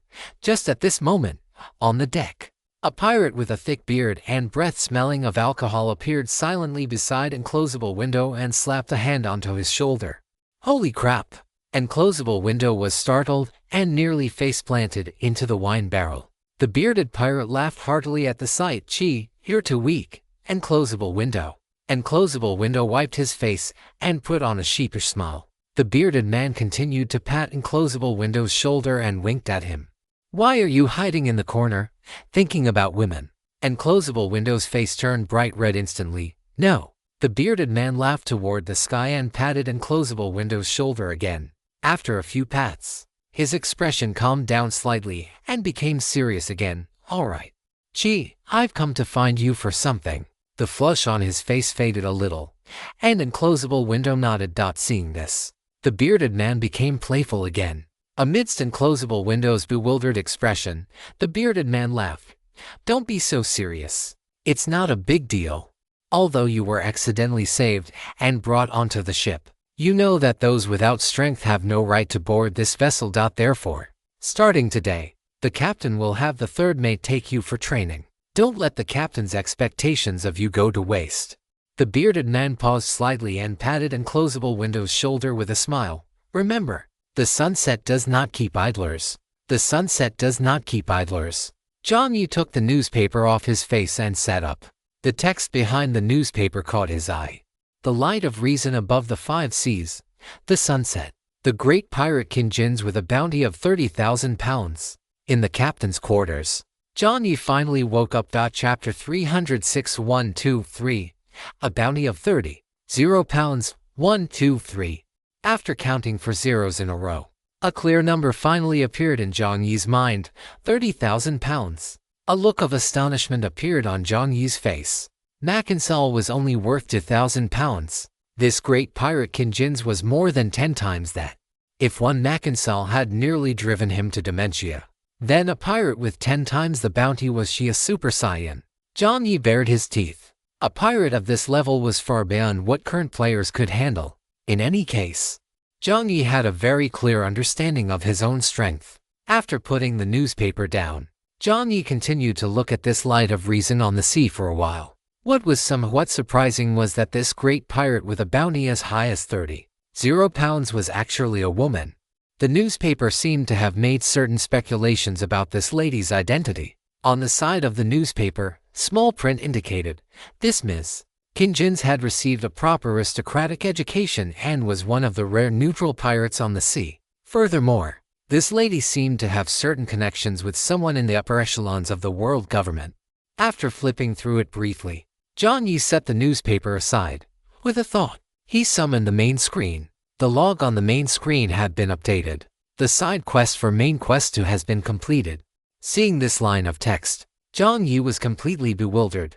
When was it completed? At most, he possessed his own ship, but forming his own pirate crew, besides him and 3 coconuts.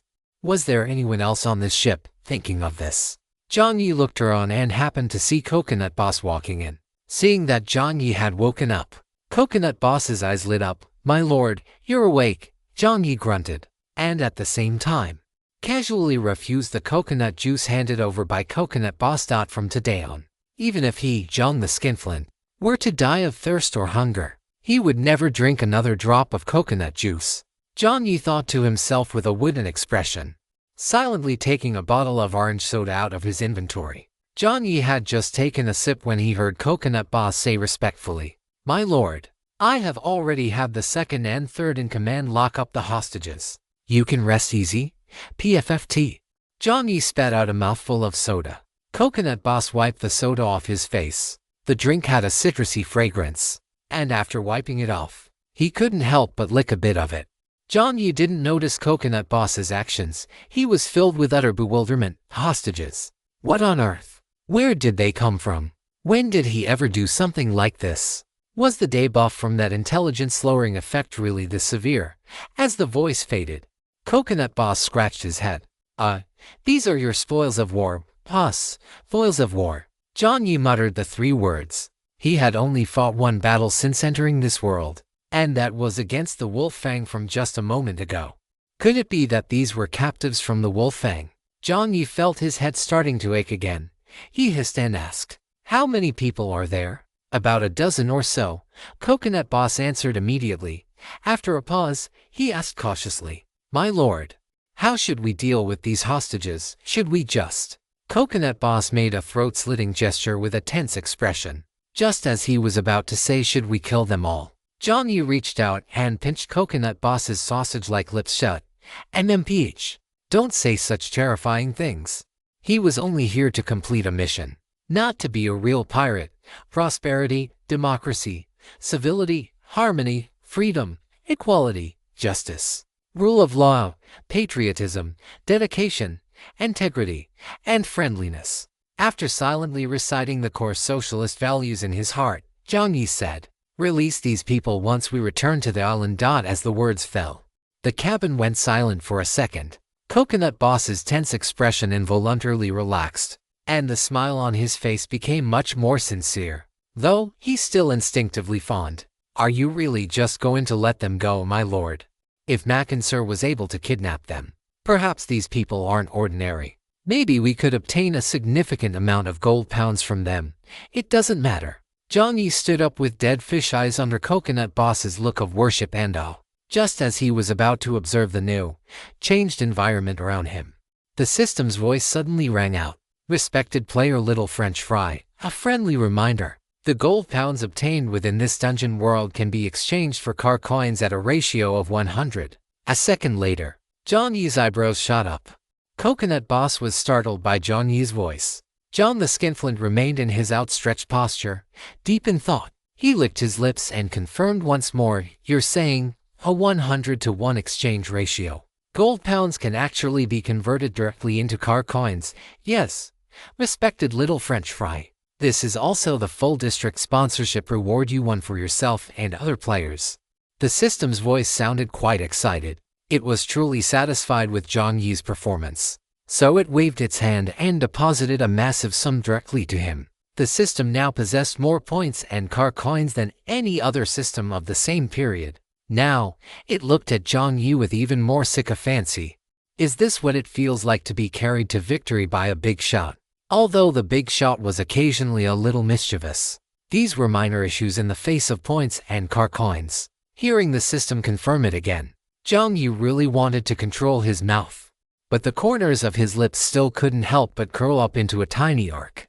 Jiang Yi pursed his lips, and as if he had thought of something, his expression shifted. "Oh, quick, quick." Coconut Boss felt his heart tighten. "Quick, quick what, my lord?" "Quickly find anything on the ship that can prove the identity of Mackenser from the Wolf Fang." Damn it, that thing was dragged into the sea by the giant eyeball, and he hadn't managed to keep any physical evidence.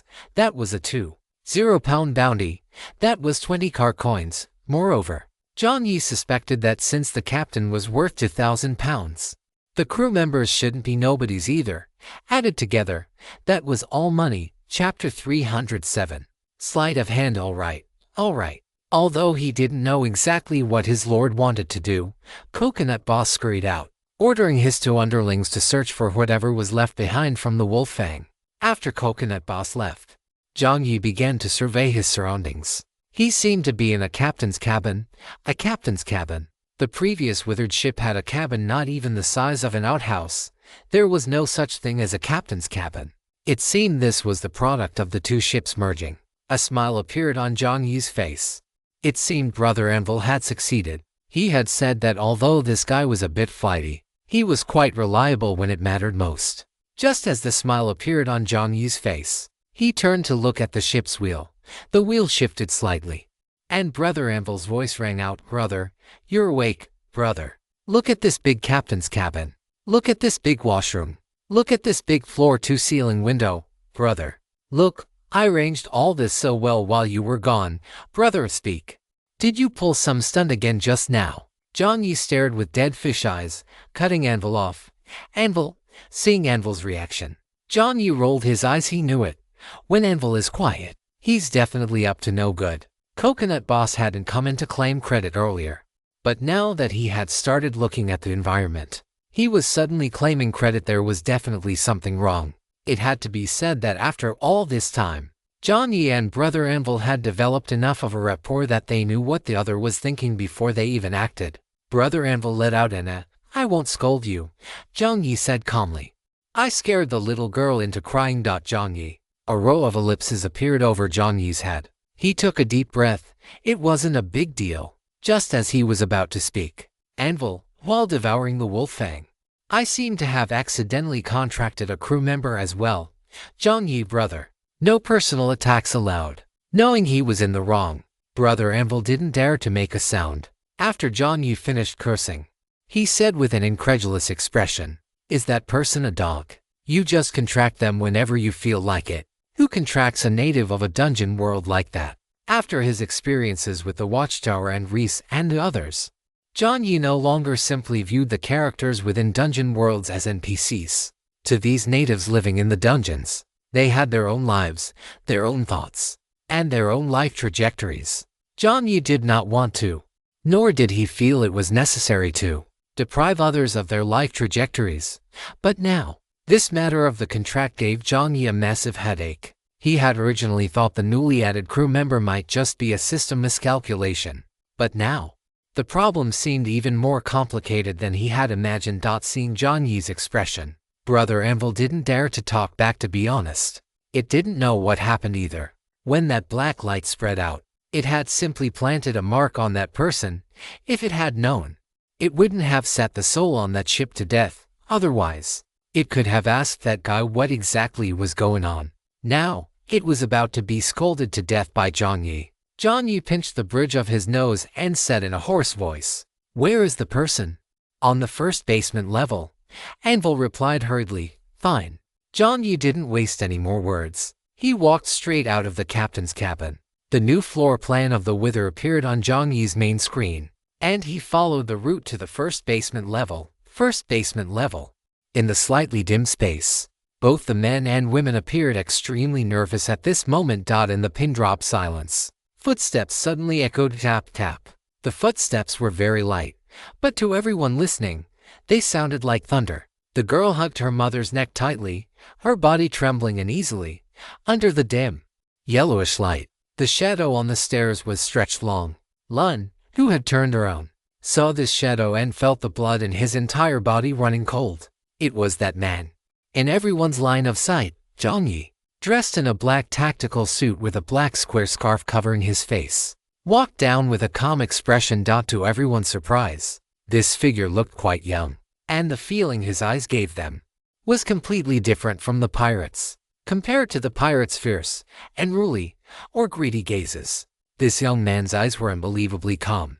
It was as if the place he appeared in was not a basement holding captives, but a study inside a castle. Jiang Yi walked down the stairs and looked at the people being held in the corridor. These people didn't seem to be together. First, the largest group was centered around a woman and the child in her arms. The woman wore a brown vest over an apricot-colored thin sweater with lace patterns. She had slightly curly brown hair, which was tied up with a hair tie and hung to one side. One of her hands was soothing the little one in her arms. Upon noticing Jiang Yi's gaze, amidst her fragility, there was a hint of tenacity. Jiang Yi looked away directly and turned his attention to the people surrounding the woman who appeared to be guards. These guards were tall and sturdy with decent muscle, and they were currently blocking the woman and child. Besides this group, there were 2 or 3 scattered individuals. These people were clearly not with the woman and child, and their eyes were filled with fear as they looked at Jiang Yi. When Jiang Yi's gaze swept over them, he took the opportunity to skin everyone with "I beat the elites" with a beep.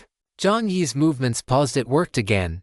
The system broadcast sounded. "You have used the skill replication on dungeon character Hansen.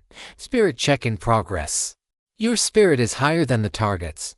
Skill replication in progress. You have successfully replicated the low-level skill Steel. Because your spirit attribute cap has exceeded 80, the primary skill Steel has been upgraded to the intermediate skill Sleight of Hand. Description: primary skill Steel. intermediate skill. Sleight of hand, high-level skill. You do not currently have permission to view. Description. After using the skill, if the target's spirit attribute does not exceed your own by 200%, you can successfully achieve the imperceptible transfer of items. Then I ask you, why are you holding my things? Why do you want to take my things? I want to take back my things, Adava. Take away your coins to 3 hours after using this skill.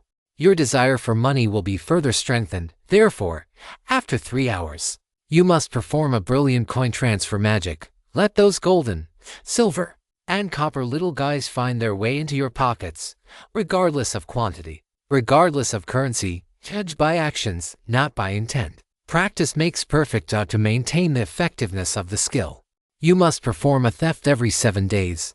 Otherwise, the skill will become invalid. In short, please remember, for an ordinary thief, theft is a path, a method, a means, but for a true thief, theft is a habit, a passion, a life, and a faith. The world and others are all a thief's playground. Direction. As mentioned before, if you see any typos, you can long press the sentence containing the typo, then drag the pop-up function bar to the end to see typo feedback. That way, I can see it directly on the page where the chapter is published. Of course, you can also but sometimes if there are too many messages, it might get buried. Sorry for the trouble, everyone. Chapter 308, Liberating the Captive. Sleight of hand. It looks like a divine skill. Who was this copied from? Hansen. Jiang Yi's gaze swept across the crowd. He had originally been looking to see if anyone in the throng looked like they were skilled at thievery, but as a result, his eyes abruptly locked onto a guy who was staring straight at him. Jiang Yi's movements paused slightly. The man lowered his head in fear and awe. Compared to the others, this person's reaction seemed a bit strange. Could it be? An unpleasant thought flashed through his mind. Jiang Yi mobilized that portion of his consciousness belonging to Envil. Immediately, within Jiang Yi's line of sight, a black thread snaked upward from the man's body. The end of the thread seemed to lead to the ship's helm on the upper deck. Damn it! This is that poor bastard who got contracted. Jiang Yi's lips twitched for a moment beneath his mask, and he directly shifted his gaze away. He pretended that he hadn't seen anything at all. Brother Envil didn't dare to make a sound. Jiang Yi took a deep breath, his chest heaving once, and walked down from the staircase. Wherever Jiang Yi went, people scrambled to get out of his way, dodging him as if he were a flood or a wild beast. Although Jiang Yi didn't seem to have any malicious intent toward them right now, they knew that the fact he could appear here meant Jiang Yi had already finished off the great pirate Makinsal, who had kidnapped them. Makinsal was a great pirate worth 2,000 pounds. In other words, the young man before them was even stronger than Makinsal. Seeing Jiang Yi walk over, the little girl became even more terrified. The terrifying dragons, zombies, and evil spirits in her mind were still lingering, and she couldn't help but bury her head deeper into her mother's neck. Seeing Jiang Yi approach, the woman also became more vigilant. She pursed her lips and met Jiang Yi's gaze with a desolate expression. "Whatever you want," the woman began, her voice quite hoarse. "It's fine. Just let my child go. She doesn't understand anything." Just as the woman finished speaking, the two guards beside her lunged at Jiang Yi, clearly misunderstanding what Jiang Yi was about to do. As the guards pounced, Jiang Yi raised his eyebrows and simply took a step back. The two guards lunged in the same direction and collided with a bang. Ouch! Ouch! One tall and one short, one fat and one thin. The two of them cried out simultaneously and began rolling on the ground while clutching their heads. As they rolled, their hair and beards became tangled together, completely inseparable. Beard number 3. "I told you not to act rashly. How are you supposed to protect the lady like this?" Beard number 4. "I've tolerated you for a long time. At a time like this, you still want to argue with me? You're not a qualified brother." "I'm not a qualified brother, you little brat. See if I don't beat you to death today. I'm going to hang your butt on the ship's railing to feed the seagulls. You little brat." The two of them actually started fighting, with one pulling the other's beard and the other pulling the first one's hair. PFFT. With a soft sound, Jiang Yi couldn't help but laugh. The young man's hoarse yet pleasant voice echoed in the cabin. The little one lifted her head from her mother's embrace and couldn't help but turn to look. Then, she saw Jiang Yi's slightly curved eyebrows and eyes, which appeared quite gentle. Jiang Yi shook his head and walked toward the woman and child again. The two guards, beard number 3 and number 4, still wanted to block him, but their limbs were all twisted together, making it very difficult to separate. Jiang Yi walked up to the guards with composure and looked down at them. Beard number 3 and number 4 gulped at the same time, just as they were planning to heroically protect their master and sacrifice themselves. Jiang Yi reached out, grabbed the arms of beard number 3 and number 4 with both hands, and lifted them up gently. A clatter, the two bodies separated, with their bodies slumped on the ground. Beard number 3 and number 4 looked at Jiang Yi in a daze. "And tie the ropes on them," Jiang Yi said. Jiang Yi's voice was hoarse and cold. "Okay." In the eyes of the crowd, 3 coconuts emerged and nimbly untied the ropes on beard number 3 and number 4. Beard number 3 and number 4 looked at each other, not knowing how to react for a moment. On the contrary, the little girl's mouth opened into an O shape, looking quite shocked. After untying the ropes for these two, the 3 coconut brothers went on without stopping to untie the ropes of the others. Jiang Yi walked up to the little girl and crouched down halfway. The woman hugged the little girl in her arms tightly in defense. Yet the girl in her arms was already looking at Jiang Yi with eyes like a little deer. A child's perception of danger often comes from instinct and nature.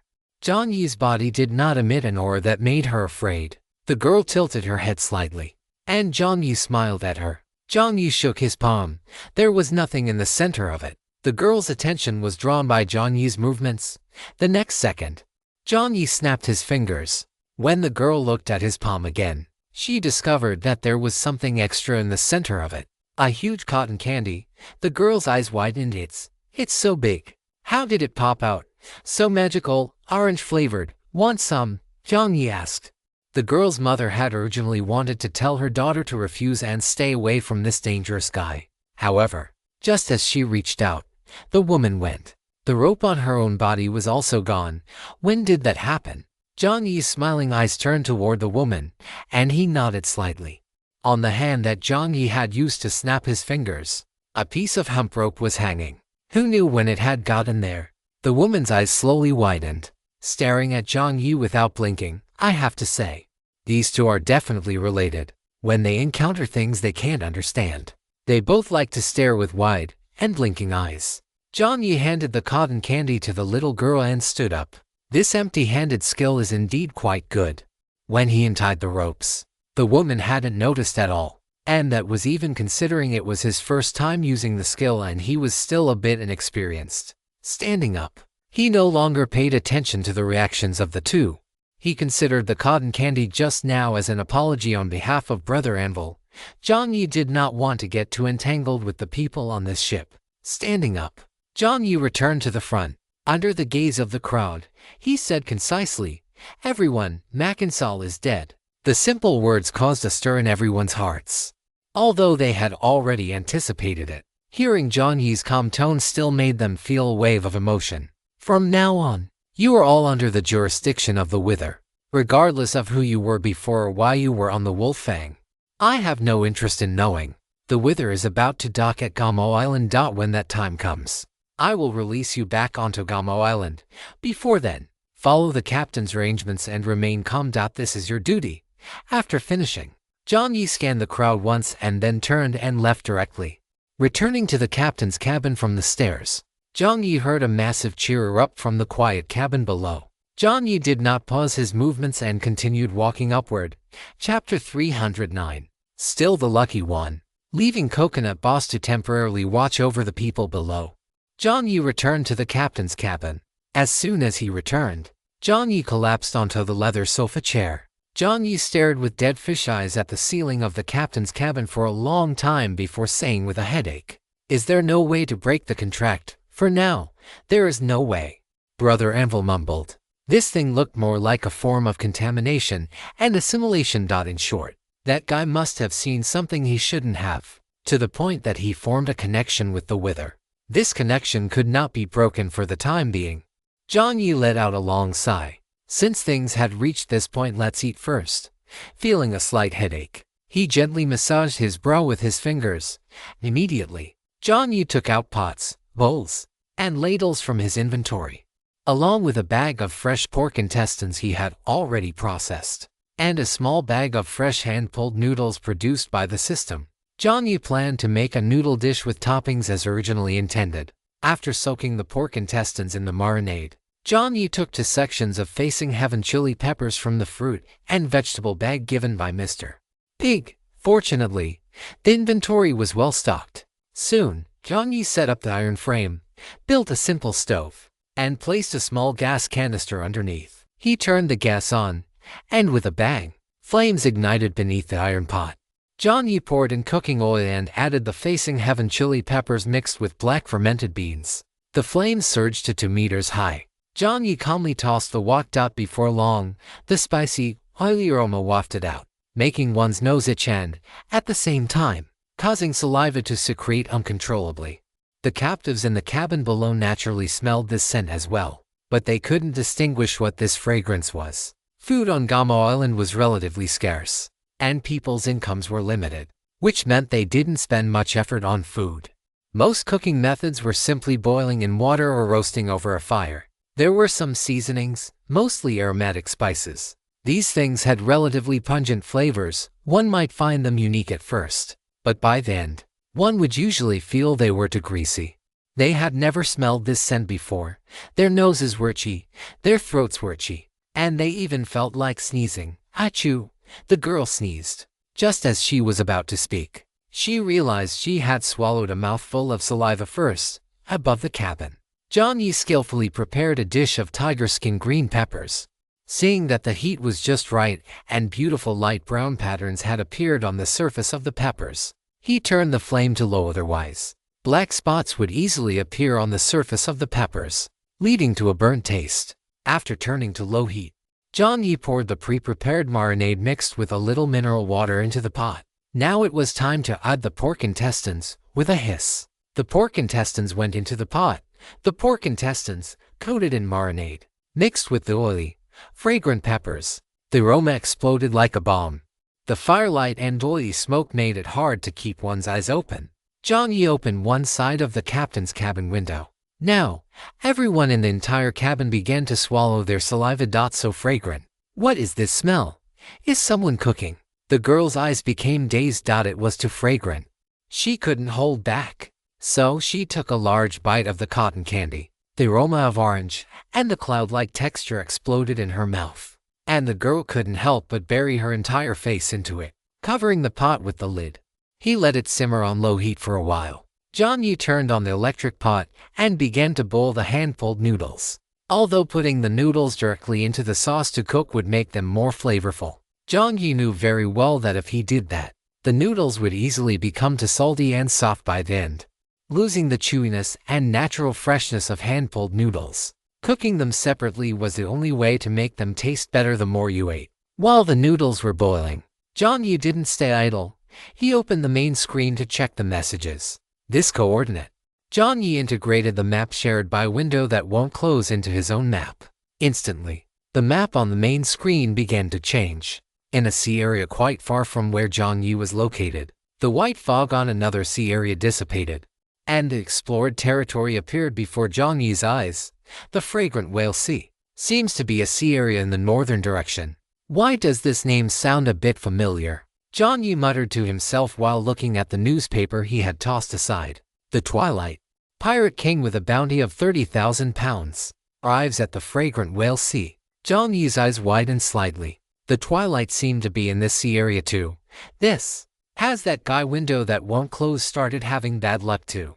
How did he run into this living ancestor? Jiang Yi frowned slightly and typed into the chat box, "Melancholy little fries, received." Just as Jiang Yi sent the message, the other side replied instantly, "Window that won't close, big boss, look what I got." White light flashed, and Jiang Yi reached out to receive it. A bundle of huge, heavy items dropped, causing Jiang Yi's arm to sink slightly before he regained his balance. What is it? Jiang Yi took a step back and placed the object on the captain's cabin table. As he unrolled the cloth, a clearly marked, expansive map appeared before his eyes. Jiang Yi's pupils constricted slightly. This is the sea chart. Good heavens. What is the most important thing when sailing on the ocean? Naturally, it is direction. And what is direction? Of course, it is a compass and a map. The former provides the heading, and the latter provides the orientation. Originally, Jiang Yi had planned to wait for the group below to recover, and for himself to recover as well, before asking for the location of Jiamo Island. But now, it seemed that was no longer necessary. The sea chart was marked with latitude and longitude. Although the system's map only provided the areas he had unlocked, it was also marked with latitude and longitude. With this, he could determine his current position by using the sea chart. This map was a massive help. Jiang Yi's lips curled up, and he sent a message, "Melancholy little fry. The map is very useful, thank you," with a ding. The other party sent a voice message, "Enclosable window, glad it's useful." Our third mate was teaching the newcomers how to read sea charts and master basic navigation skills. I thought that a sea chart would definitely be useful anywhere. So I sent a copy to you, boss. Melancholy little fry. Third mate. Enclosable window. Yes, I'm currently on the sunset. This seems to be a pretty powerful pirate crew. The aura radiating from everyone is terrifying. Enclosable window. Puppy cold sweat trembling. Emoji. Jiang Yi glanced at the newspaper, then back at the chat box, and closed his eyes. Good heavens. A lucky dog is still a lucky dog. Starting off on the sunset. Damn it. Chapter 310. Thank you. May I ask how to use these two sticks? After replying to a few messages, Jiang Yi turned his attention back to the braised noodles. The noodles were already cooked. Jiang Yi used a strainer to scoop them out and place them into cold water. With the contrast of hot and cold, the noodles would become even chewier. Just as Jiang Yi was about to put the rinsed noodles back into the green pepper and pork intestine braising sauce to simmer for a while to let the flavors soak in, he suddenly stopped his movements and sighed.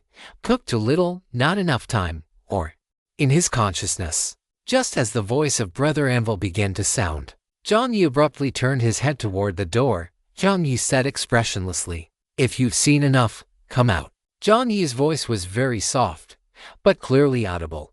The psychological fortitude of the person on the other side was not exactly stellar. The moment his voice fell, bang, there was a sound like someone kicking something, followed by a clattering noise. The voice of Boss Coconut came from behind. "Does the Lord have any orders?" Why are you here?" As the voice fell, the door to the captain's cabin was kicked open with a bang. With his forehead hitting the door, an empty wine barrel rolled in from outside.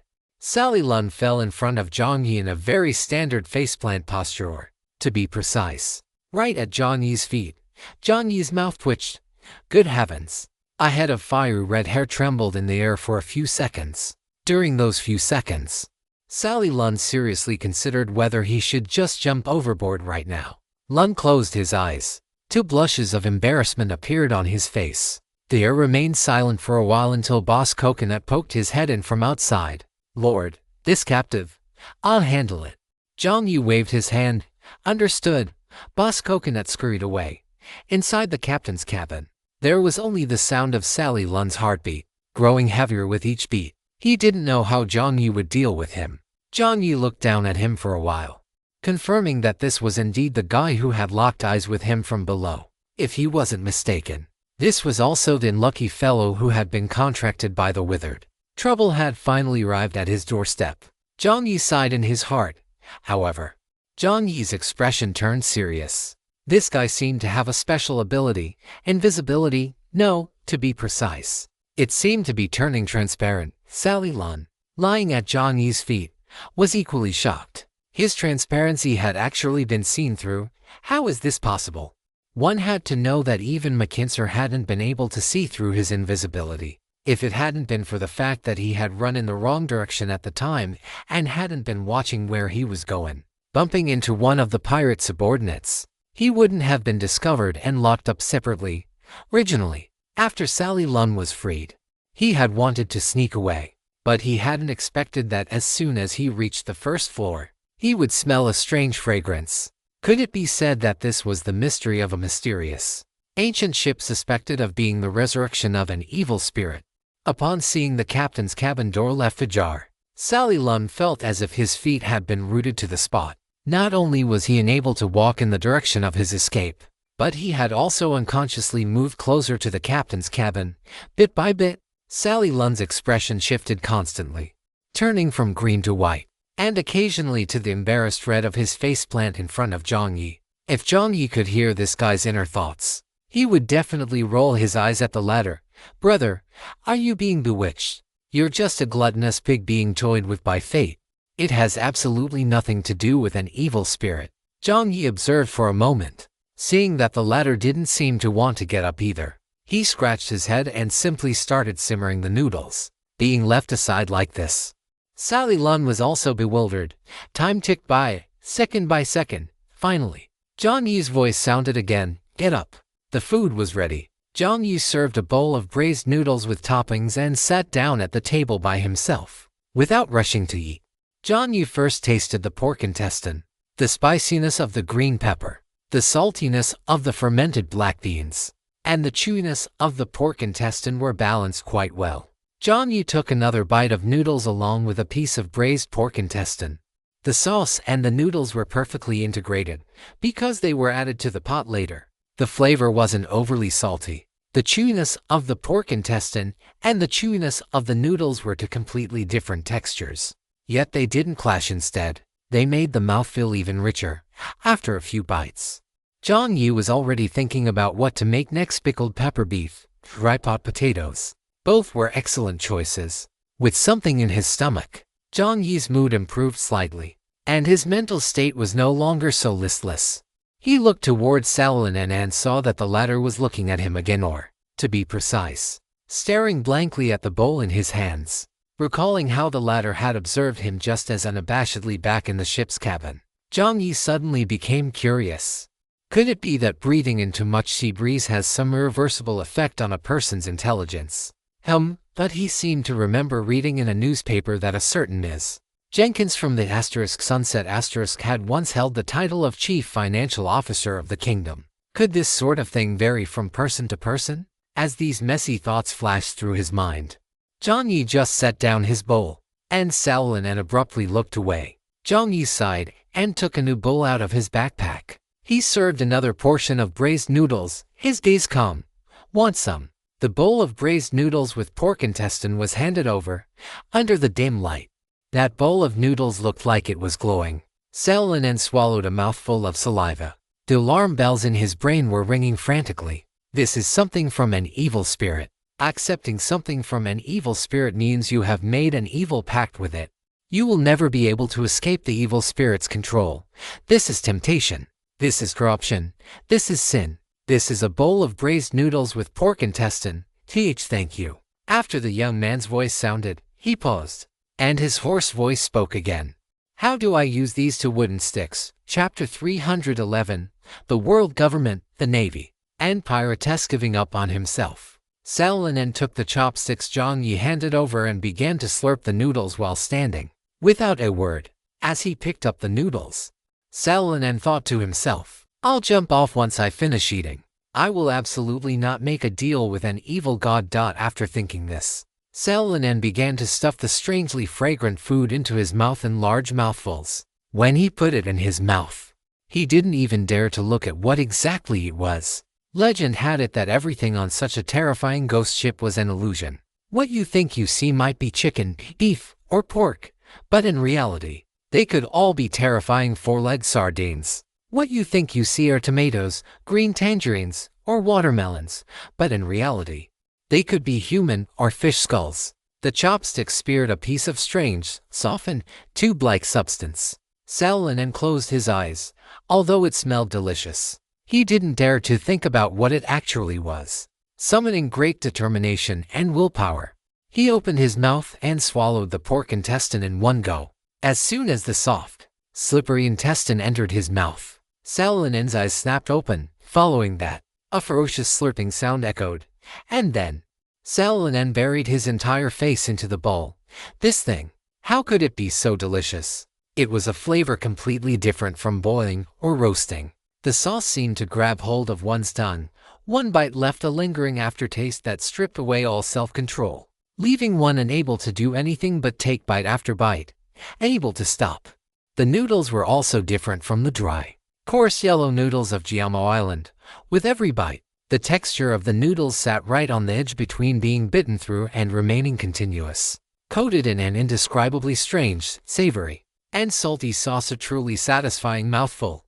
By the time he came to his senses, Salonen realized that he had already finished the entire large bowl of noodles. Jiang Yi had also finished his meal. Seeing this, he spoke up, "Name, Salonen." Salonen swallowed the food in his mouth and answered instinctively. Jiang Yi nodded. After a pause, he looked at Salonen and said, "You have reached a contract with the withered asterisk." Although he had already anticipated it, Salonen still felt his heart sink upon hearing it. No one wanted to inexplicably reach a contract with a ghost ship. The contract cannot be broken for the time being, so in the short term, you may have to follow me. In Jiang Yi's own view, his tone was already very polite. However, it sounded entirely like a polite order, or rather, a threat. Pressing his lips together, Salonen nodded with a heavy heart, seeing that the latter didn't seem to have any violent reaction. A fairly gentle smile appeared on Jiang Yi's face. "All right. And my name is Sanggong Shui. You can address me however you like." Sanggong Shui. What a strange name. Salonen pondered inwardly. It sounds like a product of the previous era. Is it really a ghost ship awakened from ancient history? After stating his name, thinking that the kid must be thirsty after eating so hurriedly, Jiang Yi took a bottle of orange soda from his backpack and handed it to Salonen. The latter took it subconsciously, looking at Jiang Yi in confusion.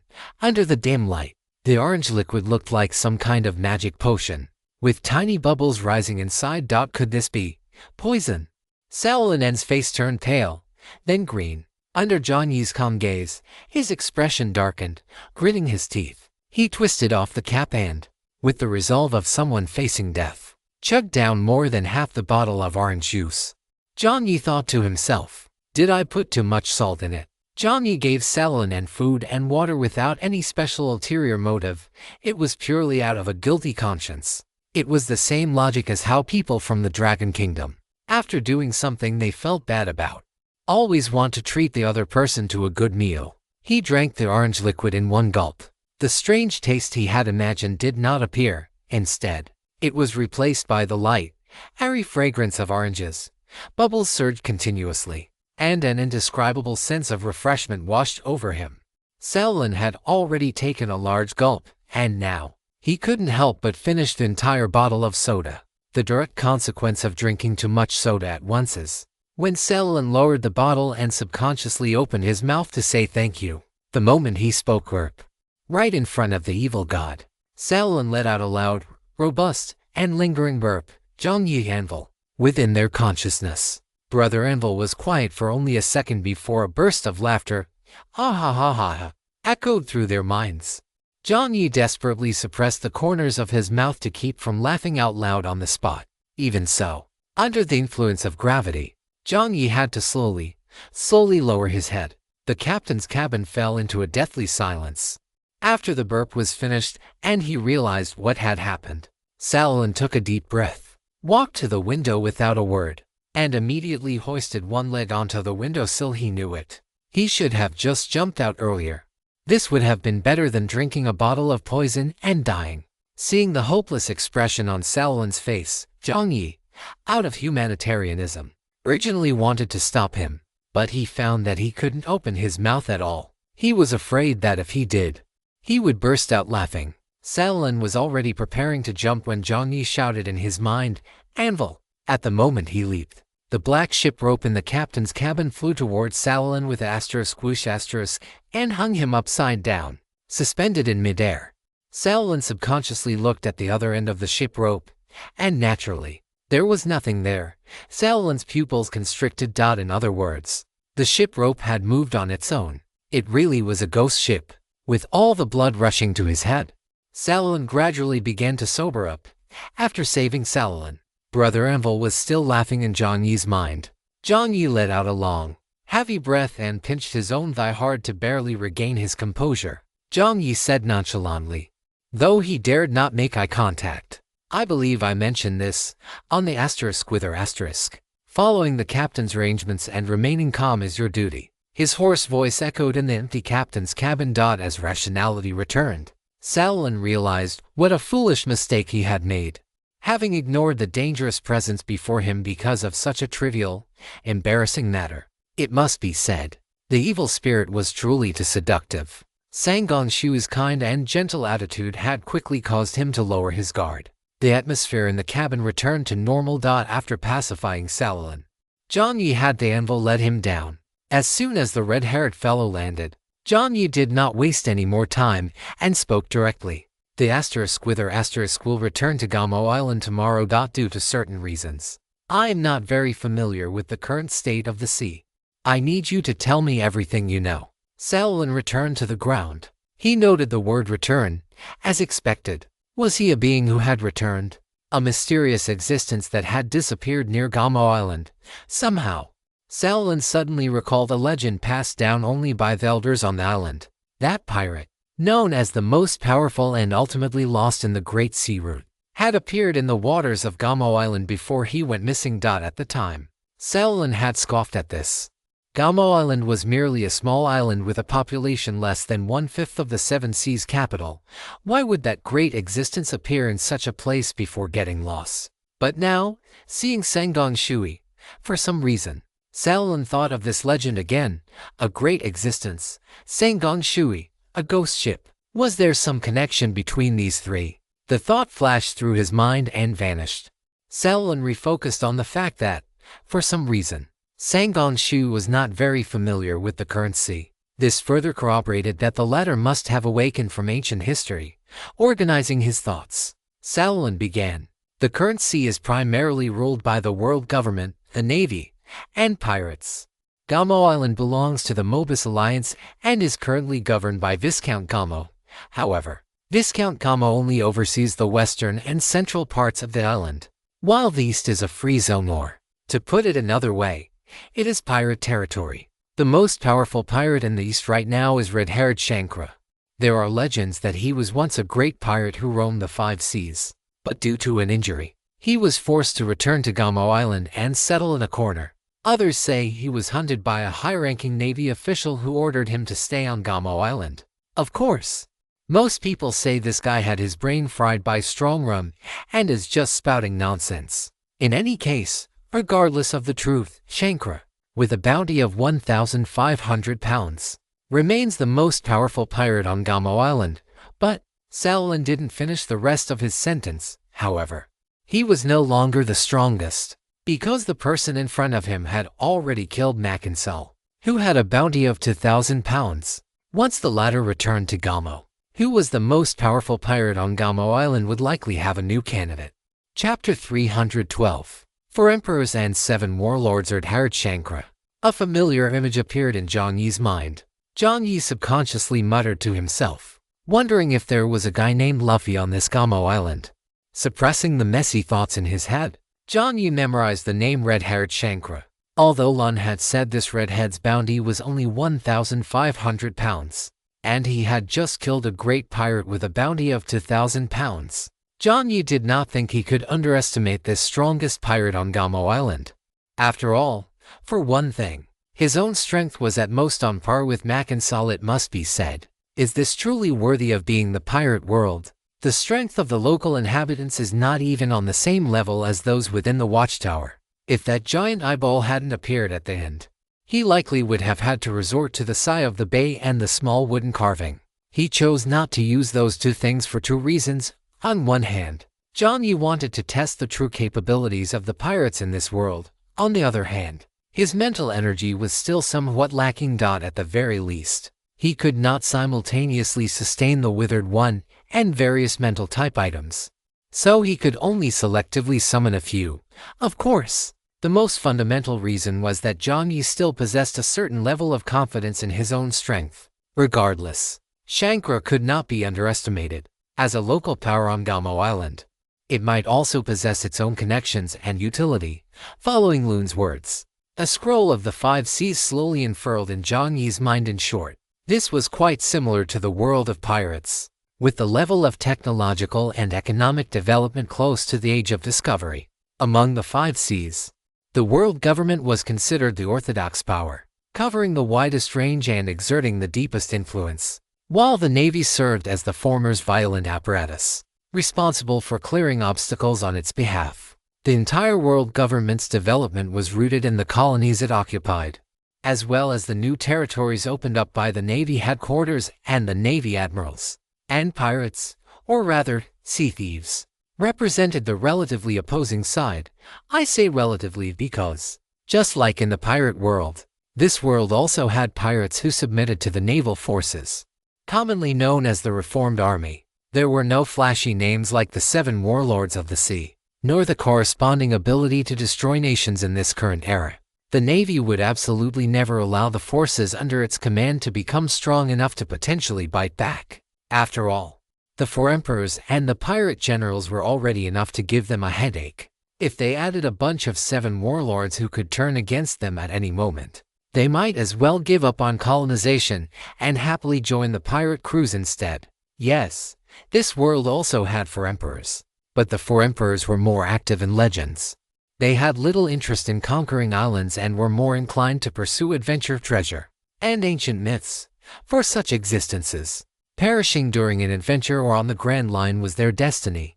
Occasionally, some lucky fellows would witness the massive warships of the 4 emperors sailing past somewhere on the Grand Line, but such instances were extremely rare. Some even said the 4 emperors were actually far removed from the original generation, and whether they were even still alive could no longer be confirmed. With the 4 emperors no longer active, they had been replaced by the pirate generals across the 5 seas. There were a total of 7 pirate generals, though, of course, there were also some low-level thugs who self-proclaimed themselves as generals. These pirate generals often commanded massive pirate fleets. They not only conquered new islands, but their influence had long since infiltrated every sector of the kingdoms, from commerce and shipping to even scientific research. That Ms. Quingens mentioned in the newspaper was one of them. As one of the earliest pirate generals to rise to fame, Quingens possessed over 40 pirate flags. They were spread across the various islands of every kingdom, having established their own bases and businesses on most of them.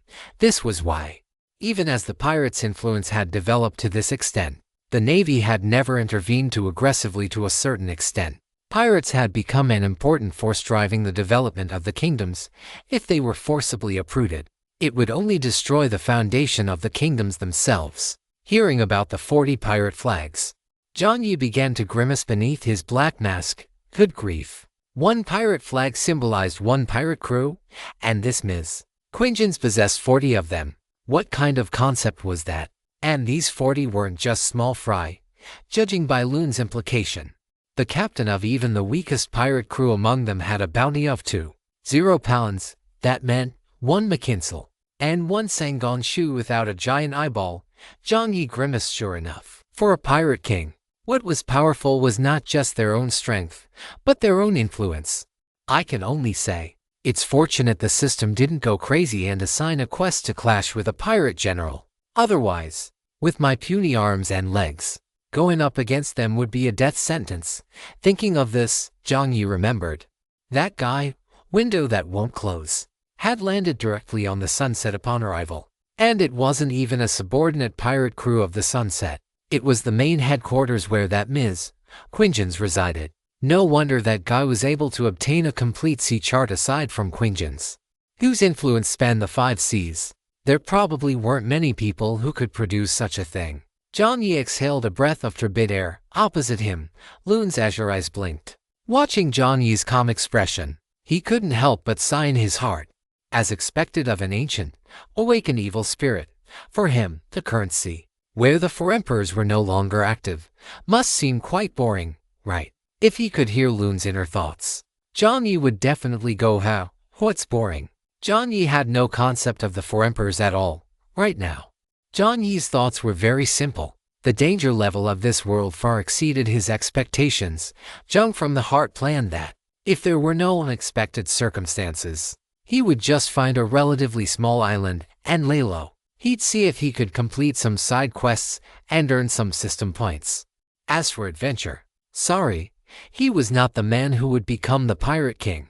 Whether it was the Pirate King or the man of the Pirate King, he didn't want to be either. Compared to adventure, staying alive was much better. Jiang Yi's expression remained calm. After committing the world powers and the pirate generals to memory, he had Brother Anvil pack up a set of data and send it to Orange, Window That Won't Close, Wild King, and the others. Finally, he arrived at the main topic, pirate selection, and like a simple competition, the pirate selection here was closer to a simplified form of territorial division. As mentioned above, there would be pirate bases on every island, and wherever there were people, there would be disputes. How to divide newly developed territories, and according to what criteria, when the pirates' influence, due to various reasons, adventures on the sea, betrayal or the fall of crew members, or perhaps a pirate crew responsible for collecting supplies and taxes in a certain area was completely wiped out, and various factions wanted to take over. All of these situations would inevitably lead to conflict, and the fastest way to resolve such conflicts is, of course, to have a fight. However, since most pirates spend their time sailing on the sea, the most efficient way to settle problems is naturally to gather everyone together. Thus, the pirate selection was born. New pirate crews wanting to announce their arrival and carve out a piece of the pie from the existing power structure must participate in the annual pirate selection. Likewise, for those who want to become pirates or join an existing crew, the pirate selection is also an excellent opportunity to make a name for themselves. The pirate selection is divided into individual combat and ally combat. Individual combat consists of direct duels between captains, crew members, and challengers. As for ally combat, as you know, the eastern side of Gamo Island has a winding, jagged coastline and fragmented terrain. Jiang Yi desperately wanted to say that he didn't know. The sea and the houses there merge into one, forming peculiar water alleys, both large and small. Sailing is a pirate's bread and butter, and ally combat is fighting alongside your pirate ship. The winner is decided by whoever prevails. Chapter 313. The battlefield at the top. Part 1. Night fell. Jiang Yi arranged for Loon to stay in a separate room, and while he was at it, he had Boss Coconut distribute some food to the captives downstairs.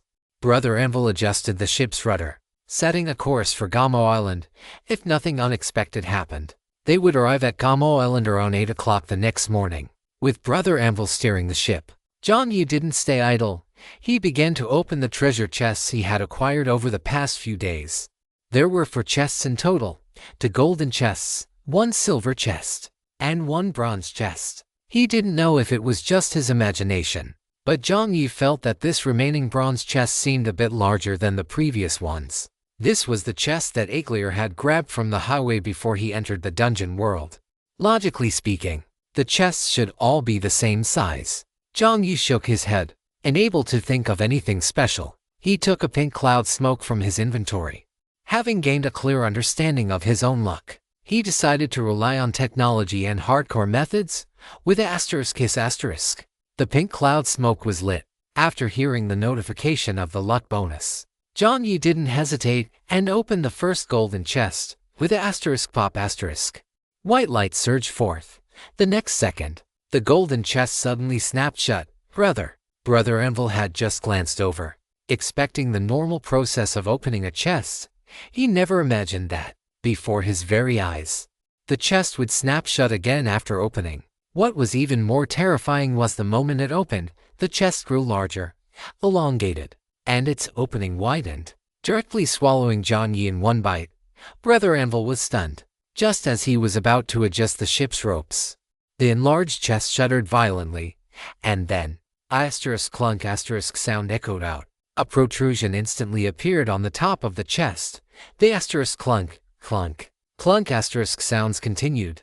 A few seconds later, a massive force came from inside the closed chest, and the gap was slowly pried open.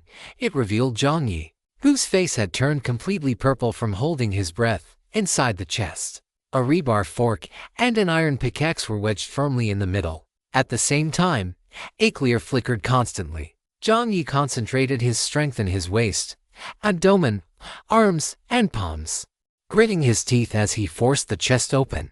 This damn thing is a mimic. As he pried the chest open, fresh air finally rushed in. The inside of the chest felt like an entirely different space. There was no air at all. Being suddenly locked inside, Jiang Yi had nearly suffocated. Anvil hurriedly manipulated the ship's ropes. One end passed over the top of the chest lid, and the other was hooked onto a ceiling beam. Brother Anvil pulled on the rope with all his might. The lid of the chest slowly opened, and Jiang Yi finally had room to maneuver. The chest was only about the size of Jiang Yi's lower leg. A full-grown man trapped inside had absolutely no room to move. If Jiang Yi hadn't reacted quickly enough to summon the steel fork and iron pickaxe to wedge the middle open within a second of being trapped, the people in District 99 would likely have been shocked to find that their esteemed top-ranked player, melancholy little French fry, had turned gray tonight. About half a minute later, with an asterisk bang asterisk, the lid was finally forced open. Jiang Yi flashed out and immediately activated Blade Runner, firing at the chest at point-blank range. After the bullets erupted at close range and the explosive kill effect stacked, you have dealt 50 points of true damage to the gold-tier monster, Golden Mimic. After a few more shots, holes appeared on the Golden Mimic's body, and the open mouth of the chest transformed into monster-like sharp teeth. Jiang Yi's expression turned cold, and he slammed his fist, empowered by Ecchi, directly onto the sharp teeth. With one punch, 3 of the teeth snapped off. You have dealt 10 points of true damage to the gold-tier monster, Golden Mimic. The gold-tier monster, Golden Mimic, has lost its ability to act. Jiang Yi punched the monster's teeth again. After a few more punches, the Golden Mimic's aura gradually grew weak. Just as Jiang Yi was about to deliver the final blow and the already frail body of the Golden Mimic was about to dissipate, Jiang Yi's fist suddenly stopped. The Golden Mimic lifted its lid slightly. Jiang Yi turned his head and said coldly to Anvil, "Drag this thing to the stern and throw it into the sea." As his voice fell, the pitch-black ship rope instantly dragged the dying mimic away. Hearing the gunfire, Loon, who had been preparing to check the messages, had just appeared in the hallway when he saw in the dark corridor that unmanned, pitch-black ship rope was dragging a golden chest with sharp teeth, looking like a dead dog. As it appeared on the stairs, Loon's entire body stiffened. In the split second they brushed past each other. He even saw the teeth roll onto the ground, trailing behind the dragged treasure chest. A treasure chest with teeth. Loon felt his mind go completely blank. Swallowing hard, Loon turned around and headed straight back to his room.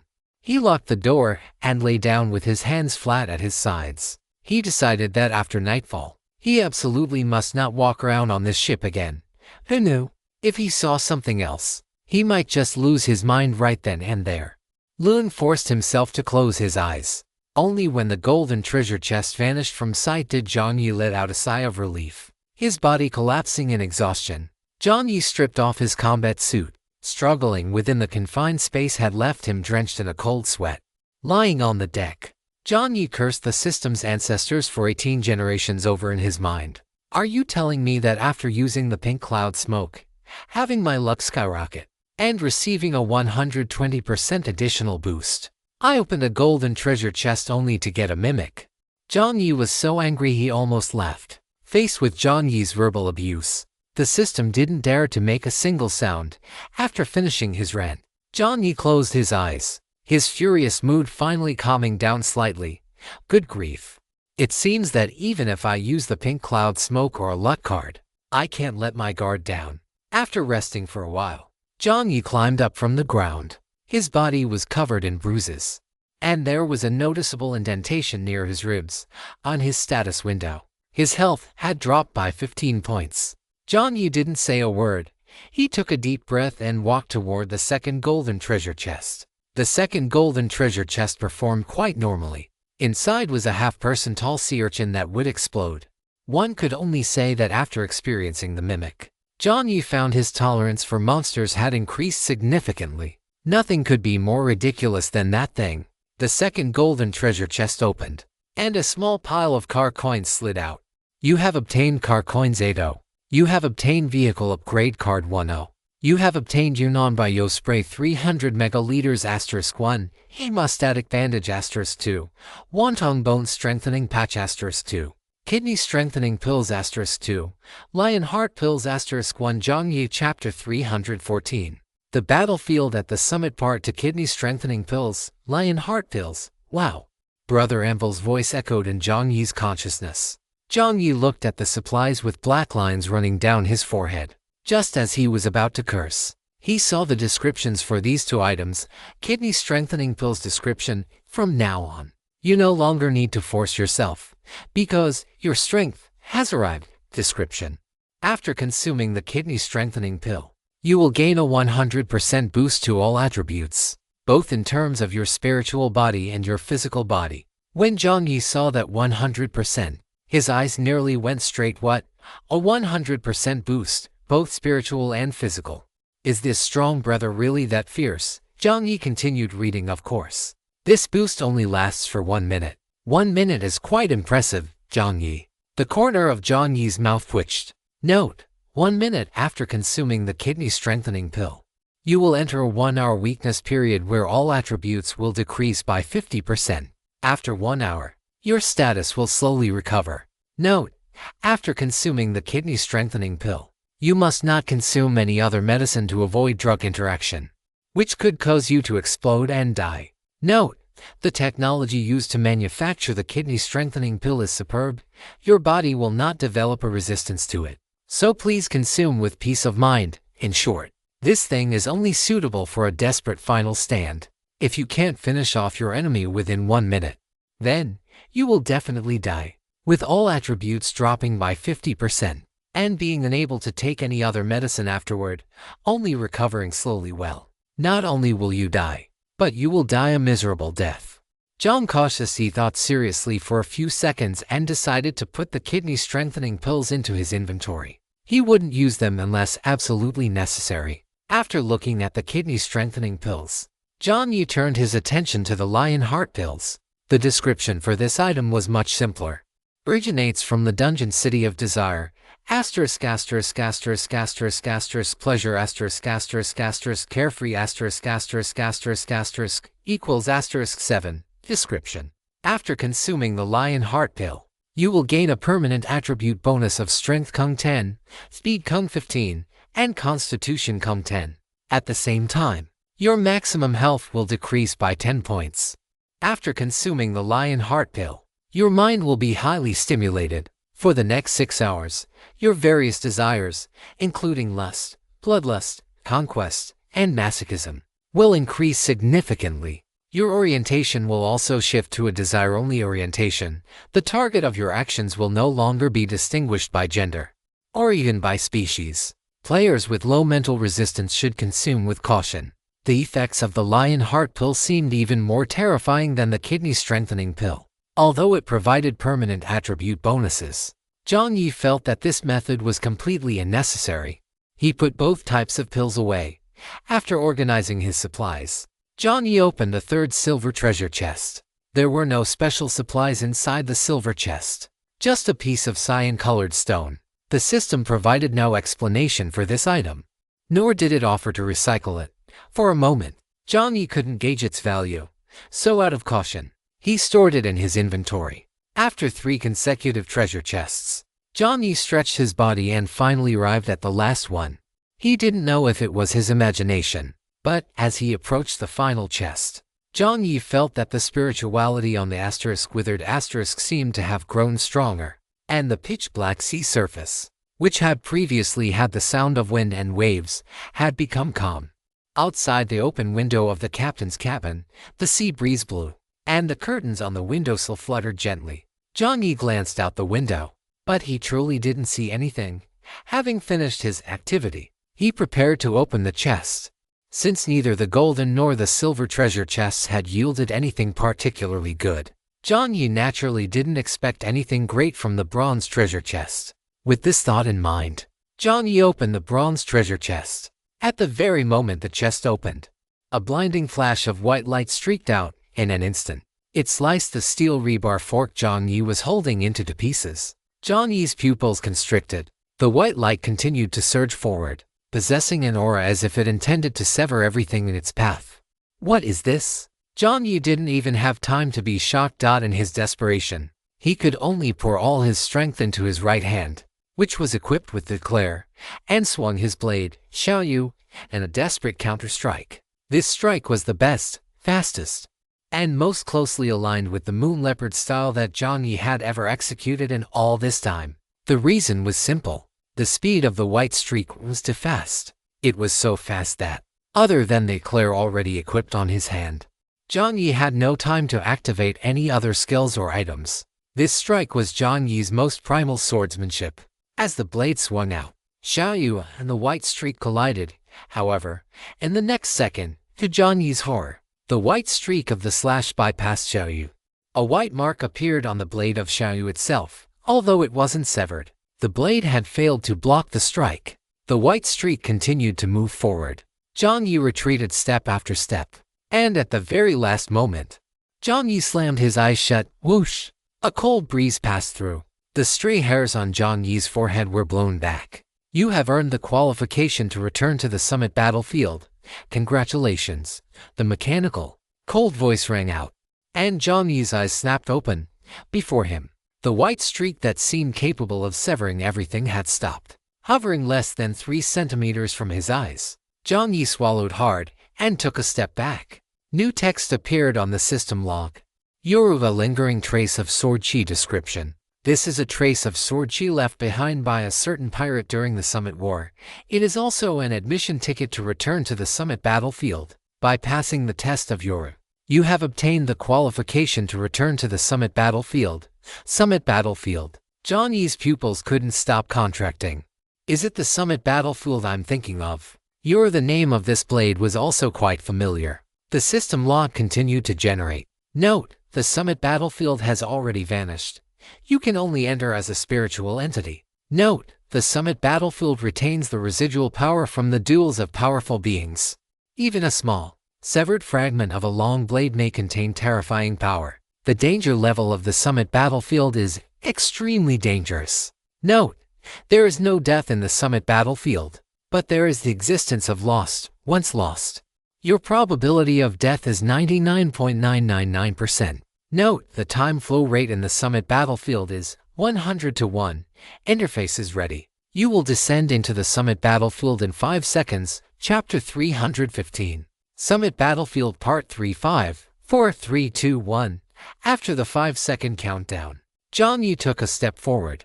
A sea breeze blew past. The night sky transformed into day, and at the same time, the black ocean turned into a deep azure.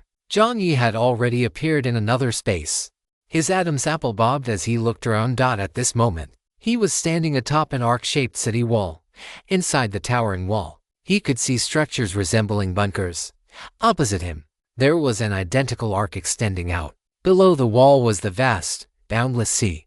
He had no idea how this structure was built to be able to float on the water like this. Just as Jiang Yi stood steady, the system's explanation popped up. You have entered the Summit battlefield, matching you with a suitable opponent. Before Jiang Yi, phantom figures began to emerge. These figures included men and women, old and young, of all different heights and builds. The only thing they had in common was that their auras were terrifyingly strong. He had to fight these people. Just as the absurd thought flashed through his mind, Jiang Yi saw the screen begin to move. Phantom images flickered past. The system seemed uncertain about Jiang Yi's combat power. After the phantoms had cycled through half a rotation, they finally stopped. Green hair, a scar, and 3 swords. Jiang Yi, congratulations. You have just reached the minor accomplishment stage of swordsmanship. Next, you will face your opponent, Mr. Bushido, one of the worst generation. One of the 11 supernovas gathered at the Sabaudi archipelago. The green-haired boss of the 3-sword style Noa Zoro. Jiang Yi's mouth hung open bit by bit, and the Zoro opposite him also opened his eyes. This wasn't even the white tank top version of Zoro. It was the green robe Zoro. The moment Jiang Yi's gaze met his, Zoro didn't say a word. His 3 swords tore through the air as he slashed toward Jiang Yi. Damn it. Jiang Yi cursed inwardly. A flash of light shone from the Xiaoyu in his left hand, but compared to the wild, fierce gale brought about by this guy's 3 swords, Jiang Yi's movements appeared much more restrained. The moment the blades collided, Jiang Yi felt a sharp pain in his upper arm. Before he knew it, the second blade had already sliced into his forearm. Just as Jiang Yi gritted his teeth, intending to pull his blade out, The green-haired guy reacted with even greater speed. He lowered his center of gravity slightly, and the other two blades spun like a meat grinder, piercing through Jiang Yi's abdomen. Squelch, squelch. Jiang Yi let out a muffled groan, and then the wounds tore open, and blood gushed out like a fountain. A cross-slash appeared on Jiang Yi's abdomen. Jiang Yi's face turned pale instantly. The intense sensation of blood loss caused his vision to blur. He fell backward, and the last thing he saw was Zoro's calm, ripple-less eyes. 5, 4, 2. You have returned to the summit battlefield. How? Jiang Yi exhaled a breath of stellar sharply, his hands and feet twitching involuntarily. At the same time, his pupils contracted violently. The refreshing sea breeze blew past once again, and the faint, rustling sounds of pirates attacking a ship seemed to echo in his ears. After opening his eyes, Jiang Yi instinctively reached for his abdomen. There were no wounds. The burning sensation in his forearm was also gone. There is no death in the summit battlefield. Jiang Yi slowly stood up. The light screen before him flickered once more, and the green-haired figure coalesced again. Jiang Yi took a deep breath. It seemed that this was the lowest strength entity in the summit war, the one most matched to his own level. As expected. Just like in the world of One Piece, the guys in the summit war were all unimaginable monsters. Roronoa Zoro appeared once again. This time, he still had no impulse to converse with Jiang Yi, but he had changed from using 3 swords to using 2.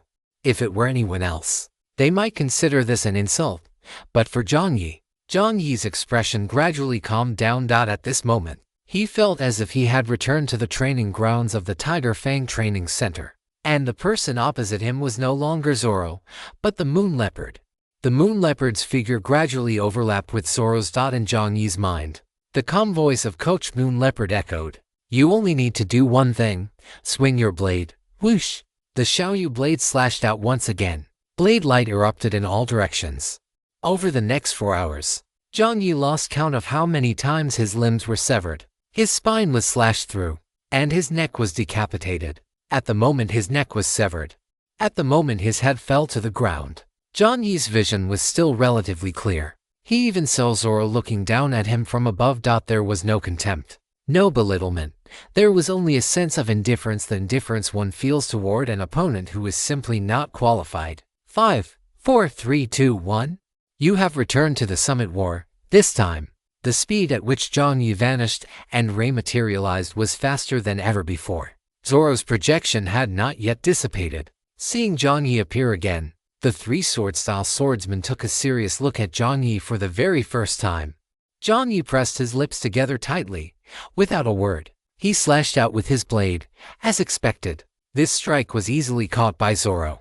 Just as Zoro was about to use his momentum to counterattack and shift his center of gravity, Jiang Yi, standing opposite him, performed the exact same movement. Zoro's eyes flickered slightly. Jiang Yi was naturally not just blindly imitating him.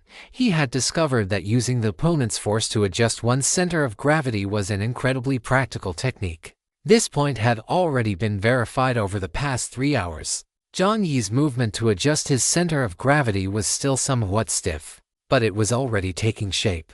As the immense force of the clashing blades dissipated, Jiang Yi's eyes lit up. The Xiaoyu blade moved like a viper, sliding up along Zoro's upper arm. However, the next second, Zoro pressed down with both blades. The 2 long swords acted like a giant pair of shears, slicing toward Jiang Yi's chest. His heart hammered violently. This time, Jiang Yi did not rush to dodge. He knew that if he dodged as he had before, then in the next second, those twin blades would flick upward and slice his head clean off. What he needed to do was not dodge. The blade swept past, less than 10 centimeters from Jiang Yi. He took a step back, and at the same time, the Xiaoyu blade slashed upward. A single strand of Jiang Yi's hair was shorn off, but Zoro's neck was now within reach. There's a chance. Squelch. A blade tip pierced through from Jiang Yi's heart. Jiang Yi's pupils contracted sharply. The sluggish sensation in his heart slowed his movements down. 3 seconds later, Jiang Yi collapsed. Yahello. The faint morning light shone in from the windowsill. Saolin's eyes fluttered, and he woke up. Saolin sat up and hissed, instinctively clutching his chest. For some reason, there was an indescribable, dull ache there. It wasn't just his heart. When he stretched out his arms, All the hair on his body stood on end, as if his body had sensed something extremely dangerous and sharp. Was this a lingering effect from seeing that strange treasure chest last night? Chapter 316.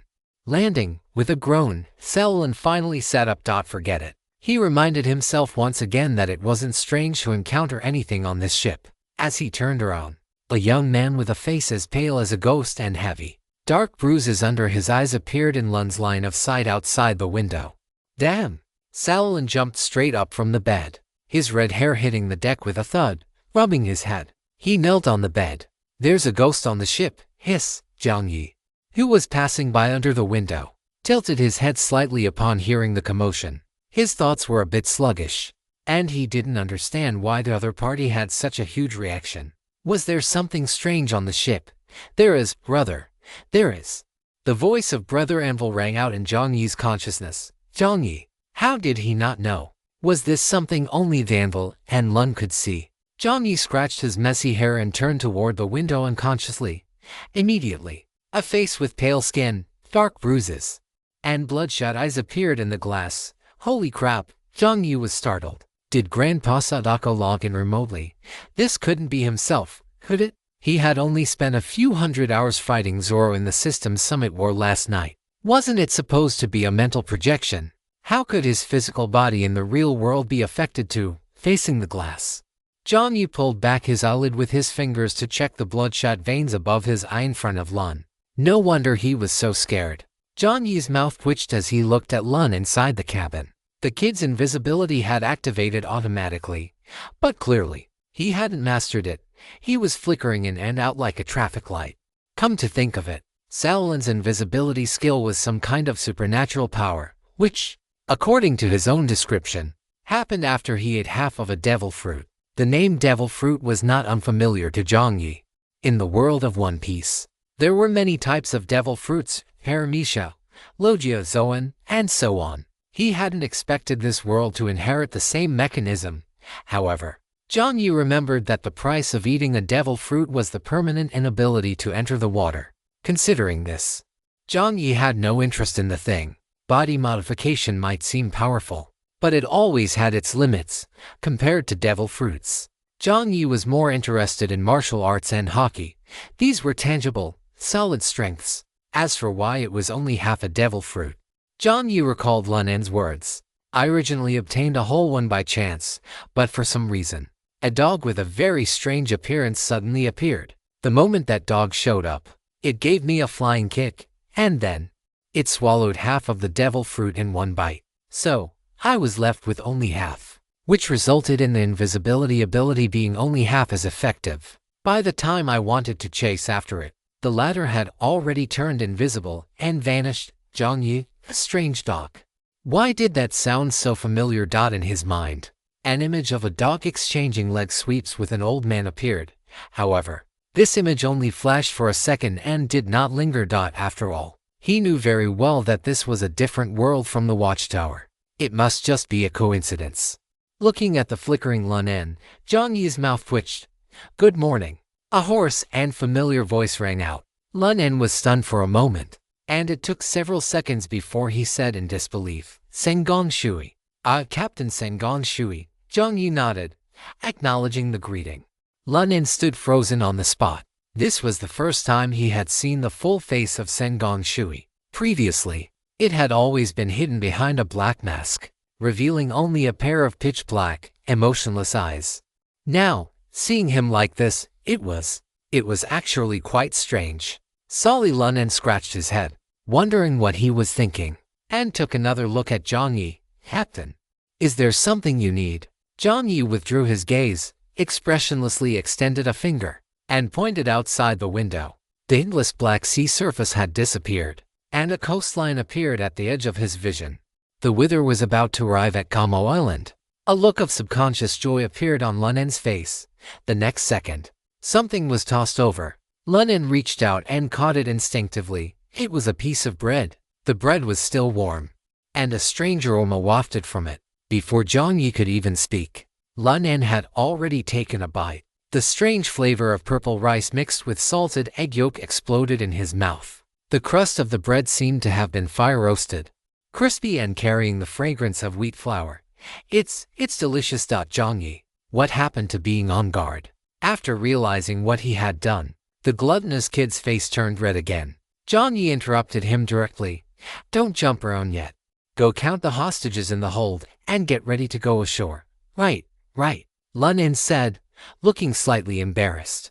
Jiang Yi stepped away and walked toward the bow, with the black half-mask on his face. Jiang Yi had also tied a black triangular bandana on his head in a decent manner. Jiang Yi had tried wearing a triangular soft cap, but he looked like an idiot with it on. So he decisively abandoned that idea. Black triangular bandana, black half-mask, the Blade Runner tucked at his waist, and a narrow moon sword strapped to his back. Jiang Yi's aura instantly turned cold and sharp. The Wither slowly pulled into the dock. On the other side, Pier 42 of Gamo Island. On the shore, a guy holding a hand-rolled cigarette flicked ash into the rind of a half-eaten watermelon sitting nearby. His yellowed fingers trembled as he squinted at the sea. On the water, a plain and remarkable-looking modified three-masted cargo ship appeared in his line of sight. The guy with the cigarette squinted for a while, and after confirming there was no threat, there were no markings on the sails, which looked pitch black. There was no world government flag hanging from the gunwales.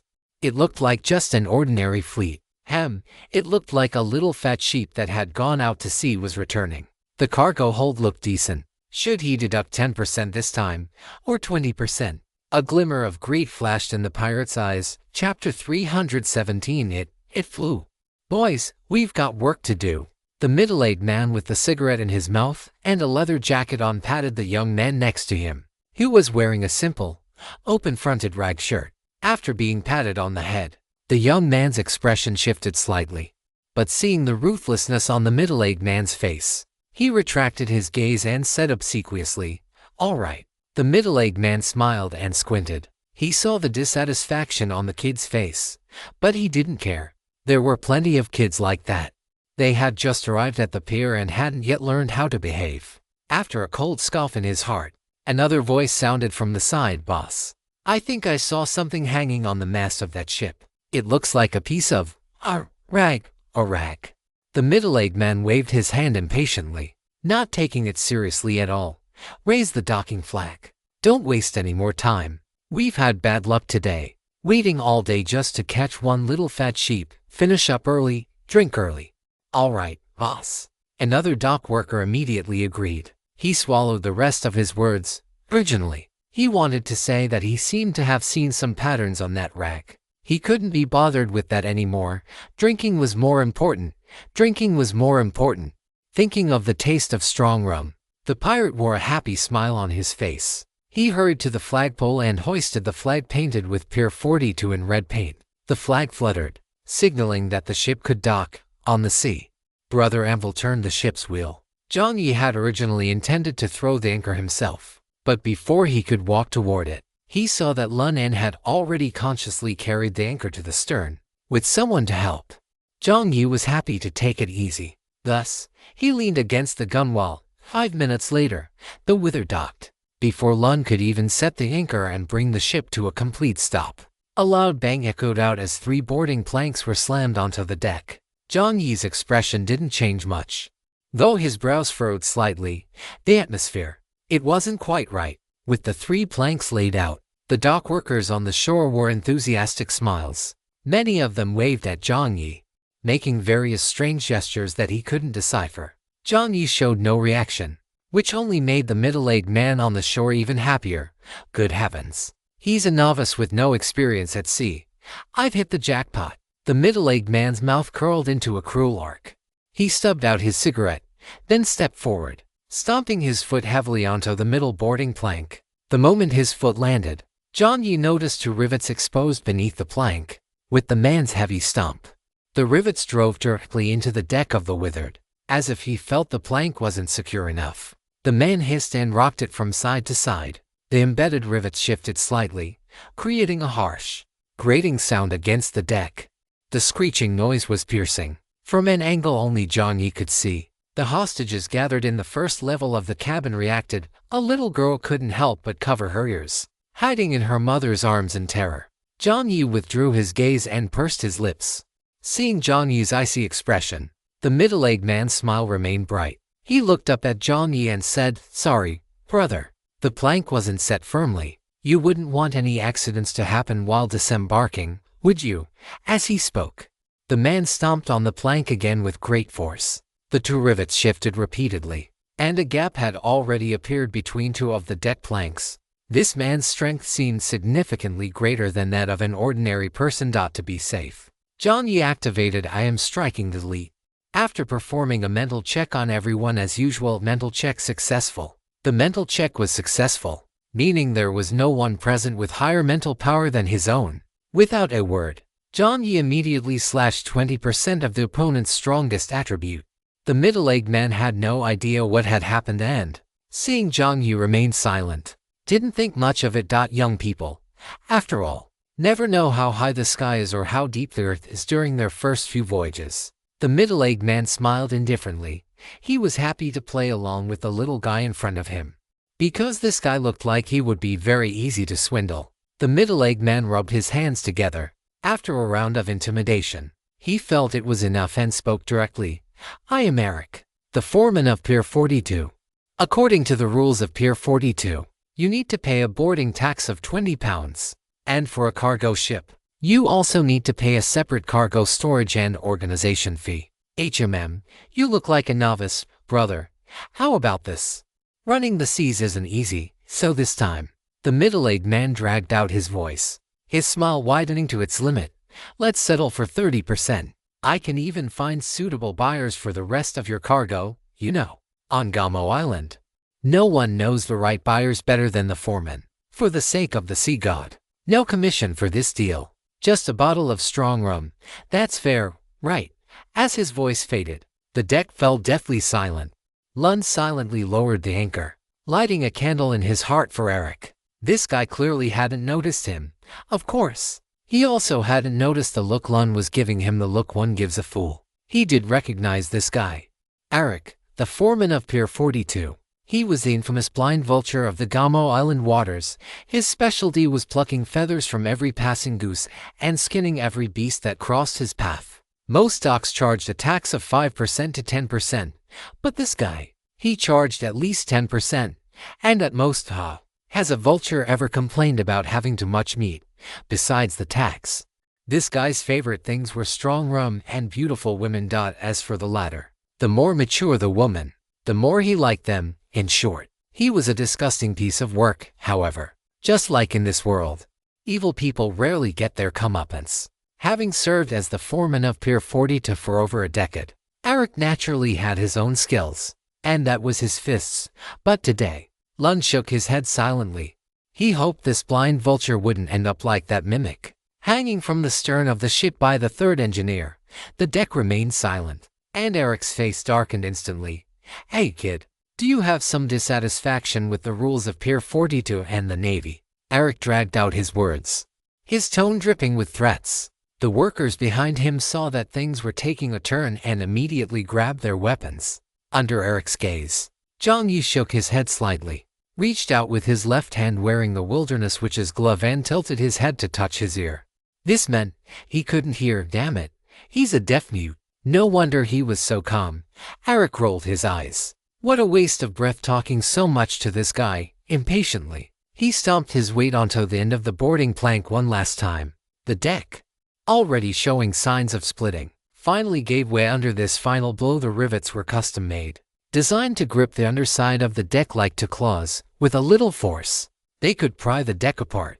Eric always liked using this method to intimidate others, but he hadn't expected to run into a fool who was also deaf today. Walking onto the deck of the Withered with a nonchalant air, Eric didn't notice that the moment he stepped onto the deck, everything on the ship moved slightly. Black ship ropes secretly slithered from the sides of the cabin toward the gunwales, and the damaged deck planks even lifted their heads, as if inspecting which bastard had stepped on them.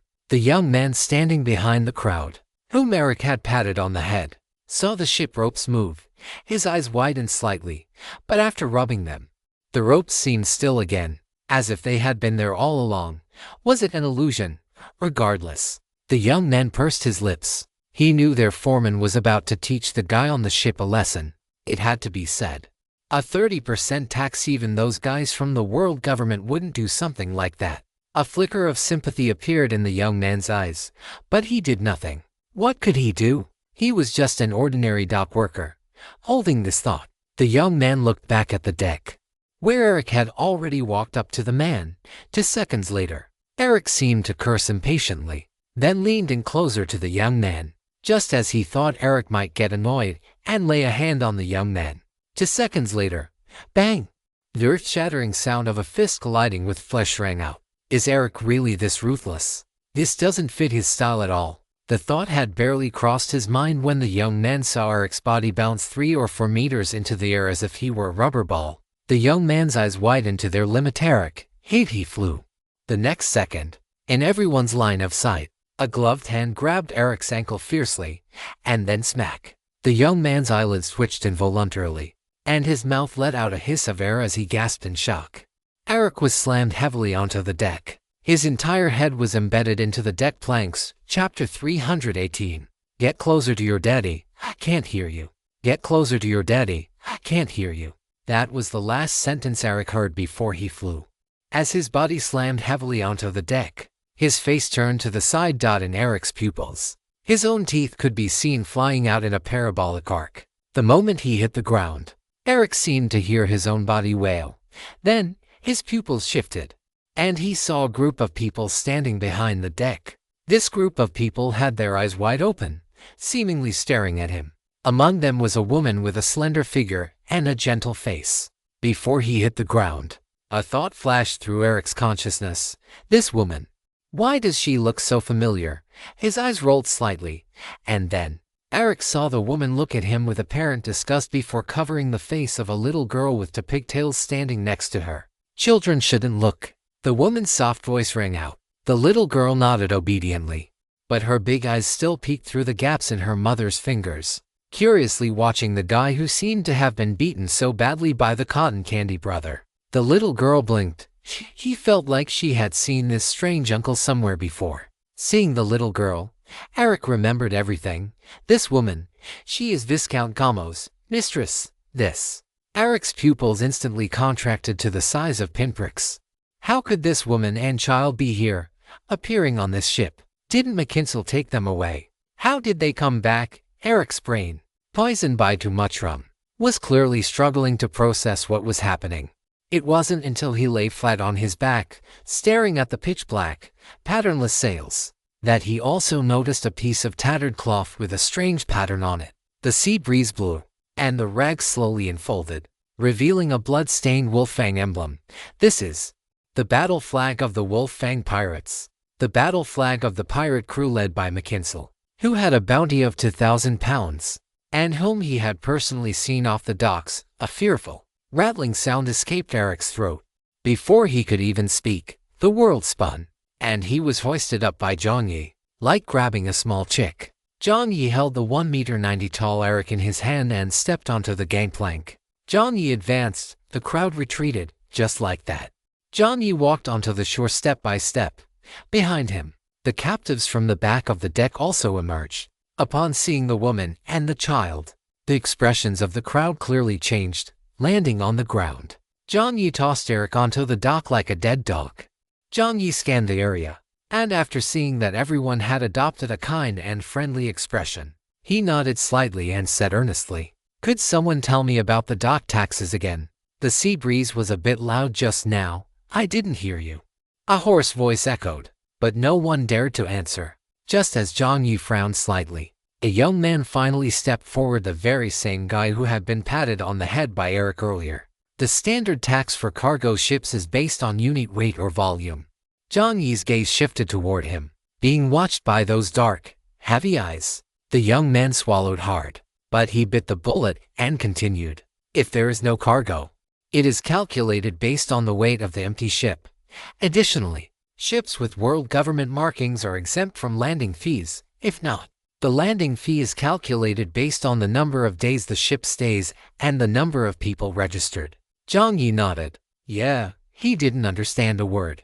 Politely waiting for the young man to finish explaining the taxes, Jiang Yi asked, "How much in total?" The young man calculated the taxes according to the various procedures without much thought.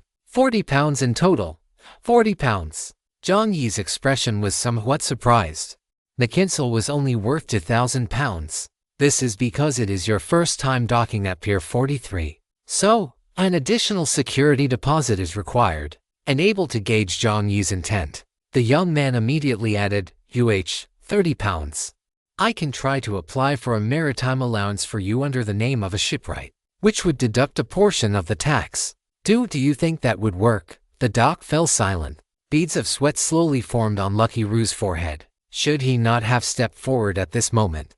He had just been stagnant on this dock for too long. He couldn't shake the feeling that in that very moment when the young guy in front of him, wearing a triangular bandana, sent Eric flying with a single punch, he had heard something. Some kind of call of destiny. So much so that he had stepped forward without even thinking. Could he have misjudged the situation? Just as Lachiru was feeling anxious, Jiang Yi spoke up, "All right. Thank you. Thank you." Lachiru was stunned for a moment. A pirate on the high seas would say thank you to him. A pirate who could send Eric flying with one punch and was suspected of having defeated Makinsal would say thank you to him. A faint blush appeared on Lachiru's cheeks, and the corners of his mouth curled up subconsciously. After the polite thanks, Jiang Yi picked Eric up directly and said with an expressionless face, "The deck repair fee is £30. Are you paying now, or?" The quiet air gradually turned strange. £30, such a familiar number. Eric's front teeth had been knocked out, making his speech whistle. But upon hearing the number £30, the blind vulture reacted instantly. Are you kidding me? Seeing Jiang Yi's eyes narrow, Eric quickly restrained his expression, his face, swollen like a pig's head, pressed against Jiang Yi's pant leg as he cried and pleaded, snot and tears streaming down. I don't have that much money, sir.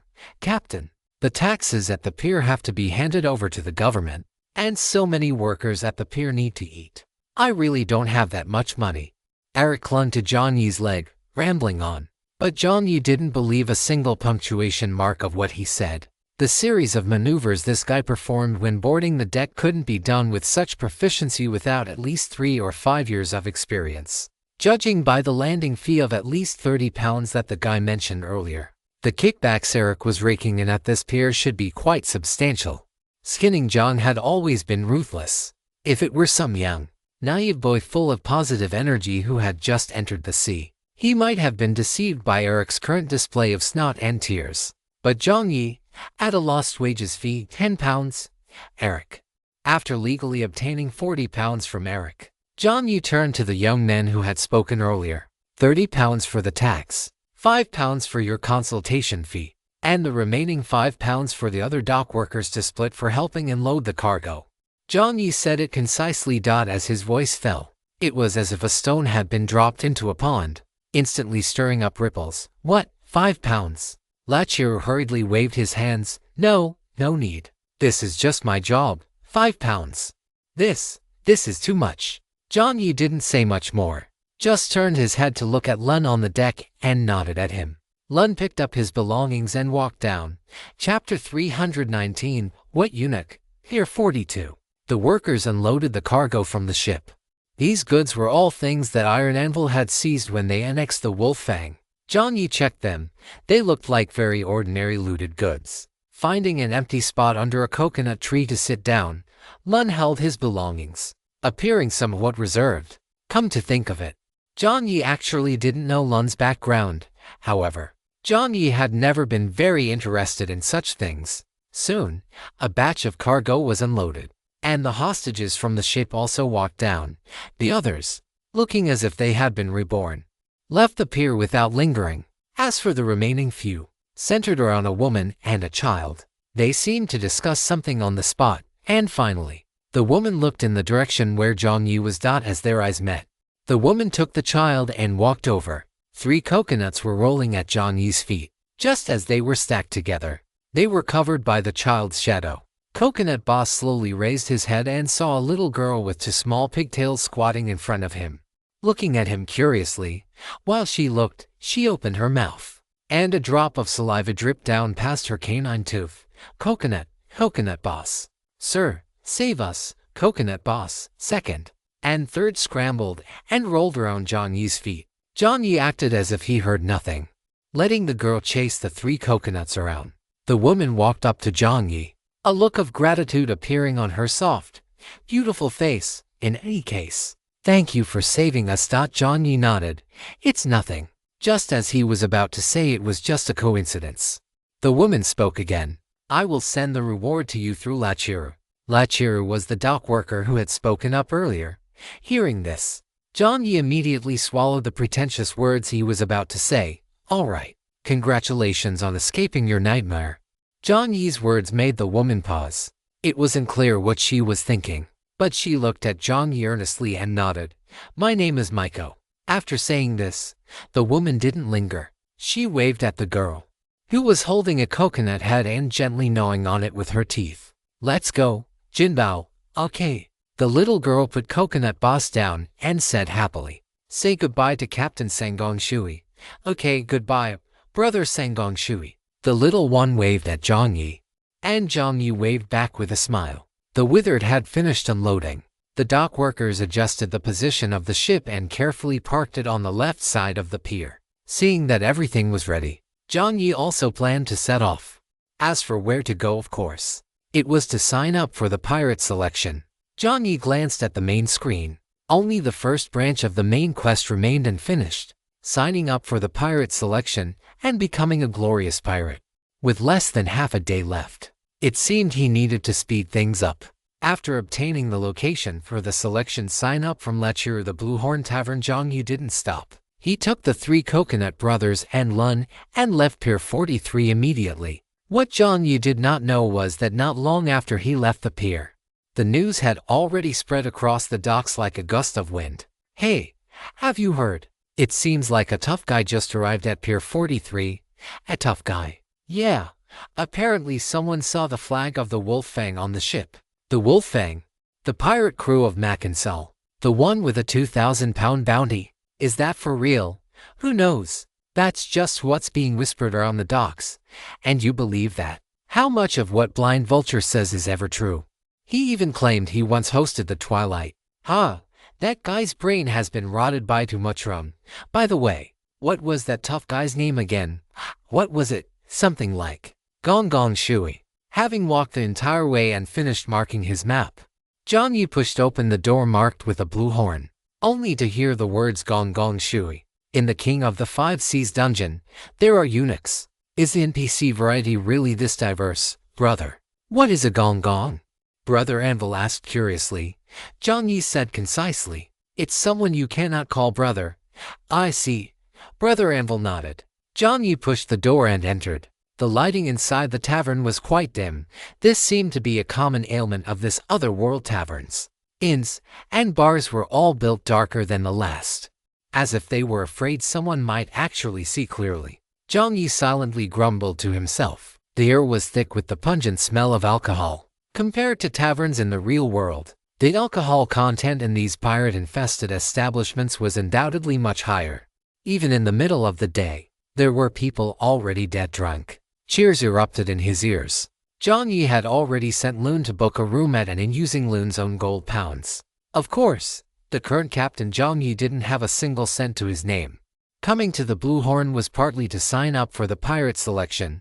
On the other hand, according to Lachiru, if one wanted to find a suitable informant to cash in on world government bounties, the Blue Horn was also a pretty good choice. According to Lachiru, you only need to stand there for a while, and someone will naturally approach you. Holding this thought, Jiang Yi, who didn't have a single cent, stepped into the tavern with a calm expression. He wove through the crowd, and before he could even react, a silver coin had already appeared in his palm. Jiang Yi's footsteps faltered slightly. After 2 seconds, the corners of his mouth beneath his face mask twitched. Good grief. The side effect of sleight of hand had kicked in. Jiang Yi looked back nonchalantly. Fortunately, the person he had stolen from seemed too drunk to realize he was missing a silver coin. In fact, when the drunkard looked around unconsciously, he suddenly seemed to see something and let out an "Ah!" Jiang Yi. Jiang Yi's expression remained unchanged. And just as he was about to say, "Did you drop something?" the man spoke up. "Brother, your build is like a little chick. That won't do. It won't do at all, Jiang Yi. As soon as the man's voice fell, several burly men nearby looked at Jiang Yi and began to laugh heartily. While laughing, they winked and gestured at Jiang Yi. Jiang Yi wasn't angry, however. He turned and walked toward the bar. Jiang Yi glanced at the menu. Most of it consisted of hard liquor, but besides the spirits, there were some things Jiang Yi couldn't understand, such as Passion of Brazil, Surging Heat, Kiss of the Tongue, and so on. Jiang Yi scratched his head and, for the sake of caution, ordered orange juice, please. Chapter 320. In the name of the captain, orange juice. The waiter's expression turned strange upon hearing the name. He glanced at Jiang Yi, clicked his tongue, but still went to the back kitchen. Soon, 3 oranges were slapped onto the counter with a thud. The waiter took out a juicer, and right in front of Jiang Yi, he put the 3 oranges inside. The orange juice slowly trickled out. It's actually freshly squeezed. Jiang Yi thought silently to himself. Once the 3 oranges were juiced, the glass was more than half full. Then, under Jiang Yi's gaze, the waiter took 2 mint leaves from the garnish tray, slapped them flat, and dropped them in. There were ice cubes in the orange juice, bobbing up and down. Tiny water droplets clung to the mint leaves, and it actually looked quite refreshing. Jiang Yi took the orange juice and took a sip. The fresh sweetness echoed in his mouth, and a second later, the slightly spicy taste of the mint leaves followed, instantly making him feel refreshed. After confirming the price, Jiang Yi placed the silver coin he had just acquired onto the table. Gamoal and accepted 2 currency systems simultaneously. One was the most traditional gold and silver, where 1 gold coin equaled 20 silver coins.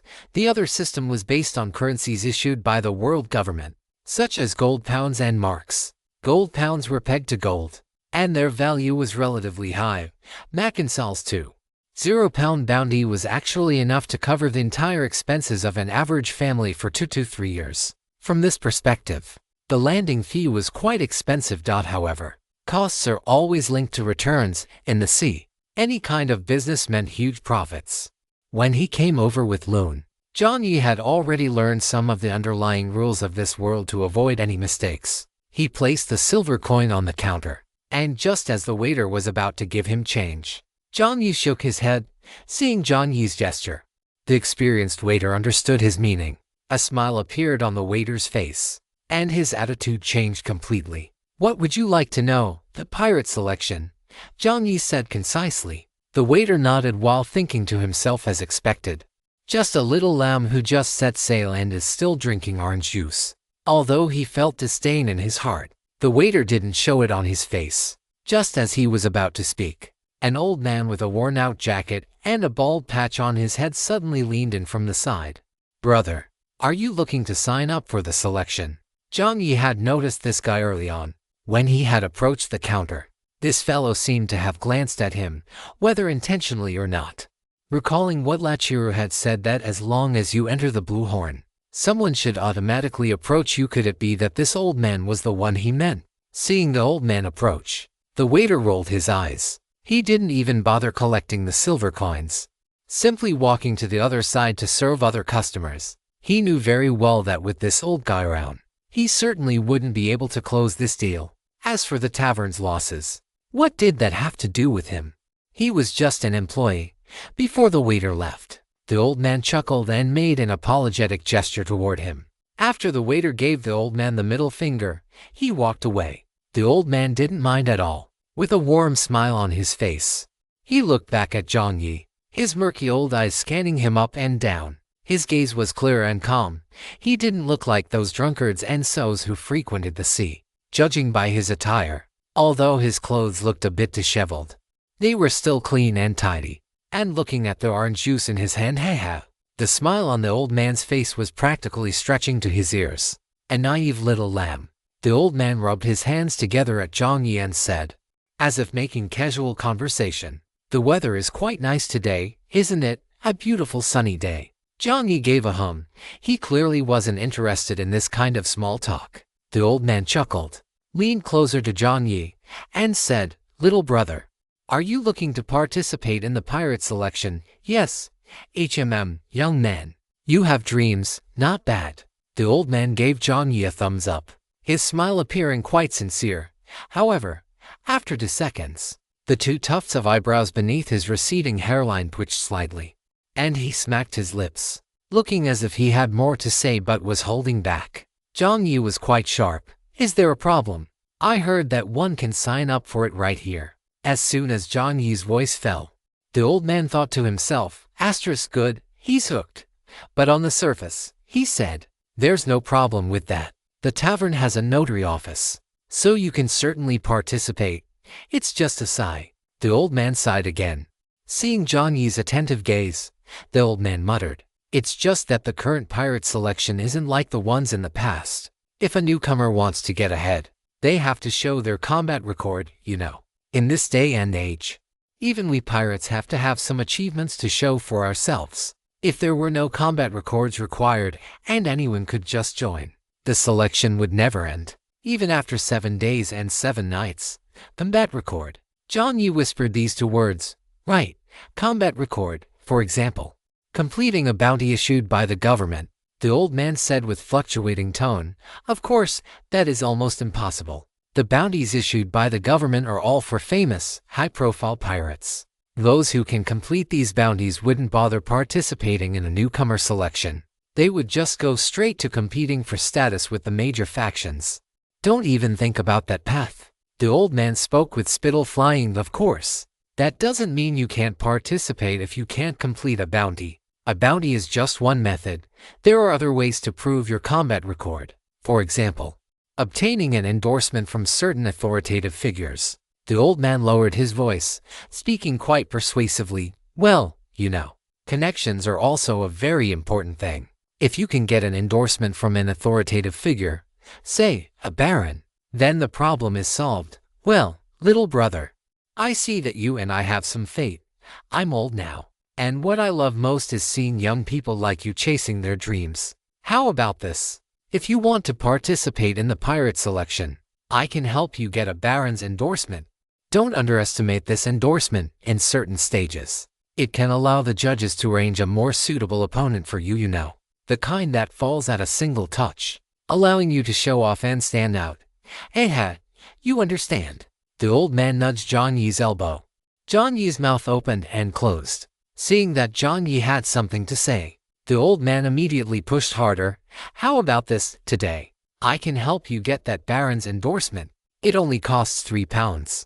This is purely a middleman fee. £3 is a very reasonable price. In fact, I'm even calling in some favors, which I'm only doing because I feel a connection with you, little brother, Jiang Yi. £2.30. I can't go any lower. You have to chase your dreams, young man.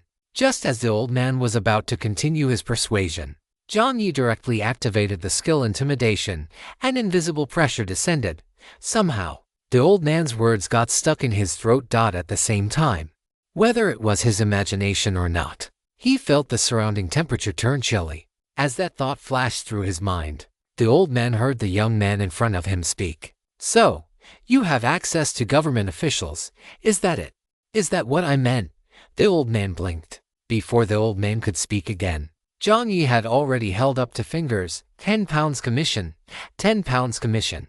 The old man's eyes instantly lit up with fervor. Good. I'll go handle it right now. In half an hour, you'll have it. £10 commission for 2 things. First, claim the bounty for the pirate McKinsell. Second, register for the pirate selection under the name of the Captain of the Withered, Sengon Shui. Chapter 321, Heading Lost. Haldos wished he could drag that waiter back right now, but now, it was too late. In the dim tavern, Haldos, known as a middleman, a scalper, and an information broker, looked at the young man wearing a triangular headscarf and a black face mask, holding a glass of orange juice, with a look of utter astonishment. He couldn't believe what he had just heard. No way. Am I really this unlucky? News had just spread across the docks that a mysterious pirate ship had arrived, and it was even flying the flag of the Wolf-Fang pirate crew. He had originally thought this was just more of Eric's drunken ramblings. He never expected that he would end up walking straight into the lion's den. Haldos looked at Jiang Yi in disbelief. The guy suspected of killing McKinsell was actually this young. He was drinking orange juice.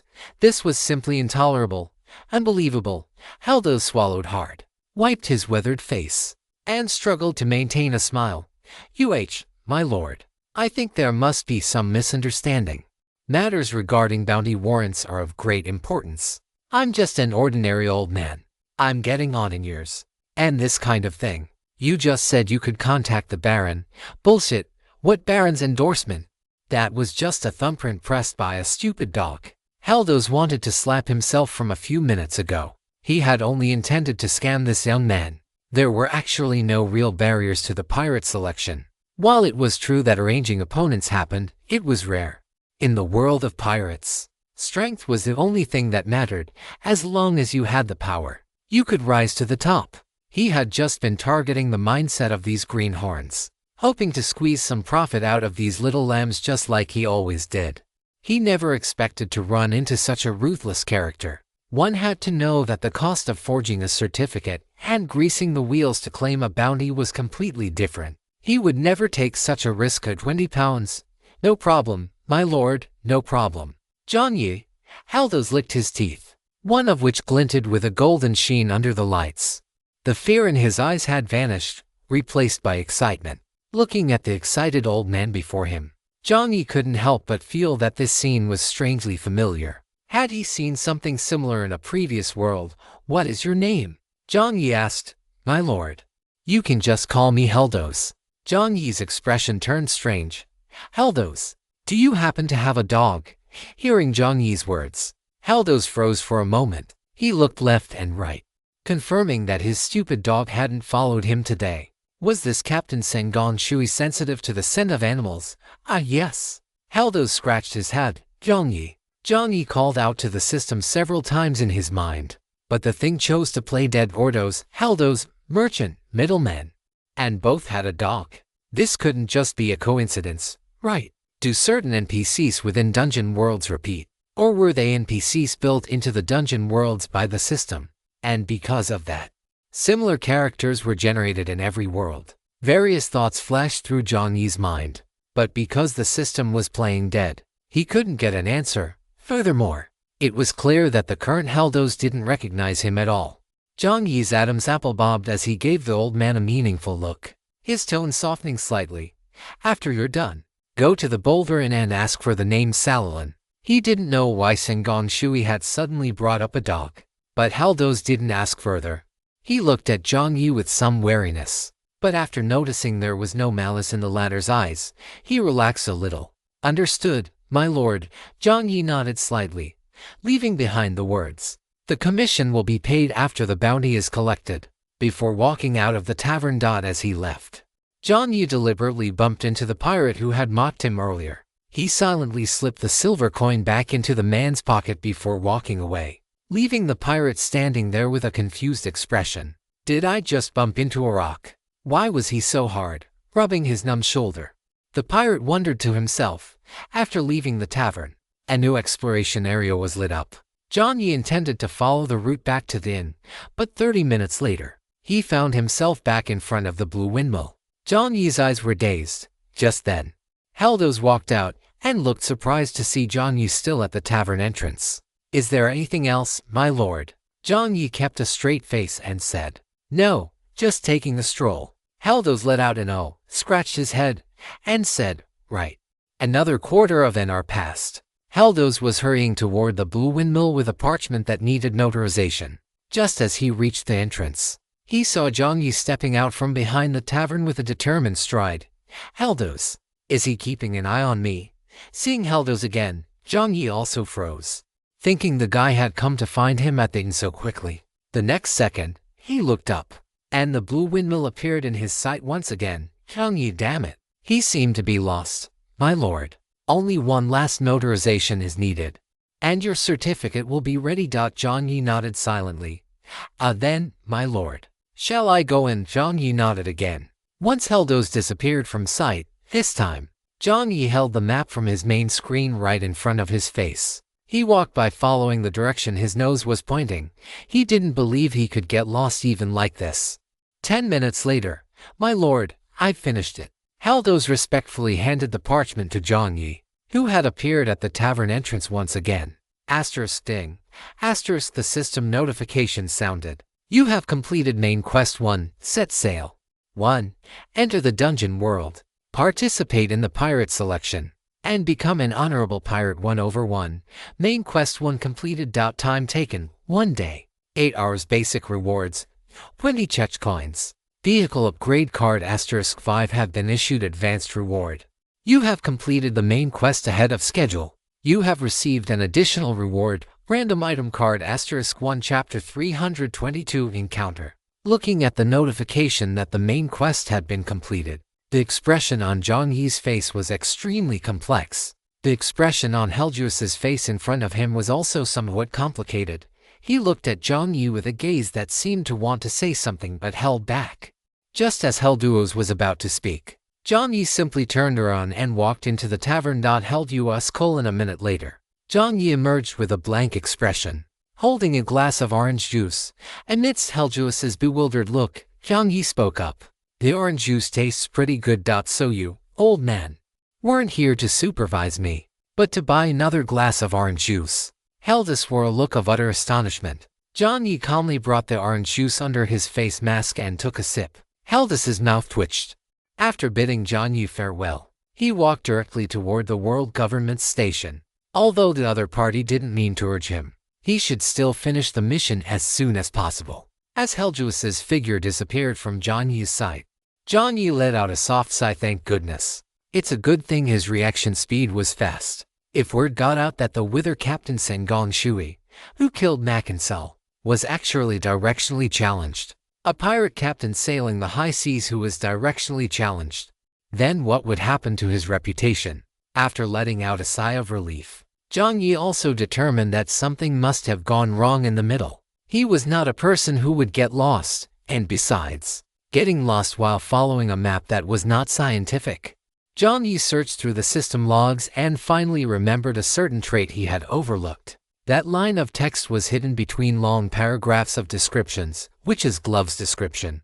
When wearing these gloves, you will occasionally trigger the lost trait and may lose your way. It is recommended that you carry a compass or a directional needle. Of course, in more modern terms, it is recommended that you spend 500 chech coins to permanently unlock the system GPS function. The getting lost trait that came with the wilderness witch's gloves. He had actually overlooked this point.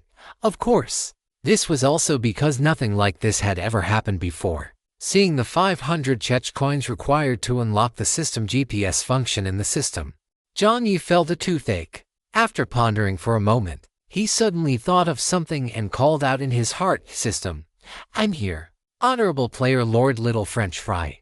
After unlocking the GPS function, will I not get lost anymore? Jiang Yi suddenly remembered that he had been following the map earlier, yet he still ended up getting lost. As his voice fell, the system awkwardly laughed for 2 seconds. Finally, under Jiang Yi's death stare, it whispered, "Ha, it's like this. If you have GPS, you can greatly improve the accuracy of route identification.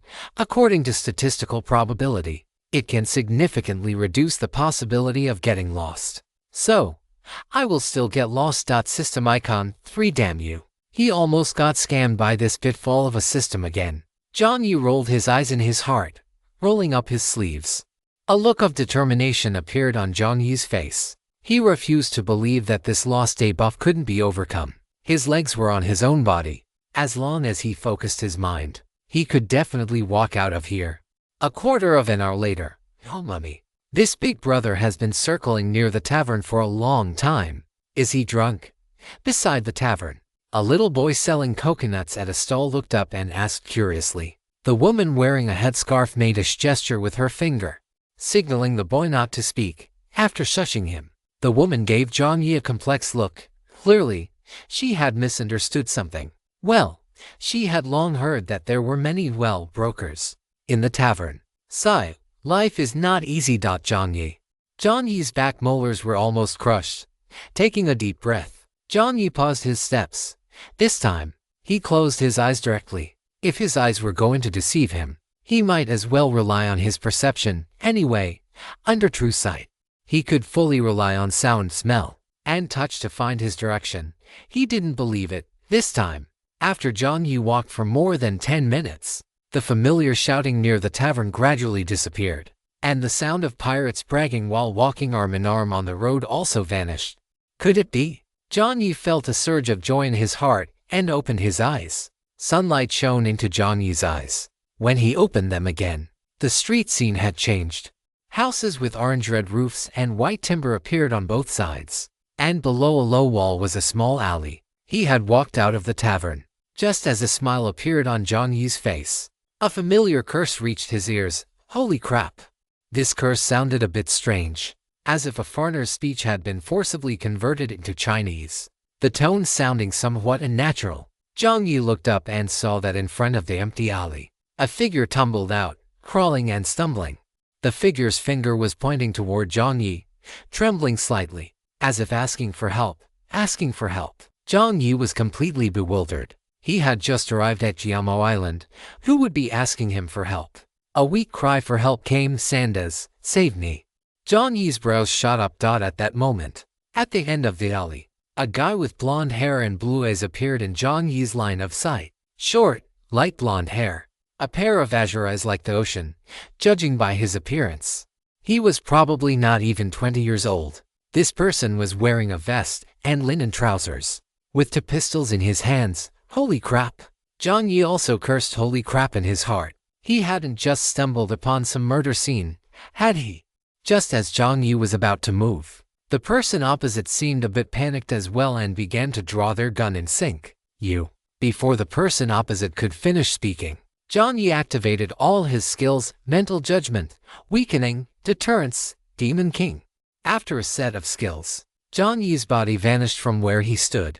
The guy opposite froze for a moment, just as he was searching for Jiang Yi's figure with his eyes. The sound of wind being torn came from his right.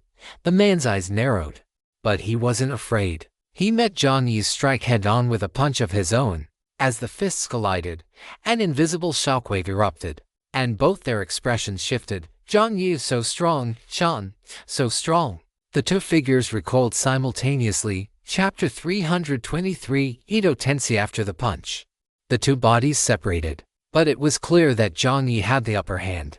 Jiang Yi had only taken a few steps back, while Shan had been embedded into the wall. By the time Shan looked up again, Jiang Yi had already vanished into the alleyway. Shan pried his arm out of the wall and rubbed his numb shoulder, unable to help but sigh inwardly. As expected, one really shouldn't underestimate the natives of this world. Within Shan's consciousness, the system's notification sounded. You have completed the main quest, Bounty Hunter. You have received the basic quest rewards, 20 vehicle coins, vehicle upgrade card 5. Quest completion time 1 day, 12 hours, and 3 minutes. You have unlocked the advanced reward, location card 1. As the system's voice faded, the pirate in the alley had already breathed his last. Shan's posture relaxed. It seemed this had just been an accident. He had actually thought this person was an accomplice of his target. Who? Exhaling a light breath, Shan glanced at the unlock progress. The system log had updated. The current main quest has been completed. The logout flag has been issued. You may log out of the system at any time using the logout flag. A small flag appeared in Shan's hand. He looked around, and upon confirming that the ruthless man who had thrown a punch without a word had disappeared, Shan scratched his head, etched Jiang Yi's image into his memory, and headed toward the inn. Night fell. Shan sat cross-legged on the floor. With a creak, he heard the door to the next room open and close. Not paying it much mind, Shan continued to browse the main screen's messages. Player Edo Tensei. Is anyone on Gorilla Island right now? Urgent. Player Edo Tensei image. Player Edo Tensei. It's full of giant gorillas down here. The kid has been trapped in a tree for 3 hours already. Player Edo Tensei. Gorilla chest beating image. Gorilla throwing banana image. POV shot of shivering in a tree. Player Edo Tensei. Urgent. I am King Julian. Meme. No sooner had Edo Tensei finished sending his messages than the chat below became heated. Play a little pear sauce. Where on earth did you end up, buddy? Play a little pear sauce. I'm dying of anxiety for you. Player honest man who just wants to lie flat. Is this what the dungeon world is like? Shivering, it looks so dangerous. Glad I didn't go. Player Thunderzy. Fifth salute, fifth salute, fifth salute Ito Tensei. Brother Ito, sorry. I'm not on Gorilla Island. But as far as I know, the attack power of these gorillas isn't high. Their overall strength shouldn't exceed 50. Brother Ito, why don't you try killing one? The other gorillas will scatter automatically once they smell the blood. Player Ito Tensei 50. Brother Ito didn't finish the rest of his sentence, but it was clear to everyone what he meant. A gorilla with a combat power not exceeding 50. This Brother Ito was truly unlucky beyond measure. Just as everyone was silently lighting a candle for him in their hearts, suddenly, light flashed. All the players squinted at the same time. On the main screen, a pair of magnificent black and white wings spread wide. The players who had merged from the lighthouse country partition had never seen such a spectacle. Thinking the main screen was exploding, they jumped 3 feet high, shouting things like shit and fuck. Sean was also startled enough to draw his dual pistols. However, the next second, new text flashed on the main screen. High-level player Melancholy Little Fry is speaking in the group. Come and watch. Other players in the lighthouse country partition. How could there be such a broadcast? In the group chat, the avatar of the Little Fry wearing a crown flashed by, and a plain and remarkable message refreshed. Player Melancholy Little Fry, new items in stock. It was only 3 simple words, yet every player, including those in the lighthouse country partition, felt a primal urge from the depths of their hearts. They wanted to buy something so badly. Players rushed to the trading hall, and the transaction volume of Yon department store began to soar. Sean also hurriedly clicked on the link to Yon department store. After a flurry of operations, Sean spent 10 vehicle coins and successfully snagged 2 watermelons and 3 bottles of plum juice. The corners of Sean's mouth curled up as he hugged the massive watermelon and chuckled. A new message refreshed in the group chat. Player Ito Tensei, holy crap, it's bananas. Bananas, Player Ito Tensei. The kid is saved, thank you, big boss. Everything newly stocked in the Yon department store this time was fruit. Although it was no longer the weather of acid rain where food was scarce, fruit was a rare commodity at any time. This batch of new fruit mainly consisted of coconuts, bananas, and tomatoes. They had all been sent over by 2 guards at the behest of the Shrine Maiden, along with 500 pounds in gold. 500 pounds in gold didn't sound like much, but its actual purchasing power was quite astonishing. To be able to provide 500 pounds in cash in such a short time. It seemed the Shrine Maiden's identity was not simple either. However, since she didn't say anything, Jiang Yi had no urge to investigate. Accepting the 500 pounds, Jiang Yi didn't immediately convert it into vehicle coins. After all, there might be places to spend money later, and until the bounty came through, he should save some cash. After storing the supplies in his space stone, Jiang Yi hadn't intended to restock so quickly, but after lurking in the group for a while, Jiang Yi decided to do a favor, silently locking 10 orders of bananas for a fixed point trade. Jiang Yi sent the notification of the new stock directly into the group chat. These bananas should be enough to handle those apes. Of course, if the other party didn't have the resources to make a purchase, that would be a different story. His place wasn't a charity. After all, he couldn't possibly help everyone, but fortunately, that guy stranded on Ape Island didn't seem to be completely out of luck. Seeing the guy named Ito Tensei frantically thanking him in the group chat, Jiang Yi rubbed his nose. Just as he was about to close the chat and head back into the summit war to have another go at Zoro, a friend request popped up. Player Ito Tensei has requested to add you as a friend. Do you wish to accept the request? Yes, a message. Thank you, great one, for saving my life. I have nothing to repay you with for saving my life, so I can only offer myself to you. Shio Miga. Seeing this message, Jiang Yi had intended to ignore it directly. However, the next second, he saw something that piqued his interest. Message back to business, asterisk off asterisk.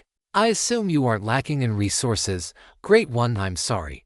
This kid really has no money left. I spent all my vehicle coins and vehicle upgrade fragments on those bananas just now. Slowly kneels down. So, I don't know if you'd mind if I traded information with you instead. I know the location of a special service area. It's a nursing home. While Sean was sitting there grinning foolishly at his watermelon, he seemed to hear some movement from the room next door, as if someone had stood up and was pacing around the room. After grumbling about the hotel's terrible soundproofing, Sean decided to get some rest and teleport out of the dungeon world. Inside the room next door, Jiang Yi tilted his head slightly and clicked yes. Chapter 324 El Nigo. Player Melancholy Little Fry has accepted your friend request. You can now start chatting. Jiang Yi did a few sets of exercises before the other side replied, Edo Tensei. Phew, thank you. Great one. 180-degree bow emoji Edo Tensei. A picture of empty tree branches in the pitch black night Edo Tensei. Thanks for the bananas. Great one. The apes have all left. Kowtow in gratitude. Jiang Yi replied with a terse Edo Tensei didn't seem to mind Jiang Yi's rather cold response. After all, it was already a blessing that the Great One had reached out to help and even opened up a friend slot. Without wasting any more time, Edo Tensei forwarded a screenshot to Jiang Yi. Jiang Yi clicked on the image and zoomed in. Sure enough, it was a description of a nursing home, tortoiseshell nursing home description. This service area requires no entry fee. It is not recommended for players with a comprehensive combat ability below 40 to enter. Description: the tortoiseshell nursing home is staffed by one director, one deputy director, and one caretaker, who are responsible for the care of all the elderly residents within the facility. The tortoiseshell nursing home does not support idlers. If a player wishes to enter the nursing home, they must undertake certain caregiving duties. Otherwise, they will be expelled from the nursing home at best, with a deduction of vehicle coins as a penalty for the nursing home's operations. At worst, it depends on the player's performance. Note: the director of the tortoiseshell nursing home is quite irritable. Players are advised to watch their words and actions. Note: the deputy director of the tortoiseshell nursing home is quite gentle. Players are advised to watch their words and actions. Note: the caretaker of the tortoiseshell nursing home is quite patient. Players are advised to watch their words and actions. Note: if a player feels confident, they may attempt to strike a deal with the elderly residents in the nursing home. But please, watch your words and actions.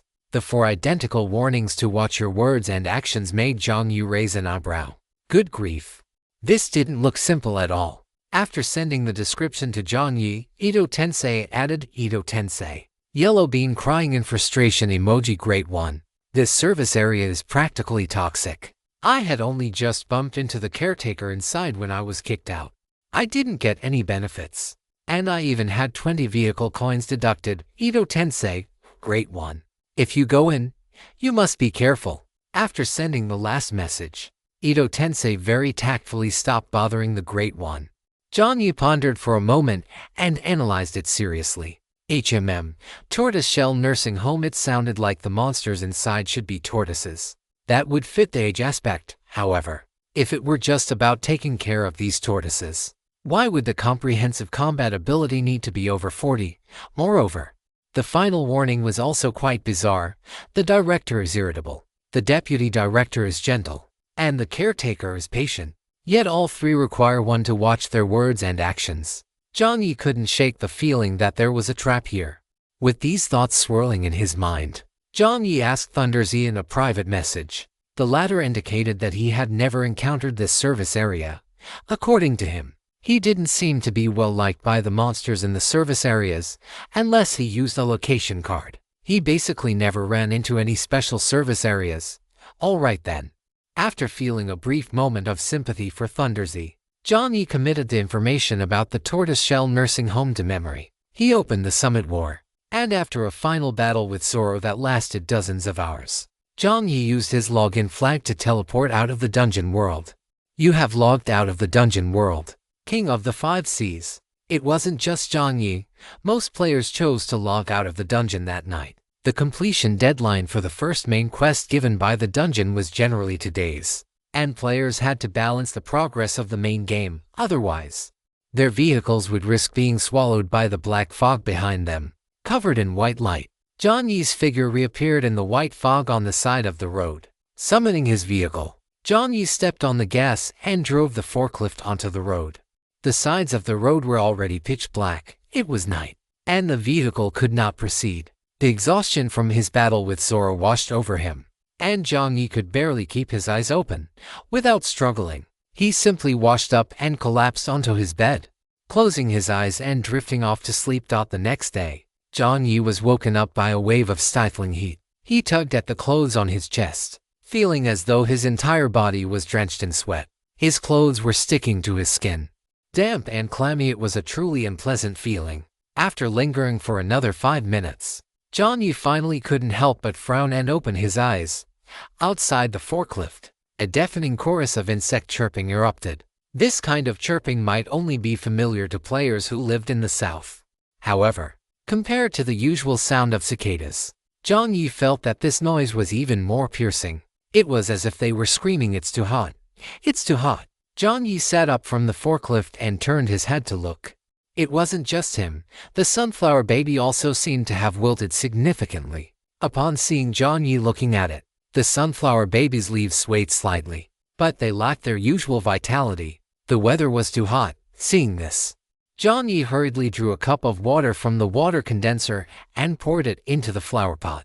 The water was absorbed completely by the soil the moment it hit the pot. The sunflower baby seemed to recover a little, its leaves brushing against Jiang Yi's fingers. What is going on? Did the temperature suddenly rise? The stifling heat made people feel irritable. Jiang Yi opened the main screen. It was 6 o'clock in the morning, and the system broadcast hadn't started yet. However, players in the group chat had already started cursing. Players, stir-fried green beans are delicious. Is it just my imagination? Or does it feel like the weather has started to get hot? Player Killer Keen. Bro, me too. Player society is complex. People are simple. My underwear is so soaked I could wring it out, buddy. Isn't this supposed to be an ocean scenario? Where did you bring us? Player society is simple. People are complex. Your Wild King is infinitely arrogant. Brother Wild King shouldn't have these kinds of worries, right? Sunglasses emoji. Player, your Wild King is infinitely arrogant. I don't have the underwear worries, but player, your Wild King is infinitely arrogant has been muted for 5 minutes. Seeing the system notification pop up suddenly, the Wild King was dumbfounded. Come on, man, I hadn't even said anything yet. System, are you trying to kill me?